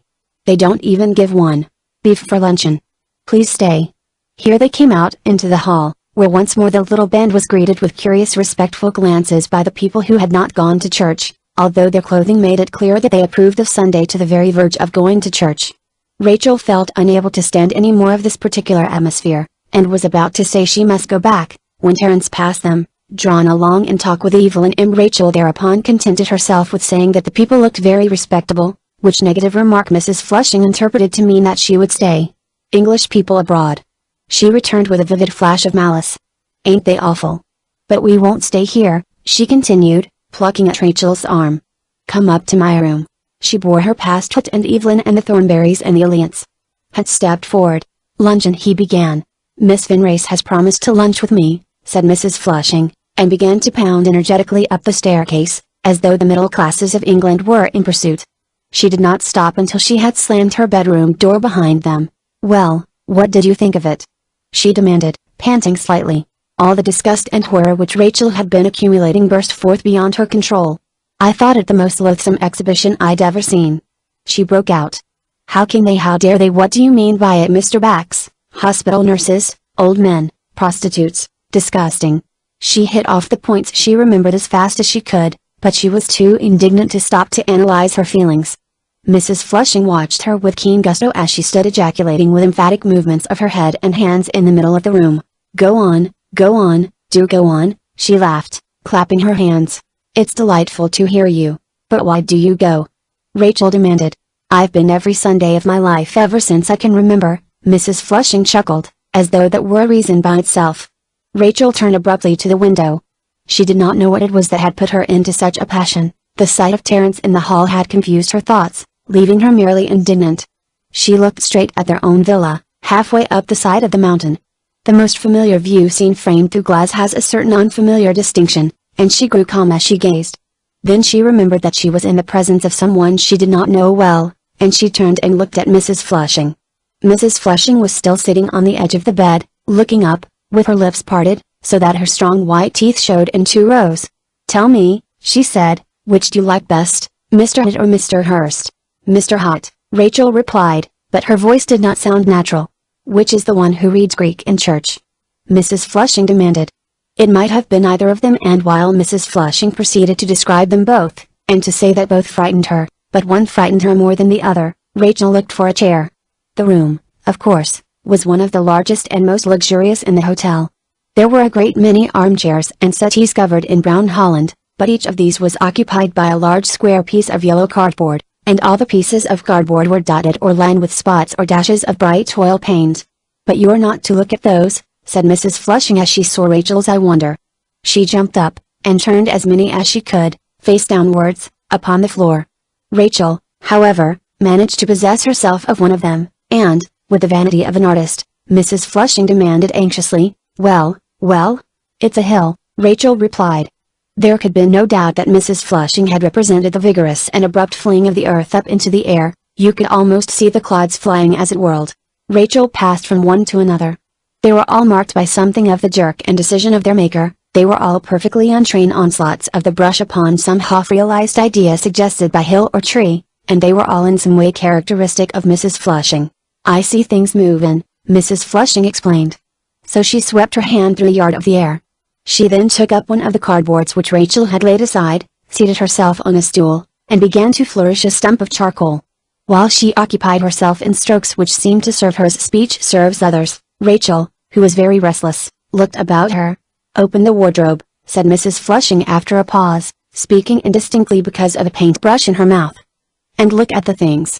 As Rachel hesitated, Mrs. Flushing came forward, still with a paintbrush in her mouth, flung open the wings of her wardrobe, and tossed a quantity of shawls, stuffs, cloaks, embroideries, onto the bed.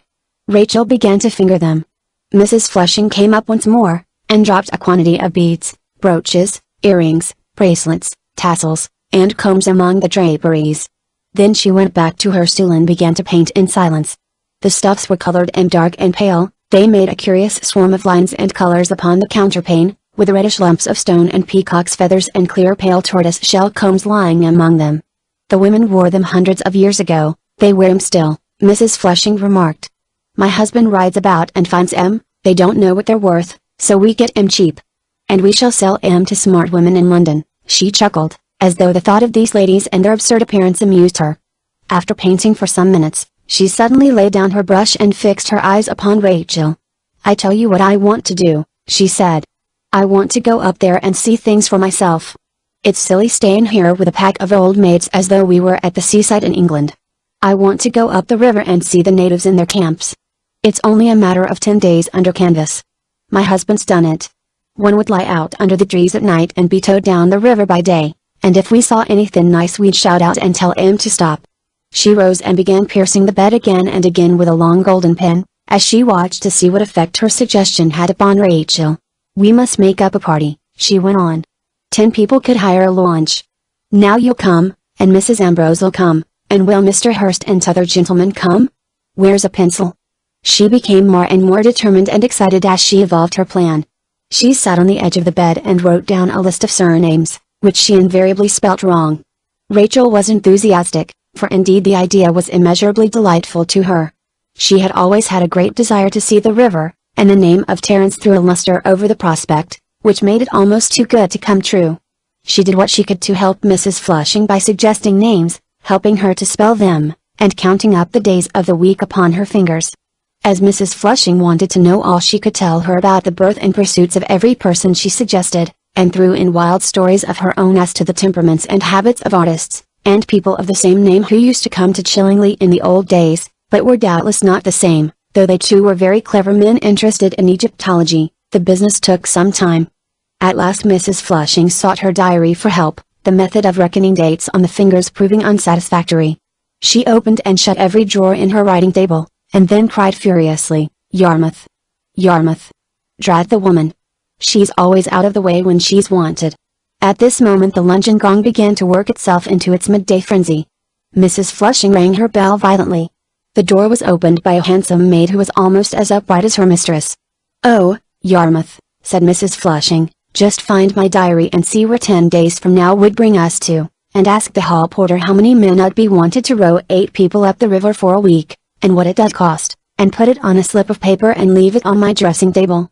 Now she pointed at the door with a superb forefinger so that Rachel had to lead the way. "Oh, and Yarmouth," Mrs. Flushing called back over her shoulder. "Put those things away and hang 'em in their right places, there's a good girl, or it fusses Mr. Flushing." To all of which Yarmouth merely replied, "Yes, ma'am." As they entered the long dining room it was obvious that the day was still Sunday, although the mood was slightly abating. The Flushings' table was set by the side in the window, so that Mrs. Flushing could scrutinize each figure as it entered, and her curiosity seemed to be intense. "Old Mrs. Paley," she whispered as the wheeled chair slowly made its way through the door, Arthur pushing behind. Thornbury's came next. "That nice woman," she nudged Rachel to look at Miss Allen. "What's her name?"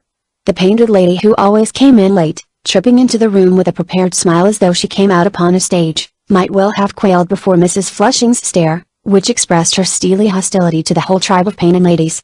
Next came the 2 young men whom Mrs. Flushing called collectively the Hursts. They sat down opposite, across the gangway. Mr. Flushing treated his wife with a mixture of admiration and indulgence, making up by the suavity and fluency of his speech for the abruptness of hers. While she darted and ejaculated he gave Rachel a sketch of the history of South American art. He would deal with one of his wife's exclamations, and then return as smoothly as ever to his theme. He knew very well how to make a luncheon pass agreeably, without being dull or intimate. He had formed the opinion, so he told Rachel, that wonderful treasures lay hid in the depths of the land. The things Rachel had seen were merely trifles picked up in the course of one short journey. He thought there might be giant gods hewn out of stone in the mountainside, and colossal figures standing by themselves in the middle of vast green pasture lands, where none but natives had ever trod. Before the dawn of European art he believed that the primitive huntsmen and priests had built temples of massive stone slabs, had formed out of the dark rocks and the great cedar trees majestic figures of gods and of beasts, and symbols of the great forces, water, air, and forest among which they lived. There might be prehistoric towns, like those in Greece and Asia, standing in open places among the trees, filled with the works of this early race. Nobody had been there, scarcely anything was known. Thus talking and displaying the most picturesque of his theories, Rachel's attention was fixed upon him. She did not see that Hood kept looking at her across the gangway, between the figures of waiters hurrying past with plates. He was inattentive, and Hurst was finding him also very cross and disagreeable. They had touched upon all the usual topics upon politics and literature, gossip and Christianity. They had quarreled over the service, which was every bit as fine as Sappho, according to Hott, so that Hurst's paganism was mere ostentation. "Why go to church?" he demanded, "merely in order to read Sappho?" Hurst observed that he had listened to every word of the sermon, as he could prove if Hott would like a repetition of it, and he went to church in order to realize the nature of his Creator, which he had done very vividly that morning, thanks to Mr. Bax, who had inspired him to write 3 of the most superb lines in English literature, an invocation to the deity. "I wrote him on the back of the envelope of my aunt's last letter," he said, and pulled it from between the pages of Sappho. "Well, let's hear them," said Hott, slightly mollified by the prospect of a literary discussion. "My dear Hott, do you wish us both to be flung out of the hotel by an enraged mob of Thornburys and Elliots?" Hurst inquired. "The merest whisper would be sufficient to incriminate me forever. God!" he broke out, "what's the use of attempting to write when the world's peopled by such damned fools? Seriously, Hott, I advise you to give up literature. What's the good of it? There's your audience." He nodded his head at the tables where a very miscellaneous collection of Europeans were now engaged in eating, in some cases annoying, the stringy foreign fowls. Hott looked, and grew more out of temper than ever. Hurst looked too. His eyes fell upon Rachel, and he bowed to her. "I rather think Rachel's in love with me," he remarked, as his eyes returned to his plate. "That's the worst of friendships with young women, they tend to fall in love with one." To that Hott made no answer whatever, and sat singularly still. Hearst did not seem to mind getting no answer, for he returned to Mr. Bax again, quoting the peroration about the drop of water, and when had scarcely replied to these remarks either, he merely pursed his lips, chose a fig, and relapsed quite contentedly into his own thoughts, of which he always had a very large supply. When luncheon was over they separated, taking their cups of coffee to different parts of the hall. From his chair beneath the palm tree he saw Rachel come out of the dining room with the Flushings. He saw them look round for chairs, and choose 3 in a corner where they could go on talking in private. Mr. Flushing was now in the full tide of his discourse. He produced a sheet of paper upon which he made drawings as he went on with his talk. He saw Rachel lean over and look, pointing to this and that with her finger. Had unkindly compared Mr. Flushing, who was extremely well dressed for a hot climate, and rather elaborate in his manner, to a very persuasive shopkeeper. Meanwhile, as he sat looking at them, he was entangled in the Thornberrys and Miss Allen, who, after hovering about for a minute or two, settled in chairs round him, holding their cups in their hands. They wanted to know whether he could tell them anything about Mr. Bax. Mr. Thornbury as usual sat saying nothing, looking vaguely ahead of him, occasionally raising his eyeglasses, as if to put them on, but always thinking better of it at the last moment, and letting them fall again. After some discussion, the ladies put it beyond a doubt that Mr. Bax was not the son of Mr. William Bax. There was a pause. Then Mrs. Thornbury remarked that she was still in the habit of saying Queen instead of King in the national anthem. There was another pause. Then Miss Allen observed reflectively that going to church abroad always made her feel as if she had been to a sailor's funeral. There was then a very long pause, which threatened to be final, when, mercifully, a bird about the size of a magpie, but of a metallic blue color, appeared on the section of the terrace that could be seen from where they sat. Mrs. Thornbury was led to inquire whether we should like it if all our rooks were blue. "What do you think, William?" she asked, touching her husband on the knee. "If all our rooks were blue," he said, he raised his glasses, he actually placed them on his nose. "They would not live long in Wiltshire," he concluded. He dropped his glasses to his side again. The 3 elderly people now gazed meditatively at the bird, which was so obliging as to stay in the middle of the view for a considerable space of time, thus making it unnecessary for them to speak again. Had began to wonder whether he might not cross over to the Flushings' corner, when Hearst appeared from the background, slipped into a chair by Rachel's side, and began to talk to her with every appearance of familiarity. Had could stand it no longer. He rose, took his hat and dashed out of doors. Chapter 18. Everything he saw was distasteful to him. He hated the blue and white, the intensity and definiteness, the hum and heat of the South. The landscape seemed to him as hard and as romantic as a cardboard background on the stage, and the mountain but a wooden screen against a sheet painted blue. He walked fast in spite of the heat of the sun. 2 roads led out of the town on the eastern side, one branched off towards the Ambrose's villa, the other struck into the country, eventually reaching a village on the plain, but many footpaths, which had been stamped in the earth when it was wet, led off from it, across great dry fields, to scattered farmhouses, and the villas of rich natives. Had stepped off the road onto one of these, in order to avoid the hardness and heat of the main road, the dust of which was always being raised in small clouds by carts and ramshackle flies which carried parties of festive pheasants, or turkeys swelling unevenly like a bundle of their balls beneath the net, or the brass bedstead and black wooden boxes of some newly wedded bear. The exercise indeed served to clear away the superficial irritations of the morning, but he remained miserable. It seemed proved beyond a doubt that Rachel was indifferent to him, for she had scarcely looked at him, and she had talked to Mr. Flushing with just the same interest with which she talked to him. Finally, Hearst's odious words flicked his mind like a whip, and he remembered that he had left her talking to Hearst. She was at this moment talking to him, and it might be true, as he said, that she was in love with him. He went over all the evidence for this supposition: her sudden interest in Hearst's writing, her way of quoting his opinions respectfully, or with only half a laugh, her very nickname for him, the great man, might have some serious meaning in it.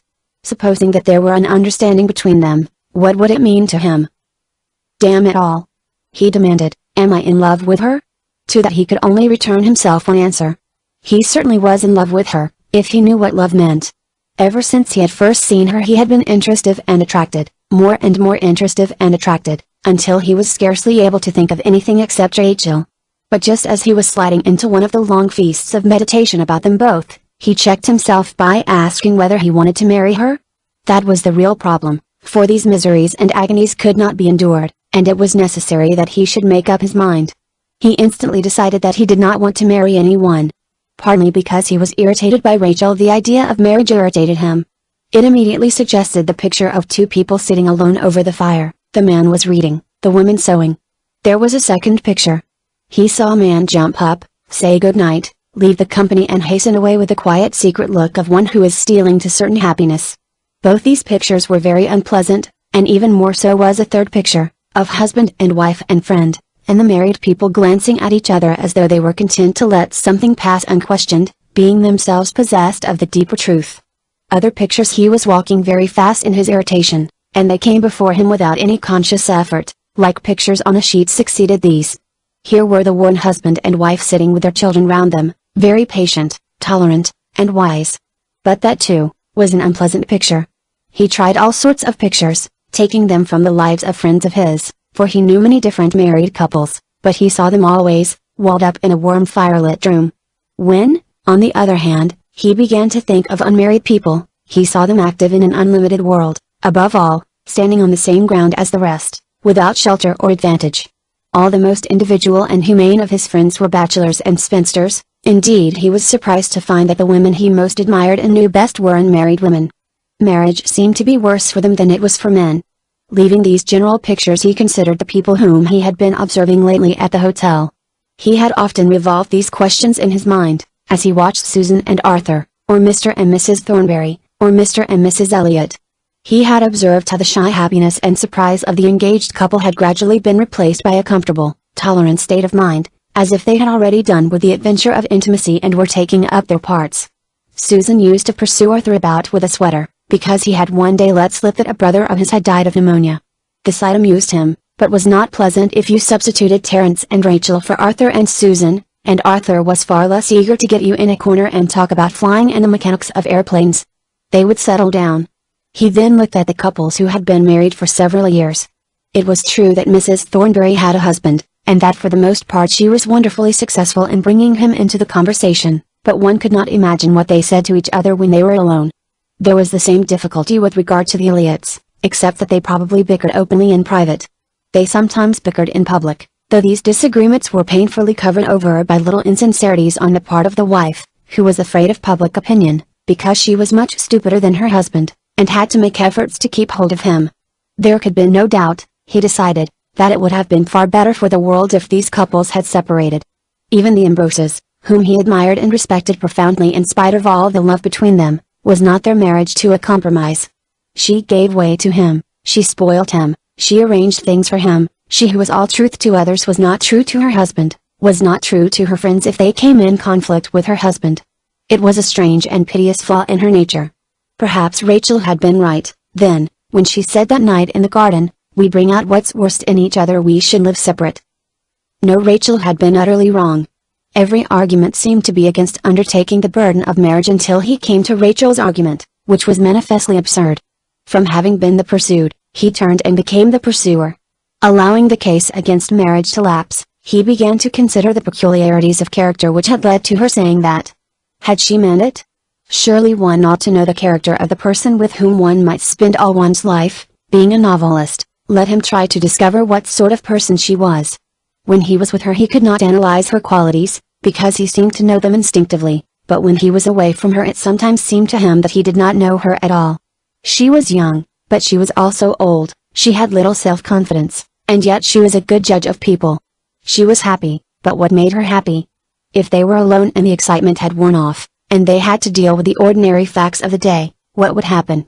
Casting his eye upon his own character, two things appeared to him, that he was very unpunctual, and that he disliked answering notes. As far as he knew, Rachel was inclined to be punctual, but he could not remember that he had ever seen her with a pen in her hand. Let him next imagine a dinner party, say at the Grooms, and Wilson, who had taken her down, talking about the state of the Liberal Party. She would say of course she was absolutely ignorant of politics. Nevertheless she was intelligent certainly, and honest too. Her temper was uncertain, that he had noticed, and she was not domestic, and she was not easy, and she was not quiet, or beautiful, except in some dresses in some lights. But the great gift she had was that she understood what was said to her. There had never been anyone like her for talking to. You could say anything, you could say everything, and yet she was never servile. Here he pulled himself up, for it seemed to him suddenly that he knew less about her than about anyone. All these thoughts had occurred to him many times already, often had he tried to argue and reason, and again he had reached the old state of doubt. He did not know her, and he did not know what she felt, or whether they could live together, or whether he wanted to marry her, and yet he was in love with her. Supposing he went to her and said, he slackened his pace and began to speak aloud, as if he were speaking to Rachel. I worship you, but I loathe marriage. I hate its smugness, its safety, its compromise, and the thought of you interfering in my work, hindering me. What would you answer? He stopped, leaned against the trunk of a tree, and gazed without seeing them at some stones scattered on the bank of the dry riverbed. He saw Rachel's face distinctly, the gray eyes, the hair, the mouth, the face that can look so many things plain, vacant, almost insignificant, or wild, passionate, almost beautiful, yet in his eyes was always the same because of the extraordinary freedom with which she looked at him, and spoke as she felt. What would she answer? What did she feel? Did she love him, or did she feel nothing at all for him or for any other man, being, as she had said that afternoon, free, like the wind or the sea? Oh, you're free! He exclaimed, in exultation at the thought of her, and I'd keep you free. We'd be free together. We'd share everything together. No happiness would be like ours. No lives would compare with ours. He opened his arms wide as if to hold her in the world in one embrace. No longer able to consider marriage, or to weigh coolly what her nature was, or how it would be if they lived together, he dropped to the ground and sat absorbed in the thought of her, and soon tormented by the desire to be in her presence again. Chapter 19. But it need not have increased his torments by imagining that Hurst was still talking to Rachel. The party very soon broke up, the Flushings going in one direction, Hurst in another, and Rachel remaining in the hall, pulling the illustrated papers about, turning from one to another, her movements expressing the unformed restless desire in her mind. She did not know whether to go or to stay, though Mrs. Flushing had commanded her to appear at tea. The hall was empty, save for Miss Willett who was playing scales with her fingers upon a sheet of sacred music, and the Carters, an opulent couple who disliked the girl, because her shoelaces were untied, and she did not look sufficiently cheery, which by some indirect process of thought led them to think that she would not like them. Rachel certainly would not have liked them, if she had seen them, for the excellent reason that Mr. Carter waxed his mustache, and Mrs. Carter wore bracelets, and they were evidently the kind of people who would not like her, but she was too much absorbed by her own restlessness to think or to look. She was turning over the slippery pages of an American magazine, when the hall door swung, a wedge of light fell upon the floor, and a small white figure upon whom the light seemed focused, made straight across the room to her. What? You here? Evelyn exclaimed. Just caught a glimpse of you at lunch, but you wouldn't condescend to look at me. It was part of Evelyn's character that in spite of many snubs which she received or imagined, she never gave up the pursuit of people she wanted to know, and in the long run generally succeeded in knowing them and even in making them like her. She looked round her. I hate this place. I hate these people, she said. I wish you'd come up to my room with me. I do want to talk to you. As Rachel had no wish to go or to stay, Evelyn took her by the wrist and drew her out of the hall and up the stairs. As they went upstairs 2 steps at a time, Evelyn, who still kept hold of Rachel's hand, ejaculated broken sentences about not caring a hang what people said. Why should one, if one knows one's right? And let him all go to blazes. Them's my opinions. She was in a state of great excitement, and the muscles of her arms were twitching nervously. It was evident that she was only waiting for the door to shut to tell Rachel all about it. Indeed, directly they were inside her room, she sat on the end of the bed and said, I suppose you think I'm mad? Rachel was not in the mood to think clearly about anyone's state of mind. She was however in the mood to say straight out whatever occurred to her without fear of the consequences. Somebody's proposed to you, she remarked. How on earth did you guess that? Evelyn exclaimed, some pleasure mingling with her surprise. Do as I look as if I just had a proposal? You look as if you had them every day, Rachel replied. But I don't suppose I've had more than you've had. Evelyn laughed rather insincerely. I've never had one. But you a lot. It's the easiest thing in the world, but that's not what's happened this afternoon exactly. It's a muddle, a detestable, horrible, disgusting muddle. She went to the washstand and began sponging her cheeks with cold water, for they were burning hot. Still sponging them and trembling slightly, she turned and explained in the high-pitched voice of nervous excitement, Alfred Perrott says I've promised to marry him, and I say I never did. Sinclair says he'll shoot himself if I don't marry him, and I say, well, shoot yourself. But of course he doesn't, they never do. And Sinclair got hold of me this afternoon and began bothering me to give an answer, and accusing me of flirting with Alfred Perrott, and told me I'd no heart, and was merely a siren. Oh, and quantities of pleasant things like that. So at last I said to him, "Well, Sinclair, you've said enough now. You can just let me go." And then he caught me and kissed me, the disgusting brute. I can still feel his nasty hairy face just there, as if he'd any right to, after what he'd said. She sponged a spot on her left cheek energetically. "I've never met a man that was fit to compare with a woman," she cried. "They've no dignity, they've no courage, they've nothing but their beastly passions and their brute strength. Would any woman have behaved like that if a man had said he didn't want her? We've too much self-respect. We're infinitely finer than they are." She walked about the room, dabbing her wet cheeks with a towel. Tears were now running down with the drops of cold water. "It makes me angry," she explained, drying her eyes. Rachel sat watching her. She did not think of Evelyn's position, she only thought that the world was full of people in torment. "There's only one man here I really like," Evelyn continued, "Terence Hunt. One feels as if one could trust him." At these words Rachel suffered an indescribable chill, her heart seemed to be pressed together by cold hands. "Why?" she asked. "Why can you trust him?" "I don't know," said Evelyn. "Don't you have feelings about people? Feelings you're absolutely certain are right?" "I had a long talk with Terence the other night. I felt we were really friends after that. There's something of a woman in him." She paused as though she were thinking of very intimate things that Terence had told her, so at least Rachel interpreted her gaze. She tried to force herself to say, "Has to be proposed to you?" But the question was too tremendous, and in another moment Evelyn was saying that the finest men were like women, and women were nobler than men. For example, one couldn't imagine a woman like Lila Harrison thinking a mean thing or having anything base about her. "How I'd like you to know her!" she exclaimed. She was becoming much calmer, and her cheeks were now quite dry. Her eyes had regained their usual expression of keen vitality, and she seemed to have forgotten Alfred and Sinclair and her emotion. "Lila runs a home for inebriated women in the Deptford Road," she continued. "She started it, managed it, did everything off her own bat, and it's now the biggest of its kind in England. You can't think what those women are like in their homes. But she goes among them at all hours of the day and night. I've often been with her. That's what's the matter with us. We don't do things." "What do you do?" she demanded, looking at Rachel with a slightly ironical smile. Rachel had scarcely listened to any of this, and her expression was vacant and unhappy. She had conceived an equal dislike for Lila Harrison and her work in the Deptford Road, and for Evelyn M.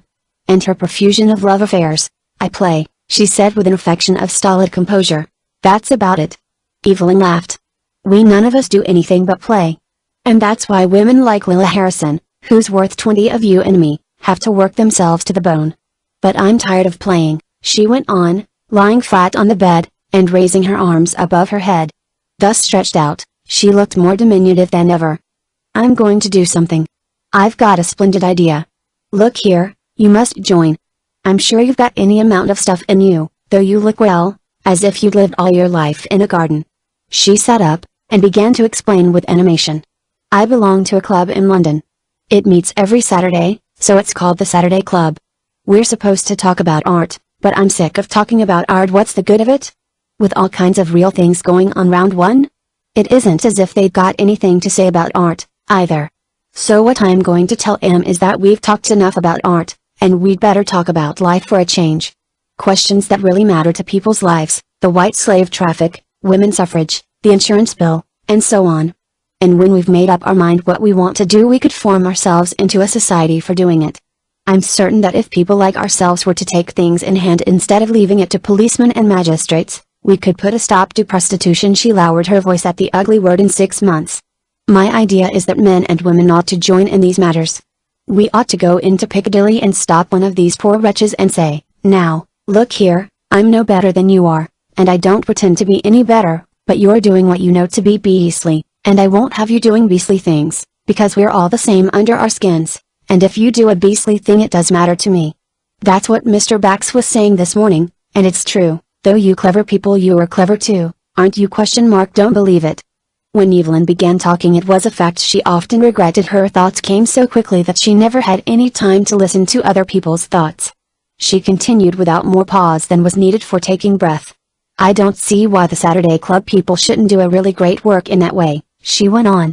"Of course it would want organization, someone to give their life to it, but I'm ready to do that. My notion's to think of the human beings first and let the abstract ideas take care of themselves. What's wrong with Lily? If there is anything wrong is that she thinks of temperance first and the women afterwards. Now there's one thing I'll say to my credit, she continued, I'm not intellectual or artistic or anything of that sort, but I'm jolly human. She slipped off the bed and sat on the floor, looking up at Rachel. She searched up into her face as if she were trying to read what kind of character was concealed behind the face. She put her hand on Rachel's knee. It is being human that counts, isn't it? She continued. Being real, whatever Mr. Hurst may say. Are you real? Rachel felt much as Terence had felt that Evelyn was too close to her, and that there was something exciting in this closeness, although it was also disagreeable. She was spared the need of finding an answer to the question, for Evelyn proceeded, do you believe in anything? In order to put an end to the scrutiny of these bright blue eyes, and to relieve her own physical restlessness, Rachel pushed back her chair and exclaimed, in everything.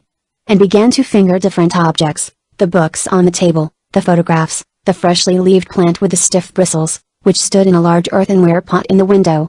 I believe in the bed, in the photographs, in the pot, in the balcony, in the sun, in Mrs. Flushing, she remarked, still speaking recklessly, with something at the back of her mind forcing her to say the things that one usually does not say. But I don't believe in God, I don't believe in Mr. Bax, I don't believe in the hospital nurse. I don't believe. She took up the photograph and, looking at it, did not finish her sentence. That's my mother, said Evelyn, who remained sitting on the floor binding her knees together with her arms, and watching Rachel curiously. Rachel considered the portrait. Well, I don't much believe in her, she remarked after a time in a low tone of voice. Mrs. Murgatroyd looked indeed as if the life had been crushed out of her. She knelt on a chair, gazing piteously from behind the body of a Pomeranian dog which she clasped to her cheek, as if for protection.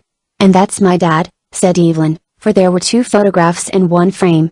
The second photograph represented a handsome soldier with high regular features and a heavy black mustache. His hand rested on the hilt of his sword. There was a decided likeness between him and Evelyn. And it's because of them, said Evelyn, that I'm going to help the other women. You've heard about me, I suppose? They weren't married, you see, I'm not anybody in particular. I'm not a bit ashamed of it. They loved each other anyhow, and that's more than most people can say of their parents. Rachel sat down on the bed, with the two pictures in her hands, and compared them, the man and the woman who had, so Evelyn said, loved each other. That fact interested her more than the campaign on behalf of unfortunate women which Evelyn was once more beginning to describe. She looked again from one to the other. What do you think it's like, she asked, as Evelyn paused for a minute, being in love? Have you never been in love? Evelyn asked. Oh, no one's only got to look at you to see that, she added. She considered. I really was in love once, she said. She fell into reflection, her eyes losing their bright vitality and approaching something like an expression of tenderness. It was heavenly exclamation mark while it lasted. The worst of it is it don't last, not with me. That's the bother. She went on to consider the difficulty with Alfred and Sinclair, about which she had pretended to ask Rachel's advice. But she did not want advice, she wanted intimacy. When she looked at Rachel, who was still looking at the photographs on the bed, she could not help seeing that Rachel was not thinking about her. What was she thinking about, then? Evelyn was tormented by the little spark of life in her which was always trying to work through to other people, and was always being rebuffed. Falling silent, she looked at her visitor, her shoes, her stockings, the combs in her hair, all the details of her dress, in short, as though by seizing every detail she might get closer to the life within. Rachel at last put down the photographs, walked to the window and remarked, "It's odd. People talk as much about love as they do about religion." "I wish you'd sit down and talk," said Evelyn impatiently. Instead, Rachel opened the window, which was made in two long panes, and looked down into the garden below. "That's where we got lost the first night," she said. "It must have been in those bushes." "They kill hens down there," said Evelyn. "They cut their heads off with a knife." "Disgusting." "But tell me what." "I'd like to explore the hotel," Rachel interrupted. She drew her head in and looked at Evelyn, who still sat on the floor. "It's just like other hotels," said Evelyn. "That might be, although every room and passage and chair in the place had a character of its own in Rachel's eyes, but she could not bring herself to stay in one place any longer. She moved slowly towards the door. "What is it you want?" said Evelyn. "You make me feel as if you were always thinking of something you don't say." "Do say it."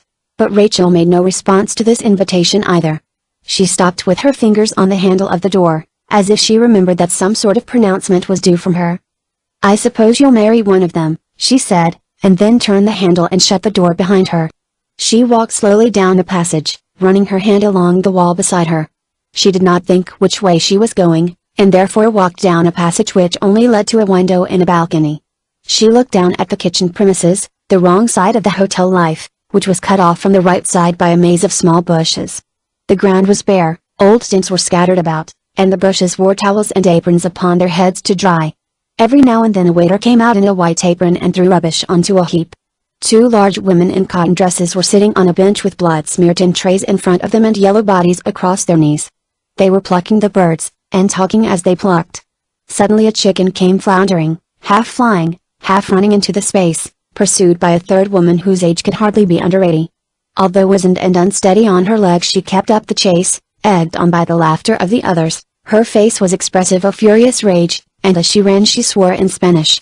Frightened by hand-clapping here, a napkin there, the bird ran this way and that in sharp angles, and finally fluttered straight at the old woman, who opened her scanty gray skirts to enclose it, dropped upon it in a bundle, and then holding it out cut its head off with an expression of vindictive energy and triumph combined. The blood and the ugly wriggling fascinated Rachel, so that although she knew that someone had come up behind and was standing beside her, she did not turn round until the old woman had settled down on the bench beside the others. Then she looked up sharply, because of the ugliness of what she had seen. It was Miss Allen who stood beside her. "Not a pretty sight," said Miss Allen, "although I dare say it's really more humane than our method. I don't believe you've ever been in my room," she added, and turned away as if she meant Rachel to follow her. Rachel followed, for it seemed possible that each new person might remove the mystery which burdened her. The bedrooms at the hotel were all on the same pattern, save that some were larger and some smaller. They had a floor of dark red tiles, they had a high bed, draped in mosquito curtains, they had each a writing table and a dressing table, and a couple of armchairs. But directly a box was unpacked the rooms became very different, so that Miss Allen's room was very unlike Evelyn's room. There were no variously colored hatpins on her dressing table, no scent bottles, no narrow curved pairs of scissors, no great variety of shoes and boots, no silk petticoats lying on the chairs. The room was extremely neat. There seemed to be two pairs of everything. The writing table, however, was piled with manuscript, and a table was drawn out to stand by the armchair on which were two separate heaps of dark library books, in which there were many slips of paper sticking out at different degrees of thickness. Miss Allen had asked Rachel to come in out of kindness, thinking that she was waiting about with nothing to do. Moreover, she liked young women, for she had taught many of them, and having received so much hospitality from the Ambroses she was glad to be able to repay a minute part of it. She looked about accordingly for something to show her. The room did not provide much entertainment. She touched her manuscript. Age of Chaucer, Age of Elizabeth, Age of Dryden, she reflected. I'm glad there aren't many more ages. I'm still in the middle of the 18th century. Won't you sit down, Miss Finrace? The chair, though small, is firm. You fuse. The germ of the English novel, she continued, glancing at another page. Is that the kind of thing that interests you? She looked at Rachel with great kindness and simplicity, as though she would do her utmost to provide anything she wished to have. This expression had a remarkable charm in a face otherwise much lined with care and thought. Oh no, it's music with you, isn't it? She continued, recollecting, and I generally find that they don't go together. Sometimes of course we have prodigies. She was looking about her for something and now saw a jar on the mantelpiece which she reached down and gave to Rachel. If you put your finger into this jar you may be able to extract a piece of preserved ginger. Are you a prodigy? But the ginger was deep and could not be reached. Don't bother, she said, as Miss Allen looked about for some other implement. I dare say I shouldn't like preserved ginger. You've never tried? Inquired Miss Allen. Then I consider that it is your duty to try now. Why, you may add a new pleasure to life, and as you are still young she wondered whether a button hook would do. I make it a rule to try everything, she said. Don't you think it would be very annoying if you tasted ginger for the first time on your deathbed, and found you never liked anything so much? I should be so exceedingly annoyed that I think I should get well on that account alone. She was now successful, and the lump of ginger emerged on the end of the button hook. While she went to wipe the button hook, Rachel bit the ginger and at once cried, I must spit it out. Are you sure you have really tasted it? Miss Allen demanded. For answer Rachel threw it out of the window. An experience anyhow, said Miss Allen calmly. Let me see, I have nothing else to offer you, unless you would like to taste this. A small cupboard hung above her bed, and she took out of it a slim elegant jar filled with a bright green fluid. Creme de menthe, she said. Liqueur, you know. It looks as if I drank, doesn't it? As a matter of fact, it goes to prove what an exceptionally abstemious person I am. I've had that jar for 26 years, she added, looking at it with pride, as she tipped it over, and from the height of the liquid it could be seen that the bottle was still untouched. 26 years? Rachel exclaimed. Miss Allen was gratified, for she had meant Rachel to be surprised. When I went to Dresden 26 years ago, she said, a certain friend of mine announced her intention of making me a present. She thought that in the event of shipwreck or accident a stimulant might be useful. However, as I had no occasion for it, I gave it back on my return. On the eve of any foreign journey the same bottle always makes its appearance, with the same note. On my return in safety it is always handed back. I consider it a kind of charm against accidents. Though I was once detained 24 hours by an accident to the train in front of me, I have never met with any accident myself. Yes, she continued, now addressing the bottle, we have seen many climbs and cupboards together, have we not? I intend one of these days to have a silver label made with an inscription. It is a gentleman, as you may observe, and his name is Oliver. I do not think I could forgive you, Miss Finrace, if you broke my Oliver, she said, firmly taking the bottle out of Rachel's hands and replacing it in the cupboard. Rachel was swinging the bottle by the neck. She was interested by Miss Allen to the point of forgetting the bottle. Well, she exclaimed, I do think that odd, to have had a friend for 26 years, and a bottle, and to have made all those journeys. Not at all, I call it the reverse of odd, Miss Allen replied. I always consider myself the most ordinary person I know. It's rather distinguished to be as ordinary as I am. I forget, Tar. You a prodigy, or did you say you were not a prodigy? She smiled at Rachel very kindly. She seemed to have known and experienced so much, as she moved cumbrously about the room, that surely there must be balm for all English in her words, could one induce her to have recourse to them. But Miss Allen, who was now locking the cupboard door, showed no signs of breaking the reticence which had snowed her under for years. An uncomfortable sensation kept Rachel silent. On the one hand, she wished to whirl high and strike a spark out of the cool pink flush, on the other she perceived there was nothing to be done but to drift past each other in silence. I'm not a prodigy. I find it very difficult to say what I mean, she observed at length. It's a matter of temperament, I believe. Miss Allen helped her. There are some people who have no difficulty. For myself I find there are a great many things I simply cannot say. But then I consider myself very slow. One of my colleagues now, knows whether she likes you or not. Let me see, how does she do it? By the way you say good morning at breakfast. It is sometimes a matter of years before I can make up my mind. But most young people seem to find it easy. Oh no, said Rachel. It's hard. Miss Allen looked at Rachel quietly, saying nothing. She suspected that there were difficulties of some kind. Then she put her hand to the back of her head, and discovered that one of the gray coils of hair had come loose. I must ask you to be so kind as to excuse me, she said, rising, if I do my hair. I have never yet found a satisfactory type of hairpin. I must change my dress, too, for the matter of that, and I should be particularly glad of your assistance, because there is a tiresome set of hooks which I can fasten for myself, but it takes from 10 to 15 minutes, whereas with your help. She slipped off her coat and skirt and blouse, and stood doing her hair before the glass, a massive homely figure, her petticoat being so short that she stood on a pair of thick slate gray legs. People say youth is pleasant, I myself find middle age far pleasanter, she remarked, removing hairpins and combs, and taking up her brush. When it fell loose her hair only came down to her neck. When one was young, she continued, things could seem so very serious if one was made that way. And now my dress. In a wonderfully short space of time her hair had been reformed in its usual loops. The upper half of her body now became dark green with black stripes on it. The skirt, however, needed hooking at various angles, and Rachel had to kneel on the floor, fitting the eyes to the hooks. Our Miss Johnson used to find life very unsatisfactory, I remember, Miss Allen continued. She turned her back to the light.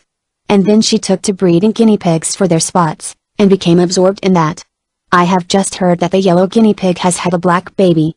We had a bet of 6 pence on about it. She will be very triumphant. The skirt was fastened. She looked at herself in the glass with a curious stiffening of her face generally caused by looking in the glass. Am I in a fit state to encounter my fellow beings? She asked. I forget which way it is, but they find black animals very rarely have colored babies. It may be the other way round. I have had it so often explained to me that it is very stupid of me to have forgotten again. She moved about the room acquiring small objects with quiet force, and fixing them about her: a locket, a watch and chain, a heavy gold bracelet, and the party-colored button of a suffrage society. Finally, Completely equipped for Sunday tea, she stood before Rachel, and smiled at her kindly. She was not an impulsive woman, and her life had schooled her to restrain her tongue. At the same time, she was possessed of an amount of goodwill towards others, and in particular towards the young, which often made her regret that speech was so difficult. "Shall we descend?" she said. She put one hand upon Rachel's shoulder, and stooping, picked up a pair of walking shoes with the other, and placed them neatly side by side outside her door. As they walked down the passage they passed many pairs of boots and shoes, some black and some brown, all side by side, and all different, even to the way in which they lay together. "I always think that people are so like their boots," said Miss Allen. "That is Mrs. Paley's," but as she spoke the door opened, and Mrs. Paley rolled out in her chair, equipped also for tea. She greeted Miss Allen and Rachel. "I was just saying that people are so like their boots," said Miss Allen. Mrs. Paley did not hear. She repeated it more loudly still. Mrs. Paley did not hear. She repeated it a third time. Mrs. Paley heard, but she did not understand.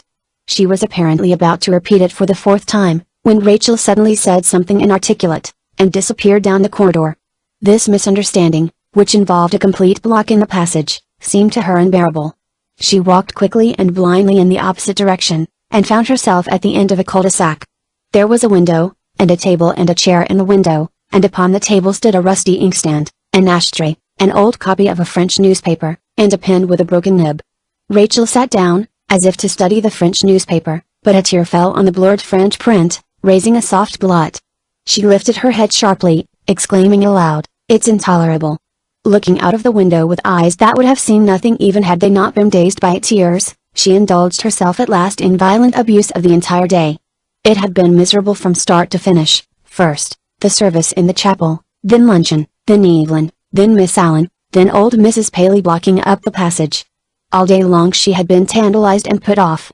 She had now reached one of those eminences, the result of some crisis, from which the world is finally displayed in its true proportions. She disliked the look of it immensely: churches, politicians, misfits, and huge impostors, men like Mr. Dalloway, men like Mr. Bax, Evelyn and her chatter, Mrs. Paley blocking up the passage. Meanwhile the steady beat of her own pulse represented the hot current of feeling that ran down beneath, beating, struggling, fretting. For the time, her own body was the source of all the life in the world, which tried to burst forth here there and was repressed now by Mr. Bax, now by Evelyn, now by the imposition of ponderous stupidity, the weight of the entire world. Thus tormented, she would twist her hands together, for all things were wrong, all people stupid. Vaguely seeing that there were people down in the garden beneath, she represented them as aimless masses of matter, floating hither and thither, without aim except to impede her. What were they doing, those other people in the world? Nobody knows, she said. The force of her rage was beginning to spend itself, and the vision of the world which had been so vivid became dim. "It's a dream," she murmured. She considered the rusty inkstand, the pen, the ashtray, and the old French newspaper. These small and worthless objects seemed to her to represent human lives. "We're asleep and dreaming," she repeated. But the possibility which now suggested itself that one of the shapes might be the shape of Terence roused her from her melancholy lethargy. She became as restless as she had been before she sat down. She was no longer able to see the world as a town laid out beneath her. It was covered instead by a haze of feverish red mist. She had returned to the state in which she had been all day. Thinking was no escape. Physical movement was the only refuge, in and out of rooms, in and out of people's minds, seeking she knew not what. Therefore she rose, pushed back the table, and went downstairs. She went out of the hall door, and, turning the corner of the hotel, found herself among the people whom she had seen from the window. But owing to the broad sunshine after shaded passages, and to the substance of living people after dreams, the group appeared with startling intensity, as though the dusty surface had been peeled off everything, leaving only the reality and the instant. It had the look of a vision printed on the dark and night. White and gray and purple figures were scattered on the green, round wicker tables. In the middle the flame of the tea urn made the air waver like a faulty sheet of glass. A massive green tree stood over them as if it were a moving force held at rest. As she approached, she could hear Evelyn's voice repeating monotonously, "Here then, here, good doggy, come here." For a moment nothing seemed to happen, it all stood still, and then she realized that one of the figures was Helen Ambrose, and the dust again began to settle. The group indeed had come together in a miscellaneous way, one tea table joining to another tea table, and deck chairs serving to connect two groups.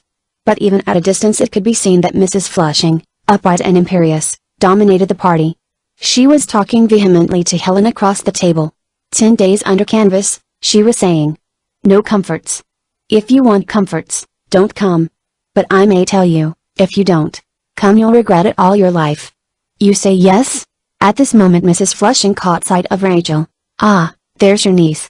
She's promised. You're coming, aren't you? Having adopted the plan, she pursued it with the energy of a child. Rachel took her part with eagerness. Of course I'm coming. So are you, Helen. And Mr. Pepper too. As she sat she realized that she was surrounded by people she knew, but that Terence was not among them. From various angles people began saying what they thought of the proposed expedition. According to some it would be hot, but the nights would be cold. According to others, the difficulties would lie rather in getting a boat, and in speaking the language. Mrs. Flushing disposed of all objections, whether due to man or due to nature, by announcing that her husband would settle all that. Meanwhile Mr. Flushing quietly explained to Helen that the expedition was really a simple matter. It took 5 days at the outside, and the place a native village was certainly well worth seeing before she returned to England. Helen murmured ambiguously, and did not commit herself to one answer rather than to another. The tea party, however, included too many different kinds of people for general conversation to flourish, and from Rachel's point of view possessed the great advantage that it was quite unnecessary for her to talk. Over there Susan and Arthur were explaining to Mrs. Paley that an expedition had been proposed, and Mrs. Paley, having grasped the fact, gave the advice of an old traveler that they should take nice canned vegetables, fur cloaks, and insect powder. She leant over to Mrs. Flushing and whispered something which from the twinkle in her eyes probably had reference to bugs.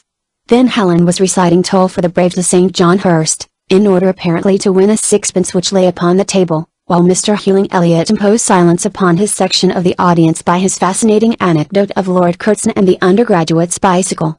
Mrs. Thornbury was trying to remember the name of a man who might have been another Garibaldi, and had written a book which they ought to read, and Mr. Thornbury recollected that he had a pair of binoculars at anybody's service. Miss Allen meanwhile murmured with the curious intimacy which a spinster often achieves with dogs, to the fox terrier which Evelyn had at last induced to come over to them. Little particles of dust or blossom fell on the plates now and then when the branches sighed above. Rachel seemed to see and hear a little of everything, much as a river feels the twigs that fall into it and sees the sky above, but her eyes were too vague for Evelyn's liking. She came across, and sat on the ground at Rachel's feet. "Well?" she asked suddenly. "What are you thinking about?" "Miss Warrington," Rachel replied rashly, because she had to say something. She did indeed see Susan murmuring to Mrs. Elliot, while Arthur stared at her with complete confidence in his own love. Both Rachel and Evelyn then began to listen to what Susan was saying. "There's the ordering and the dogs in the garden, and the children coming to be taught," her voice proceeded rhythmically as if checking the list, "and my tennis, and the village, and letters to write for father, and 1,000 little things that don't sound much, but I never have a moment to myself, and when I got to bed, I'm so sleepy I'm off before my head touches the pillow. Besides I like to be a great deal with my aunts. I'm a great bore, aren't I, Aunt Emma?" She smiled at old Mrs. Paley, who with head slightly drooped was regarding the cake with speculative affection. "And father has to be very careful about chills in winter, which means a great deal of running about, because he won't look after himself, any more than you will, Arthur. So it all mounts up." Her voice mounted too, in a mild ecstasy of satisfaction with her life and her own nature. Rachel suddenly took a violent dislike to Susan, ignoring all that was kindly, modest, and even pathetic about her. She appeared insincere and cruel. She saw her grown stout and prolific, the kind blue eyes now shallow and watery, the bloom of the cheeks congealed to a network of dry red canals. Helen turned to her. "Did you go to church?" she asked. She had won her sixpence and seemed making ready to go. "Yes," said Rachel. "For the last time," she added.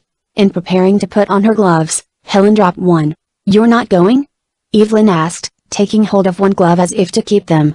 "It's high time we went," said Helen. "Don't you see how silent everyone's getting?" A silence had fallen upon them all, caused partly by one of the accidents of talk, and partly because they saw someone approaching. Helen could not see who it was, but keeping her eyes fixed upon Rachel observed something which made her say to herself, "So it's it?" She drew on her gloves with a curious sense of the significance of the moment. Then she rose, for Mrs. Flushing had seen her too, and was demanding information about rivers and boats, which shows that the whole conversation would now come over again. Rachel followed her, and they walked in silence down the avenue. In spite of what Helen had seen and understood, the feeling that was uppermost in her mind was now curiously perverse. If she went on this expedition, She would not be able to have a bath. The effort appeared to her to be great and disagreeable. "It's so unpleasant, being cooped up with people one hardly knows," she remarked. "People who mind being seen naked." "You don't mean to go?" Rachel asked. The intensity with which this was spoken irritated Mrs. Ambrose. "I don't mean to go, and I don't mean not to go," she replied. She became more and more casual and indifferent. "After all, I dare say we've seen all there is to be seen, and there's the bother of getting there, and whatever they may say it's bound to be vilely uncomfortable." For some time Rachel made no reply, but every sentence Helen spoke increased her bitterness. At last she broke out. "Thank God, Helen, I'm not like you. I sometimes think you don't think or feel or care to do anything but exist. You're like Mr. Hurst. You see that things are bad, and you pride yourself on saying so. It's what you call being honest. As a matter of fact it's being lazy, being dull, being nothing. You don't help, you put an end to things." Helen smiled as if she rather enjoyed the attack. "Well?" she inquired. "It seems to me bad, that's all," Rachel replied. "Quite likely," said Helen. At any other time Rachel would probably have been silenced by her aunt's candor, but this afternoon she was not in the mood to be silenced by anyone. A quarrel would be welcome. "You're only half alive," she continued. "Is that because I didn't accept Mr. Flushing's invitation?" Helen asked, "Or do you always think that?" At the moment it appeared to Rachel that she had always seen the same faults in Helen, from the very first night on board the Euphrosyne, in spite of her beauty, in spite of her magnanimity and their love. "Oh, it's only what's the matter with everyone!" she exclaimed. "No one feels, no one does anything but hurt. I tell you, Helen, the world's bad. It's in agony, living, wanting." Here she tore a handful of leaves from a bush and crushed them to control herself. "The lives of these people," she tried to explain, "the aimlessness, the way they live. One goes from one to another, and it's all the same. One never gets what one wants out of any of them." Her emotional state and her confusion would have made her an easy prey if Helen had wished to argue or had wished to draw confidences. But instead of talking she fell into a profound silence as they walked on. Aimless, trivial, meaningless, oh no, what she had seen at tea made it impossible for her to believe that. The little jokes, the chatter, the inanities of the afternoon had shriveled up before her eyes. Underneath the likings and spites, the comings together and partings, great things were happening, terrible things, because they were so great. Her sense of safety was shaken, as if beneath twigs and dead leaves she had seen the movement of a snake. It seemed to her that a moment's respite was allowed, a moment's make-believe, and then again the profound and reasonless law asserted itself, molding them all to its liking, making and destroying. She looked at Rachel walking beside her, still crushing the leaves in her fingers and absorbed in her own thoughts. She was in love, and she pitied her profoundly. But she roused herself from these thoughts and apologized. "I'm very sorry," she said, "but if I'm dull, it's my nature, and it can't be helped." If it was a natural defect, however, she found an easy remedy, for she went on to say that she thought Mr. Flushing's scheme a very good one, only needing a little consideration, which it appeared she had given it by the time they reached home. By that time they had settled that if anything more was said, they would accept the invitation. Chapter 20. When considered in detail by Mr. Flushing and Mrs. Ambrose, the expedition proved neither dangerous nor difficult. They found also that it was not even unusual. Every year at this season English people made parties which steamed a short way up the river, landed, and looked at the native village, bought a certain number of things from the natives, and returned again without damage done to mind or body. When it was discovered that 6 people really wished the same thing, the arrangements were soon carried out. Since the time of Elizabeth very few people had seen the river, and nothing has been done to change its appearance from what it was to the eyes of the Elizabethan voyagers. The time of Elizabeth was only distant from the present time by a moment of space compared with the ages which had passed since the water had run between those banks, and the green thickets swarmed there, and the small trees had grown to huge wrinkled trees in solitude. Changing only with the change of the sun and the clouds, the waving green mass had stood there for century after century, and the water had run between its banks ceaselessly, sometimes washing away earth and sometimes the branches of trees, while in other parts of the world one town had risen upon the ruins of another town, and the men in the towns had become more and more articulate and unlike each other. A few miles of this river were visible from the top of the mountain where some weeks before the party from the hotel had picnicked. Susan and Arthur had seen it as they kissed each other, and Terence and Rachel as they sat talking about Richmond, and Evelyn and Perrott as they strolled about, imagining that they were great captains sent to colonize the world. They had seen the broad blue mark across the sand where it flowed into the sea, and the green cloud of trees massed themselves about it farther up, and finally hide its waters altogether from sight. At intervals for the first 20 miles or so houses were scattered on the bank. By degrees the houses became huts, and, later still, there was neither hut nor house, but trees and grass, which were seen only by hunters, explorers, or merchants, marching or sailing, but making no settlement. By leaving Santa Marina early in the morning, driving 20 miles and riding 8, the party, which was composed finally of 6 English people, reached the riverside as the night fell. They came cantering through the trees, Mr. and Mrs. Flushing, Helen Ambrose, Rachel, Terence, and St. John. The tired little horses then stopped automatically, and the English dismounted. Mrs. Flushing strode to the riverbank in high spirits. The day had been long and hot, but she had enjoyed the speed and the open air. She had left the hotel which she hated, and she found the company to her liking. The river was swirling past in the darkness. They could just distinguish the smooth moving surface of the water, and the air was full of the sound of it. They stood in an empty space in the midst of great tree trunks, and out there a little green light moving slightly up and down showed them where the steamer lay in which they were to embark. When they all stood upon its deck they found that it was a very small boat which throbbed gently beneath them for a few minutes, and then shoved smoothly through the water. They seemed to be driving into the heart of the night, for the trees closed in front of them, and they could hear all round them the rustling of leaves. The great darkness had the usual effect of taking away all desire for communication by making their words sound thin and small, and, after walking round the deck 3 or 4 times, they clustered together, yawning deeply, and looking at the same spot of deep gloom on the banks. Murmuring very low in the rhythmical tone of one oppressed by the air, Mrs. Flushing began to wonder where they were to sleep, for they could not sleep downstairs, they could not sleep in a dog hole smelling of oil, they could not sleep on deck, they could not sleep. She yawned profoundly. It was as Helen had foreseen, the question of nakedness had risen already, although they were half asleep, and almost invisible to each other.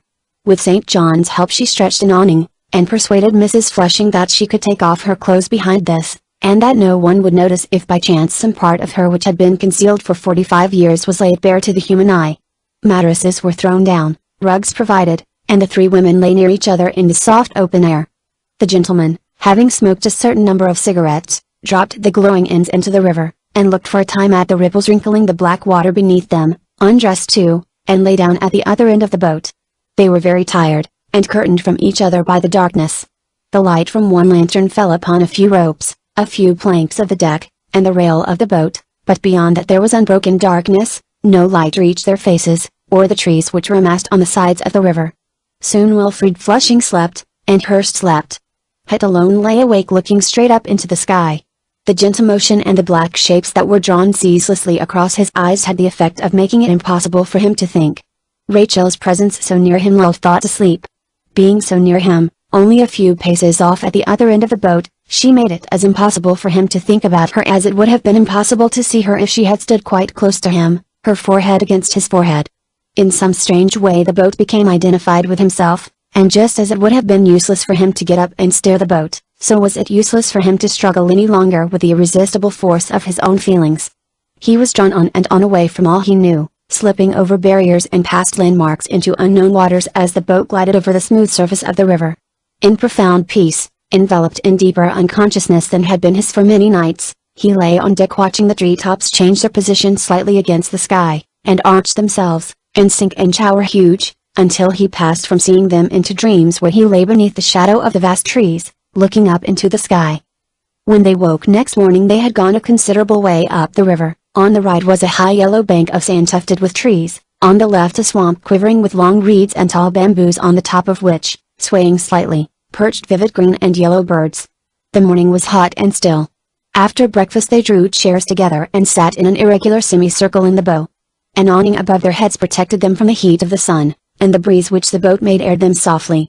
Mrs. Flushing was already dotting and striping her canvas, her head jerking this way and that with the action of a bird nervously picking up grain. The others had books or pieces of paper or embroidery on their knees, at which they looked fitfully and again looked at the river ahead. At one point he'd read part of a poem aloud, but the number of moving things entirely vanquished his words. He ceased to read, and no one spoke. They moved on under the shelter of the trees. There was now a covey of red birds feeding on one of the little islets to the left, or again a blue-green parrot flew shrieking from tree to tree. As they moved on the country grew wilder and wilder. The trees and the undergrowth seemed to be strangling each other near the ground in a multitudinous wrestle, while here and there a splendid tree towered high above the swarm, shaking its thin green umbrellas lightly in the upper air. Had looked at his books again. The morning was peaceful as the night had been, only it was very strange because he could see it was light, and he could see Rachel and hear her voice and be near to her. He felt as if he were waiting, as if somehow he were stationary among things that passed over him and around him, voices, people's bodies, birds, only Rachel too was waiting with him. He looked at her sometimes as if she must know that they were waiting together, and being drawn on together, without being able to offer any resistance. Again he read from his book. Whoever you are holding me now in your hand, without one thing all will be useless. A bird gave a wild laugh, a monkey chuckled a malicious question, and, as fire fades in the hot sunshine, his words flickered and wind out. By degrees as the river narrowed, and the high sandbanks fell to level ground thickly grown with trees, the sounds of the forest could be heard. It echoed like a hall. There were sudden cries, and then long spaces of silence, such as there are in a cathedral when a boy's voice has ceased and the echo of it still seems to haunt about the remote places of the roof. Once Mr. Flushing rose and spoke to a sailor, and even announced that sometime after luncheon the steamer would stop, and they could walk a little way through the forest. There are tracks all through the trees there, he explained. We're no distance from civilization yet. He scrutinized his wife's painting. Too polite to praise it openly, he contented himself with cutting off one half of the picture with one hand, and giving a flourish in the air with the other. God! Hearst exclaimed, staring straight ahead. Don't you think it's amazingly beautiful? Beautiful? Helen inquired. It seemed a strange little word, and Hearst and herself both so small that she forgot to answer him. Had felt that he must speak. That's where the Elizabethans got their style, he mused, staring into the profusion of leaves and blossoms and prodigious fruits. Shakespeare? I hate Shakespeare. Mrs. Flushing exclaimed, and Wilfred returned admiringly, I believe you're the only person who dares to say that, Alice. But Mrs. Flushing went on painting. She did not appear to attach much value to her husband's compliment, and painted steadily, sometimes muttering a half-audible word or groan. The morning was now very hot.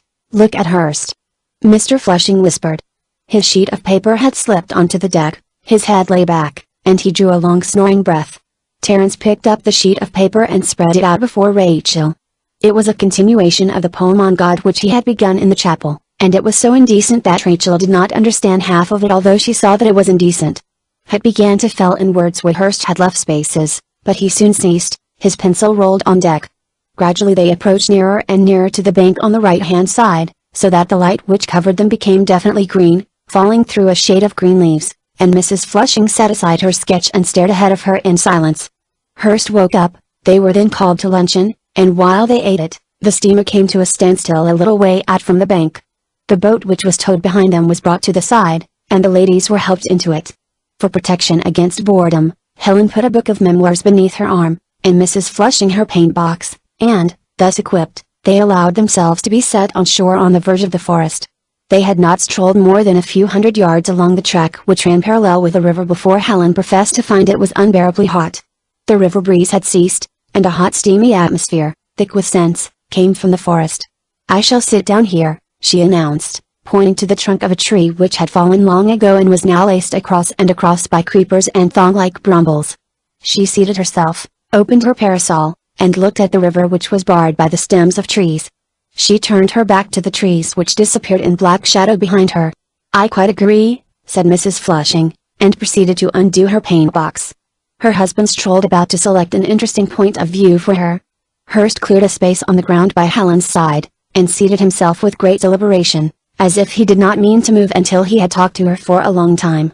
Terence and Rachel were left standing by themselves without occupation. Terence saw that the time had come as it was fated to come, but although he realized this he was completely calm and master of himself. He chose to stand for a few moments talking to Helen, and persuading her to leave her seat. Rachel joined him too in advising her to come with them. Of all the people I've ever met, he said, you're the least adventurous. You might be sitting on green chairs in Hyde Park. Are you going to sit there the whole afternoon? Aren't you going to walk? Oh, no, said Helen, one's only got to use one's eye. There's everything here, everything, she repeated in a drowsy tone of voice. What will you gain by walking? You'll be hot and disagreeable by tea time, we shall be cool and sweet, put in Hearst. Into his eyes as he looked up at them had come yellow and green reflections from the sky and the branches, robbing them of their intentness, and he seemed to think what he did not say. It was thus taken for granted by them both that Terence and Rachel proposed to walk into the woods together. With one look at each other they turned away. "Goodbye!" cried Rachel. "Goodbye!" "Beware of snakes," Hurst replied. He settled himself still more comfortably under the shade of the fallen tree and Helen's figure. As they went, Mr. Flushing called after them, "We must start in an hour. Hunt, please remember that. An hour." Whether made by man, or for some reason preserved by nature, there was a wide pathway striking through the forest at right angles to the river. It resembled a drive in an English forest, save that tropical bushes with their sword-like leaves grew at the side, and the ground was covered with an unmarked springy moss instead of grass, starred with little yellow flowers. As they passed into the depths of the forest the light grew dimmer, and the noises of the ordinary world were replaced by those creaking and sighing sounds which suggest to the traveler in a forest that he is walking at the bottom of the sea. The path narrowed and turned. It was hedged in by dense creepers which nodded tree to tree, and burst here and there into star-shaped crimson blossoms. The sighing and creaking up above were broken every now and then by the jarring cry of some startled animal. The atmosphere was close and the air came at them in languid puffs of scent. The vast green light was broken here and there by a round of pure yellow sunlight which fell through some gap in the immense umbrella of green above, and in these yellow spaces crimson and black butterflies were circling and settling. Terence and Rachel hardly spoke. Not only did the silence weigh upon them, but they were both unable to frame any thoughts. There was something between them which had to be spoken of. One of them had to begin, but which of them was it to be? Then he picked up a red fruit and threw it as high as he could. When it dropped, he would speak. They heard the flapping of great wings, they heard the fruit go pattering through the leaves and eventually fall with a thud. The silence was again profound. "Does this frighten you?" Terence asked when the sound of the fruit falling had completely died away. "No," she answered. "I like it." She repeated, "I like it." She was walking fast, and holding herself more erect than usual. There was another pause. "You like being with me?" Terence asked. "Yes, with you," she replied. He was silent for a moment. Silence seemed to have fallen upon the world. "That is what I have felt ever since I knew you," he replied. "We are happy together." He did not seem to be speaking, or she to be hearing. "Very happy," she answered. They continued to walk for some time in silence. Their steps unconsciously quickened. "We love each other," Terence said. "We love each other," she repeated. The silence was then broken by their voices which joined in tones of strange unfamiliar sound which formed no words. Faster and faster they walked, simultaneously they stopped, clasped each other in their arms, then releasing themselves, dropped to the earth. They sat side by side. Sound stood out from the background making a bridge across their silence. They heard the swish of the trees and some beast croaking in a remote world. "We love each other," Terence repeated, searching into her face. Their faces were both very pale and quiet, and they said nothing. He was afraid to kiss her again. By degrees she drew close to him, and rested against him. In this position they sat for some time. She said Terence once, he answered Rachel.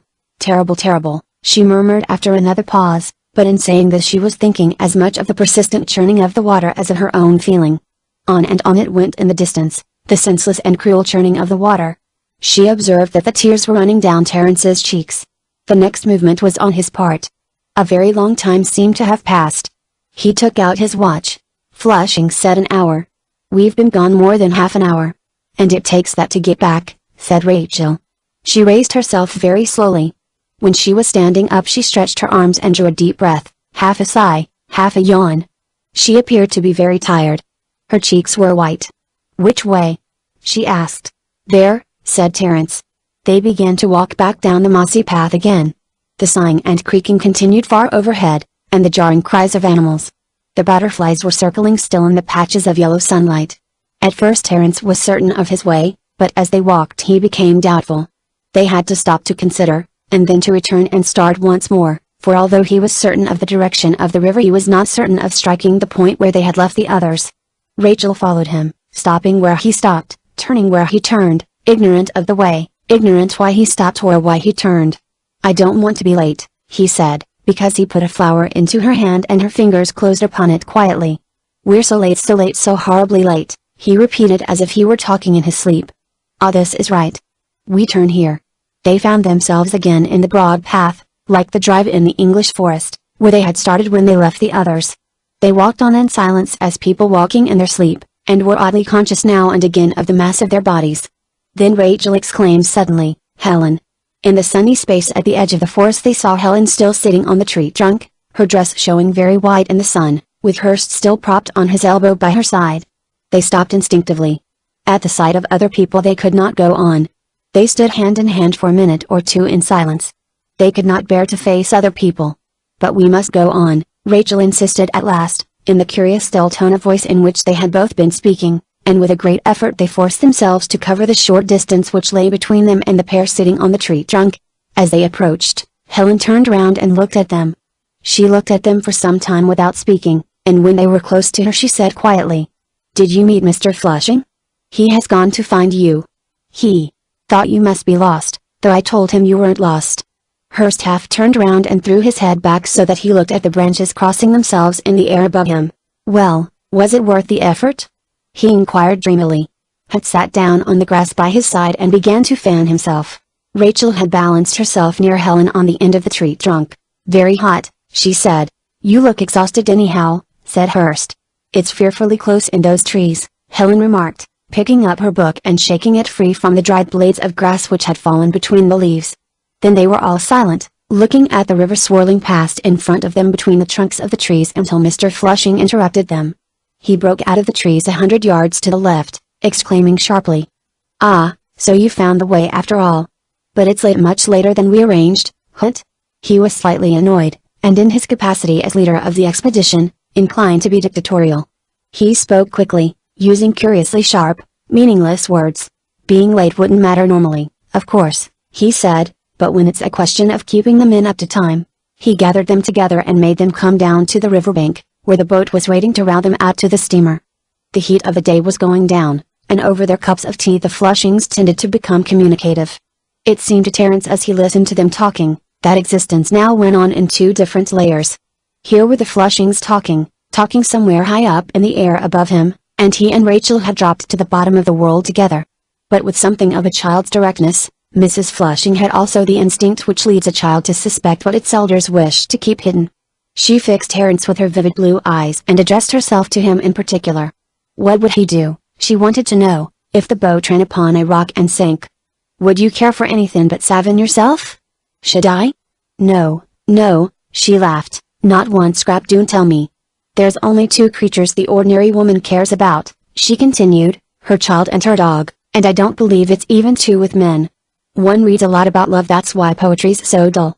But what happens in real life, It ain't love," she cried. Terence murmured something unintelligible. Mr. Flushing, however, had recovered his urbanity. He was smoking a cigarette, and he now answered his wife. "You must always remember, Alice," he said, "that your upbringing was very unnatural, unusual, I should say.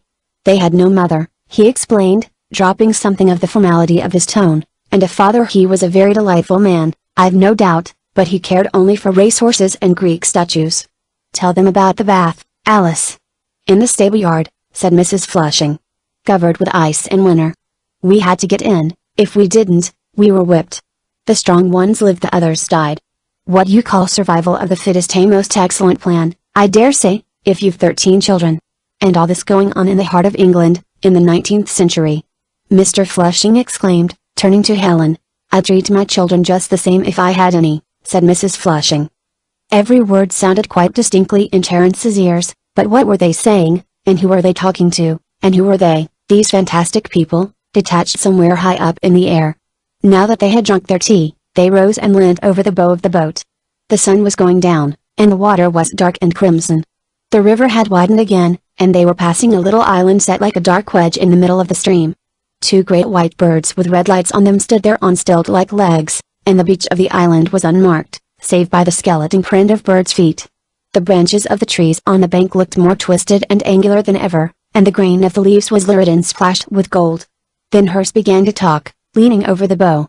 "It makes one awfully queer, don't you find?" he complained. "These trees get on one's nerves, it's all so crazy. God's undoubtedly mad. What sane person could have conceived a wilderness like this, and peopled it with apes and alligators? I should go mad if I lived here, raving mad." Terence attempted to answer him, but Mrs. Ambrose replied instead. She bade him look at the way things massed themselves, look at the amazing colors, look at the shapes of the trees. She seemed to be protecting Terence from the approach of the others.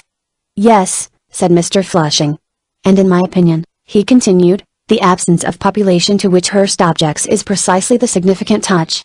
You must admit, Hearst, that a little Italian town even would vulgarize the whole scene, would detract from the vastness the sense of elemental grandeur.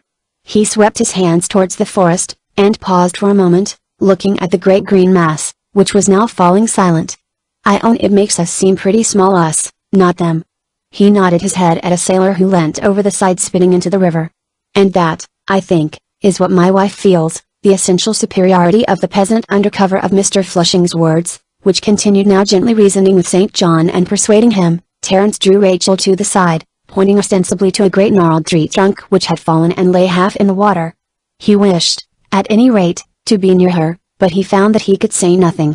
They could hear Mr. Flushing flowing on, now about his wife, now about art, now about the future of the country, little meaningless words floating high in air. As it was becoming cold he began to pace the deck with Hearst. Fragments of their talk came out distinctly as they passed heart, emotion, truth, reality. Is it true, or is it a dream? Rachel murmured, when they had passed. It's true, he replied. But the breeze freshened, and there was a general desire for movement. When the party rearranged themselves under cover of rugs and cloaks, Terence and Rachel were at opposite ends of the circle, and could not speak to each other. But as the dark descended, the words of the others seemed to curl up and vanish as the ashes of burnt paper, and left them sitting perfectly silent at the bottom of the world. Occasional starts of exquisite joy ran through them, and then they were peaceful again. Chapter 21. Thanks to Mr. Flushing's discipline, the right stages of the river were reached at the right hours, and when next morning after breakfast the chairs were again drawn out in a semicircle in the bow, the launch was within a few miles of the native camp which was the limit of the journey. Mr. Flushing, as he sat down, advised them to keep their eyes fixed on the left bank, where they would soon pass a clearing, and in that clearing, was a hut where Mackenzie, the famous explorer, had died of fever some 10 years ago, almost within reach of civilization. Mackenzie, he repeated, the man who went farther inland than anyone's been yet. Their eyes turned that way obediently. The eyes of Rachel saw nothing. Yellow and green shapes did, it is true, pass before them, but she only knew that one was large and another small. She did not know that they were trees. These directions to look here and there irritated her, as interruptions irritate a person absorbed in thought, although she was not thinking of anything.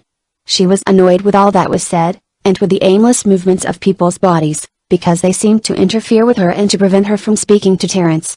Very soon Helen saw her staring moodily at a coil of rope, and making no effort to listen. Mr. Flushing and St. John were engaged in more or less continuous conversation about the future of the country from a political point of view, and the degree to which it had been explored. The others, with their legs stretched out, or chins poised on the hands, gazed in silence. Mrs. Ambrose looked and listened obediently enough, but inwardly she was prey to an uneasy mood not readily to be ascribed to any one cause. Looking on shore as Mr. Flushing bade her, she thought the country very beautiful, but also sultry and alarming. She did not like to feel herself the victim of unclassified emotions, and certainly as the launch slipped on and on, in the hot morning sun, she felt herself unreasonably moved. Whether the unfamiliarity of the forest was the cause of it, or something less definite, she could not determine. Her mind left the scene and occupied itself with anxieties for Ridley, for her children, for far-off things, such as old age and poverty and death. Hearst, too, was depressed. He had been looking forward to this expedition as to a holiday, for, once away from the hotel, surely wonderful things would happen, instead of which nothing happened, and here they were as uncomfortable, as restrained, as self-conscious as ever. That, of course, was what came of looking forward to anything. One was always disappointed. He blamed Wilfred Flushing, who was so well dressed and so formal. He blamed Hut and Rachel. Why didn't they talk? He looked at them sitting silent and self-absorbed, and the sight annoyed him. He supposed that they were engaged, or about to become engaged, but instead of being in the least romantic or exciting, that was as dull as everything else. It annoyed him, too, to think that they were in love. He drew close to Helen and began to tell her how uncomfortable his night had been, lying on the deck, sometimes too hot, sometimes too cold, and the stars so bright that he couldn't get to sleep. He had lain awake all night thinking, and when it was light enough to see, he had written 20 lines of his poem on God, and the awful thing was that he'd practically proved the fact that God did not exist. He did not see that he was teasing her, and he went on to wonder what would happen if God did exist. An old gentleman in a beard and a long blue dressing gown, extremely testy and disagreeable as he's bound to be? Can you suggest a rhyme? God, rod, sod all used, Any others?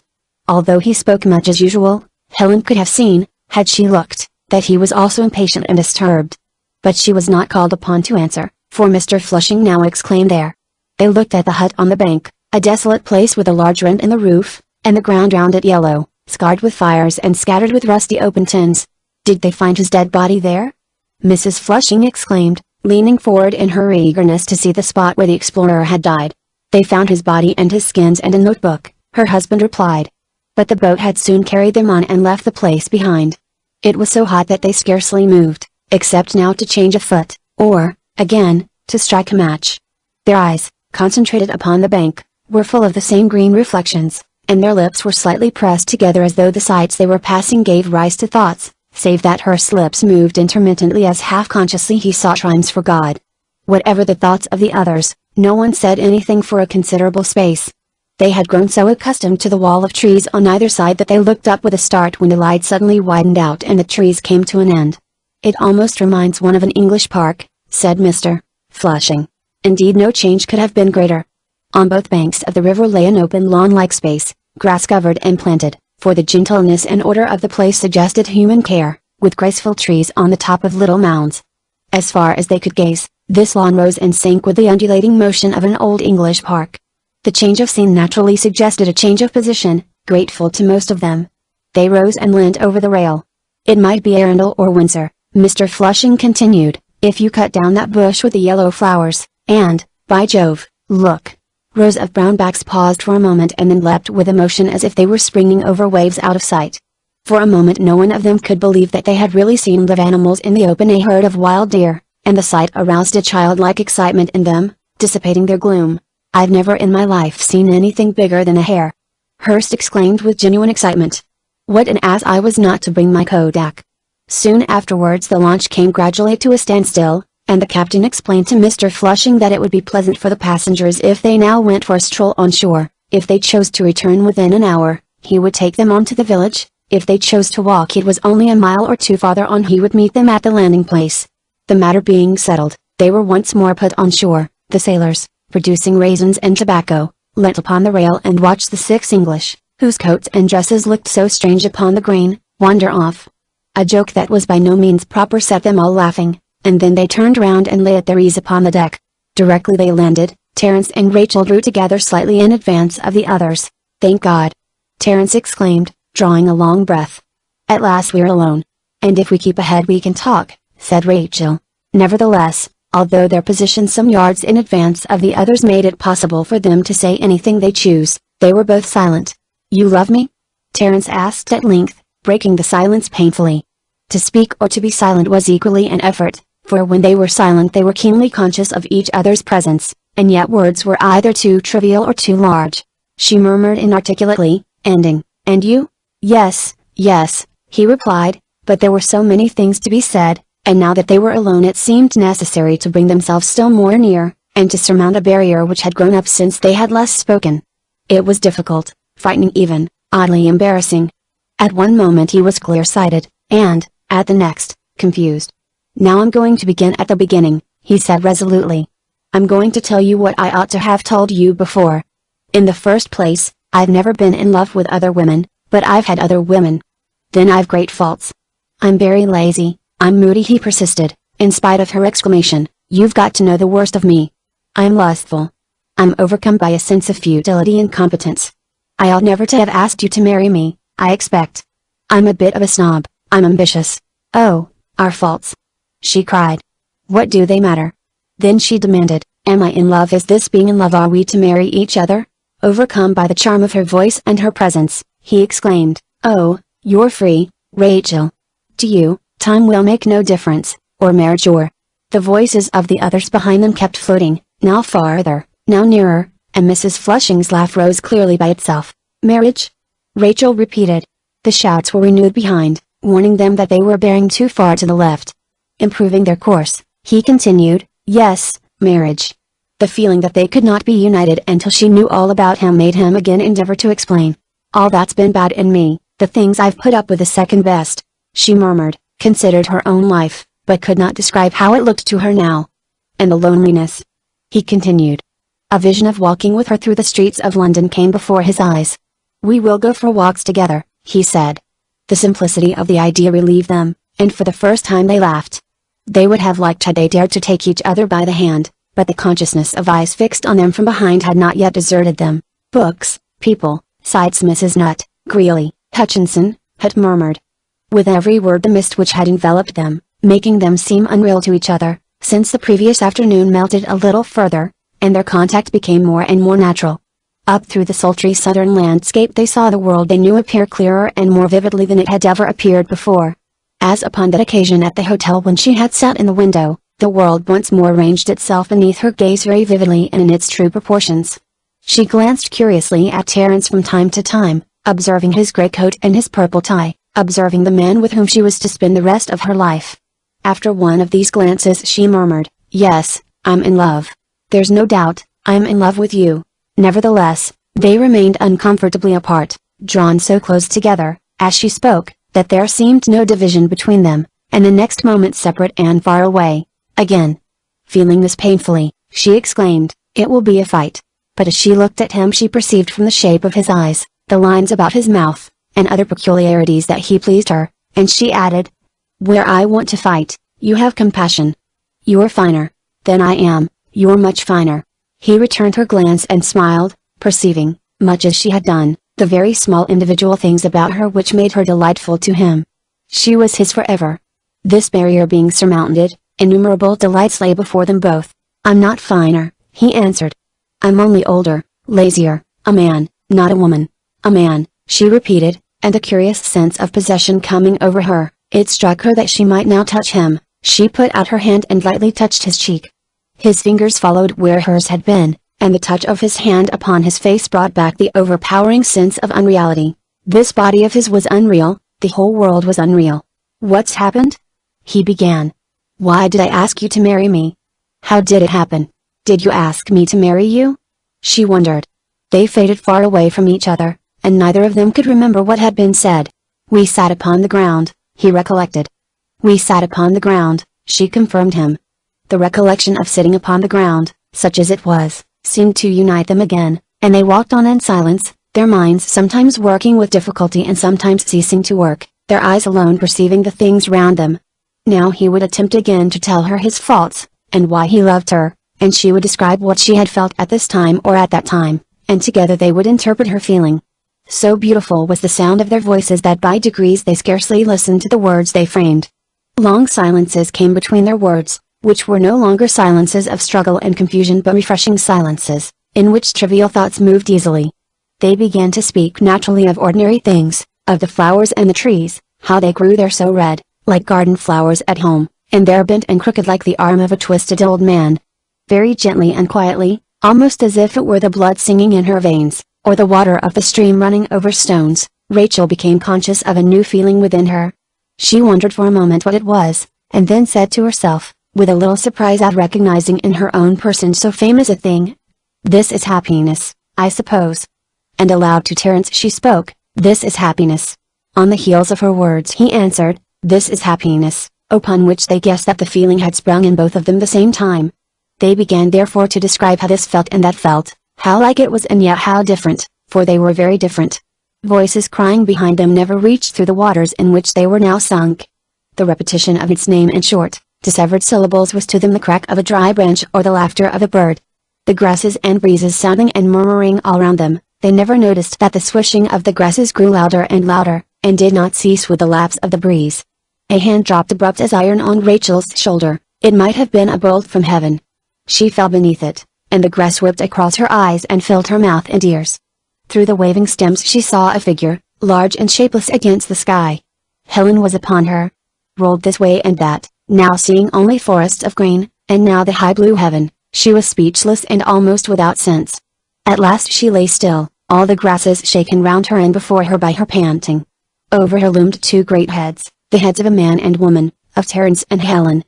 Both were flushed, both laughing, and the lips were moving, they came together and kissed in the air above her. Broken fragments of speech came down to her on the ground. She thought she heard them speak of love and then of marriage. Raising herself and sitting up, she too realized Helen's soft body, the strong and hospitable arms, and happiness swelling and breaking in one vast wave.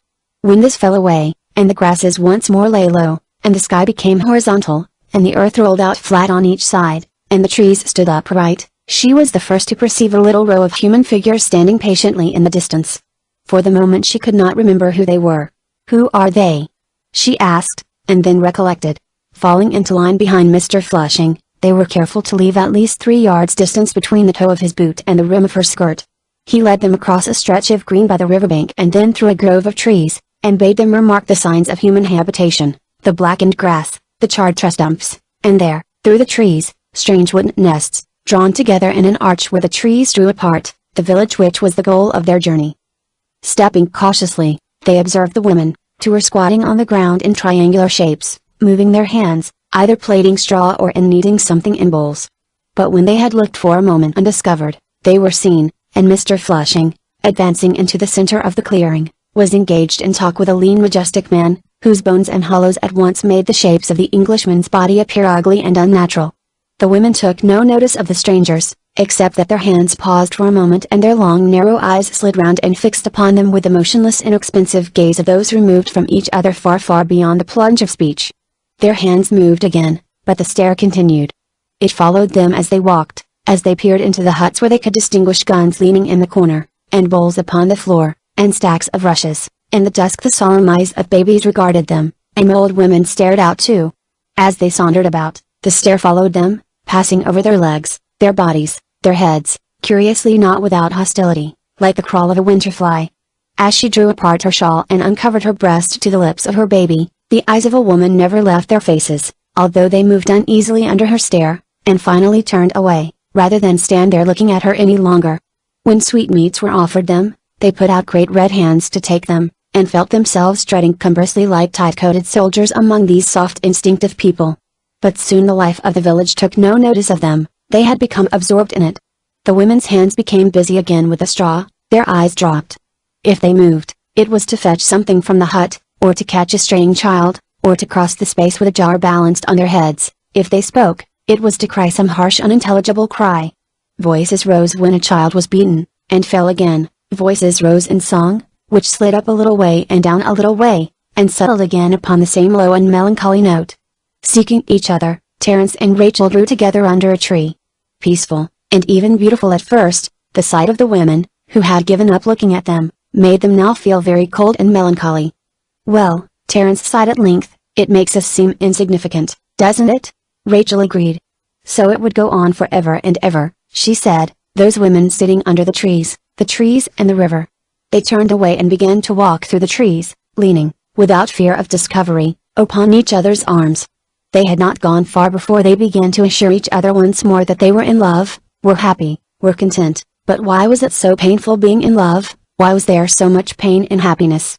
The sight of the village indeed affected them all curiously, though all differently. St. John had left the others and was walking slowly down to the river, absorbed in his own thoughts, which were bitter and unhappy, for he felt himself alone, and Helen, standing by herself in the sunny space among the native women, was exposed to presentiments of disaster. The cries of the senseless beasts rang in her ears high and low in the air, as they ran from tree trunk to tree top. How small the little figures looked wandering through the trees. She became acutely conscious of the little limbs, the thin veins, the delicate flesh of men and women, which breaks so easily and lets the life escape compared with these great trees and deep waters. A falling branch, a foot that slips, and the earth has crushed them or the water drowned them. Thus thinking, she kept her eyes anxiously fixed upon the lovers, as if by doing so she could protect them from their fate. Turning, she found the Flushings by her side. They were talking about the things they had bought and arguing whether they were really old, and whether there were not signs here and there of European influence. Helen was appealed to. She was made to look at a brooch, and then at a pair of earrings. But all the time she blamed them for having come on this expedition, for having ventured too far and exposed themselves. Then she roused herself and tried to talk, but in a few moments she caught herself seeing a picture of a boat upset on the river in England, at midday. It was morbid, she knew, to imagine such things, nevertheless she sought out the figures of the others between the trees, and whenever she saw them she kept her eyes fixed on them, so that she might be able to protect them from disaster. But when the sun went down and the steamer turned and began to steam back towards civilization, again her fears were calmed. In the semi-darkness the chairs on deck and the people sitting in them were angular shapes, the mouth being indicated by a tiny burning spot, and the arm by the same spot moving up or down as the cigar or cigarette was lifted to and from the lips. Words crossed the darkness, but, not knowing where they fell, seemed to lack energy and substance. Deep sighs proceeded regularly, although with some attempt at suppression, from the large white mound which represented the person of Mrs. Flushing. The day had been long and very hot, and now that all the colors were blotted out, the cool night air seemed to press soft fingers upon the eyelids, sealing them down. Some philosophical remark directed, apparently, at St. John Hurst missed its aim, and hung so long suspended in the air until it was engulfed by a yawn, that it was considered dead, and this gave the signal for stirring of legs and murmurs about sleep.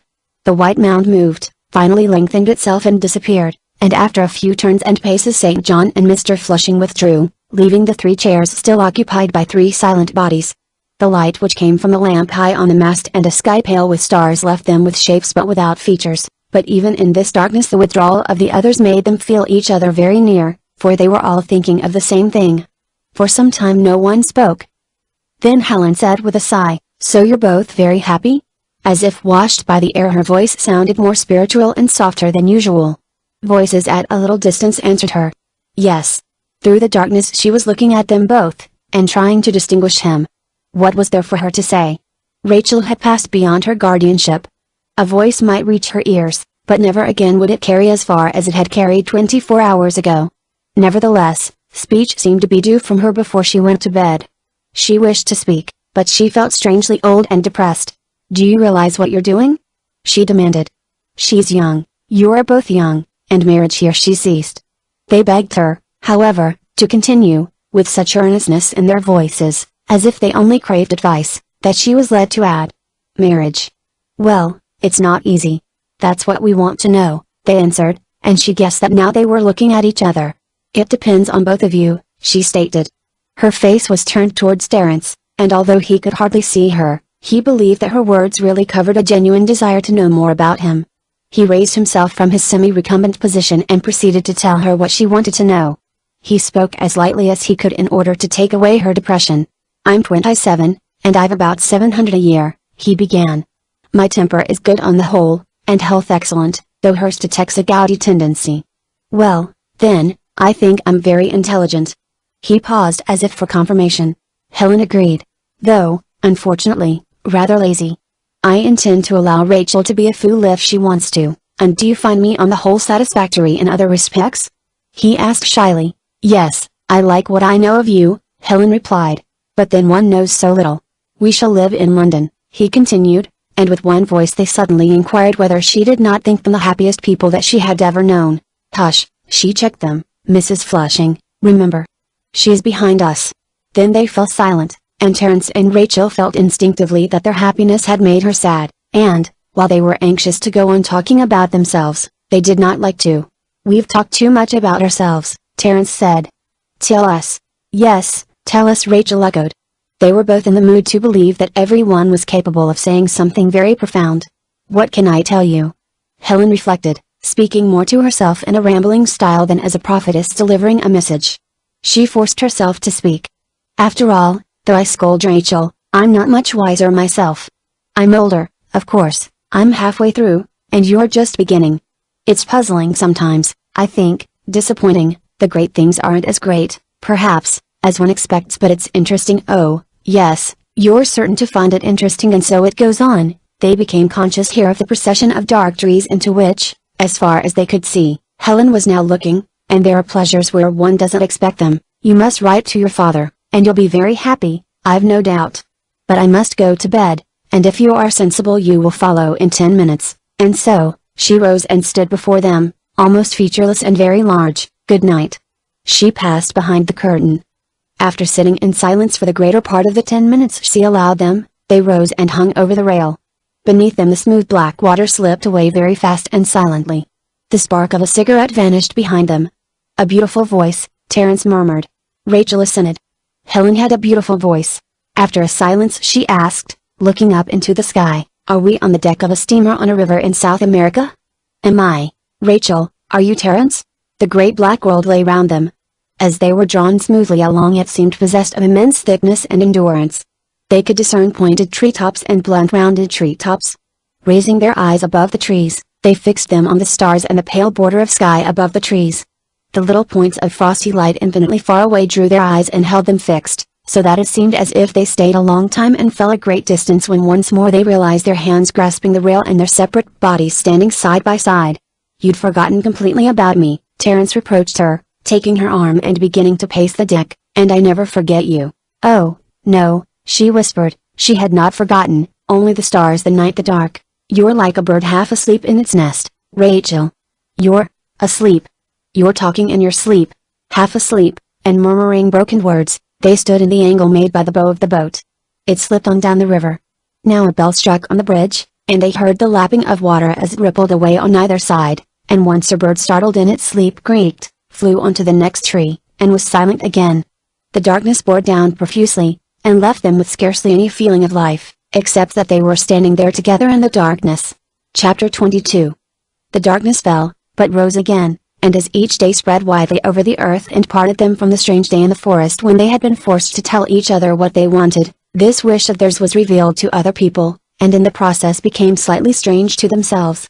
Apparently it was not anything unusual that had happened, it was that they had become engaged to marry each other. The world, which consisted for the most part of the hotel and the villa, expressed itself glad on the whole that two people should marry, and allowed them to see that they were not expected to take part in the work which has to be done in order that the world shall go on, but might absent themselves for a time. They were accordingly left alone until they felt the silence as if, playing in a vast church, the door had been shut on them.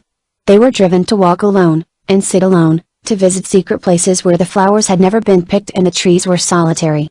In solitude they could express those beautiful but too vast desires which were so oddly uncomfortable to the ears of other men and women, desires for a world, such as their own world, which contained two people seemed to them to be, where people knew each other intimately and thus judged each other by what was good, and never quarreled, because that was waste of time.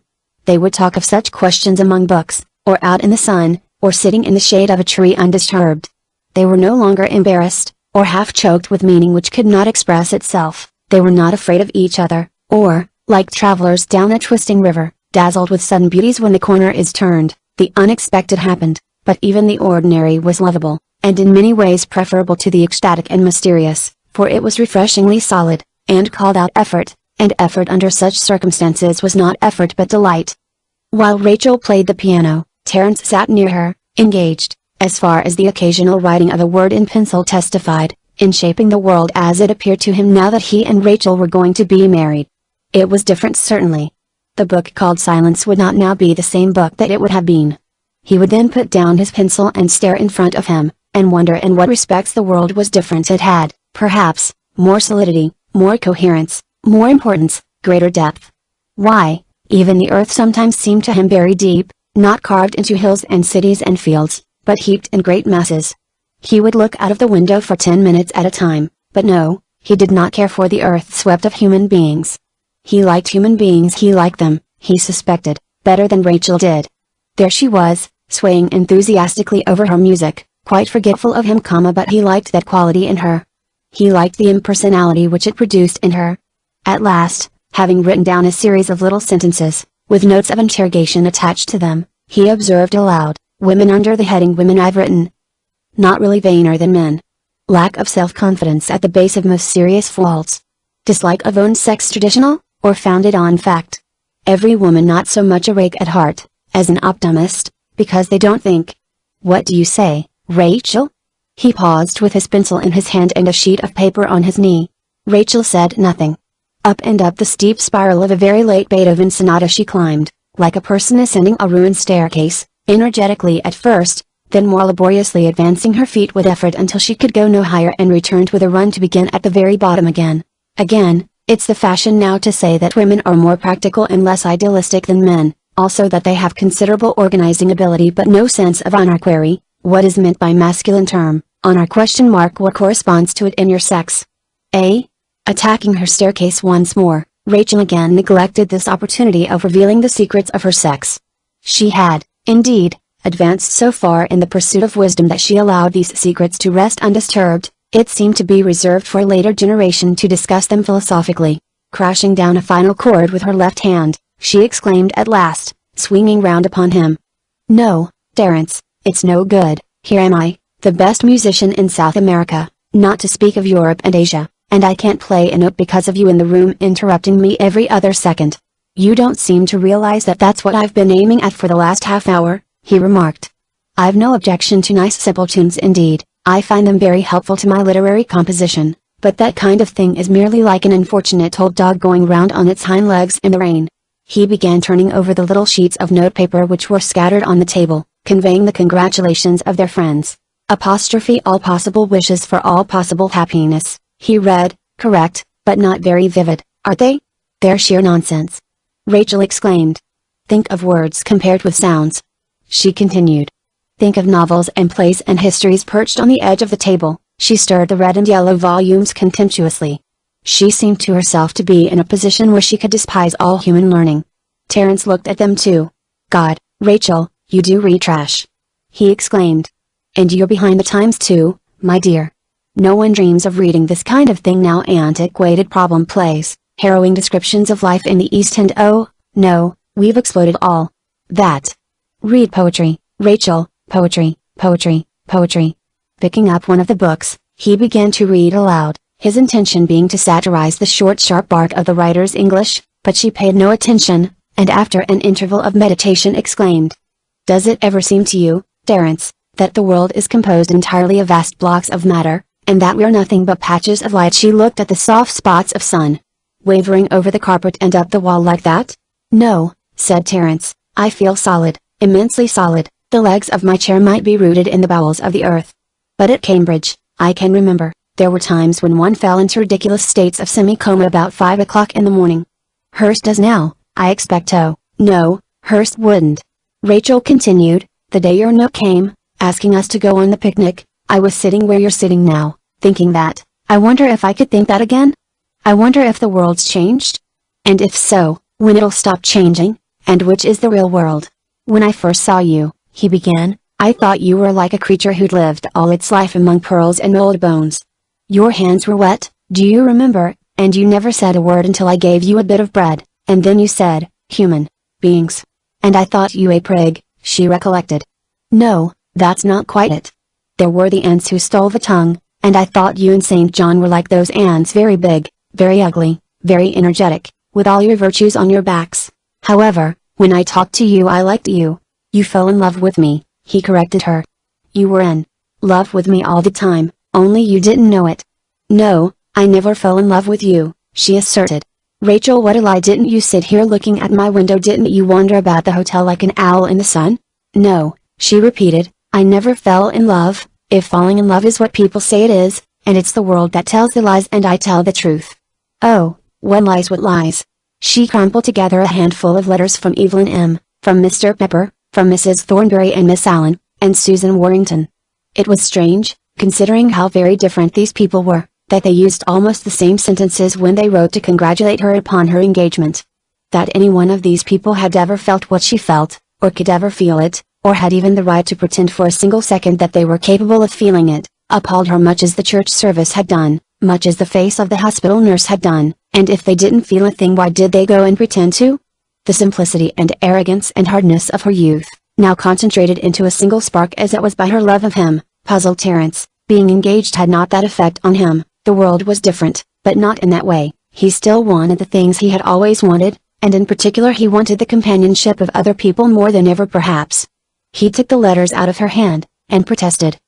Of course they're absurd, Rachel, of course they say things just because other people say them, but even so, what a nice woman Miss Allen is, you can't deny that, and Mrs. Thornbury too, she's got too many children I grant you. But if half a dozen of them had gone to the bad instead of rising infallibly to the tops of their trees, hasn't she a kind of beauty of elemental simplicity, as Flushing would say?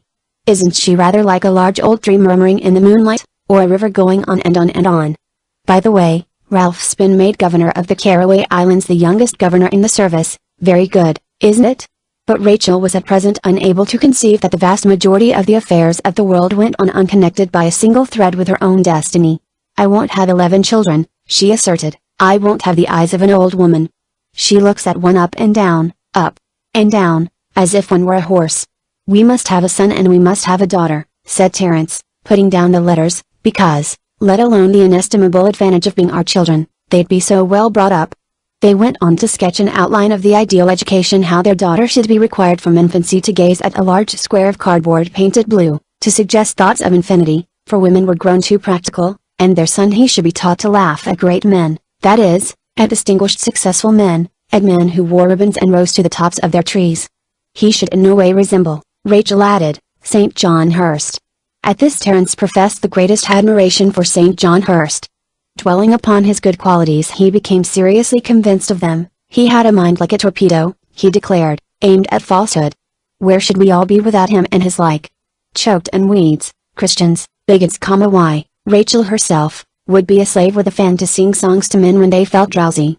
But you'll never see it, he exclaimed, because with all your virtues you don't, and you never will, care with every fiber of your being for the pursuit of truth. You've no respect for facts, Rachel. You're essentially feminine. She did not trouble to deny it, nor did she think good to produce the one unanswerable argument against the merits which Terence admired. St. John Hurst said that she was in love with him, she would never forgive that, but the argument was not one to appeal to a man. But I like him, she said, and she thought to herself that she also pitied him, as one pities those unfortunate people who are outside the warm mysterious globe full of changes and miracles in which we ourselves move about. She thought that it must be very dull to be St. John Hurst. She summed up what she felt about him by saying that she would not kiss him supposing he wished it, which was not likely. As if some apology were due to Hurst for the kiss which she then bestowed upon him, Terence protested. And compared with Hurst, I'm a perfect zany. The clock here struck 12 instead of 11. We're wasting the morning. I ought to be writing my book, and you ought to be answering these. We've only got 21 whole mornings left, said Rachel. And my father'll be here in a day or two. However, she drew a pen and paper towards her and began to write laboriously. My dear Evelyn. Terence, meanwhile, read a novel which someone else had written, a process which he found essential to the composition of his own. For a considerable time nothing was to be heard but the ticking of the clock and the fitful scratch of Rachel's pen, as she produced phrases which bore a considerable likeness to those which she had condemned.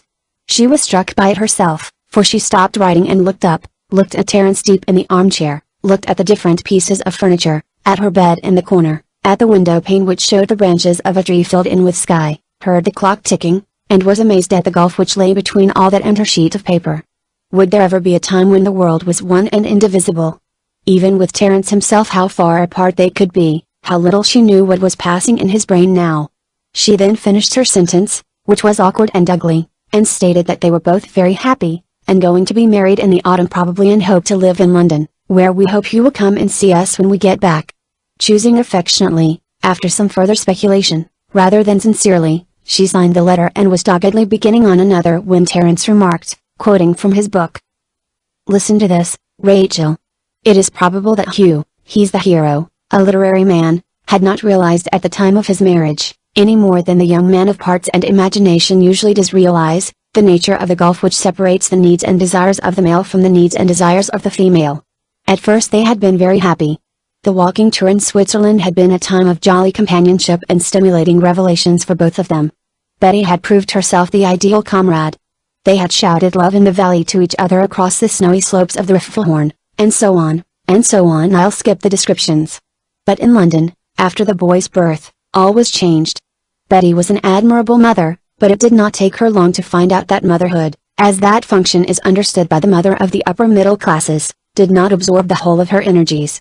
She was young and strong, with healthy limbs and a body and brain that called urgently for exercise.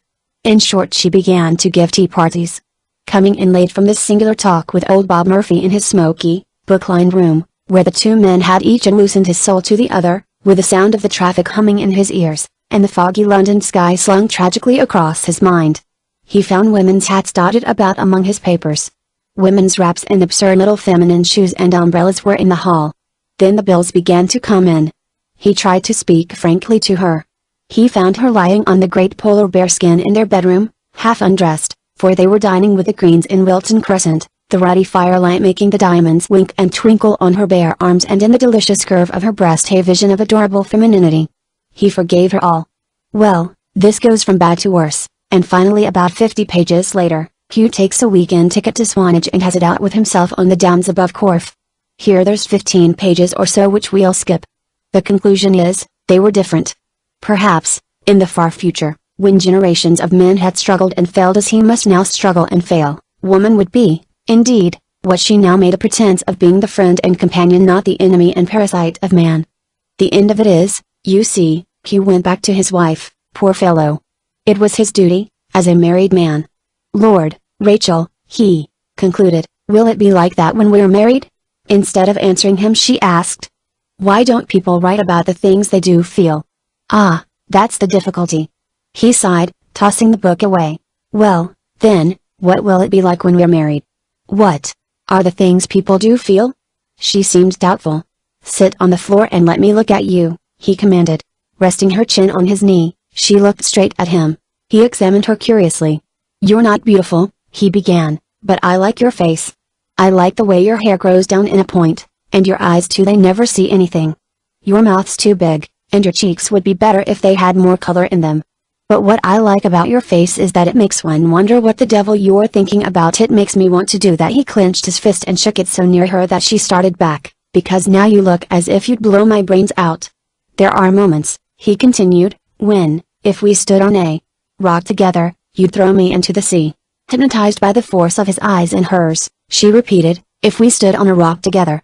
To be flung into the sea, to be washed hither and thither, and driven about the roots of the world. The idea was incoherently delightful. She sprang up, and began moving about the room, bending and thrusting aside the chairs and tables as if she were indeed striking through the waters. He watched her with pleasure. She seemed to be cleaving a passage for herself, and dealing triumphantly with the obstacles which would hinder their passage through life.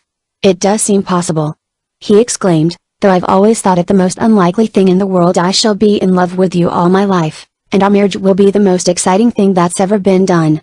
We'll never have a moment's peace. He caught her in his arms as she passed him, and they fought for mastery, imagining a rock, and the sea heaving beneath them.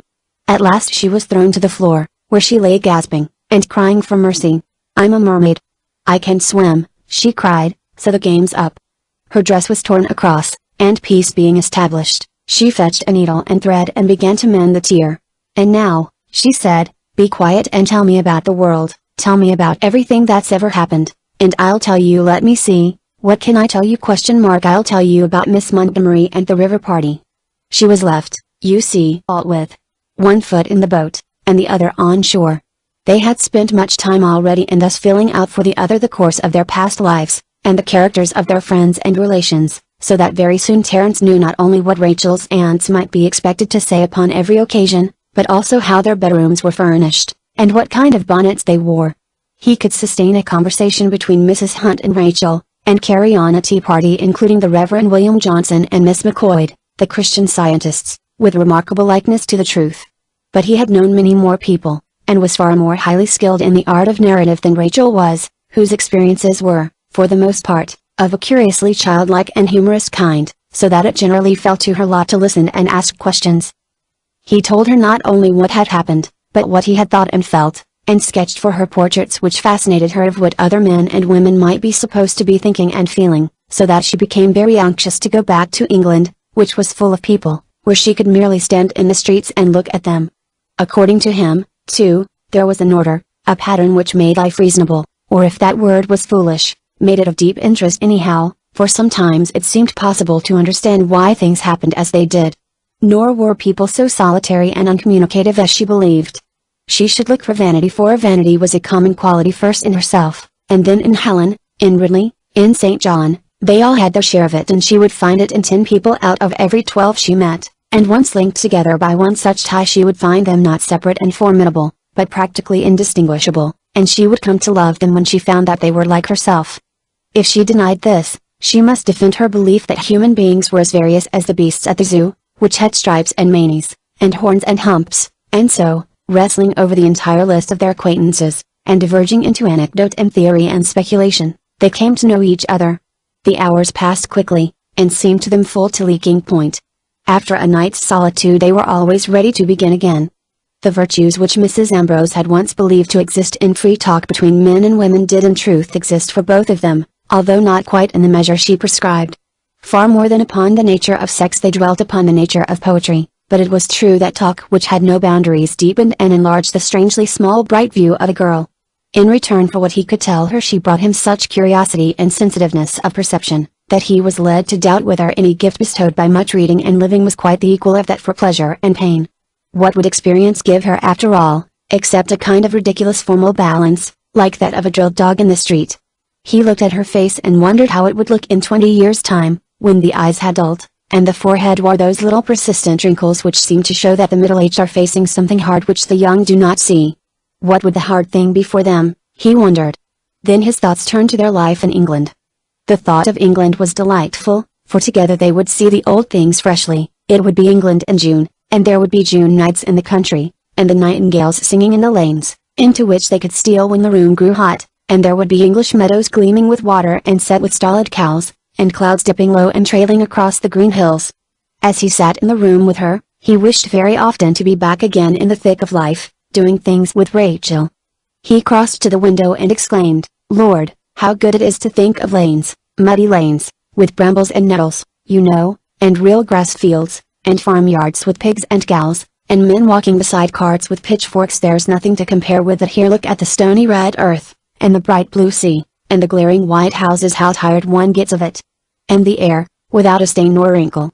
I'd give anything for a sea mist." Rachel, too, had been thinking of the English country, the flat land rolling away to the sea, and the woods and the long straight roads, where one can walk for miles without seeing anyone, and the great church towers and the curious houses clustered in the valleys, and the birds, and the dusk, and the rain falling against the windows. "But London's the place," Terence continued. They looked together at the carpet, as though London itself were to be seen there lying on the floor, with all its spires and pinnacles pricking through the smoke.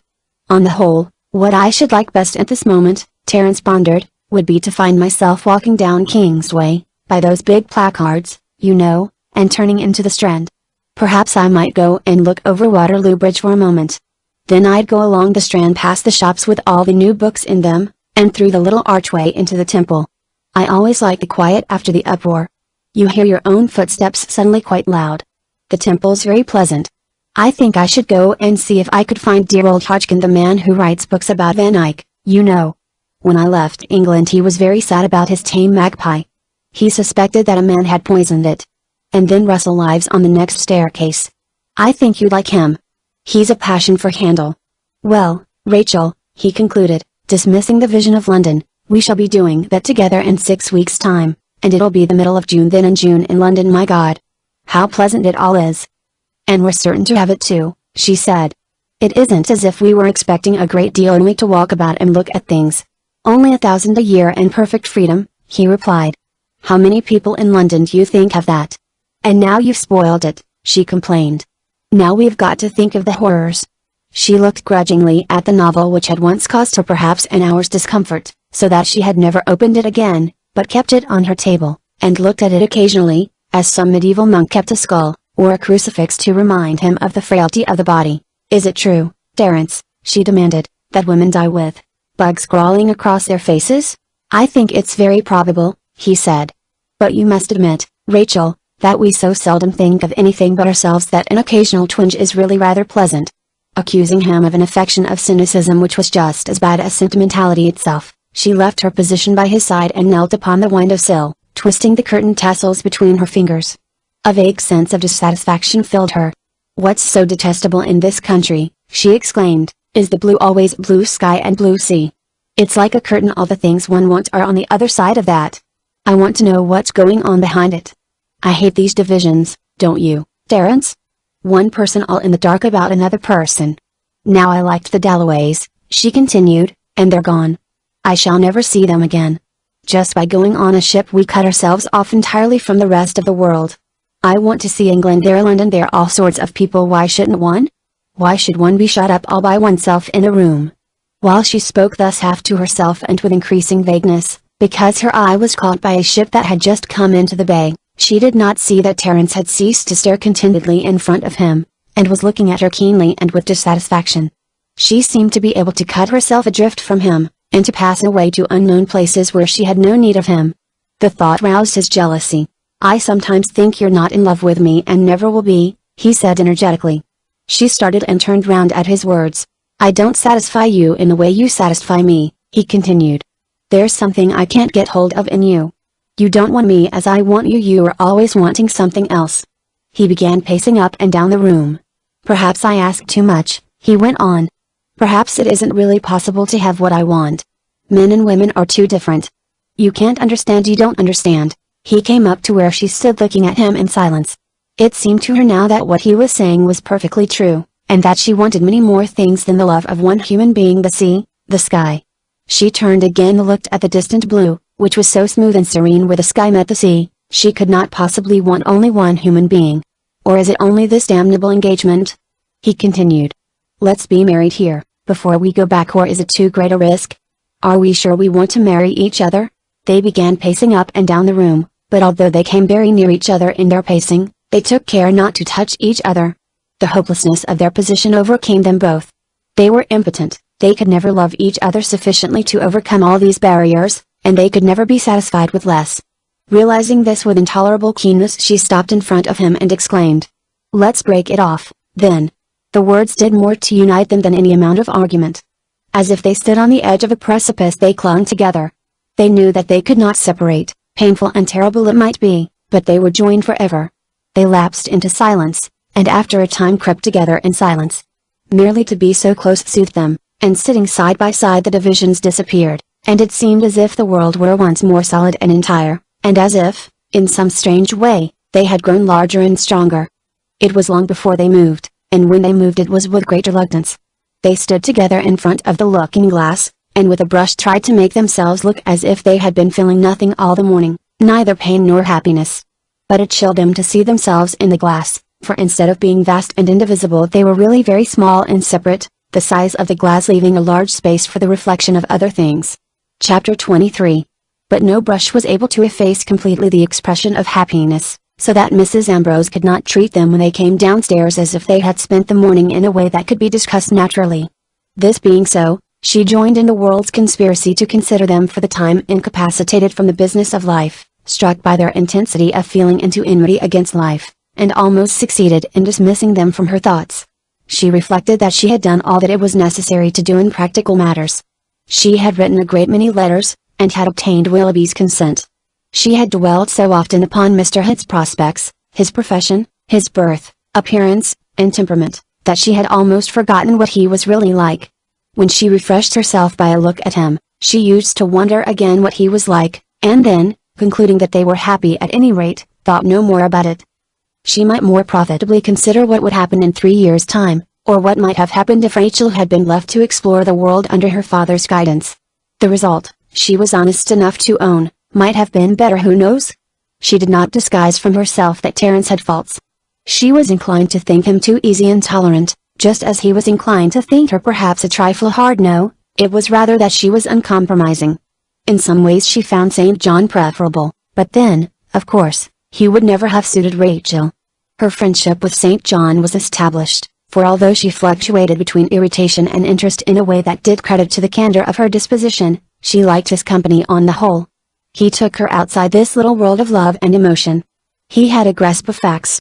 Supposing, for instance, that England made a sudden move towards some unknown port on the coast of Morocco, Street. John knew what was at the back of it, and to hear him engaged with her husband in argument about finance and the balance of power, gave her an odd sense of stability. She respected their arguments without always listening to them, much as she respected a solid brick wall, or one of those immense municipal buildings which, although they compose the greater part of our cities, have been built day after day and year after year by unknown hands. She liked to sit and listen, and even felt a little elated when the engaged couple, after showing their profound lack of interest, slipped from the room, and were seen pulling flowers to pieces in the garden. It was not that she was jealous of them, but she did undoubtedly envy them the great unknown future that lay before them. Slipping from one such thought to another, she was at the dining room with fruit in her hands. Sometimes she stopped to straighten a candle stooping with the heat, or disturb some too rigid arrangement of the chairs. She had reason to suspect that Cayley had been balancing herself on the top of a ladder with a wet duster during their absence, and the room had never been quite like itself since. Returning from the dining room for the third time, she perceived that one of the armchairs was now occupied by St. John. He lay back in it, with his eyes half shut, looking, as he always did, curiously buttoned up in a neat grey suit and fenced against the exuberance of a foreign climate which might at any moment proceed to take liberties with him. Her eyes rested on him gently and then passed on over his head. Finally she took the chair opposite. "I didn't want to come here," he said at last, but I was positively driven to it. Evelyn M., he groaned. He sat up, and began to explain with mock solemnity how the detestable woman was set upon marrying him. She pursues me about the place. This morning she appeared in the smoking room. All I could do was to seize my hat and fly. I didn't want to come, but I couldn't stay and face another meal with her. Well, we must make the best of it, Helen replied philosophically. It was very hot, and they were indifferent to any amount of silence, so that they lay back in their chairs waiting for something to happen. The bell rang for luncheon, but there was no sound of movement in the house. Was there any news? Helen asked. Anything in the papers? St. John shook his head. Oh yes, he had a letter from home, a letter from his mother, describing the suicide of the parlor maid. She was called Susan Jane, and she came into the kitchen one afternoon, and said that she wanted cook to keep her money for her. She had £20 in gold. Then she went out to buy herself a hat. She came in at 5:30 and said that she had taken poison. They had only just time to get her into bed and call a doctor before she died. Well? Helen inquired. There'll have to be an inquest, said St. John. Why had she done it? He shrugged his shoulders. Why do people kill themselves? Why do the lower orders do any of the things they do? Nobody knows. They sat in silence. The bells rang 15 minutes and they're not down, said Helen at length. When they appeared, St. John explained why it had been necessary for him to come to luncheon. He imitated Evelyn's enthusiastic tone as she confronted him in the smoking room. She thinks there can be nothing quite so thrilling as mathematics, so I've lent her a large work in 2 volumes. It'll be interesting to see what she makes of it. Rachel could now afford to laugh at him. She reminded him of Gibbon. She had the first volume somewhere still. If he were undertaking the education of Evelyn, that surely was the test, or she had heard that Burke, upon the American Rebellion, Evelyn ought to read them both simultaneously. When St. John had disposed of her argument and had satisfied his hunger, he proceeded to tell them that the hotel was seething with scandals, some of the most appalling kind, which had happened in their absence. He was indeed much given to the study of his kind. Evelyn M., for example, but that was told me in confidence. Nonsense. Terence interposed. You've heard about poor Sinclair, too? Oh, yes, I've heard about Sinclair. He's retired to his mine with a revolver. He writes to Evelyn daily that he's thinking of committing suicide. I've assured her that he's never been so happy in his life, and, on the whole, she's inclined to agree with me. But then she's entangled herself with Perrott, St. John continued, and I have reason to think, from something I saw in the passage, that everything isn't as it should be between Arthur and Susan. There's a young female lately arrived from Manchester. A very good thing if it were broken off, in my opinion. Their married life is something too horrible to contemplate. Oh, and I distinctly heard old Mrs. Paley rapping out the most fearful oaths as I passed her bedroom door. It's supposed that she tortures her maid in private. It's practically certain she does. One can tell it from the look in her eyes. When you're 80 and the gout tweezes you, you'll be swearing like a trooper, Terence remarked. You'll be very fat, very testy, very disagreeable. Can't you imagine him bald as a coot, with a pair of sponge-bag trousers, a little spotted tie, and a corporation? After a pause Hurst remarked that the worst infamy had still to be told. He addressed himself to Helen. They've hoofed out the prostitute. One night while we were away that old numbskull Thornbury was doddering about the passages very late. Nobody seems to have asked him what he was up to. He saw the Senora Lola Mendoza, as she calls herself, cross the passage in her nightgown. He communicated his suspicions next morning to Elliot, with the result that Rodriguez went to the woman and gave her 24 hours in which to clear out of the place. No one seems to have inquired into the truth of the story, or to have asked Thornbury and Elliot what business it was of theirs. They had it entirely their own way. I propose that we should all sign a round robin, go to Rodriguez in a body, and insist upon a full inquiry. Something's got to be done, don't you agree? Hunt remarked that there could be no doubt as to the lady's profession. Still, he added, it's a great shame, poor woman, only I don't see what's to be done. I quite agree with you, St. John, Helen burst out. It's monstrous. The hypocritical smugness of the English makes my blood boil. A man who's made a fortune in trade as Mr. Thornbury has is bound to be twice as bad as any prostitute. She respected St. John's morality, which she took far more seriously than anyone else did, and now entered into a discussion with him as to the steps that were to be taken to enforce their peculiar view of what was right. The argument led to some profoundly gloomy statements of a general nature. Who were they? After all, what authority had they, what power against the mass of superstition and ignorance? It was the English, of course, There must be something wrong in the English blood. Directly you met an English person, of the middle classes, you were conscious of an indefinable sensation of loathing. Directly you saw the brown crescent of houses above Dover, the same thing came over you. But unfortunately Street, John added, you couldn't trust these foreigners. They were interrupted by sounds of strife at the further end of the table. Rachel appealed to her aunt. Terence says we must go to tea with Mrs. Thornbury because she's been so kind, but I don't see it. In fact, I'd rather have my right hand sawn in pieces. Just imagine. The eyes of all those women. Fiddlesticks, Rachel, Terence replied. Who wants to look at you? You're consumed with vanity. You're a monster of conceit. Surely, Helen, you ought to have taught her by this time that she's a person of no conceivable importance whatever, not beautiful, or well-dressed, or conspicuous for elegance or intellect, or deportment. A more ordinary sight than you are, he concluded, except for the tear across your dress, has never been seen. However, stay at home if you want to. I'm going. She appealed again to her aunt. It wasn't the being looked at, she explained, but the things people were sure to say. The women in particular. She liked women, but where emotion was concerned they were as flies on a lump of sugar. They would be certain to ask her questions. Evelyn M. would say, are you in love? Is it nice being in love? And Mrs. Thornbury, her eyes would go up and down, she shuddered at the thought of it. Indeed, the retirement of their life since their engagement had made her so sensitive, that she was not exaggerating her case. She found an ally in Helen, who proceeded to expound her views of the human race, as she regarded with complacency the pyramid of variegated fruits in the center of the table. It wasn't that they were cruel, or meant to hurt, or even stupid exactly, but she had always found that the ordinary person had so little emotion in his own life that the scent of it in the lives of others was like the scent of blood in the nostrils of a bloodhound. Warming to the theme, she continued. Directly anything happens, it may be a marriage, or a birth, or a death, on the whole they prefer it to be a death. Everyone wants to see you. They insist upon seeing you.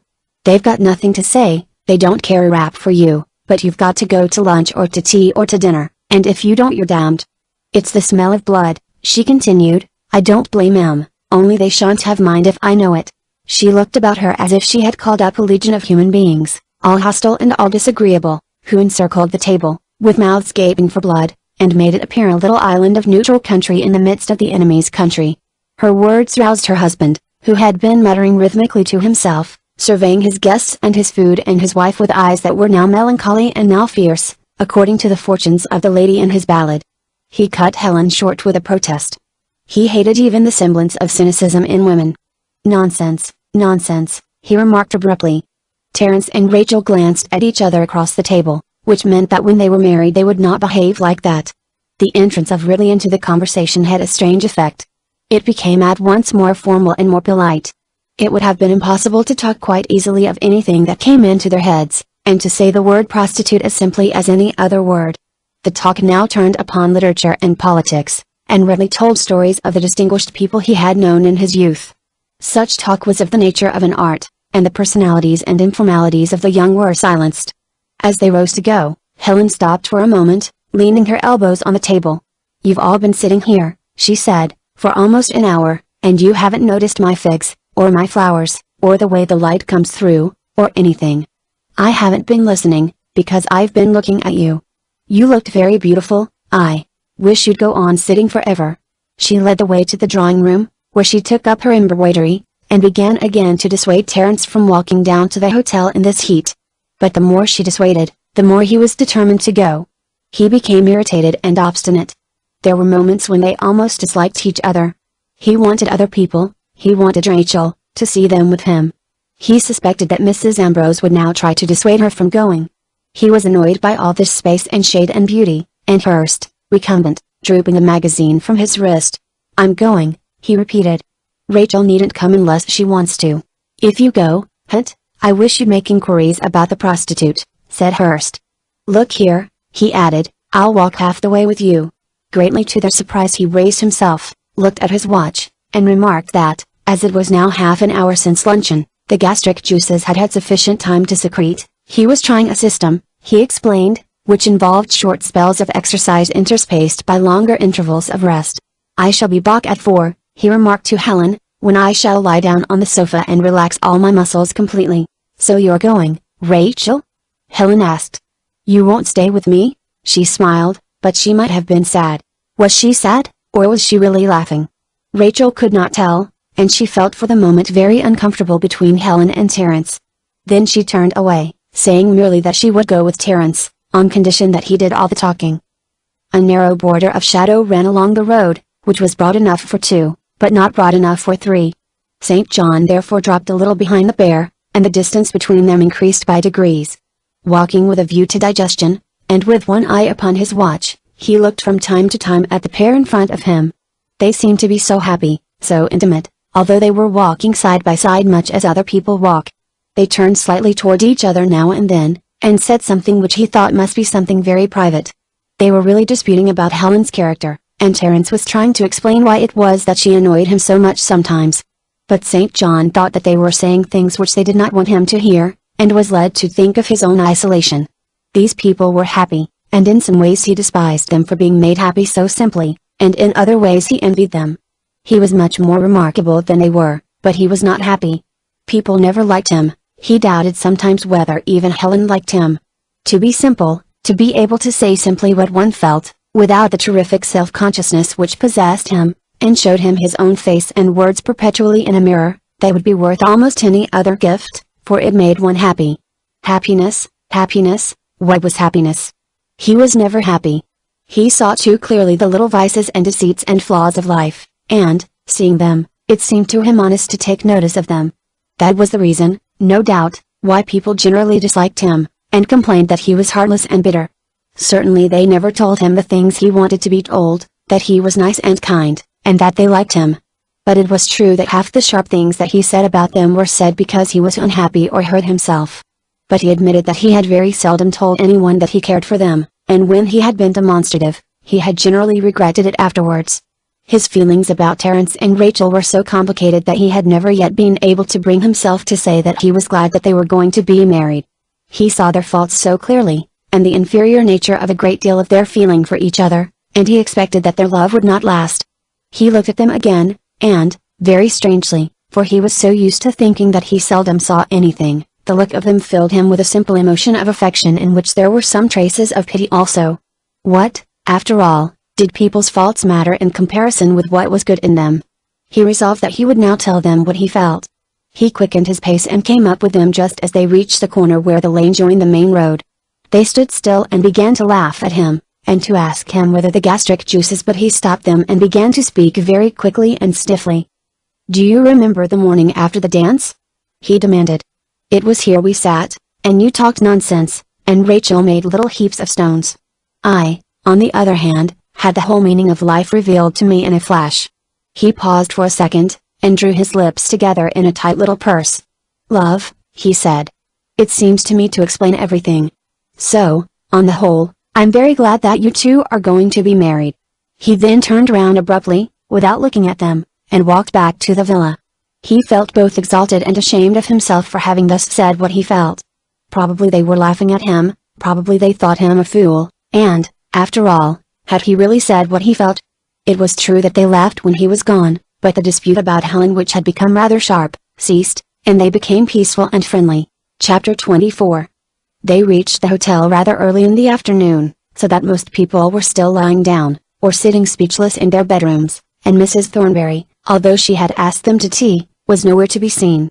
They sat down, therefore, in the shady hall, which was almost empty, and full of the light swishing sounds of air going to and fro in a large empty space. Yes, this armchair was the same armchair in which Rachel had sat that afternoon when Evelyn came up, and this was the magazine she had been looking at, and this the very picture, a picture of New York by lamplight. How odd it seemed nothing had changed. By degrees a certain number of people began to come down the stairs and to pass through the hall, and in this dim light their figures possessed a sort of grace and beauty, although they were all unknown people. Sometimes they went straight through and out into the garden by the swing door, sometimes they stopped for a few minutes and bent over the tables and began turning over the newspapers. Terence and Rachel sat watching them through their half-closed eyelids: the Johnsons, the Parkers, the Baileys, the Simmons, the Lees, the Morleys, the Campbells, the Gardners. Some were dressed in white flannels and were carrying rackets under their arms, some were short, some tall, some were only children, and some perhaps were servants, but they all had their standing, their reason for following each other through the hall, their money, their position, whatever it might be. Terence soon gave up looking at them, for he was tired, and, closing his eyes, he fell half asleep in his chair. Rachel watched the people for some time longer. She was fascinated by the certainty and the grace of their movements, and by the inevitable way in which they seemed to follow each other, and loiter and pass on and disappear. But after a time her thoughts wandered, and she began to think of the dance, which had been held in this room, only then the room itself looked quite different. Glancing round, she could hardly believe that it was the same room. It had looked so bare and so bright and formal on that night when they came into it out of the darkness. It had been filled, too, with little red, excited faces, always moving, and people so brightly dressed and so animated that they did not seem in the least like real people, nor did you feel that you could talk to them. And now the room was dim and quiet, and beautiful silent people passed through it, to whom you could go and say anything you liked. She felt herself amazingly secure as she sat in her armchair, and able to review not only the night of the dance, but the entire past, tenderly and humorously, as if she had been turning in a fog for a long time, and could now see exactly where she had turned.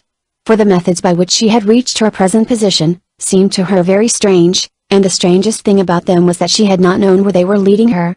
That was the strange thing, that one did not know where one was going, or what one wanted, and followed blindly, suffering so much in secret, always unprepared and amazed and knowing nothing. But one thing led to another, and by degrees something had formed itself out of nothing, and so one reached at last this calm, this quiet, this certainty, and it was this process that people called living. Perhaps, then, everyone really knew as she knew now where they were going, and things formed themselves into a pattern not only for her, but for them, and in that pattern lay satisfaction and meaning. When she looked back she could see that a meaning of some kind was apparent in the lives of her aunts, and in the brief visit of the Dalloways whom she would never see again, and in the life of her father. The sound of Terence, breathing deep in his slumber, confirmed her in her calm. She was not sleepy although she did not see anything very distinctly, but although the figures passing through the hall became vaguer and vaguer, she believed that they all knew exactly where they were going, and the sense of their certainty filled her with comfort. For the moment she was as detached and disinterested as if she had no longer any lot in life, and she thought that she could now accept anything that came to her without being perplexed by the form in which it appeared. What was there to frighten or to perplex in the prospect of life? Why should this insight ever again desert her? The world was in truth so large, so hospitable, and after all it was so simple. Love, St. John had said, that seems to explain it all. Yes, but it was not the love of man for woman, of Terence for Rachel. Although they sat so close together, they had ceased to be little separate bodies, they had ceased to struggle and desire one another. There seemed to be peace between them. It might be love, but it was not the love of man for woman. Through her half-closed eyelids she watched Terence lying back in his chair, and she smiled as she saw how big his mouth was, and his chin so small, and his nose curved like a switchback with a knob at the end. Naturally, looking like that he was lazy, and ambitious, and full of moods and faults. She remembered their quarrels, and in particular how they had been quarreling about Helen that very afternoon, and she thought how often they would quarrel in the 30, or 40, or 50 years in which they would be living in the same house together, catching trains together, and getting annoyed because they were so different. But all this was superficial, and had nothing to do with the life that went on beneath the eyes and the mouth and the chin, for that life was independent of her, and independent of everything else. So too, although she was going to marry him and to live with him for 30, or 40, or 50 years, and to quarrel, and to be so close to him, she was independent of him, she was independent of everything else. Nevertheless, as St. John said, it was love that made her understand this, for she had never felt this independence, this calm, and this certainty until she fell in love with him, and perhaps this too was love. She wanted nothing else. For perhaps 2 minutes Miss Allen had been standing at a little distance looking at the couple lying back so peacefully in their armchairs. She could not make up her mind whether to disturb them or not, and then, seeming to recollect something, she came across the hall. The sound of her approach woke Terence, who sat up and rubbed his eyes. He heard Miss Allen talking to Rachel. "Well," she was saying, "this is very nice. It is very nice indeed. Getting engaged seems to be quite the fashion. It cannot often happen that two couples who have never seen each other before meet in the same hotel and decide to get married." Then she paused and smiled, and seemed to have nothing more to say, so that Terence rose and asked her whether it was true that she had finished her book. Someone had said that she had really finished it. Her face lit up, she turned to him with a livelier expression than usual. "Yes, I think I can fairly say I have finished it," she said. "That is, omitting Swinburne Beowulf to Browning I rather like the two Bs myself." Beowulf to Browning, she repeated. I think that is the kind of title which might catch one's eye on a railway book stall. She was indeed very proud that she had finished her book, for no one knew what an amount of determination had gone to the making of it. Also she thought that it was a good piece of work, and, considering what anxiety she had been in about her brother while she wrote it, she could not resist telling them a little more about it. I must confess, she continued, that if I had known how many classics there are in English literature, and how verbose the best of them contrive to be, I should never have undertaken the work. They only allow one 70,000 words, you see, only 70,000 words. Terence exclaimed. Yes, and one has to say something about everybody, Miss Allen added. That is what I find so difficult, saying something different about everybody. Then she thought that she had said enough about herself, and she asked whether they had come down to join the tennis tournament. The young people are very keen about it. It begins again in half an hour. Her gaze rested benevolently upon them both, and, after a momentary pause, she remarked, looking at Rachel as if she had remembered something that would serve to keep her distinct from other people. You're the remarkable person who doesn't like ginger. But the kindness of the smile in her rather worn and courageous face made them feel that although she would scarcely remember them as individuals, she had laid upon them the burden of the new generation.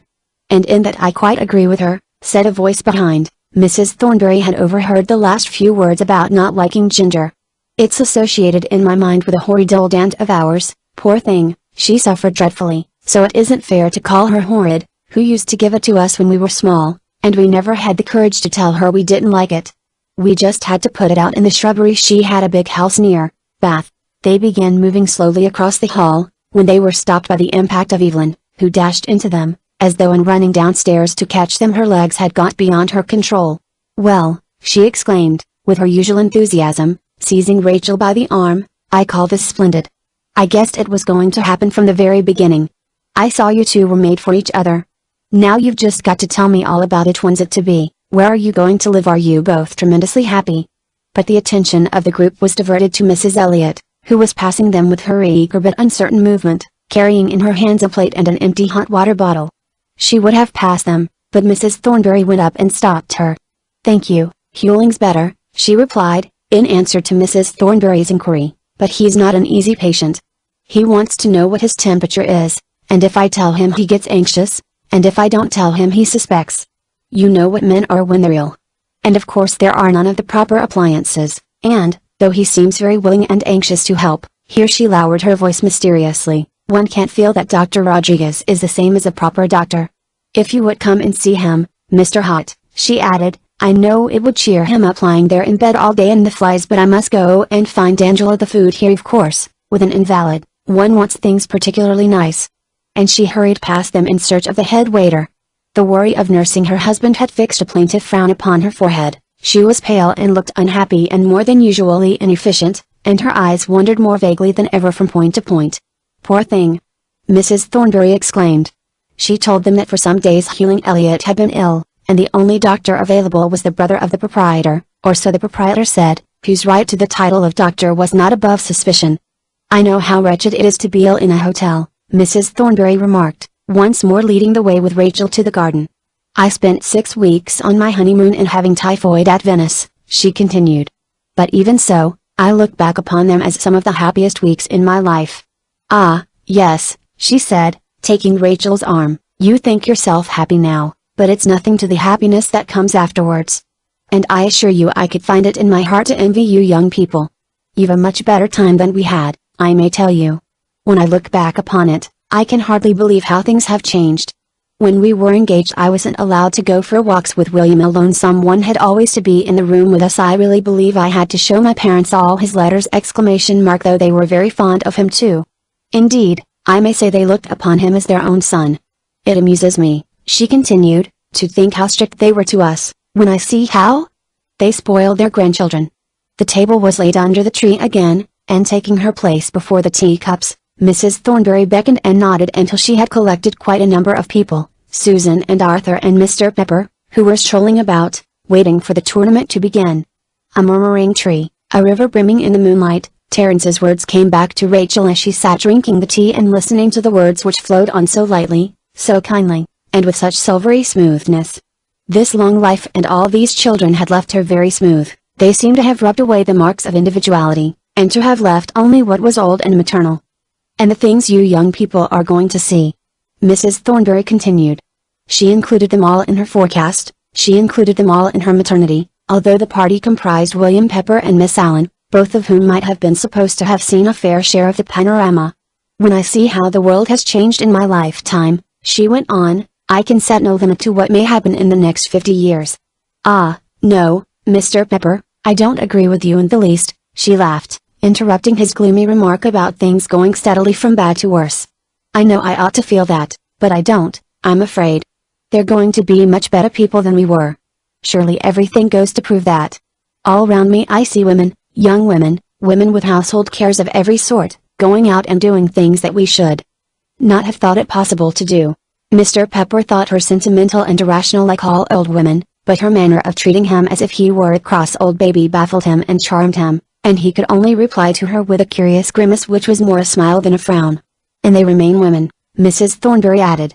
"They give a great deal to their children." As she said this she smiled slightly in the direction of Susan and Rachel.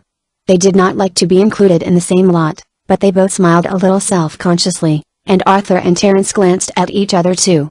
She made them feel that they were all in the same boat together, and they looked at the women they were going to marry and compared them. It was inexplicable how anyone could wish to marry Rachel, incredible that anyone should be ready to spend his life with Susan, but singular through the other's taste must be, they bore each other no ill will on account of it. Indeed, they liked each other rather the better for the eccentricity of their choice. "I really must congratulate you," Susan remarked, as she leaned across the table for the jam. There seemed to be no foundation for St. John's gossip about Arthur and Susan. Sunburned and vigorous they sat side by side, with their rackets across their knees, not saying much but smiling slightly all the time. Through the thin white clothes which they wore, it was possible to see the lines of their bodies and legs, the beautiful curves of their muscles, his leanness and her flesh, and it was natural to think of the firm-fleshed sturdy children that would be theirs. Their faces had too little shape in them to be beautiful, but they had clear eyes and an appearance of great health and power of endurance, for it seemed as if the blood would never cease to run in his veins, or to lie deeply and calmly in her cheeks. Their eyes at the present moment were brighter than usual, and wore the peculiar expression of pleasure and self-confidence which is seen in the eyes of athletes, for they had been playing tennis, and they were both first-rate at the game. Evelyn had not spoken, but she had been looking from Susan to Rachel. Well, they had both made up their minds very easily. They had done in a very few weeks what it sometimes seemed to her that she would never be able to do. Although they were so different, she thought that she could see in each the same look of satisfaction and completion, the same calmness of manner, and the same slowness of movement. It was that slowness, that confidence, that content which she hated, she thought to herself. They moved so slowly because they were not single but double, and Susan was attached to Arthur, and Rachel to Terence, and for the sake of this one man they had renounced all other men, and movement, and the real things of life.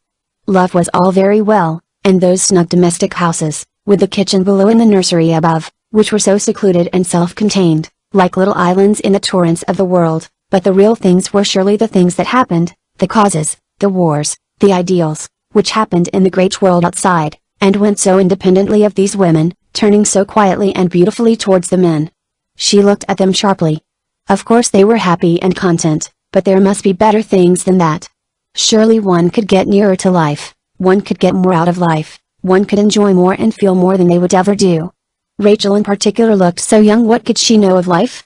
She became restless, and getting up, crossed over to sit beside Rachel. She reminded her that she had promised to join her club. "The bother is," she went on, "that I mayn't be able to start work seriously till October. I've just had a letter from a friend of mine whose brother is in business in Moscow. They want me to stay with them, and as they're in the thick of all the conspiracies and anarchists, I've a good mind to stop on my way home. It sounds too thrilling." She wanted to make Rachel see how thrilling it was. "My friend knows a girl of 15 who's been sent to Siberia for life merely because they caught her addressing a letter to an anarchist. And the letter wasn't from her, either. I'd give all I have in the world to help on a revolution against the Russian government, and it's bound to come." She looked from Rachel to Terence. They were both a little touched by the sight of her, remembering how lately they had been listening to evil words about her, and Terence asked her what her scheme was, and she explained that she was going to found a club for doing things, really doing them. She became very animated, as she talked on, for she professed herself certain that if once 20 people know, 10 would be enough if they were keen set about doing things instead of talking about doing them, they could abolish almost every evil that exists. It was brains that were needed. If only people with brains, of course they would want a room, a nice room, in Bloomsbury preferably, where they could meet once a week. As she talked, Terence could see the traces of fading youth in her face, the lines that were being drawn by talk and excitement round her mouth and eyes, but he did not pity her. Looking into those bright, rather hard, and very courageous eyes, he saw that she did not pity herself, or feel any desire to exchange her own life for the more refined and orderly lives of people like himself and St. John, although, as the years went by, the fight would become harder and harder. Perhaps, though, she would settle down, perhaps, after all, she would marry Perrott. While his mind was half occupied with what she was saying, he thought of her probable destiny, the light clouds of tobacco smoke serving to obscure his face from her eyes. Terence smoked and Arthur smoked and Evelyn smoked, so that the air was full of the mist and fragrance of good tobacco. In the intervals when no one spoke, they heard far off the low murmur of the sea, as the waves quietly broke and spread the beach with a film of water, and withdrew to break again. The cool green light fell through the leaves of the tree, and there were soft crescents and diamonds of sunshine upon the plates and the tablecloth. Mrs. Thornberry, after watching them all for a time in silence, began to ask Rachel kindly questions. When did they all go back? Oh, they expected her father. She must want to see her father. There would be a great deal to tell him, and, she looked sympathetically at Terence, he would be so happy, she felt sure. Years ago, she continued, it might have been 10 or 20 years ago, she remembered meeting Mr. Vinrace at a party, and, being so much struck by his face, which was so unlike the ordinary face one sees at a party, that she had asked who he was, and she was told that it was Mr. Vinrace, and she had always remembered the name, an uncommon name, and he had a lady with him, a very sweet-looking woman, but it was one of those dreadful London crushes, where you don't talk, you only look at each other, and although she had shaken hands with Mr. Vinrace, she didn't think they had said anything. She sighed very slightly, remembering the past. Then she turned to Mr. Pepper, who had become very dependent on her, so that he always chose a seat near her, and attended to what she was saying, although he did not often make any remark of his own. You who know everything, Mr. Pepper, she said, tell us, how did those wonderful French ladies manage their salons? Did we ever do anything of the same kind in England, or do you think that there is some reason why we cannot do it in England? Mr. Pepper was pleased to explain very accurately why there has never been an English salon. There were 3 reasons, and they were very good ones, he said. As for himself, when he went to a party, as one was sometimes obliged to, from a wish not to give offense, his niece, for example, had been married the other day, he walked into the middle of the room, said ha, ha, as loud as ever he could, considered that he had done his duty, and walked away again. Mrs. Thornberry protested. She was going to give a party directly she got back, and they were all to be invited, and she should set people to watch Mr. Pepper, and if she heard that he had been caught saying ha, ha, she would do something very dreadful indeed to him. Arthur Vinning suggested that what she must do was to rig up something in the nature of a surprise, a portrait, for example, of a nice old lady in a lace cap, concealing a bath of cold water, which at a signal could be sprung on Pepper's head, or they'd have a chair which shot him 20 feet high directly he sat on it. Susan laughed. She had done her tea, she was feeling very well contented, partly because she had been playing tennis brilliantly, and then everyone was so nice, she was beginning to find it so much easier to talk, and to hold her own even with quite clever people, for somehow clever people did not frighten her any more. Even Mr. Hurst, whom she had disliked when she first met him, really wasn't disagreeable, and, poor man, he always looked so ill. Perhaps he was in love, perhaps he had been in love with Rachel, she really shouldn't wonder, or perhaps it was Evelyn. She was of course very attractive to men. Leaning forward, she went on with the conversation. She said that she thought that the reason why parties were so dull was mainly because gentlemen will not dress, even in London, she stated. It struck her very much how people don't think it necessary to dress in the evening, and of course if they don't dress in London they won't dress in the country. It was really quite a treat at Christmas time when there were the hunt balls, and the gentlemen wore nice red coats, but Arthur didn't care for dancing, so she supposed that they wouldn't go even to the ball in their little country town. She didn't think that people who were fond of one sport often care for another, although her father was an exception. But then he was an exception in every way, such a gardener, and he knew all about birds and animals, and of course he was simply adored by all the old women in the village, and at the same time what he really liked best was a book.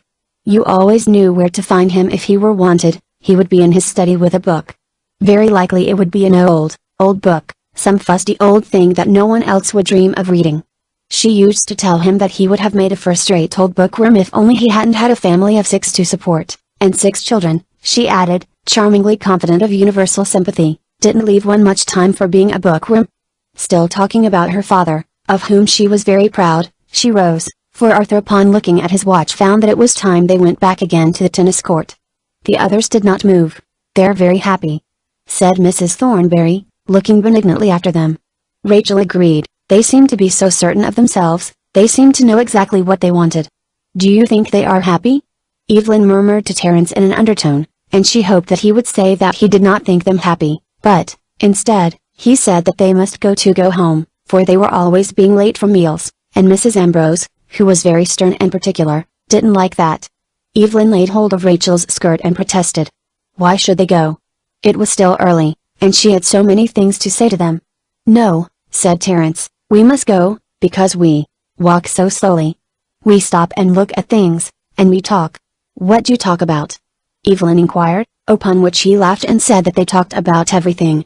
Mrs. Thornberry went with them to the gate, trailing very slowly and gracefully across the grass and the gravel, and talking all the time about flowers and birds. She told them that she had taken up the study of botany since her daughter married, and it was wonderful what a number of flowers there were which she had never seen, although she had lived in the country all her life and she was now 72. It was a good thing to have some occupation which was quite independent of other people, she said, when one got old.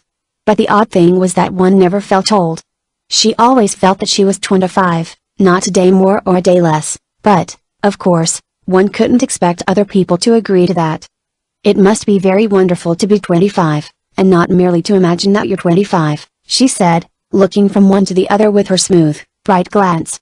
"It must be very wonderful indeed." She stood talking to them at the gate for a long time. She seemed reluctant that they should go. Chapter 25. The afternoon was very hot, so hot that the breaking of the waves on the shore sounded like the repeated sigh of some exhausted creature, and even on the terrace under and awning the bricks were hot, and the air danced perpetually over the short dry grass. The red flowers in the stone basins were drooping with the heat, and the white blossoms which had been so smooth and thick only a few weeks ago were now dry, and their edges were curled and yellow. Only the stiff and hostile plants of the south, whose fleshy leaves seemed to be grown upon spines, still remained standing upright and defied the sun to beat them down. It was too hot to talk, and it was not easy to find any book that would withstand the power of the sun. Many books had been tried and then let fall, and now Terence was reading Milton aloud, because he said the words of Milton had substance and shape, so that it was not necessary to understand what he was saying, one could merely listen to his words, one could almost handle them. "There is a gentle nymph not far from hence," he read, "that with moist curb sways the smooth Severn stream. Sabrina is her name, a virgin pure, whilom she was the daughter of Lochran, that had the sceptre from his father Brute." The words, in spite of what Terence had said, seemed to be laden with meaning, and perhaps it was for this reason that it was painful to listen to them. They sounded strange, they meant different things from what they usually meant. Rachel at any rate could not keep her attention fixed upon them, but went off upon curious trains of thought suggested by words such as curb and Lochran and Brute, which brought unpleasant sights before her eyes, independently of their meaning. Owing to the heat and the dancing air the garden too looked strange, the trees were either too near or too far, and her head almost certainly ached. She was not quite certain, and therefore she did not know, whether to tell Terence now, or to let him go on reading. She decided that she would wait until he came to the end of a stanza, and if by that time she had turned her head this way and that, and it ached in every position undoubtedly, she would say very calmly that her head ached. "Sabrina fair, listen where thou art sitting, under the glassy, cool, translucent wave. In twisted braids of lilies knitting, the loose train of thy amber dropping hair. Listen for dear honor's sake, goddess of the silver lake, listen and save." But her head ached, it ached whichever way she turned it. She sat up and said as she had determined, "My head aches so that I shall go indoors." He was halfway through the next verse, but he dropped the book instantly. "Your head aches?" he repeated. For a few moments they sat looking at one another in silence, holding each other's hands. During this time his sense of dismay and catastrophe were almost physically painful. All round him he seemed to hear the shiver of broken glass which, as it fell to earth, left him sitting in the open air. But at the end of 2 minutes, noticing that she was not sharing his dismay, but was only rather more languid and heavy-eyed than usual, he recovered, fetched Helen, and asked her to tell him what they had better do, for Rachel had a headache. Mrs. Ambrose was not discomposed, but advised that she should go to bed, and added that she must expect her head to ache if she sat up to all hours and went out in the heat, but a few hours in bed would cure it completely. Terence was unreasonably reassured by her words, as he had been unreasonably depressed the moment before. Helen's sense seemed to have much in common with the ruthless good sense of nature, which avenged rashness by a headache, and, like nature's good sense, might be depended upon. Rachel went to bed. She lay in the dark, it seemed to her, for a very long time, but at length, waking from a transparent kind of sleep, she saw the windows white in front of her, and recollected that some time before she had gone to bed with a headache, and that Helen had said it would be gone when she woke. She supposed, therefore, that she was now quite well again. At the same time the wall of her room was painfully white, and curved slightly, instead of being straight and flat. Turning her eyes to the window, she was not reassured by what she saw there. The movement of the blind as it filled with air and blew slowly out, drawing the cord with a little trailing sound along the floor, seemed to her terrifying, as if it were the movement of an animal in the room. She shut her eyes, and the pulse in her head beat so strongly that each thump seemed to tread upon a nerve, piercing her forehead with a little stab of pain. It might not be the same headache, but she certainly had a headache. She turned from side to side, in the hope that the coolness of the sheets would cure her, and that when she next opened her eyes to look the room would be as usual. After a considerable number of vain experiments, she resolved to put the matter beyond a doubt. She got out of bed and stood upright, holding on to the breast ball at the end of the bedstead. Ice cold at first, it soon became as hot as the palm of her hand, and as the pains in her head and body and the instability of the floor proved that it would be far more intolerable to stand and walk than to lie in bed, she got into bed again, but though the change was refreshing at first, the discomfort of bed was soon as great as the discomfort of standing up. She accepted the idea that she would have to stay in bed all day long, and as she laid her head on the pillow, relinquished the happiness of the day. When Helen came in an hour or two later, suddenly stopped her cheerful words, looked startled for a second and then unnaturally calm, the fact that she was ill was put beyond a doubt. It was confirmed when the whole household knew of it, when the song that someone was singing in the garden stopped suddenly, and when Maria, as she brought water, slipped past the bed with averted eyes. There was all the morning to get through, and then all the afternoon, and at intervals she made an effort to cross over into the ordinary world, but she found that her heat and discomfort had put a gulf between her world and the ordinary world which she could not bridge. At one point the door opened, and Helen came in with a little dark man who had, it was the chief thing she noticed about him, very hairy hands. She was drowsy and intolerably hot, and as he seemed shy and obsequious she scarcely troubled to answer him, although she understood that he was a doctor. At another point the door opened and Terence came in very gently, smiling too steadily, as she realized, for it to be natural. He sat down and talked to her, stroking her hands until it became irksome to her to lie any more in the same position, and she turned round, and when she looked up again Helen was beside her and Terence had gone. It did not matter, she would see him tomorrow when things would be ordinary again. Her chief occupation during the day was to try to remember how the lines went. Under the glassy, cool, translucent wave. In twisted braids of Lily's knitting. The loose train of thy amber dropping hair. And the effort worried her because the adjectives persisted in getting into the wrong places. The second day did not differ very much from the first day, except that her bed had become very important, and the world outside, when she tried to think of it, appeared distinctly further off.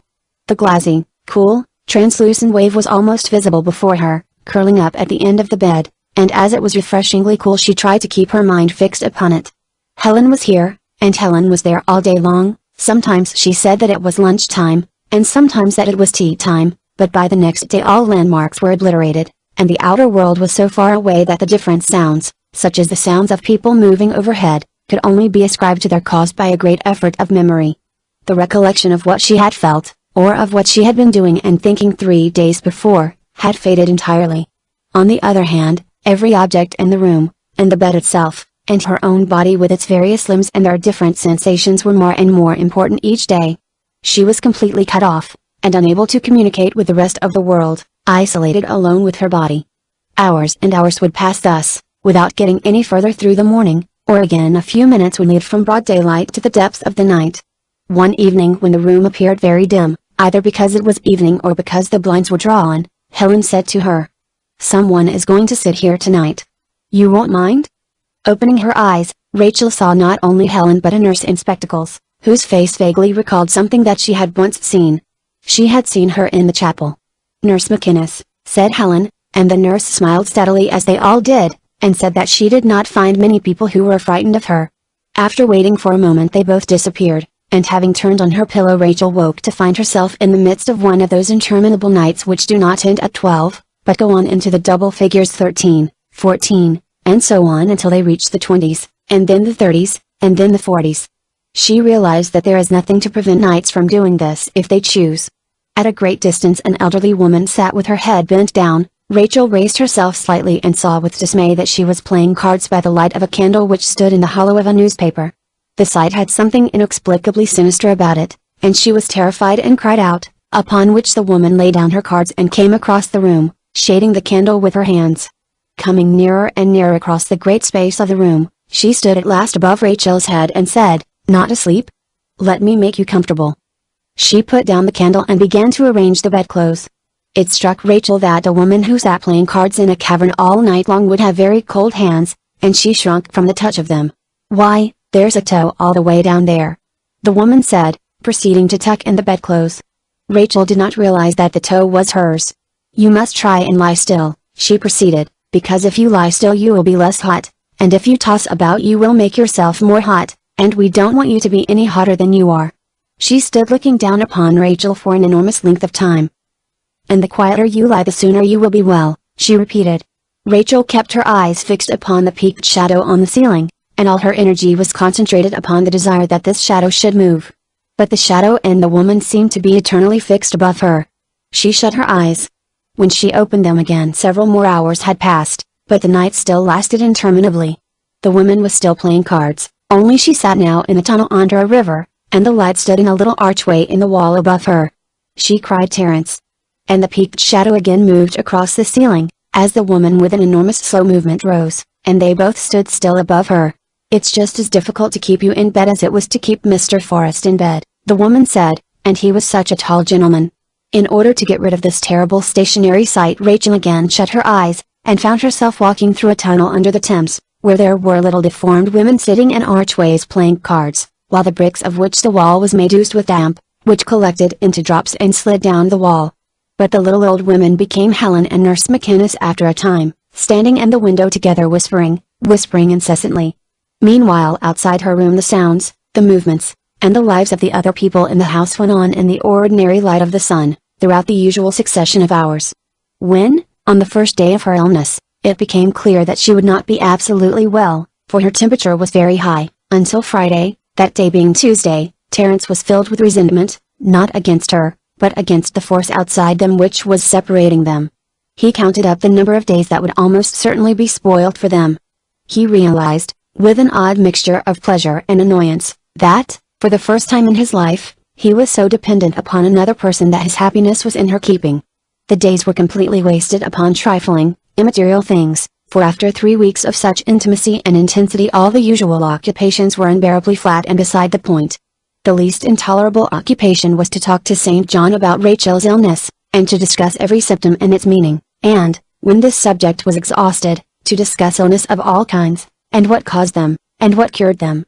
Twice every day he went in to sit with Rachel, and twice every day the same thing happened.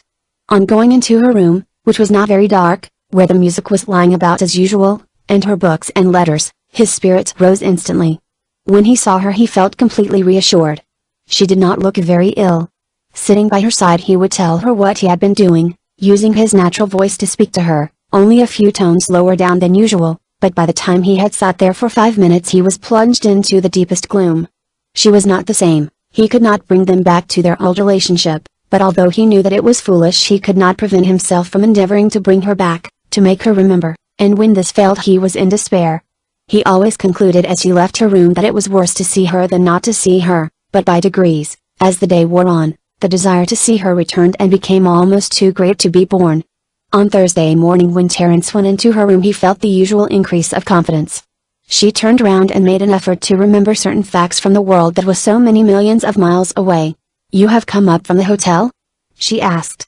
"No, I'm staying here for the present," he said. "We've just had luncheon," he continued, "and the mail has come in. There's a bundle of letters for you, letters from England." Instead of saying, as he meant her to say, that she wished to see them, she said nothing for some time. "You see, there they go, rolling off the edge of the hill," she said suddenly. "Rolling, Rachel? "What do you see rolling?" "There's nothing rolling. The old woman with the knife," she replied, not speaking to Terence in particular, and looking past him. As she appeared to be looking at a vase on the shelf opposite, he rose and took it down. "Now they can't roll anymore," he said cheerfully. Nevertheless, she lay gazing at the same spot, and paid him no further attention although he spoke to her.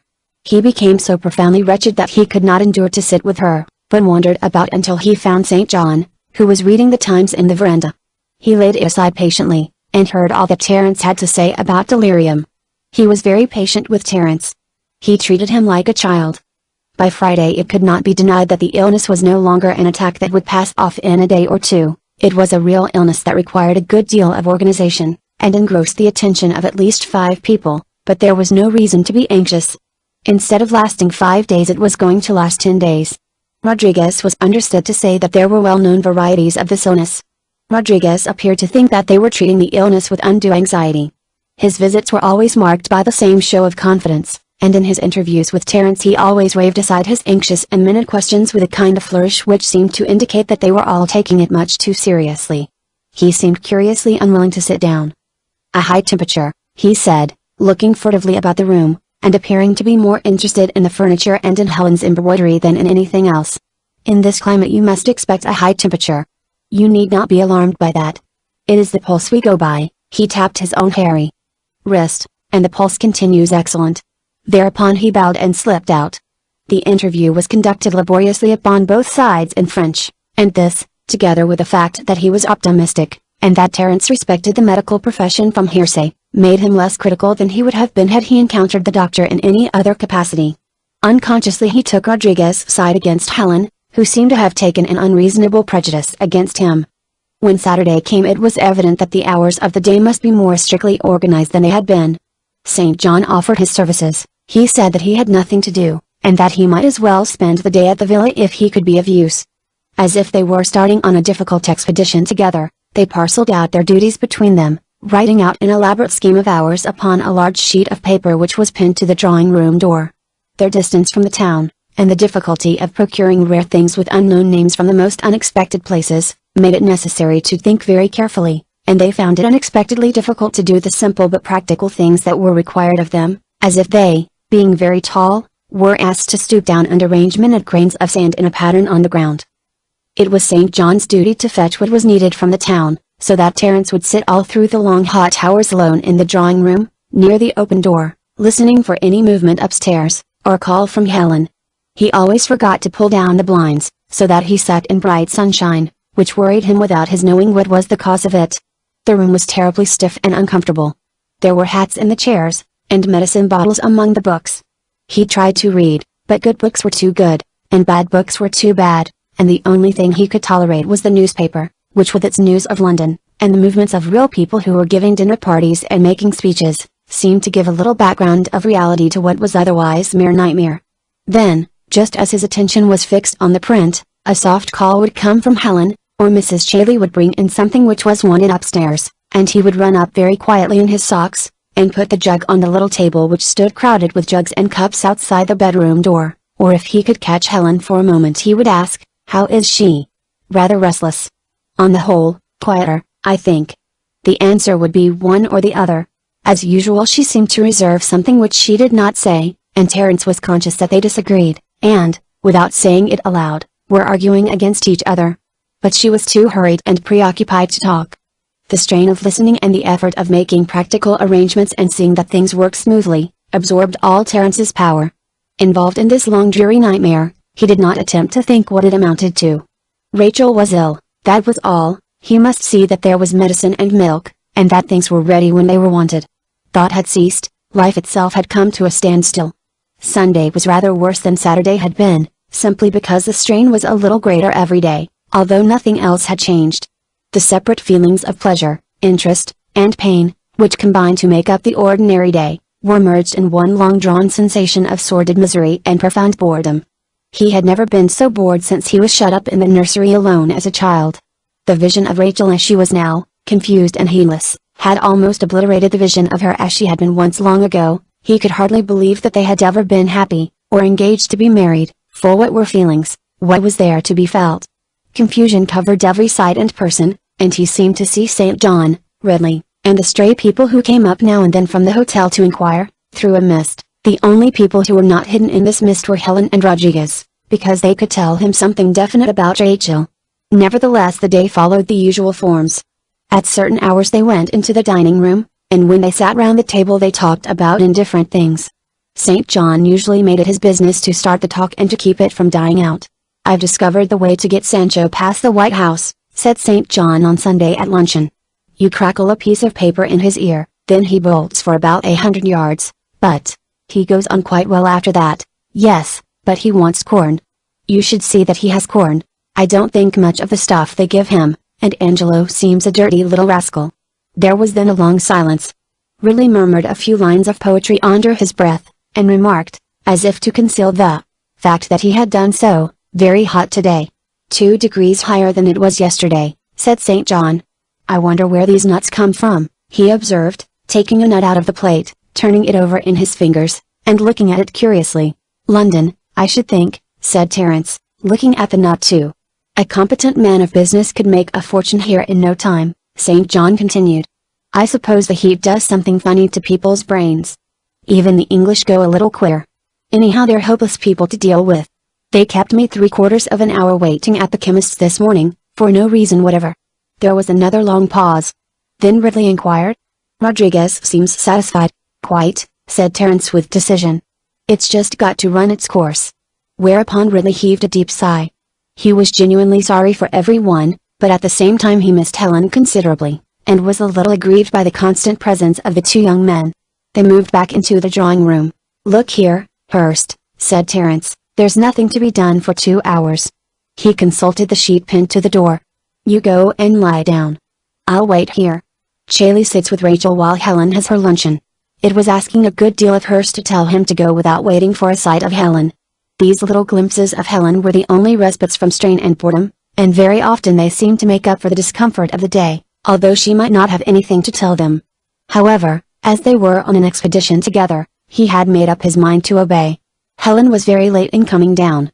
She looked like a person who has been sitting for a long time in the dark. She was pale and thinner, and the expression of her eyes was harassed but determined. She ate her luncheon quickly, and seemed indifferent to what she was doing. She brushed aside Terence's inquiries, and at last, as if he had not spoken, she looked at him with a slight frown and said, "We can't go on like this, Terence. Either you've got to find another doctor, or you must tell Rodriguez to stop coming, and I'll manage for myself. It's no use for him to say that Rachel's better. She's not better, she's worse."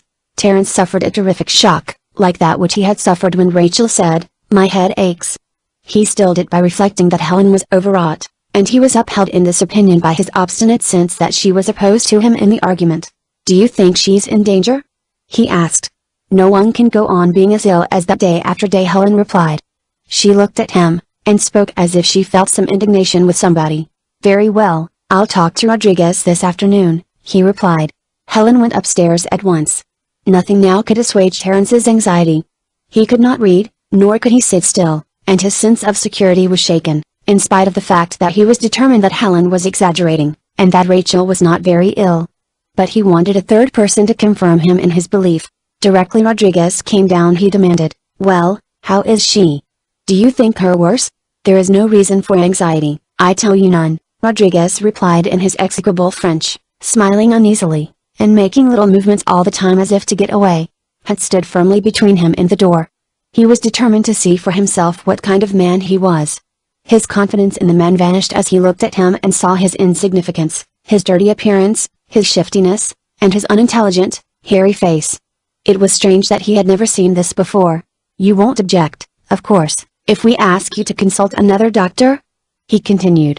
At this the little man became openly incensed. "Ah!" he cried. "You have not confidence in me? You object to my treatment? You wish me to give up the case?" "Not at all," Terence replied, "but in serious illness of this kind." Rodriguez shrugged his shoulders. "It is not serious, I assure you. You are over-anxious. The young lady is not seriously ill, and I am a doctor. The lady of course is frightened," he sneered. "I understand that perfectly. The name and address of the doctor is?" Terence continued. "There is no other doctor," Rodriguez replied sullenly. "Everyone has confidence in me. Look. I will show you. He took out a packet of old letters and began turning them over as if in search of one that would confute Terence's suspicions.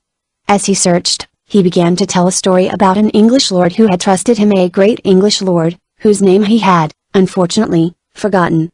There is no other doctor in the place, he concluded, still turning over the letters. Never mind, said Terence shortly. I will make inquiries for myself. Rodriguez put the letters back in his pocket. Very well, he remarked. I have no objection. He lifted his eyebrows, shrugged his shoulders, as if to repeat that they took the illness much too seriously and that there was no other doctor, and slipped out, leaving behind him an impression that he was conscious that he was distrusted, and that his malice was aroused. After this Terence could no longer stay downstairs. He went up, knocked at Rachel's door, and asked Helen whether he might see her for a few minutes.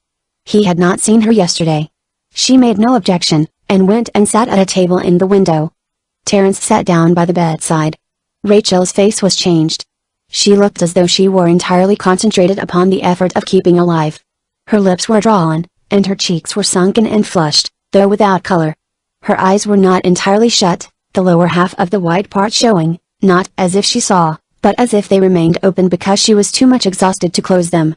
She opened them completely when he kissed her. But she only saw an old woman slicing a man's head off with a knife. There it falls, she murmured.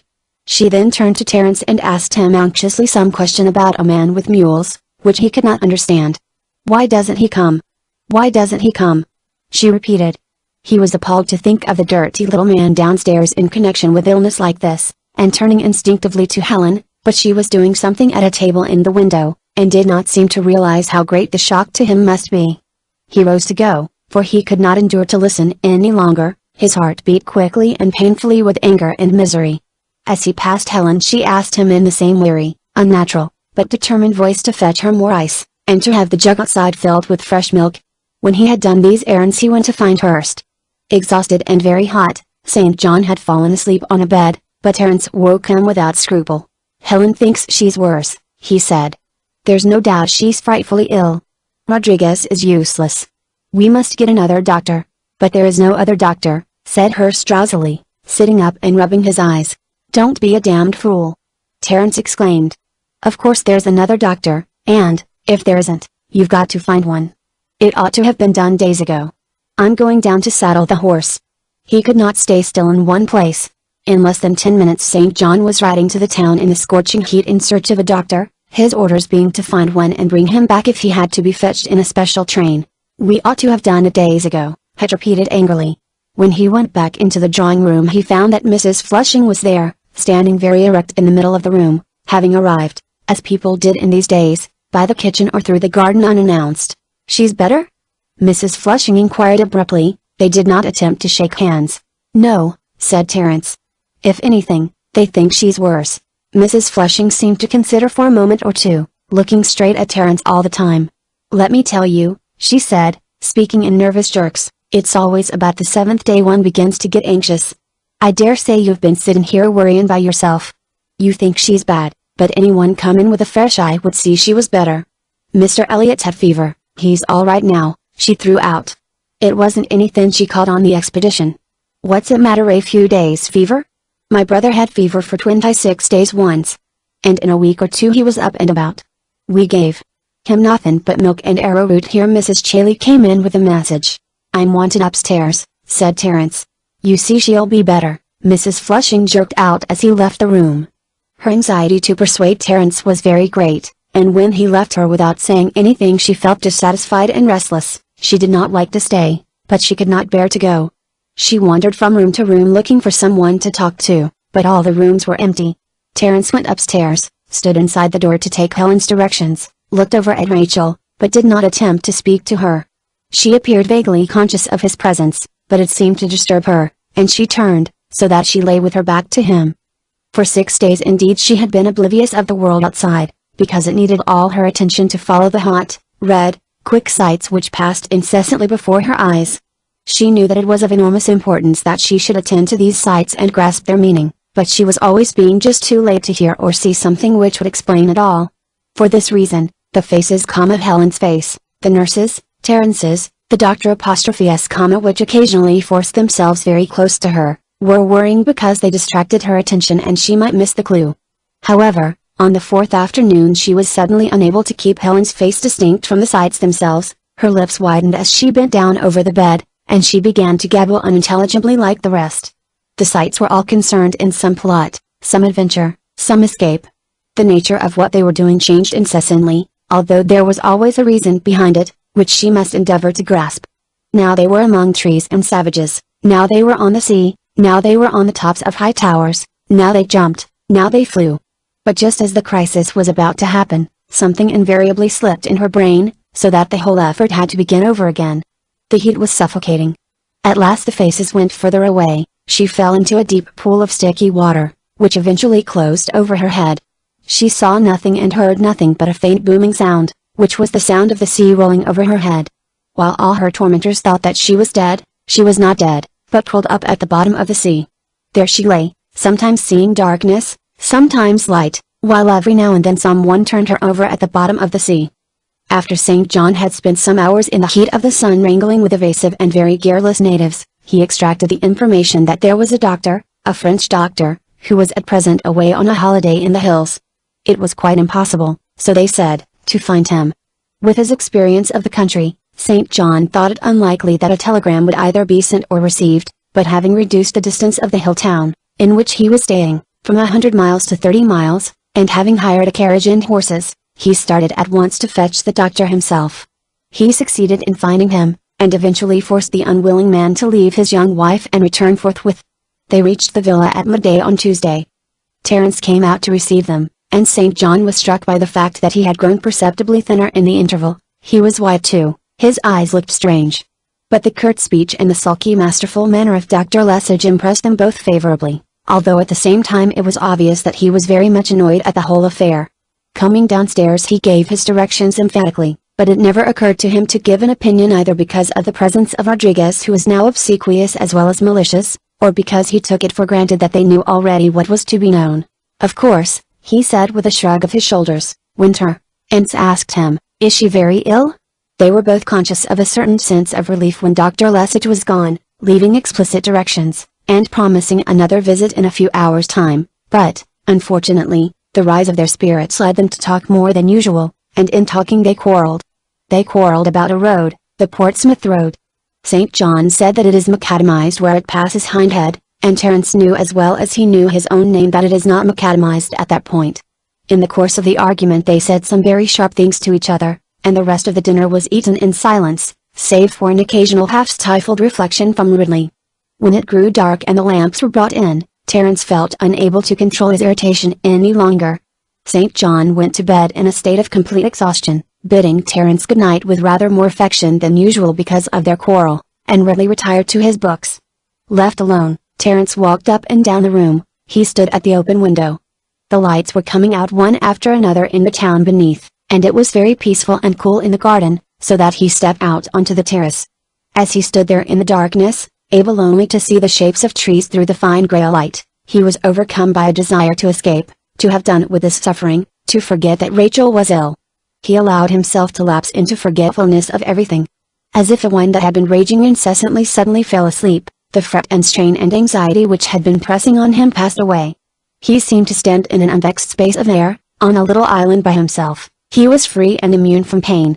It did not matter whether Rachel was well or ill, it did not matter whether they were apart or together, nothing mattered, nothing mattered. The waves beat on the shore far away, and the soft wind passed through the branches of the trees, seeming to encircle him with peace and security, with dark and nothingness. Surely the world of strife and fret and anxiety was not the real world, but this was the real world, the world that lay beneath the superficial world, so that, whatever happened, one was secure.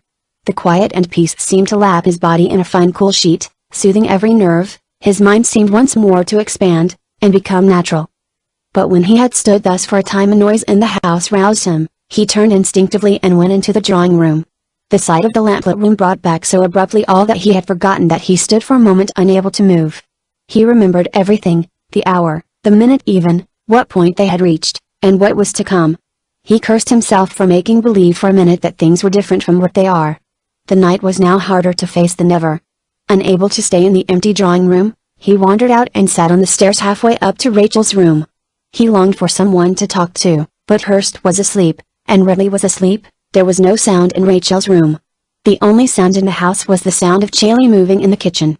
At last there was a rustling on the stairs overhead, and Nurse McInnes came down fastening the links in her cuffs, in preparation for the night's watch. Terence rose and stopped her. He had scarcely spoken to her, but it was possible that she might confirm him in the belief which still persisted in his own mind that Rachel was not seriously ill. He told her in a whisper that Dr. Lesage had been and what he had said. "Now, nurse," he whispered, "please tell me your opinion. Do you consider that she is very seriously ill? Is she in any danger?" "The doctor has said," she began. "Yes, but I want your opinion.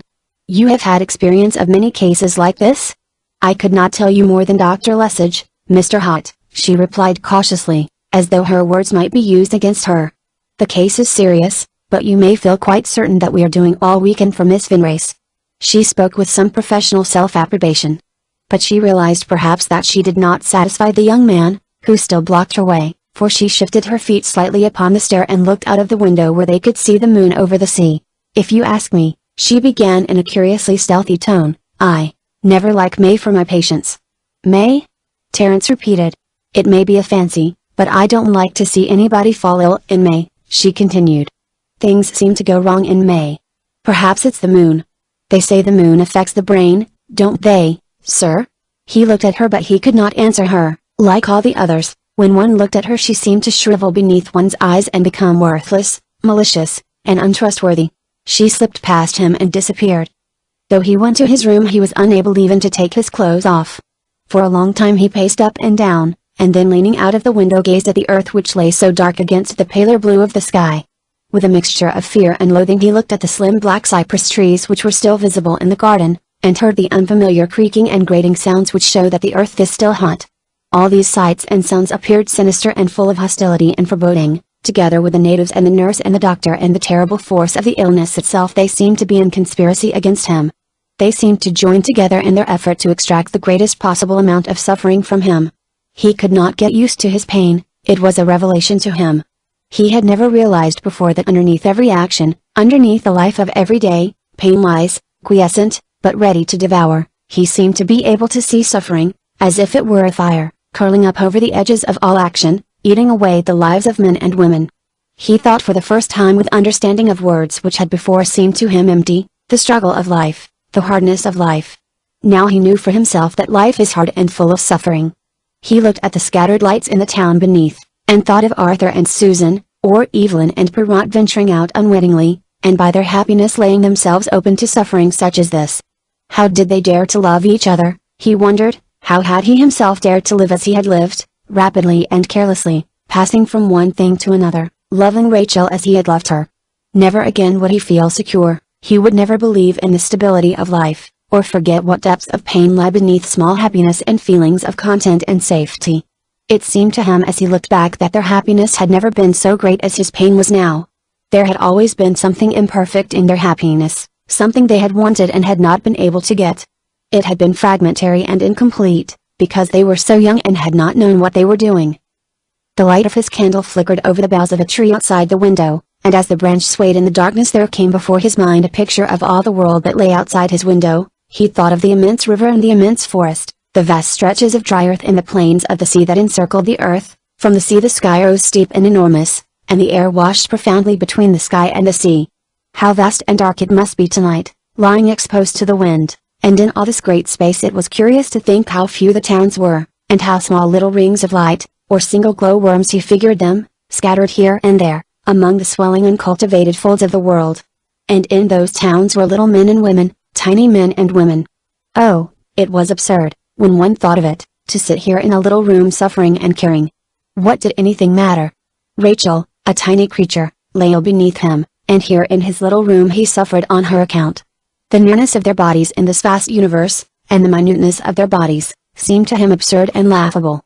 Nothing mattered, he repeated, they had no power, no hope. He leant on the windowsill, thinking, until he almost forgot the time and the place. Nevertheless, although he was convinced that it was absurd and laughable, and that they were small and hopeless, he never lost the sense that these thoughts somehow formed part of a life which he and Rachel would live together. Owing perhaps to the change of doctor, Rachel appeared to be rather better next day. Terribly pale and worn though Helen looked, there was a slight lifting of the cloud which had hung all these days in her eyes. "She talked to me," she said voluntarily. "She asked me what day of the week it was, like herself." Then suddenly, without any warning or any apparent reason, the tears formed in her eyes and rolled steadily down her cheeks. She cried with scarcely any attempt at movement of her features, and without any attempt to stop herself, as if she did not know that she was crying. In spite of the relief which her words gave him, Terence was dismayed by the sight. Had everything given way? Were there no limits to the power of this illness? Would everything go down before it? Helen had always seemed to him strong and determined, and now she was like a child. He took her in his arms, and she clung to him like a child, crying softly and quietly upon his shoulder. Then she roused herself and wiped her tears away. "It was silly to behave like that," she said. "Very silly," she repeated, when there could be no doubt that Rachel was better. She asked Terence to forgive her for her folly. She stopped at the door and came back and kissed him without saying anything. On this day indeed Rachel was conscious of what went on round her. She had come to the surface of the dark, sticky pool, and a wave seemed to bear her up and down with it. She had ceased to have any will of her own. She lay on the top of the wave conscious of some pain, but chiefly of weakness. The wave was replaced by the side of a mountain. Her body became a drift of melting snow, above which her knees rose in huge peaked mountains of bare bone.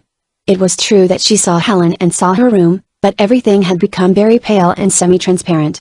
Sometimes she could see through the wall in front of her. Sometimes when Helen went away she seemed to go so far that Rachel's eyes could hardly follow her. The room also had an odd power of expanding, and though she pushed her voice out as far as possible until sometimes it became a bird and flew away, she thought it doubtful whether it ever reached the person she was talking to. There were immense intervals or chasms, for things still had the power to appear visibly before her, between one moment and the next. It sometimes took an hour for Helen to raise her arm, pausing long between each jerky movement, and pour out medicine. Helen's form stooping to raise her in bed appeared of gigantic size, and came down upon her like the ceiling falling. But for long spaces of time she would merely lie conscious of her body floating on the top of the bed and her mind driven to some remote corner of her body, or escaped and gone flitting round the room. All sights were something of an effort, but the sight of Terence was the greatest effort, because he forced her to join mind to body in the desire to remember something. She did not wish to remember. It troubled her when people tried to disturb her loneliness. She wished to be alone. She wished for nothing else in the world. Although she had cried, Terence observed Helen's greater hopefulness with something like triumph. In the argument between them she had made the first sign of admitting herself in the wrong. He waited for Dr. Lesage to come down that afternoon with considerable anxiety, but with the same certainty at the back of his mind that he would in time force them all to admit that they were in the wrong. As usual, Dr. Lesage was sulky in his manner and very short in his answers. To Terence's demand, "She seems to be better?" he replied, looking at him in an odd way, "She has a chance of life." The door shut and Terence walked across to the window. He leant his forehead against the pane. "Rachel," he repeated to himself. "She has a chance of life. Rachel." How could they say these things of Rachel? Had anyone yesterday seriously believed that Rachel was dying? They had been engaged for 4 weeks. A fortnight ago she had been perfectly well. What could 14 days have done to bring her from that state to this? To realize what they meant by saying that she had a chance of life was beyond him, knowing as he did that they were engaged. He turned, still enveloped in the same dreary mist, and walked towards the door. Suddenly he saw it all. He saw the room and the garden, and the trees moving in the air. They could go on without her. She could die. For the first time since she fell ill he remembered exactly what she looked like and the way in which they cared for each other. The immense happiness of feeling her close to him mingled with a more intense anxiety than he had felt yet. He could not let her die, he could not live without her. But after a momentary struggle, the curtain fell again, and he saw nothing and felt nothing clearly. It was all going on still, in the same way as before. Save for a physical pain when his heart beat, and the fact that his fingers were icy cold, he did not realize that he was anxious about anything. Within his mind he seemed to feel nothing about Rachel or about anyone or anything in the world. He went on giving orders, arranging with Mrs. Chailey, writing out lists, and every now and then he went upstairs and put something quietly on the table outside Rachel's door. That night Dr. Lesage seemed to be less sulky than usual. He stayed voluntarily for a few moments, and, addressing St. John and Terence equally, as if he did not remember which of them was engaged to the young lady, said, "I consider that her condition tonight is very grave." Neither of them went to bed or suggested that the other should go to bed. They sat in the drawing room playing piquet with the door open. St. John made up a bed upon the sofa, and when it was ready insisted that Terence should lie upon it. They began to quarrel as to who should lie on the sofa and who should lie upon a couple of chairs covered with rugs. St. John forced Terence at last to lie down upon the sofa. "Don't be a fool, Terence," he said. "You'll only get ill if you don't sleep, old fellow," he began, as Terence still refused, and stopped abruptly, fearing sentimentality. He found that he was on the verge of tears. He began to say what he had long been wanting to say, that he was sorry for Terence, that he cared for him, that he cared for Rachel. Did she know how much he cared for her? Had she said anything, asked perhaps? He was very anxious to say this, but he refrained, thinking that it was a selfish question after all, and what was the use of bothering Terence to talk about such things? He was already half asleep. But St. John could not sleep at once. If only, he thought to himself, as he lay in the darkness, something would happen. If only this train would come to an end. He did not mind what happened, so long as the succession of these hard and dreary days was broken. He did not mind if she died. He felt himself disloyal in not minding it, but it seemed to him that he had no feelings left. All night long there was no call or movement, except the opening and shutting of the bedroom door once. By degrees the light returned into the untidy room. At 6 the servants began to move, at 7 they crept downstairs into the kitchen, and half an hour later the day began again. Nevertheless it was not the same as the days that had gone before, although it would have been hard to say in what the difference consisted. Perhaps it was that they seemed to be waiting for something. There were certainly fewer things to be done than usual. People drifted through the drawing room. Mr. Flushing, Mr. and Mrs. Thornbury. They spoke very apologetically in low tones, refusing to sit down, but remaining for a considerable time standing up, although the only thing they had to say was, "Is there anything we can do?" And there was nothing they could do. Feeling oddly detached from it all, Terence remembered how Helen had said that whenever anything happened to you this was how people behaved. Was she right, or was she wrong? He was too little interested to frame an opinion of his own. He put things away in his mind, as if one of these days he would think about them, but not now. The mist of unreality had deepened and deepened until it had produced a feeling of numbness all over his body. Was it his body? Were those really his own hands? This morning also for the first time Ridley found it impossible to sit alone in his room. He was very uncomfortable downstairs, and, as he did not know what was going on, constantly in the way, but he would not leave the drawing room. Too restless to read, and having nothing to do, he began to pace up and down reciting poetry in an undertone. Occupied in various ways, now in undoing parcels, now in uncorking bottles, now in writing directions, the sound of Ridley's song and the beat of his pacing worked into the minds of Terence and St. John all the morning as a half-comprehended refrain. They wrestled up, they wrestled down, they wrestled sore and still, the fiend who blinds the eyes of men, that night he had his will. Like stags full spent, among the bent they dropped a while to rest. "Oh, it's intolerable!" Hurst exclaimed, and then checked himself, as if it were a breach of their agreement. Again and again Terence would creep halfway up the stairs in case he might be able to glean news of Rachel. But the only news now was of a very fragmentary kind. She had drunk something, she had slept a little, she seemed quieter. In the same way, Dr. Lesage confined himself to talking about details, save once when he volunteered the information that he had just been called in to ascertain, by severing a vein in the wrist, that an old lady of 85 was really dead. She had a horror of being buried alive. "It is a horror," he remarked, "that we generally find in the very old, and seldom in the young." They both expressed their interest in what he told them. It seemed to them very strange. Another strange thing about the day was that the luncheon was forgotten by all of them until it was late in the afternoon, and then Mrs. Chailey waited on them, and looked strange too, because she wore a stiff print dress, and her sleeves were rolled up above her elbows. She seemed as oblivious of her appearance, however, as if she had been called out of her bed by a midnight alarm of fire, and she had forgotten, too, her reserve and her composure. She talked to them quite familiarly as if she had nursed them and held them naked on her knee.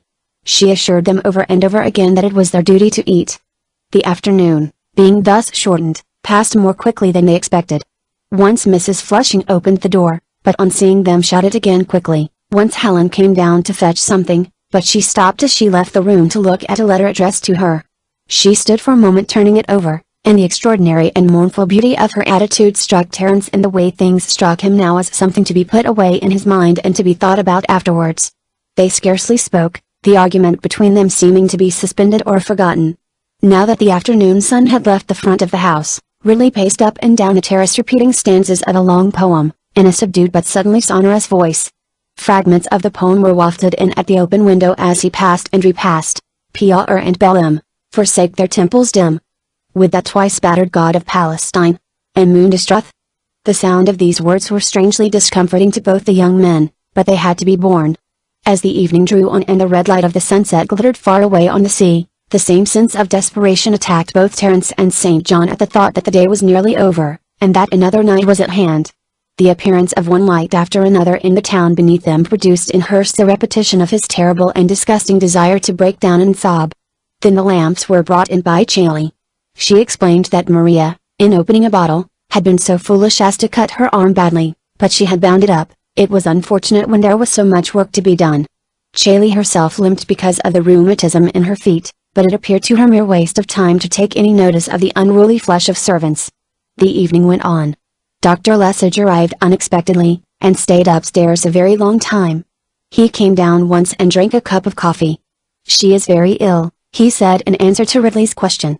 All the annoyance had by this time left his manner. He was grave and formal, but at the same time it was full of consideration, which had not marked it before. He went upstairs again. The three men sat together in the drawing room. Ridley was quite quiet now, and his attention seemed to be thoroughly awakened. Save for little half-voluntary movements and exclamations that were stifled at once, they waited in complete silence. It seemed as if they were at last brought together face to face with something definite. It was nearly 11 o'clock when Dr. Lesage again appeared in the room. He approached them very slowly, and did not speak at once. He looked first at St. John and then at Terence, and said to Terence, "Mr. Hott, I think you should go upstairs now." Terence rose immediately, leaving the others seated with Dr. Lesage standing motionless between them. Chailey was in the passage outside, repeating over and over again, "It's wicked, it's wicked." Terence paid her no attention. He heard what she was saying, but it conveyed no meaning to his mind. All the way upstairs he kept saying to himself, "This has not happened to me. It is not possible that this has happened to me." He looked curiously at his own hand on the banisters. The stairs were very steep, and it seemed to take him a long time to surmount them. Instead of feeling keenly, as he knew that he ought to feel, he felt nothing at all. When he opened the door he saw Helen sitting by the bedside. There were shaded lights on the table, and the room, though it seemed to be full of a great many things, was very tidy. There was a faint and not unpleasant smell of disinfectants. Helen rose and gave up her chair to him in silence. As they passed each other their eyes met in a peculiar level glance. He wondered at the extraordinary clearness of his eyes, and at the deep calm and sadness that dwelt in them. He sat down by the bedside, and a moment afterwards heard the door shut gently behind her. He was alone with Rachel, and a faint reflection of the sense of relief that they used to feel when they were left alone possessed him. He looked at her. He expected to find some terrible change in her, but there was none. She looked indeed very thin, and, as far as he could see, very tired, but she was the same as she had always been. Moreover, she saw him and knew him. She smiled at him and said, "Hello, Terence." The curtain which had been drawn between them for so long vanished immediately. "Well, Rachel," he replied in his usual voice, upon which she opened her eyes quite widely and smiled with her familiar smile. He kissed her and took her hand. "It's been wretched without you," he said. She still looked at him and smiled, but soon a slight look of fatigue or perplexity came into her eyes and she shut them again. "But when we're together we're perfectly happy," he said. He continued to hold her hand. The light being dim, it was impossible to see any change in her face. An immense feeling of peace came over Terence, so that he had no wish to move or to speak. The terrible torture and unreality of the last days were over, and he had come out now into perfect certainty and peace. His mind began to work naturally again and with great ease. The longer he sat there the more profoundly was he conscious of the peace invading every corner of his soul. Once he held his breath and listened acutely. She was still breathing. He went on thinking for some time. They seemed to be thinking together. He seemed to be Rachel as well as himself, and then he listened again. No, she had ceased to breathe. So much the better, this was death. It was nothing, it was to cease to breathe. It was happiness, it was perfect happiness. They had now what they had always wanted to have, the union which had been impossible while they lived. Unconscious whether he thought the words or spoke them aloud, he said, "No two people have ever been so happy as we have been. No one has ever loved as we have loved." It seemed to him that their complete union and happiness filled the room with rings eddying more and more widely. He had no wish in the world left unfulfilled. They possessed what could never be taken from them. He was not conscious that anyone had come into the room, But later, moments later, or hours later perhaps, he felt an arm behind him. The arms were round him. He did not want to have arms round him, and the mysterious whispering voices annoyed him. He laid Rachel's hand, which was now cold, upon the counterpane, and rose from his chair, and walked across to the window. The windows were uncurtained, and showed the moon, and a long silver pathway upon the surface of the waves. "Why," he said, in his ordinary tone of voice, "look at the moon. There's a halo round the moon. We shall have rain tomorrow." The arms, whether they were the arms of man or of woman, were round him again. They were pushing him gently towards the door. He turned of his own accord and walked steadily in advance of the arms, conscious of a little amusement at the strange way in which people behaved merely because someone was dead. He would go if they wished it, but nothing they could do would disturb his happiness. As he saw the passage outside the room, and the table with the cups and the plates, it suddenly came over him that here was a world in which he would never see Rachel again. "Rachel! Rachel!" he shrieked, trying to rush back to her. But they prevented him, and pushed him down the passage and into a bedroom far from her room. Downstairs they could hear the thud of his feet on the floor, as he struggled to break free. And twice they heard him shout, "Rachel! Rachel!" Chapter 26. For 2 or 3 hours longer the moon poured its light through the empty air. Unbroken by clouds it fell straightly, and lay almost like a chill white frost over the sea and the earth. During these hours the silence was not broken, and the only movement was caused by the movement of trees and branches which stirred slightly, and then the shadows that lay across the white spaces of the land moved too. In this profound silence one sound only was audible, the sound of a slight but continuous breathing which never ceased, although it never rose and never fell. It continued after the birds had begun to flutter from branch to branch, and could be heard behind the first thin notes of their voices. It continued all through the hours when the east whitened, and grew red, and a faint blue tinged the sky, but when the sun rose it ceased, and gave place to other sounds. The first sounds that were heard were little inarticulate cries, the cries, it seemed, of children or of the very poor, of people who were very weak or in pain. But when the sun was above the horizon, the air which had been thin and pale grew every moment richer and warmer, and the sounds of life became bolder and more full of courage and authority. By degrees the smoke began to ascend in wavering breaths over the houses, and these slowly thickened, until they were as round and straight as columns, and instead of striking upon pale white blinds, the sun shone upon dark windows, beyond which there was depth and space. The sun had been up for many hours, and the great dome of air was warmed through and glittering with thin gold threads of sunlight, before anyone moved in the hotel. White and massive it stood in the early light, half asleep with its blinds down. At about 9:30 Miss Allen came very slowly into the hall, and walked very slowly to the table where the morning papers were laid, but she did not put out her hand to take one. She stood still, thinking, with her head a little sunk upon her shoulders. She looked curiously old, and from the way in which she stood, a little hunched together and very massive, you could see what she would be like when she was really old, how she would sit day after day in her chair looking placidly in front of her. Other people began to come into the room, and to pass her, but she did not speak to any of them or even look at them, and at last, as if it were necessary to do something, she sat down in a chair, and looked quietly and fixedly in front of her. She felt very old this morning, and useless too, as if her life had been a failure, as if it had been hard and laborious to no purpose. She did not want to go on living, and yet she knew that she would. She was so strong that she would live to be a very old woman. She would probably live to be 80, and as she was now 50, that left 30 years more for her to live. She turned her hands over and over in her lap and looked at them curiously, her old hands, that had done so much work for her. There did not seem to be much point in it all. One went on, of course one went on. She looked up to see Mrs. Thornbury standing beside her, with lines drawn upon her forehead, and her lips parted as if she were about to ask a question. Miss Allen anticipated her. "Yes," she said. "She died this morning, very early, about 3 o'clock." Mrs. Thornbury made a little exclamation, drew her lips together, and the tears rose in her eyes. Through them she looked at the hall which was now laid with great breadths of sunlight, and at the careless, casual groups of people who were standing beside the solid armchairs and tables. They looked to her unreal, or as people look who remain unconscious that some great explosion is about to take place beside them. But there was no explosion, and they went on standing by the chairs and the tables. Mrs. Thornbury no longer saw them, but, penetrating through them as through they were without substance, she saw the house, the people in the house, the room, the bed in the room, and the figure of the dead lying still in the dark beneath the sheets. She could almost see the dead. She could almost hear the voices of the mourners. "They expected it?" she asked at length. Miss Allen could only shake her head. "I know nothing," she replied, "except what Mrs. Flushing's maid told me. She died early this morning." The two women looked at each other with a quiet significant gaze, and then, feeling oddly dazed, and seeking she did not know exactly what, Mrs. Thornbury went slowly upstairs and walked quietly along the passages, touching the wall with her fingers as if to guide herself. Housemaids were passing briskly from room to room, but Mrs. Thornbury avoided them. She hardly saw them, they seemed to her to be in another world. She did not even look up directly when Evelyn stopped her. It was evident that Evelyn had been lately in tears, and when she looked at Mrs. Thornbury she began to cry again. Together they drew into the hollow of the window, and stood there in silence.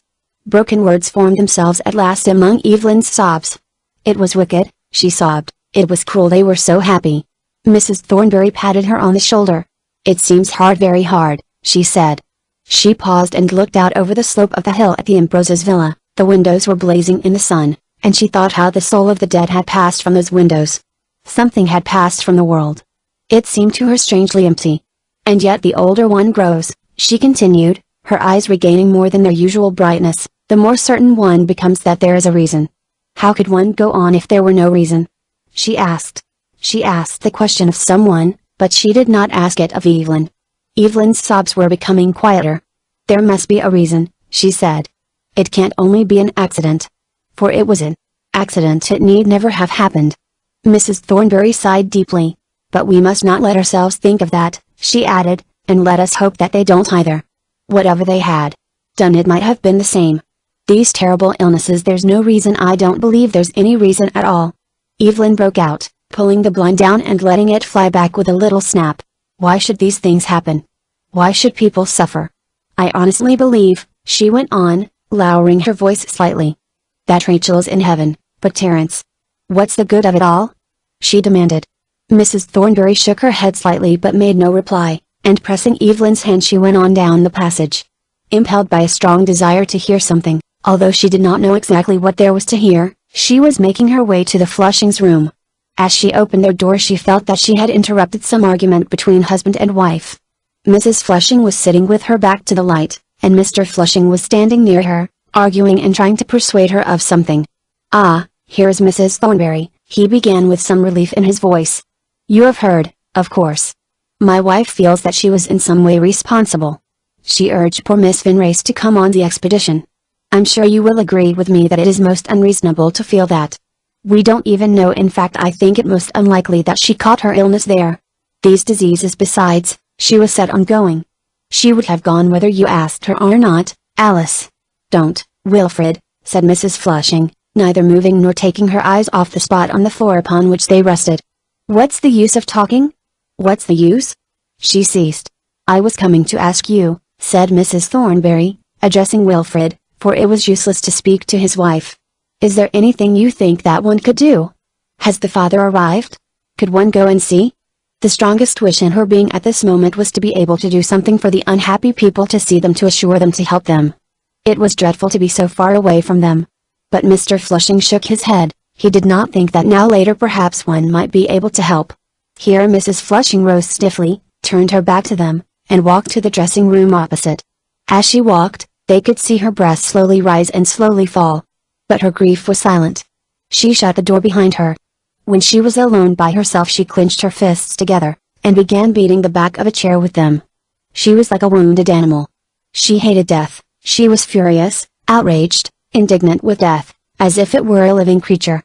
She refused to relinquish her friends to death. She would not submit to dark and nothingness. She began to pace up and down, clenching her hands, and making no attempt to stop the quick tears which raced down her cheeks. She sat still at last, but she did not submit. She looked stubborn and strong when she had ceased to cry. In the next room, meanwhile, Wilfred was talking to Mrs. Thornbury with greater freedom now that his wife was not sitting there. "That's the worst of these places," he said. "People would behave as though they were in England, and they're not. I've no doubt myself that Miss Vinrace caught the infection up at the villa itself. She probably ran risks a dozen times a day that might have given her the illness. It's absurd to say she caught it with us. If he had not been sincerely sorry for them he would have been annoyed. Pepper tells me," he continued, "that he left the house because he thought them so careless. He says they never wash their vegetables properly. Poor people. It's a fearful price to pay. But it's only what I've seen over and over again. People seem to forget that these things happen, and then they do happen, and they're surprised. Mrs. Thornbury agreed with him that they had been very careless, and that there was no reason whatever to think that she had caught the fever on the expedition, and after talking about other things for a short time, she left him and went sadly along the passage to her own room. There must be some reason why such things happen, she thought to herself, as she shut the door. Only at first it was not easy to understand what it was. It seemed so strange, so unbelievable. Why, only 3 weeks ago, only a fortnight ago, she had seen Rachel. When she shut her eyes she could almost see her now, the quiet, shy girl who was going to be married. She thought of all that she would have missed had she died at Rachel's age, the children, the married life, the unimaginable depths and miracles that seemed to her, as she looked back, to have lain about her, day after day, and year after year. The stunned feeling, which had been making it difficult for her to think, gradually gave way to a feeling of the opposite nature. She thought very quickly and very clearly, and, looking back over all her experiences, tried to fit them into a kind of order. There was undoubtedly much suffering, much struggling, but, on the whole, surely there was a balance of happiness, surely order did prevail. Nor were the deaths of young people really the saddest things in life. They were saved so much, they kept so much. The dead, she called to mind those who had died early, accidentally, were beautiful. She often dreamt of the dead. And in time Terence himself would come to feel. She got up and began to wander restlessly about the room. For an old woman of her age she was very restless, and for one of her clear, quick mind she was unusually perplexed. She could not settle to anything, so that she was relieved when the door opened. She went up to her husband, took him in her arms, and kissed him with unusual intensity, and then as they sat down together she began to pat him and question him as if he were a baby, an old, tired, querulous baby. She did not tell him about Miss Finrace's death, for that would only disturb him, and he was put out already. She tried to discover why he was uneasy. Politics again?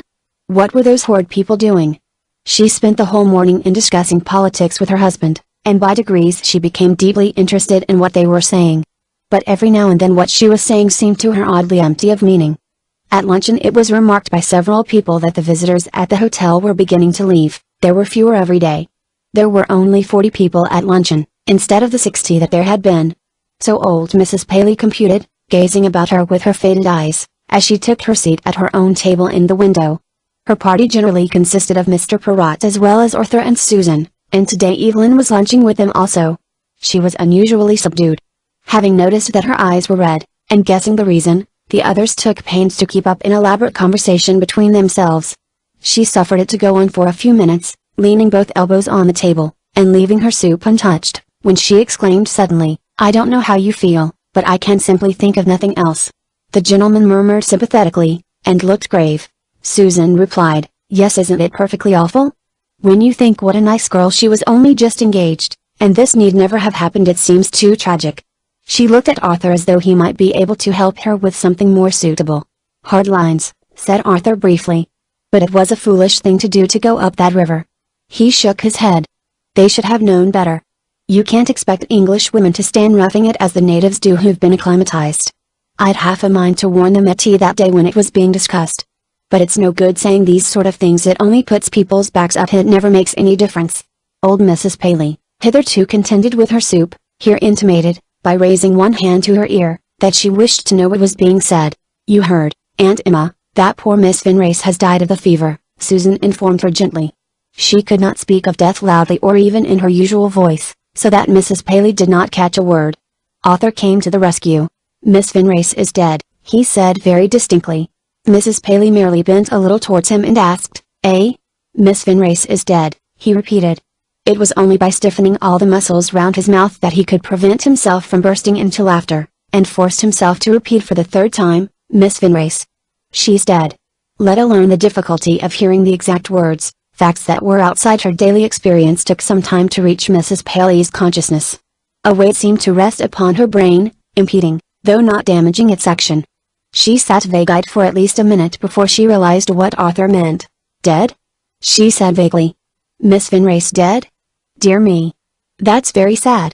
But I don't at the moment remember which she was. We seem to have made so many new acquaintances here." She looked at Susan for help. "A tall dark girl, who just missed being handsome, with a high color." "No," Susan interposed. She gave it up in despair. There was no use in explaining that Mrs. Paley was thinking of the wrong person. She ought not to have died, Mrs. Paley continued. She looked so strong. But people will drink the water. I can never make out why. It seems such a simple thing to tell them to put a bottle of seltzer water in your bedroom. That's all the precaution I've ever taken, and I've been in every part of the world, I may say it only a dozen times over. But young people always think they know better, and then they pay the penalty. Poor thing, I am very sorry for her. But the difficulty of peering into a dish of potatoes and helping herself engrossed her attention. Arthur and Susan both secretly hoped that the subject was now disposed of, for there seemed to them something unpleasant in this discussion. But Evelyn was not ready to let it drop. Why would people never talk about the things that mattered? I don't believe you care a bit, she said, turning savagely upon Mr. Perrott, who had sat all this time in silence. Oh, yes, I do, he answered awkwardly, but with obvious sincerity. Evelyn's questions made him too feel uncomfortable. It seemed so inexplicable, Evelyn continued. Death, I mean. Why should she be dead, and not you or I? It was only a fortnight ago that she was here with the rest of us. What do you believe? She demanded of Mr. Perrott. Do you believe that things go on, that she's still somewhere, or do you think it's simply a game we crumble up to nothing when we die? I'm positive. Rachel's not dead. Mr. Perrott would have said almost anything that Evelyn wanted him to say, but to assert that he believed in the immortality of the soul was not in his power. He sat silent, more deeply wrinkled than usual, crumbling his bread. Lest Evelyn should next ask him what he believed, Arthur, after making a pause equivalent to a full stop, started a completely different topic. Supposing, he said, a man were to write and tell you that he wanted £5 because he had known your grandfather, what would you do? It was this way. My grandfather invented a stove, said Evelyn. I know all about that. We had one in the conservatory to keep the plants warm. Didn't know I was so famous, said Arthur. Well, he continued, determined at all costs to spin his story out at length, the old chap, being about the second best inventor of his day, and a capable lawyer too, died, as they always do, without making a will. Now Fielding, his clerk, with how much justice I don't know, always claimed that he meant to do something for him. The poor old boy's come down in the world through trying inventions on his own account, lives in Penge over a tobacconist's shop. I've been to see him there. The question is, must I stump up or not? What does the abstract spirit of justice require, Perrott? Remember, I didn't benefit under my grandfather's will, and I've no way of testing the truth of the story. I don't know much about the abstract spirit of justice, said Susan, smiling complacently at the others, but I'm certain of one thing: he'll get his £5. As Mr. Perrott proceeded to deliver an opinion, and Evelyn insisted that he was much too stingy, like all lawyers, thinking of the letter and not of the spirit, while Mrs. Paley required to be kept informed between the courses as to what they were all saying, the luncheon passed with no interval of silence, and Arthur congratulated himself upon the tact with which the discussion had been smoothed over. As they left the room, it happened that Mrs. Paley's wheelchair ran into the Elliots, who were coming through the door, as she was going out.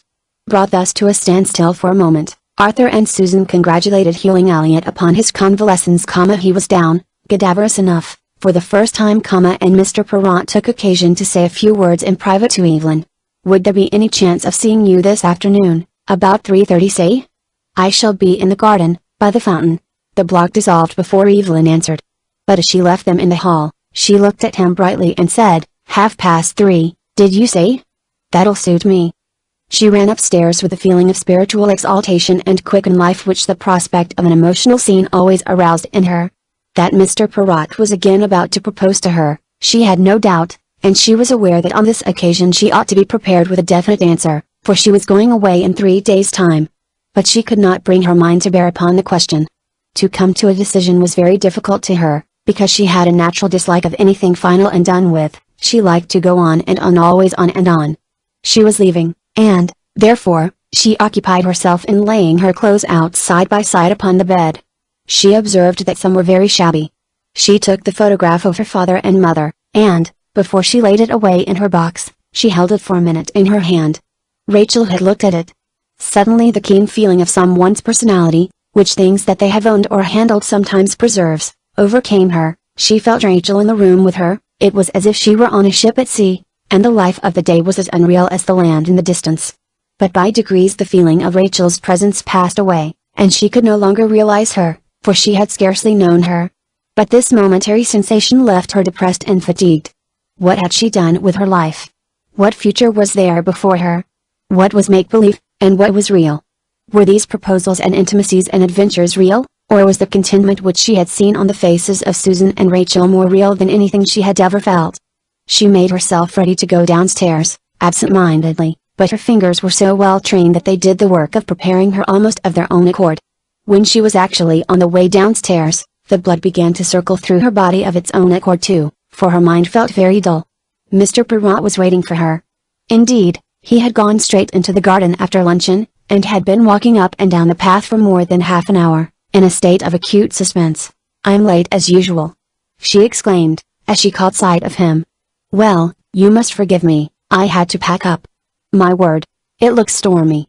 And that's a new steamer in the bay, isn't it?" She looked at the bay, in which a steamer was just dropping anchor, the smoke still hanging about it, while a swift black shudder ran through the waves. "One's quite forgotten what rain looks like," she added. But Mr. Perrott paid no attention to the steamer or to the weather. "Miss Murgatroyd," he began with his usual formality, "I asked you to come here from a very selfish motive, I fear. I do not think you need to be assured once more of my feelings, but, as you are leaving so soon, I felt that I could not let you go without asking you to tell me have I any reason to hope that you will ever come to care for me?" He was very pale, and seemed unable to say any more. The little gush of vitality which had come into Evelyn as she ran downstairs had left her, and she felt herself impotent. There was nothing for her to say, she felt nothing. Now that he was actually asking her, in his elderly gentle words, to marry him, she felt less for him than she had ever felt before. "Let's sit down and talk it over," she said rather unsteadily. Mr. Perrott followed her to a curved green seat under a tree. They looked at the fountain in front of them, which had long ceased to play. Evelyn kept looking at the fountain instead of thinking of what she was saying. The fountain without any water seemed to be the type of her own being. "Of course I care for you," she began, rushing her words out in a hurry. "I should be a brute if I didn't. I think you're quite one of the nicest people I've ever known, and one of the finest too. But I wish you didn't care for me in that way." "Are you sure you do?" For the moment she were honestly desired that he should say number. "Quite sure," said Mr. Perrott. "You see, I'm not as simple as most women, Evelyn Kenton. I think I want more. I don't know exactly what I feel." He sat by her, watching her and refraining from speech. "I sometimes think I haven't got it in me to care very much for one person only. Someone else would make you a better wife. I can imagine you very happy with someone else. If you think that there is any chance that you will come to care for me, I am quite content to wait," said Mr. Perrott. "Well, there's no hurry, is there?" said Evelyn. "Suppose I thought it over and wrote and told you when I get back? I'm going to Moscow, I'll write from Moscow." But Mr. Perrott persisted. "You cannot give me any kind of idea. I do not ask for a date. That would be most unreasonable." He paused, looking down at the gravel path. As she did not immediately answer, he went on. "I know very well that I am not that I have not much to offer you either in myself or in my circumstances. And I forget, it cannot seem a miracle to you that it does to me. Until I met you I had gone on in my own quiet way. We are both very quiet people, my sister and I, quite content with my lot. My friendship with Arthur was the most important thing in my life. Now that I know you, all that has changed. You seem to put such a spirit into everything. Life seems to hold so many possibilities that I had never dreamt of. That's splendid," Evelyn exclaimed, grasping his hand. "Now you'll go back and start all kinds of things and make a great name in the world, and we'll go on being friends. Whatever happens. We'll be great friends, won't we, Evelyn?" He moaned suddenly, and took her in his arms, and kissed her. She did not resent it, although it made little impression on her.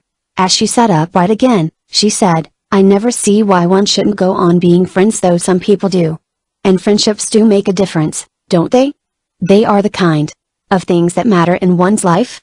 He looked at her with a bewildered expression as if he did not really understand what she was saying.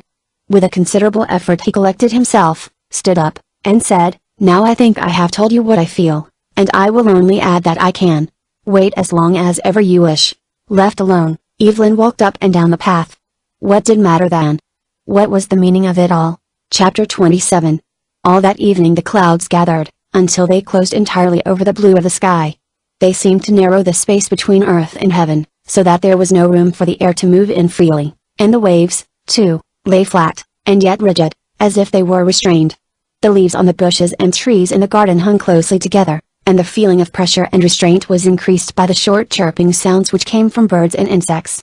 So strange were the lights and the silence that the busy hum of voices which usually filled the dining room at mealtimes had distinct gaps in it, and during these silences the clatter of the knives upon plates became audible. The first roll of thunder and the first heavy drop striking the pane caused a little stir. "It's coming," was said simultaneously in many different languages. There was then a profound silence, as if the thunders had withdrawn into itself. People had just begun to eat again, when a gust of cold air came through the open windows, lifting tablecloths and skirts. A light flashed, and was instantly followed by a clap of thunder right over the hotel. The rain swished with it, and immediately there were all those sounds of windows being shut and doors slamming violently which accompany a storm. The room grew suddenly several degrees darker, for the wind seemed to be driving waves of darkness across the earth. No one attempted to eat for a time, but sat looking out at the garden, with their forks in the air. The flashes now came frequently, lighting up faces as if they were going to be photographed, surprising them intense and unnatural expressions. The clap followed close and violently upon them. Several women half rose from their chairs and then sat down again, but dinner was continued uneasily with eyes upon the garden.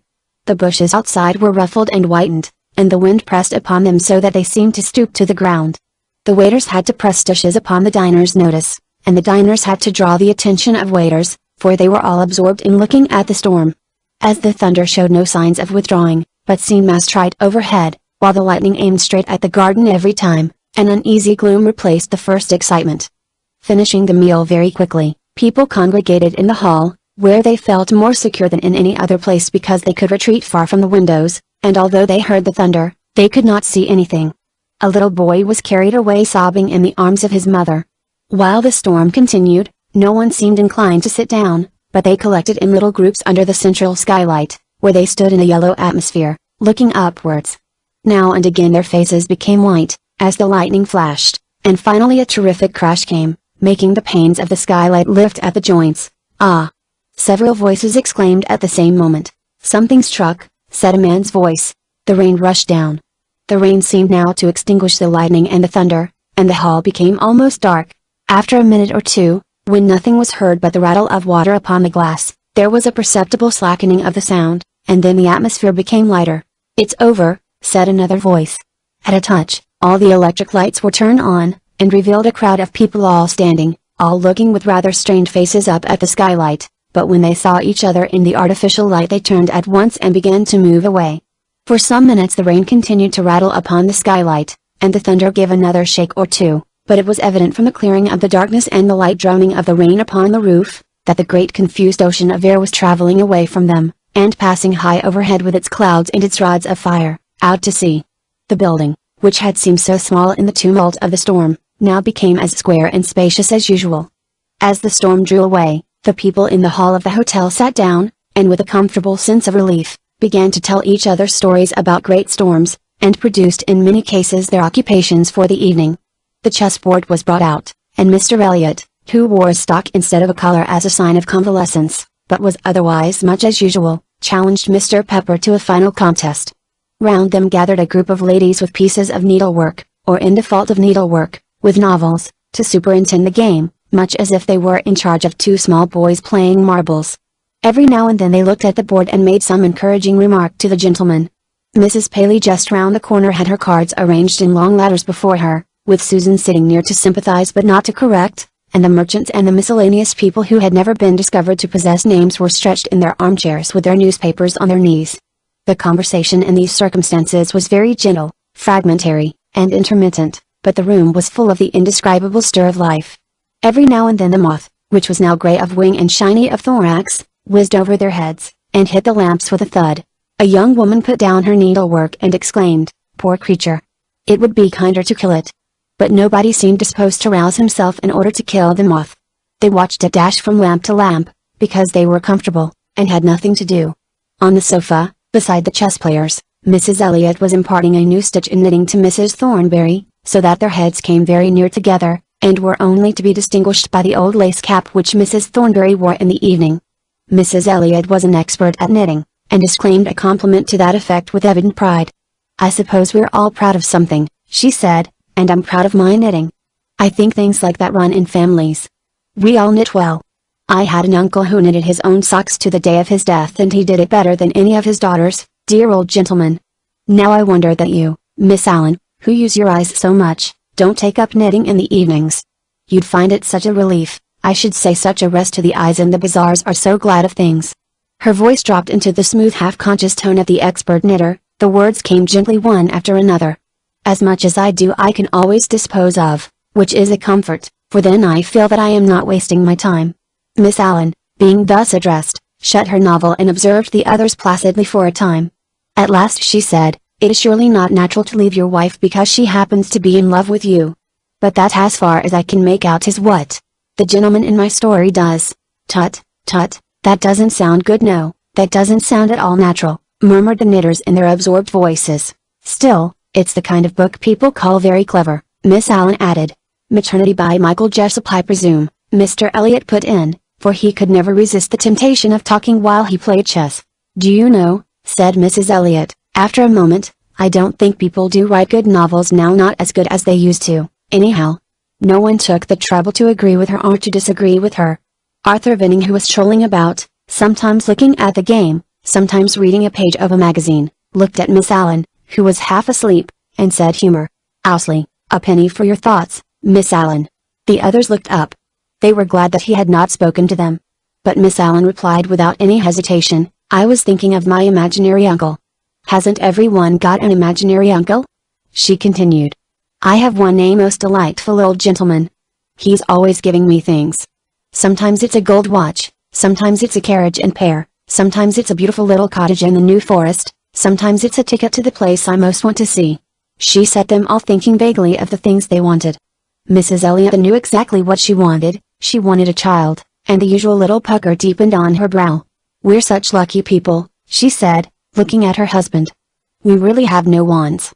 She was determined to say this, partly in order to convince herself, and partly in order to convince other people. But she was prevented from wondering how far she carried conviction by the entrance of Mr. and Mrs. Flushing, who came through the hall and stopped by the chessboard. Mrs. Flushing looked wilder than ever. A great strand of black hair looped down across her brow, her cheeks were whipped a dark blood red, and drops of rain made wet marks upon them. Mr. Flushing explained that they had been on the roof watching the storm. "It was a wonderful sight," he said. "The lightning went right out over the sea, and lit up the waves and the ships far away. You can't think how wonderful the mountains looked too, with the lights on them, and the great masses of shadow. It's all over now." He slid down into a chair, becoming interested in the final struggle of the game. "And you go back tomorrow?" said Mrs. Thornbury, looking at Mrs. Flushing. "Yes," she replied.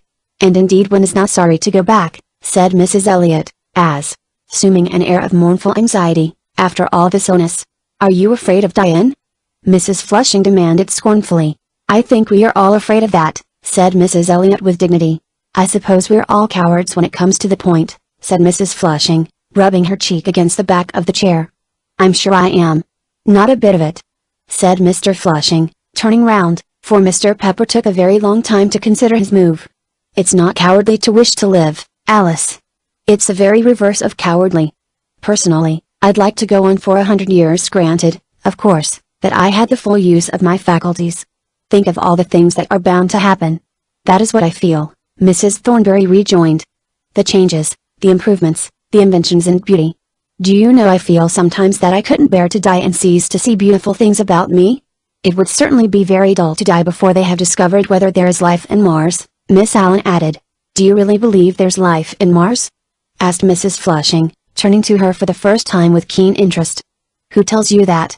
"Someone who knows. Do you know a man called—" Here Mrs. Thornbury laid down her knitting, and a look of extreme solicitude came into her eyes. "There is Mr. Hurst," she said quietly. St. John had just come through the swing door. He was rather blown about by the wind, and his cheeks looked terribly pale, unshorn, and cavernous. After taking off his coat he was going to pass straight through the hall and up to his room, but he could not ignore the presence of so many people he knew, especially as Mrs. Thornbury rose and went up to him, holding out her hand.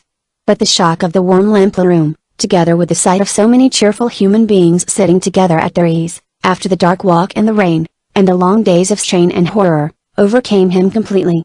He looked at Mrs. Thornbury and could not speak. Everyone was silent. Mr. Pepper's hand stayed upon his knight. Mrs. Thornbury somehow moved him to a chair, sat herself beside him, and with tears in her own eyes said gently, "You have done everything for your friend." Her action set them all talking again as if they had never stopped, and Mr. Pepper finished the move with his knight. "There was nothing to be done," said St. John. He spoke very slowly. "It seems impossible." He drew his hand across his eyes as if some dream came between him and the others and prevented him from seeing where he was. "And that poor fellow," said Mrs. Thornbury, the tears falling again down her cheeks. "Impossible," St. John repeated. "Did he have the consolation of knowing?" Mrs. Thornbury began very tentatively. But St. John made no reply. He lay back in his chair, half seeing the others, half hearing what they said. He was terribly tired, and the light and warmth, the movements of the hands, and the soft communicative voices soothed him. They gave him a strange sense of quiet and relief. As he sat there, motionless, this feeling of relief became a feeling of profound happiness. Without any sense of disloyalty to Terence and Rachel, he ceased to think about either of them. The movements and the voices seemed to draw together from different parts of the room, and to combine themselves into a pattern before his eyes. He was content to sit silently watching the pattern build itself up, looking at what he hardly saw. The game was really a good one, and Mr. Pepper and Mr. Elliot were becoming more and more set upon the struggle. Mrs. Thornbury, seeing that St. John did not wish to talk, resumed her knitting. "Lightning again!" Mrs. Flushing suddenly exclaimed. A yellow light flashed across the blue window, and for a second they saw the green trees outside. She strode to the door, pushed it open, and stood half out in the open air. But the light was only the reflection of the storm which was over. The rain had ceased, the heavy clouds were blown away, and the air was thin and clear, although vaporish mists were being driven swiftly across the moon. The sky was once more deep and solemn blue, and the shape of the earth was visible at the bottom of the air, enormous, dark, and solid, rising into the tapering mass of the mountain, and pricked here and there on the slopes by the tiny lights of villas.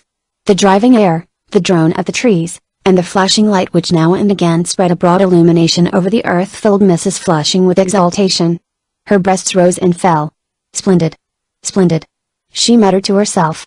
Then she turned back into the hall and exclaimed in a peremptory voice, "Come outside and see, Wilfred, it's wonderful."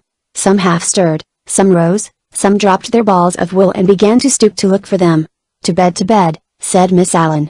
"It was the move with your queen that gave it away, Pepper," exclaimed Mr. Elliot triumphantly, sweeping the pieces together and standing up. "He had won the game." "What? Pepper beaten at last? I congratulate you," said Arthur Vinning, who was wheeling old Mrs. Paley to bed. All these voices sounded gratefully in St. John's ears as he lay half asleep, and yet vividly conscious of everything around him. Across his eyes passed a procession of objects, black and indistinct, the figures of people picking up their books, their cards, their balls of wool, their work baskets, and passing him one after another on their way to bed.